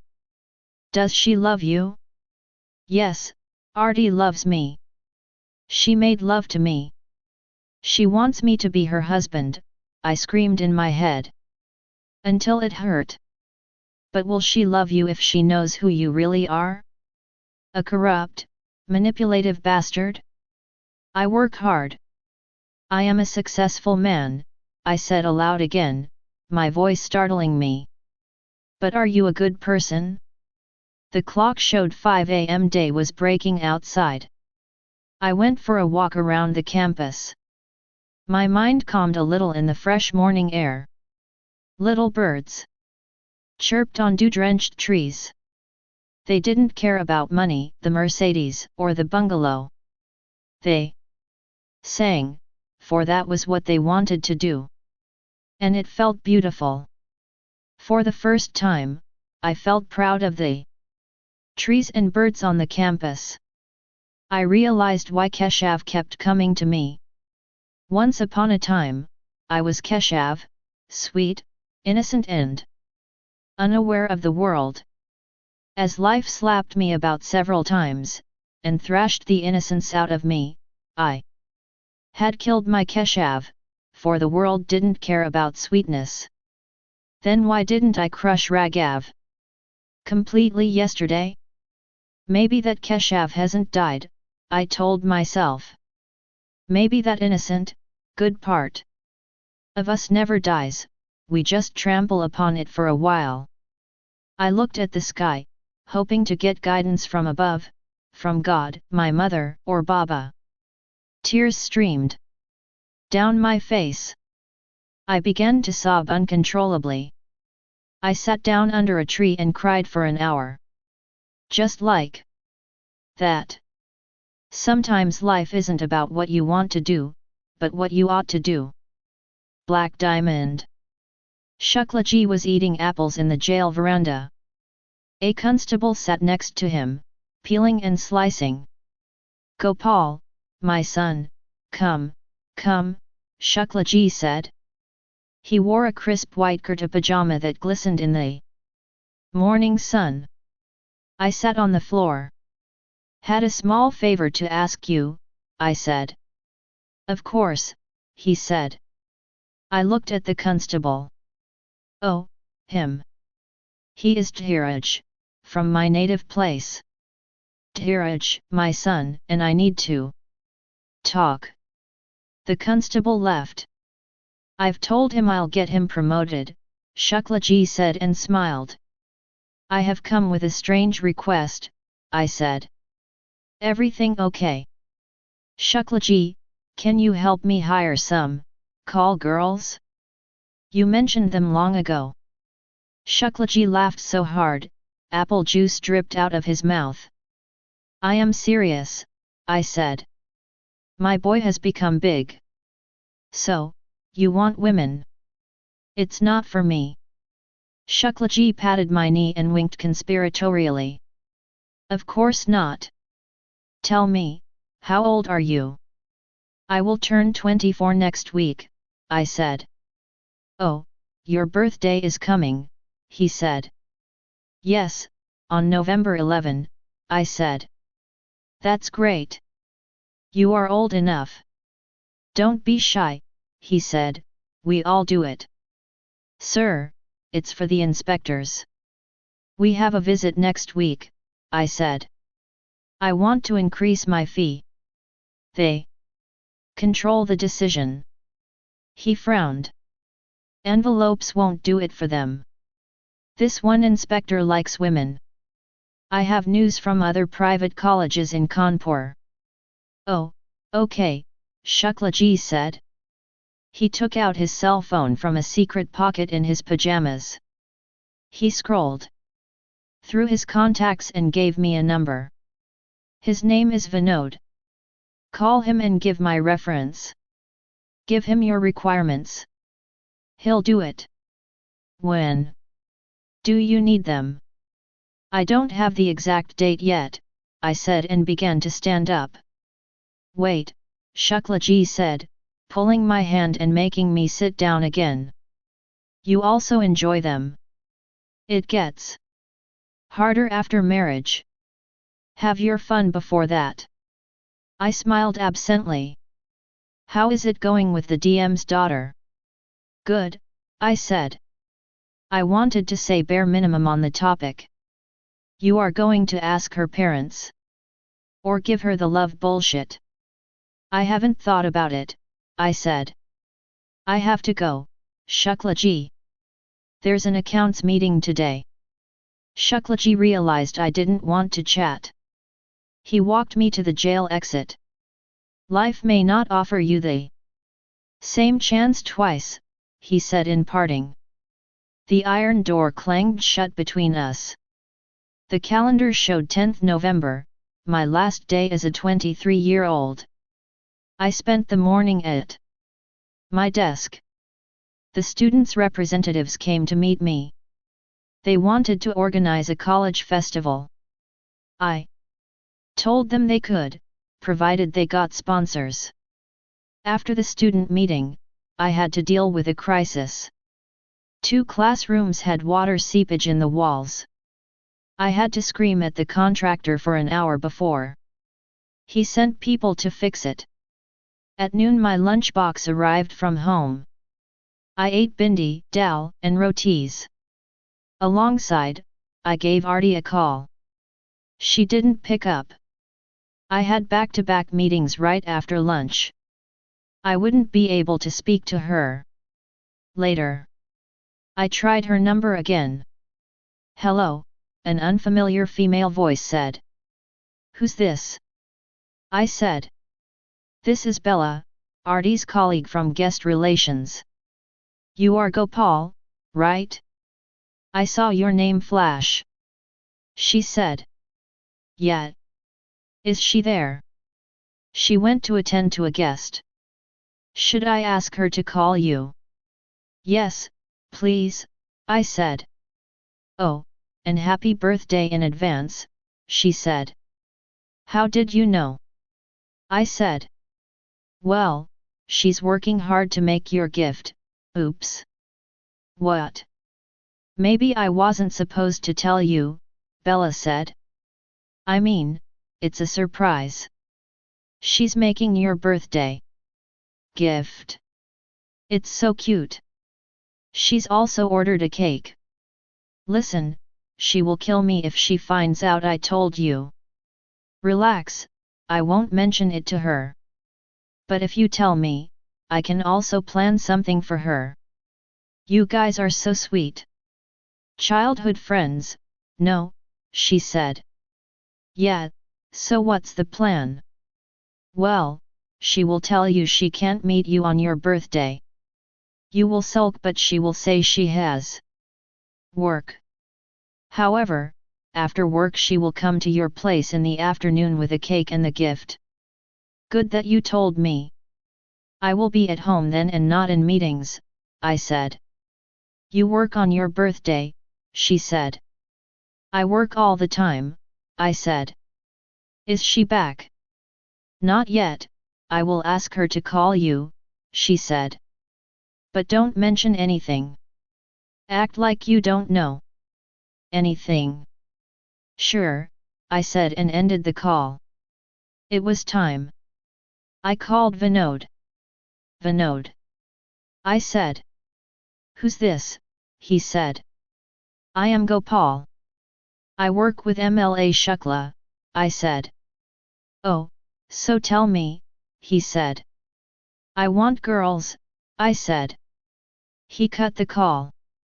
I called again but he didn't pick up. I kept my phone aside. After 10 minutes I received a call from an unknown landline number. Vinod here. You wanted girls? Yes, I said. Overnight or hourly basis? Hey. I said. Afternoon. One afternoon. We have happy hour prices for afternoon.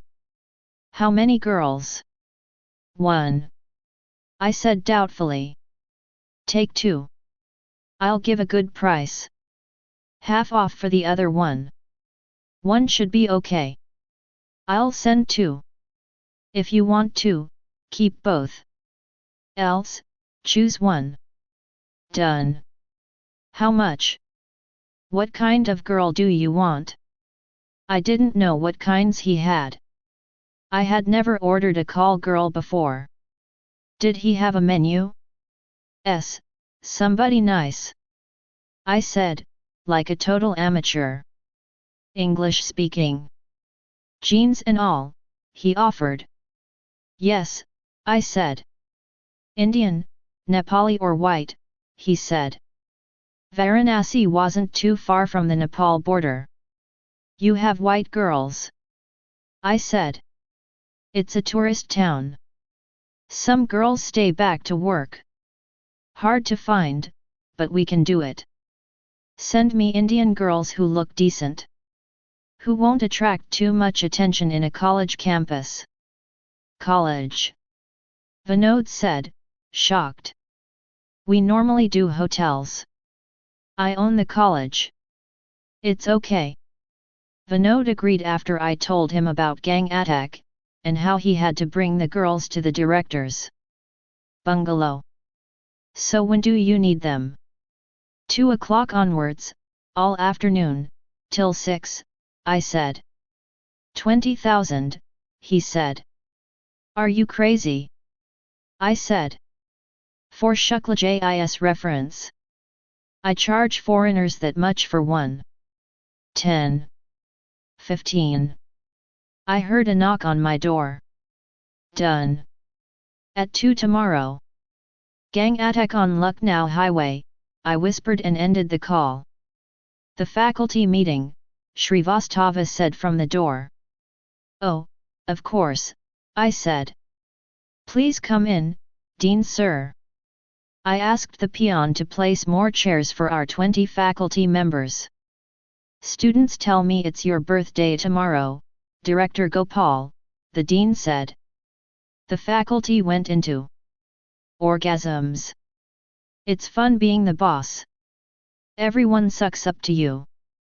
Just another day, I said. The students want to cut a cake for you, the dean said. Please don't. I can't, I said. The very thought of cutting a cake in front of 200 people embarrassed me. Please, sir, said Jayant, a young faculty member. Students look up to you. It will mean a lot to them. I wondered if the students would still look up to me if they knew about my specifications to Vinod. They have already ordered a 10-kilo cake, sir, Srivastava said. Make it quick, I said. 10 minutes, right after classes end at 1, the dean said. The faculty meeting commenced. Everyone updated me about their course progress. Let's look at placements soon, I said, even though our passing out batch is 2 years away. Jayant is the placement coordinator, the dean said. Sir, I am already meeting corporates, Jayant said. What is the response? I said. We are new, so it is tough. Some HR managers want to know their cut, Jayant said. Director Gopal, as you may know, the dean began, but I interrupted him. HR managers want a cut if they hire from our colleges, correct? I said. Right, sir, Jayant said. Every aspect of running a private college involved bribing someone. Why would placements be an exception? But other members seemed surprised. Personal payout, gasped Mrs. Awasthi, professor of mechanical engineering. Jayant nodded. But these are managers of reputed companies, she said, still in shock. Mrs. Awasthi, this is not your department. You better update me on applied mechanics, your course. I said. You are a strange customer, Roshni commented. SHH. I said and slid between the two naked women. Roshni quickly began to kiss my neck as Pooja bent to take off my belt. I started to count my breaths. On my 50th exhale I heard footsteps. By now the girls had taken off my belt most expertly and were trying to undo my jeans. On my 60th inhale came the knock on the door. On my 65th breath I heard 3 women scream at the same time. Happy Bert!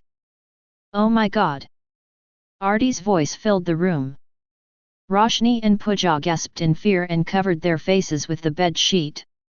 I sat on the bed, looking suitably surprised. Artie froze. The hired girls, more prepared for such a situation, ran into the bathroom. Gopal! Artie said on a high note of disbelief. Artie, I said and stepped out of bed. As I rebuttoned my jeans and wore my shirt, Artie ran out of the room. I followed her down the stairs. She ran down fast, dropping the heavy gifts midway. I navigated past a fallen cake box and scrapbook to reach her. I grabbed her elbow as she almost reached the main door. Leave my hand, Artie said, her mouth hardly moving. I can explain, Artie, I said. One said don't touch me, she said. It's not what you think it is, I said. What is it then?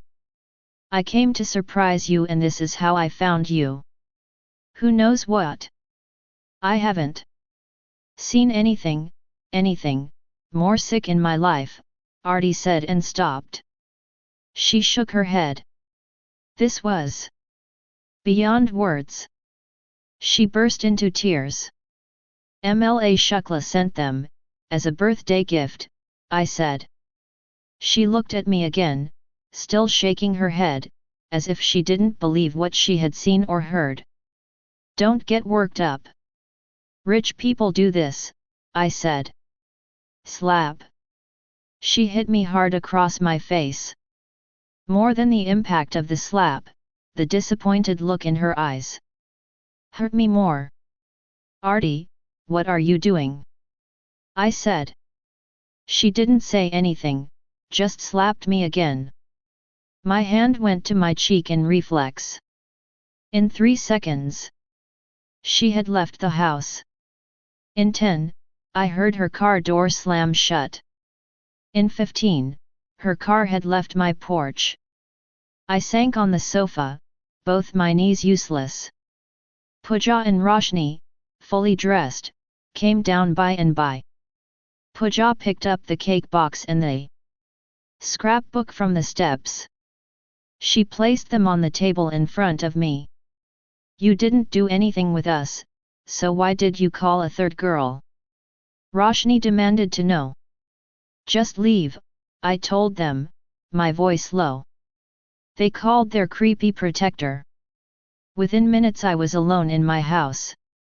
I sat right there for 2 hours, till it became dark outside. The maids returned and switched on the lights. They saw me sitting and didn't disturb me. The glitter on the scrapbook cover shone under the lights. I picked it up. A Tale of a Naughty Boy and a Not So Naughty Girl, said the black cover, which was hand-painted in white. It had a smiley of a boy and a girl, both winking. I opened the scrapbook. Once upon a time, a naughty boy stole a good girl's birthday cake, it said on the first page. It had a doodle of the teacher scolding me and of herself, Artie, in tears. I turned the page. The maids had prepared a lavish dinner with 3 subzis, rotis, and dal. I didn't touch it. I lay in bed and checked my phone. Artie hadn't returned my calls all day. However, I didn't call her again. I thought again about my plan. At midnight, Artie called me.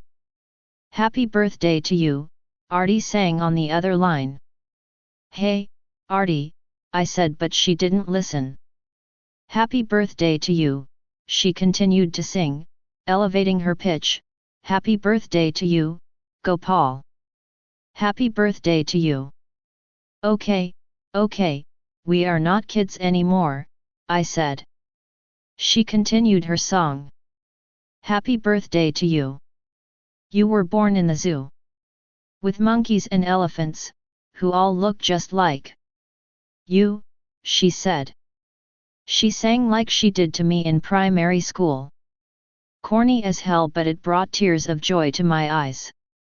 I couldn't believe I had made my plan. Somebody is very happy, I said. Of course, it is your birthday. That's why I didn't call or message you all day. Oh, I said. What oh? You didn't even notice, did you? She sounded peeved. Of course, I did. Even my staff wondered why my phone hadn't beeped all day in office. I got off the bed and switched on the lights. Anyway, I thought hard about what to give you, who has everything.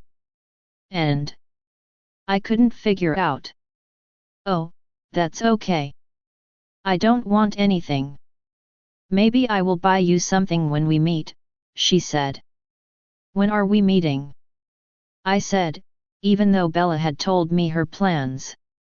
See, tomorrow is difficult, I have a double shift. You won't meet me on my birthday. I said. What to do? She said. Half the front office staff is absent. Winter arrives and everyone makes excuses of viral fever. Okay, I said. I must say, she could act pretty well. I almost believed her. Happy birthday again, bye, she said. A number of birthday messages popped into my inbox. They came from various contractors, inspectors and government officials I had pleased in the past. The only other personal message was from Shuklaji, who called me up. May you live 1,000 years, he said. Thanks, you remembered. I replied. You are like my son, he said. Thank you, Shuklaji, and good night, I said. I switched off the lights. I tried to sleep before the big day tomorrow. Enough, enough, I said as the 10th student fed me cake. We had assembled in the foyer of the main campus building. The staff and students had come to wish me. The faculty gave me a tea set as a gift. The students sang a prayer song for my long life. Sir, we hope for your next birthday there will be a MRS director on campus, Suraj, a cheeky first-year student, announced in front of everyone, leading to huge applause. I smiled and checked the time. It was 2:00. I thanked everyone with folded hands. I left the main building to walk home. Happy birthday, Artie messaged me. Where are you? I asked. Double shift just started. She sent her response. Vinod called me at 2:15. My heart raced. Hi, I said nervously. The girls are in a white Tata Indica. They are on the highway, will reach campus in 5 minutes. I'll inform the gate, I said. You will pay cash. Yes. Why, you take credit cards? I said. We do, for foreigners. But cash is best, Vinod said. I asked my mates to go to their quarters and not disturb me for the next 4 hours. I called the guard post and instructed them to let the white Indica in. I also told them to inform me if anyone else came to meet me. The bell rang all too soon. I opened the front door to find a creepy man. 2 girls stood behind him. One wore a cheap nylon leopard print top and jeans. The other wore a purple lace cardigan and brown pants. I could tell these girls didn't find Western clothes comfortable. Perhaps it helped them fetch a better price. The creepy man wore a shiny blue shirt and white trousers. These are fine, he asked me, man to man. I looked at the girls' faces. They had too much makeup on for early afternoon. However, I had little choice. They are okay, I said. Payment. I had kept the money ready in my pocket. I handed a bundle of notes to him. I'll wait in the car, he said. Outside the campus, please, I said. The creepy man left. I nodded at the girls to follow me. Inside. We sat on the sofas. I'm Roshni. You are the client, the girl in the leopard print said. She seemed more confident of the two. Yes, I said. For both of us. Roshni said. Yeah, I said. Roshni squeezed my shoulder. Strong man, she said. What's her name? I said. Pooja, the girl in the hideous purple lace said. Not your real names, right? I said. Roshni and Pooja, or the girls who called themselves that, giggled. It's okay, I said. Roshni looked around. Where do we do it? Upstairs, in the bedroom, I said. Let's go then, Roshni said, very focused on work. What's the hurry? I said. Pooja was the quieter of the two but wore a fixed smile as she waited for further instructions. Why wait? Roshni said. I have paid for the entire afternoon. We'll go upstairs when it is time, I said. What do we do until then? Roshni said, a tad too aggressive. Sit, I said. Can we watch TV? Pooja asked meekly. She pointed to the screen. I gave them the remote.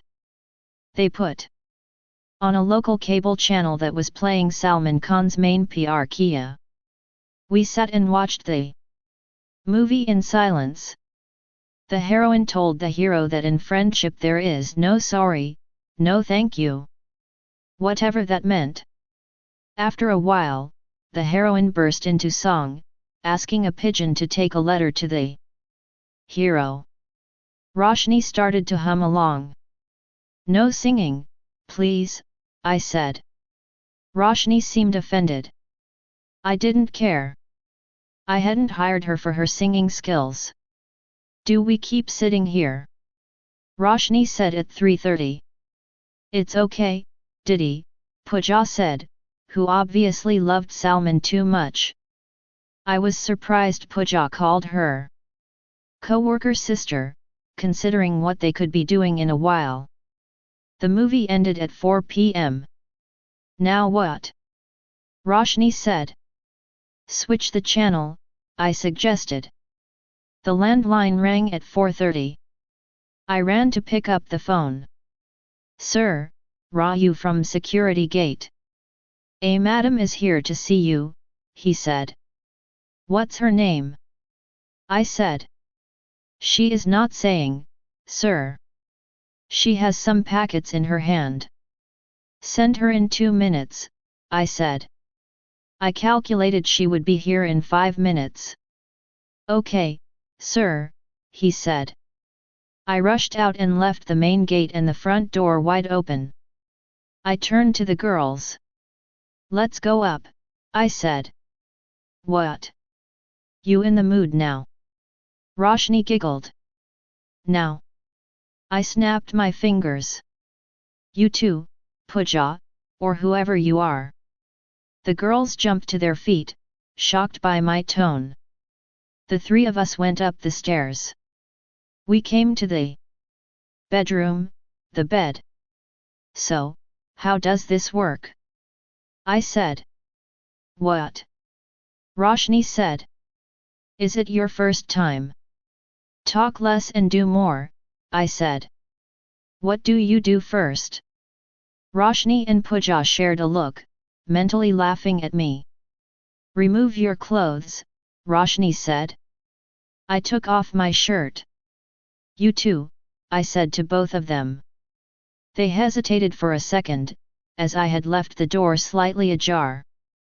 Nobody's home, I said. The girls took off their clothes. I felt too tense to notice any details. Roshni clearly had the heavier, bustier frame.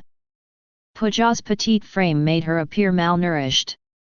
Get into bed, I ordered. The two, surprised by my less than amorous tone, crept into bed like scared kittens. You want us to do it? Roshni asked, trying to grasp the situation. Lesbian scene. Wait, I said. I ran to the bedroom window. I saw a white ambassador car with a red light park. Outside. Arti stepped out, and rang the bell once. When nobody answered, she came onto the lawn. She had a large scrapbook in her hand, along with a box from the Ramada bakery. I lost sight of her as she came into the house. You are a strange customer, Roshni commented. SHH. I said and slid between the two naked women. Roshni quickly began to kiss my neck as Pooja bent to take off my belt. I started to count my breaths. On my 50th exhale I heard footsteps. By now the girls had taken off my belt most expertly and were trying to undo my jeans. On my 60th inhale came the knock on the door. On my 65th breath I heard 3 women scream at the same time. Happy Bert! Oh my God! Arti's voice filled the room. Roshni and Pooja gasped in fear and covered their faces with the bed sheet. I sat on the bed, looking suitably surprised. Arti froze. The hired girls, more prepared for such a situation, ran into the bathroom. Gopal! Arti said on a high note of disbelief. Arti, I said and stepped out of bed. As I rebuttoned my jeans and wore my shirt, Arti ran out of the room. I followed her down the stairs. She ran down fast, dropping the heavy gifts midway. I navigated past a fallen cake box and scrapbook to reach her. I grabbed her elbow as she almost reached the main door. "Leave my hand," Artie said, her mouth hardly moving. "I can explain, Artie," I said. "One said don't touch me," she said. "It's not what you think it is," I said. "What is it then?" "I came to surprise you and this is how I found you." "Who knows what?" "I haven't seen anything more sick in my life," Artie said and stopped. She shook her head. This was beyond words. She burst into tears. "MLA Shukla sent them, as a birthday gift," I said. She looked at me again, still shaking her head, as if she didn't believe what she had seen or heard. "Don't get worked up. Rich people do this," I said. Slap. She hit me hard across my face. More than the impact of the slap, the disappointed look in her eyes hurt me more. "Artie, what are you doing?" I said. She didn't say anything, just slapped me again. My hand went to my cheek in reflex. In 3 seconds, she had left the house. In 10, I heard her car door slam shut. In 15, her car had left my porch. I sank on the sofa, both my knees useless. Pooja and Roshni, fully dressed, came down by and by. Pooja picked up the cake box and the scrapbook from the steps. She placed them on the table in front of me. "You didn't do anything with us, so why did you call a third girl?" Roshni demanded to know. "Just leave," I told them, my voice low. They called their creepy protector. Within minutes I was alone in my house. I sat right there for 2 hours, till it became dark outside. The maids returned and switched on the lights. They saw me sitting and didn't disturb me. The glitter on the scrapbook cover shone under the lights. I picked it up. "A Tale of a Naughty Boy and a Not-So-Naughty Girl," said the black cover, which was hand-painted in white. It had a smiley of a boy and a girl, both winking. I opened the scrapbook. "Once upon a time, a naughty boy stole a good girl's birthday cake," it said on the first page. It had a doodle of the teacher scolding me and of herself, Artie, in tears. I turned the page. The naughty boy, however, became the good girl's friend. He came for every birthday party of hers. "After that," said the text, the remaining album had pictures from all her 7 birthday parties that I had attended, from her 10th to her 16th. I saw how she and I had grown up over the years. In every birthday party, she had at least one picture with just the two of us. Apart from this, Artie had also meticulously assembled silly memorabilia from school. She had the Class 7 timetable, on which she drew horns above the maths classes. She had tickets from the school fete we had in Class 9. She had pasted the restaurant bill from the first time we had gone out in class.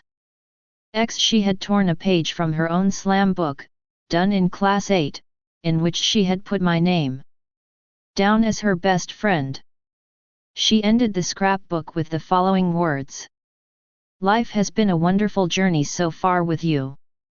Looking forward to a future with you, my soulmate. Happy birthday, Gopal." I had reached the end. On the back cover, she had calligraphed G and A in large letters. I wanted to call her, that was my first instinct.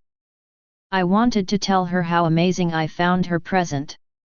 She must have spent weeks on it. I opened the cake box. The chocolate cake had squished somewhat, but I could make out the letters. Stolen, my cake and then my heart, it said in white, sugary icing, with Happy Birthday, Gopal inscribed beneath it. I pushed the cake box away. The clock struck 12. Your birthday is over, Gopal, I said loudly to the only person in the room. Black Diamond. Even though I had promised myself I wouldn't, I called Artie the next day. However, she did not pick up. I tried several times over the course of the week, but she wouldn't answer. Once she picked up by accident. How are you? I said. Please stop calling me, she said. I am trying not to, I said. Try harder, she said and hung up. I wasn't lying. I was trying my best to stop thinking of her. Anyway, I had a few things left to execute. My plan. I called Ashok, the Narrated editor. Mr. Gopal Mishra, he said. How's the paper doing? I said. Good. I see you advertise a lot with us. So thank you very much. I need to ask for a favor, I said to the editor. What? The editor said, wondering if I would ask to suppress a story. I want you to hire someone, I said. He's good. Who? Raghav Kashyap. The trainee we fired, the editor said. Your MLA Shukla made us fire him. Yet, hire him back. Why? And he started his own paper. He did that big Dimnapura plant story. Sorry, we had to carry it. Everyone did. It's okay, I said. Can you rehire him? Don't mention my name. The editor thought it over. I can. But he is a firebrand. I don't want you to be upset again. Keep him away from education. Rather, keep him away from scandals for a while. I'll try, the editor said. Will he join? He has his paper. His paper is almost ruined. He has no job, I said. Okay, I will call him, the editor said. I owe you one. Book front page for Gang Attack next Sunday, I said. Thank you, I will let marketing. No. Black Diamond. A week after my birthday, Beatty came to my office with two other consultants. They had a proposal for me to open a Bachelor of Management Studies course. Dean Srivastava also came in. MBA is in huge demand. However, that is after graduation. Why not offer something before? Beatty said. The consultant showed me a presentation on their laptop. The slides included a cost-benefit analysis, comparing the fees we could charge versus the faculty costs. Business Management Studies, BMS, is the best. You can charge as much as engineering, but you don't need facilities like labs, one consultant said. Faculty is also easy. Take any MCOM or CA types, plenty of them available, said the other. I drifted off.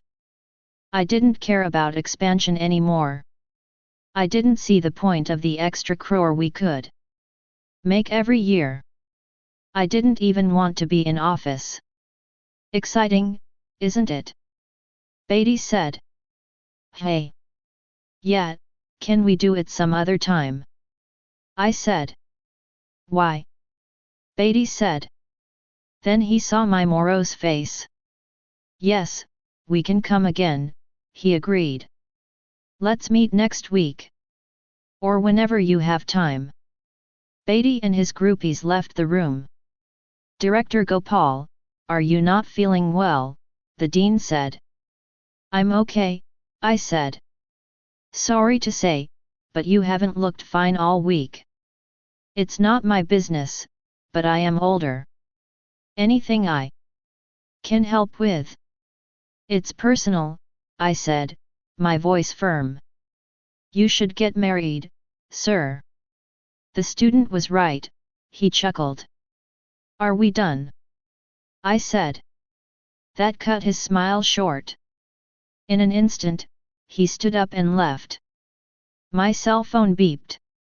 I had an SMS from Sailesh, marketing head of Dani. Raghav accepted the offer. He joins tomorrow. Great, thank you very much, I replied. Hope our association becomes even stronger. Thank you for booking Sunday, texted Sailesh. The arrival of a black Mercedes in the Danic office caused a minor flutter among the guards. A big car ensures attention. I stepped out and put on my new sunglasses. I went to the receptionist in the lobby. I am here to meet Raghav Kashyap, I said, and gave her my business card. The receptionist couldn't locate him. Sailesh saw me from the floor above, and came running down the steps. Gopal bhai. You should have informed me. What are you waiting here for? I want to meet Raghav, I said. Oh, sure, he said, please come with me. We walked up to Raghav's cubicle. An IT guy crouched under his desk, setting up his computer. Raghav had bent down as well to check the connections. You rejoined here? I said. Raghav turned around. Gopal, he said and stood up. I had come to the marketing department and saw you. I turned to Sailesh. Thank you, Sailesh. Okay, Sailesh said. See you, Gopal bhai. After he left, Raghav said, it's strange. The editor called me himself. I had no money anyway. Thought I will rejoin until I have enough to relaunch Revolution 20201. Can we go for a cup of tea? I said. Sure, he said. We walked up to the staff canteen on the second floor. Framed copies of old newspaper issues adorned the walls. Dozens of journalists sat with their dictaphones and notebooks, enjoying evening snacks. I could tell Raghav felt out of place. I'm used to a small office now, Danic is huge, he said. He bought 2 plates of samosas and tea. I offered to pay but he declined. Cog in the wheel feeling, I said. Not only that.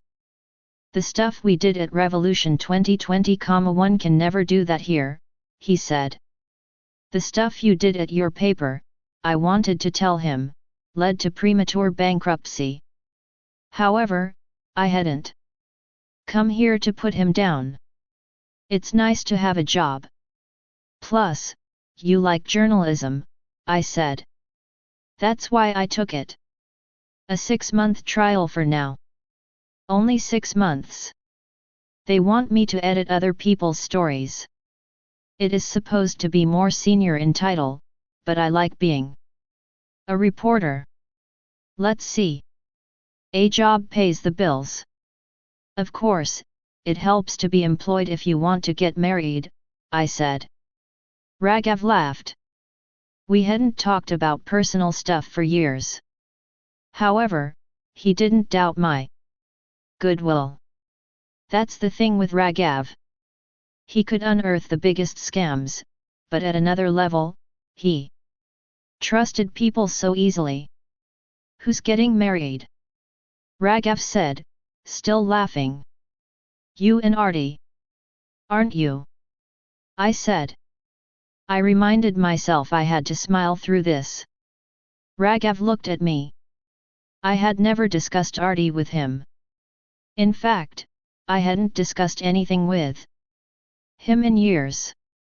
I hope I can talk to you as a friend. We were once, right? I said. I took a bite of the samosa and found it spicy as hell. Raghav nodded on a sigh.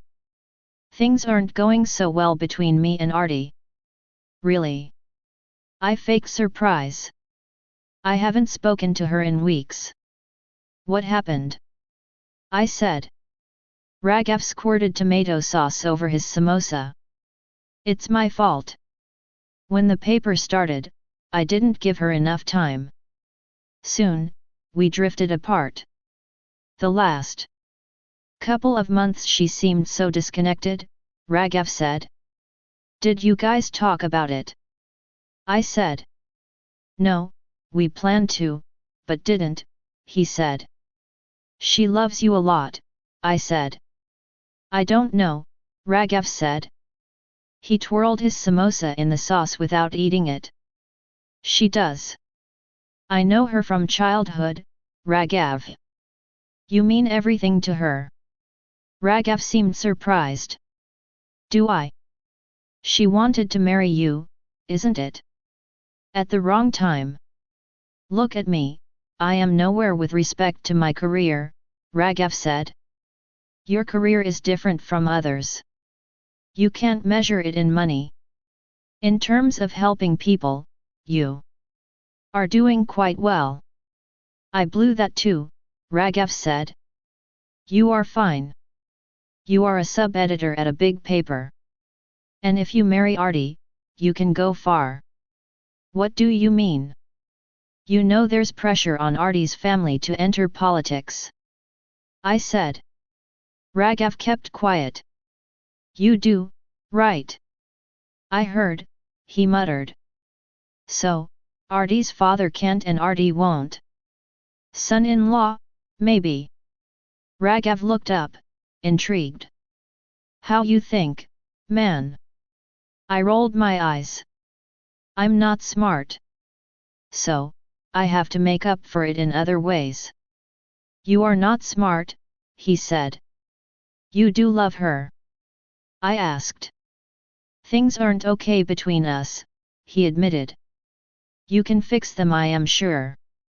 After all, your charm worked on her the first time, I said. Raghav gave a shy smile. Don't call her. Go meet her at the hotel. Take an entire day off for her. That's all she wants, your time and attention. She'll return your love 10 times over, I said, looking sideways. Raghav kept quiet. Promise me you will go, I said and extended my hand. He shook my hand and nodded. I stood up to leave. I repeated Shuklaji's line. Life may not offer you the same chance twice. Raghav walked me to my car. He barely noticed the car though. Why are you doing this for me? He asked. I got into the car. I rolled down the window. Artie is a childhood friend. Besides what? Raghav said. Everyone has to do their bit, I said as the driver whisked me away. Black Diamond. I didn't keep in touch with Raghav after that. He called me many times. I either didn't pick up or pretended to be busy. One of the times I did pick up, Raghav told me he and Artie had started talking. Again. I told him I had inspectors in my office and hung up. I had sworn on Baba's soul that I would never call Artie. She didn't either, apart from a single missed call at 2 a.m. one morning. I called her back, since technically, I had not initiated the call. She did not pick it. The missed call and callback drama between men and women almost deserves its own user manual. I gathered she had made the call in a weak moment, and left her alone. I invited the boring consultants back for the BMS program talks. The plan made a lot of sense. We started the process to expand into business studies. We had a new set of government people who had to approve our plans, and thus a new set of palms to be greased. We knew the business would be profitable. Millions of kids would be tested, rejected and spat out of the education system every year. We had to keep our net handy to catch them. I spent more time with the college faculty, and often invited them home in the evenings. They worked for me, so they laughed at my jokes and praised me every 10 minutes. I couldn't call them friends, but at least they filled the empty space in the house. 3 months passed. We launched the BMS program and, with the right marketing, filled up the seats in a matter of weeks. I rarely left the campus, and did so only to meet officials. Meanwhile, the case against Shuklaji became more complex. He told me the trial could take years. He tried for bail, but the courts rejected it. Shuklaji felt the CM had betrayed him, even as the party sent feelers that he could be released from jail provided he quit politics. I went to meet him every month, with a copy of the Gang Attack Trust accounts. One day, Raghav called me when I was at home. I didn't pick up. Raghav continued to call. I turned the phone silent and kept it aside. He sent me a message, "Where are you, Gopal? Trying to reach you." I didn't reply at first. I wondered if his repeated attempts meant trouble, like he had discovered another scam or something. I texted, "In meetings." "Was up?" His reply hit me like a speeding train. "Artie and I getting engaged. Wanted to invite you to party NXT Saturday." I couldn't stop looking at this message. I had wanted this to happen. Yet, it hurt like hell. "Unfortunately, I'm not in town." "But congratulations," I sent my response, wondering if I had put one exclamation mark too many. Raghav called me again. I avoided his call. He tried 2 more times, when I finally picked up. "How can you miss our engagement?" he said. "Hey, I'm in a faculty meeting," I said. "Oh, sorry." "Listen, you have to come," Raghav said. "I can't. I am leaving for Singapore to explore a joint venture," I said. "What, Gopal? And why don't you ever call back? Even Artie says you are too busy whenever I ask about you." "I am really sorry. I am busy. We are doubling our student intake in the next 2 years," I said. "You will miss your best friend's engagement. Won't she be upset? Apologize to her on my behalf," I said. Raghav let out a sigh. "Okay, I will. But our wedding is in 2 months. On the 1st of March. Please be in town then." "Of course, I will," I said and circled the date on the calendar. "I'll let you attend to your staff." "Take care, buddy," Raghav said. Instinctively, I composed a "Congrats" message to Artie and sent it. She did not reply. I looked around my big house as empty as my soul. On March 1st, I booked a room at the Taj Gunga. The 4th floor room had a little balcony, with a view of the hotel pool and lawns. I had tossed the SIM card out of my phone 2 days ago.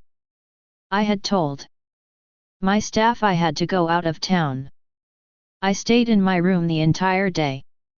I came to the balcony at 8 in the evening. In the faint light of dusk, I read the card again.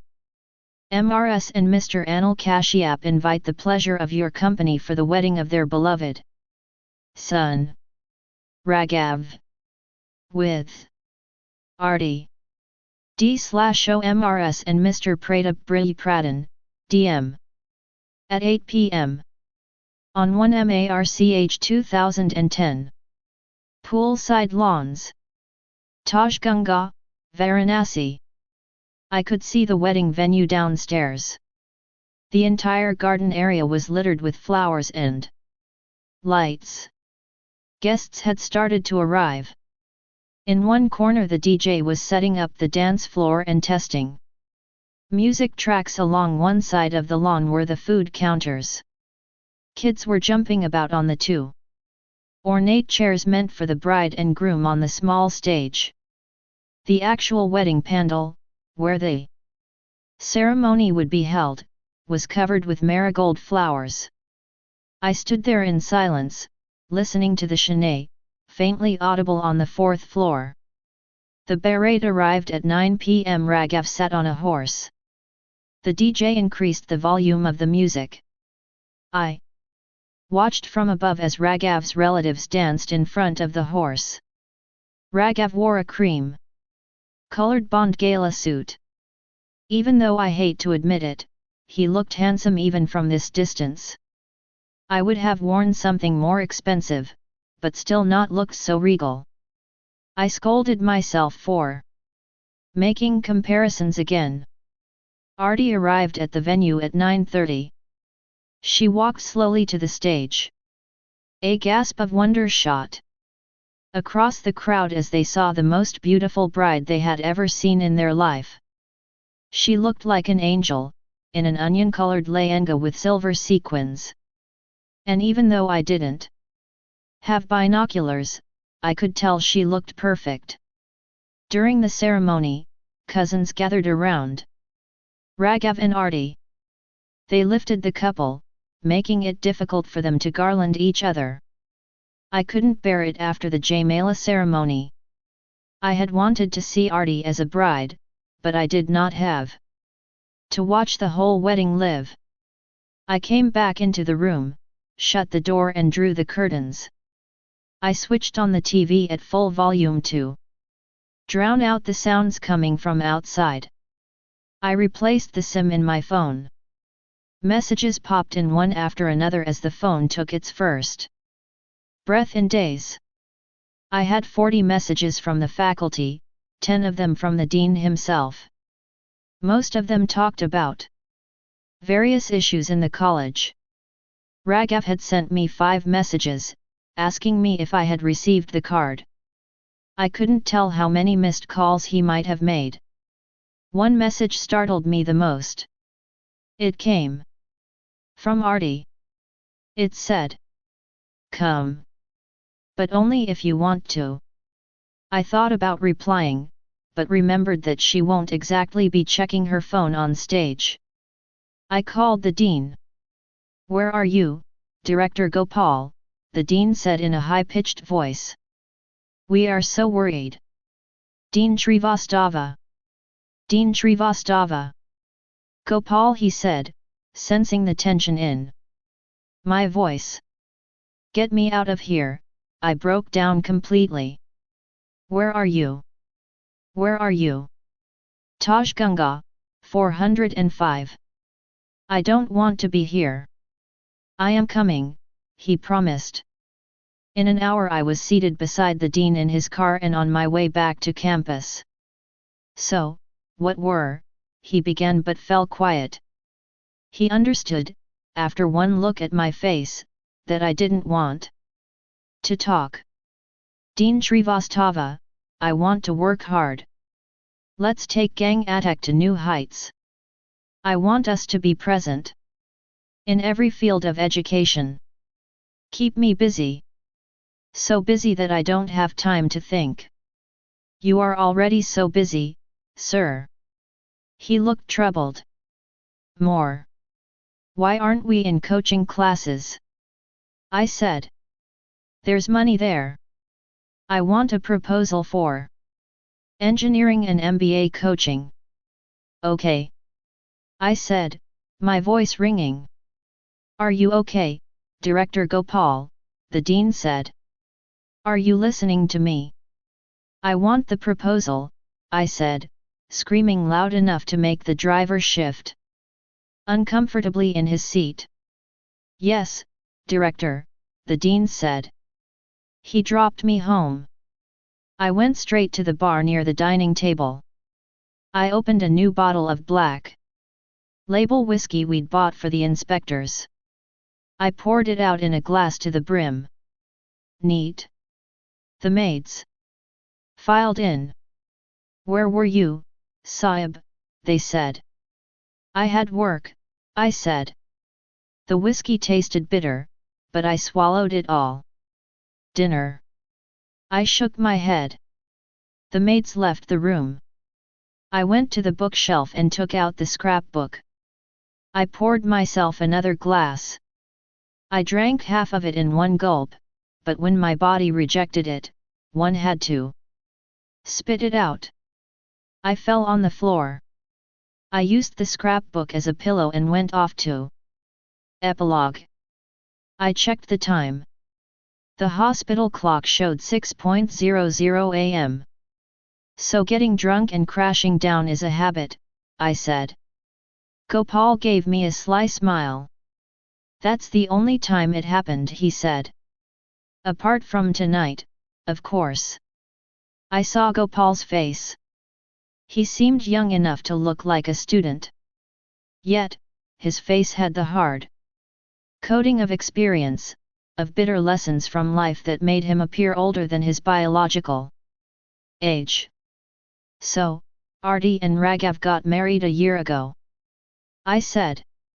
A year and 20 days, he said. What has happened since? I said. Shuklaji is still in jail. I meet him every month. I am trying to buy back his share of the college with my earnings and make it my own college. He needs money for his other businesses. Let's see. What about Raghav and Arti? I asked. I am not in touch. I stay in my college. Elections are in 2 months. He is the one. Meaning? Raghav's contesting. His picture is on election posters all over the city, Gopal said. It could have been you. How do you feel about that? I said. Gopal shrugged. He'll be a better MLA than me. What would I have done? Made more money. With him, there is a chance he could change something. That's generous of you, I said. Gopal sat up straight and restlessly removed the sheets off him. But I am still not a good person. Right, he said. I never said that, I said. I told you, I am not worthy enough to be a hero in your story. Gopal said. I kept quiet. I could be the villain, said Gopal, his eyes sparkling. I'll let the readers decide how they want to consider you. I simply write about people. One don't cast them as heroes or villains, I said. Raghav is a good man. I am not half as good as him, Gopal said. Stop judging yourself, I said. Chetanji, put your hand on your heart, and tell me, am I a good man? I realized my approval meant a lot to him. Yet, I wanted to be genuine. I thought about it for a while. Forget it, sir. Don't answer it. Let's take a walk. He got off the bed. He seemed much better. We took a morning stroll in the hospital lawns. Never drink so much again, promise me, I said. I won't, he said. Promise me you will find somebody, I said. He shook his head. That I can't promise. Do you miss her? I said. He kept quiet. Did you meet her after her marriage? He shook his head. I figured out now why he had hesitated to come to Ramada to drop me. I checked the time. I had a flight in 2 hours. I had to rush to the hotel, pack, and head to the airport. One have to leave, one said. He nodded. He came out to drop me to the car. The revolution will come, Gopal said. We will have a better nation one day. I know, I said. You also write about it. Once gang attack becomes big, I will try to fix the system. I am sick of giving envelopes to people. We have to change things, I said. Everyone must sacrifice for it, Gopal said. Yes, I agree, I said as the driver started the car. Bye, sir, Gopal said as I left. Black Diamond. I rushed back to my room and packed fast. I came downstairs in the hotel lobby to check out. Did you have a good stay, sir? A pretty girl in a sari asked me. Yeah, memorable, I said. I saw her name tag. It said, Arti Kashyap, Guest Relations Officer. She smiled. Happy to hear that, sir. My car drove out of the cantonment area. I saw a huge political party hoarding at the traffic signal. I couldn't read from a distance, but I saw a young candidate's picture. I called Gopal. All okay, sir? Will you make it in time for your flight? Yes. Gopal. What? He said. You are a good person, I said.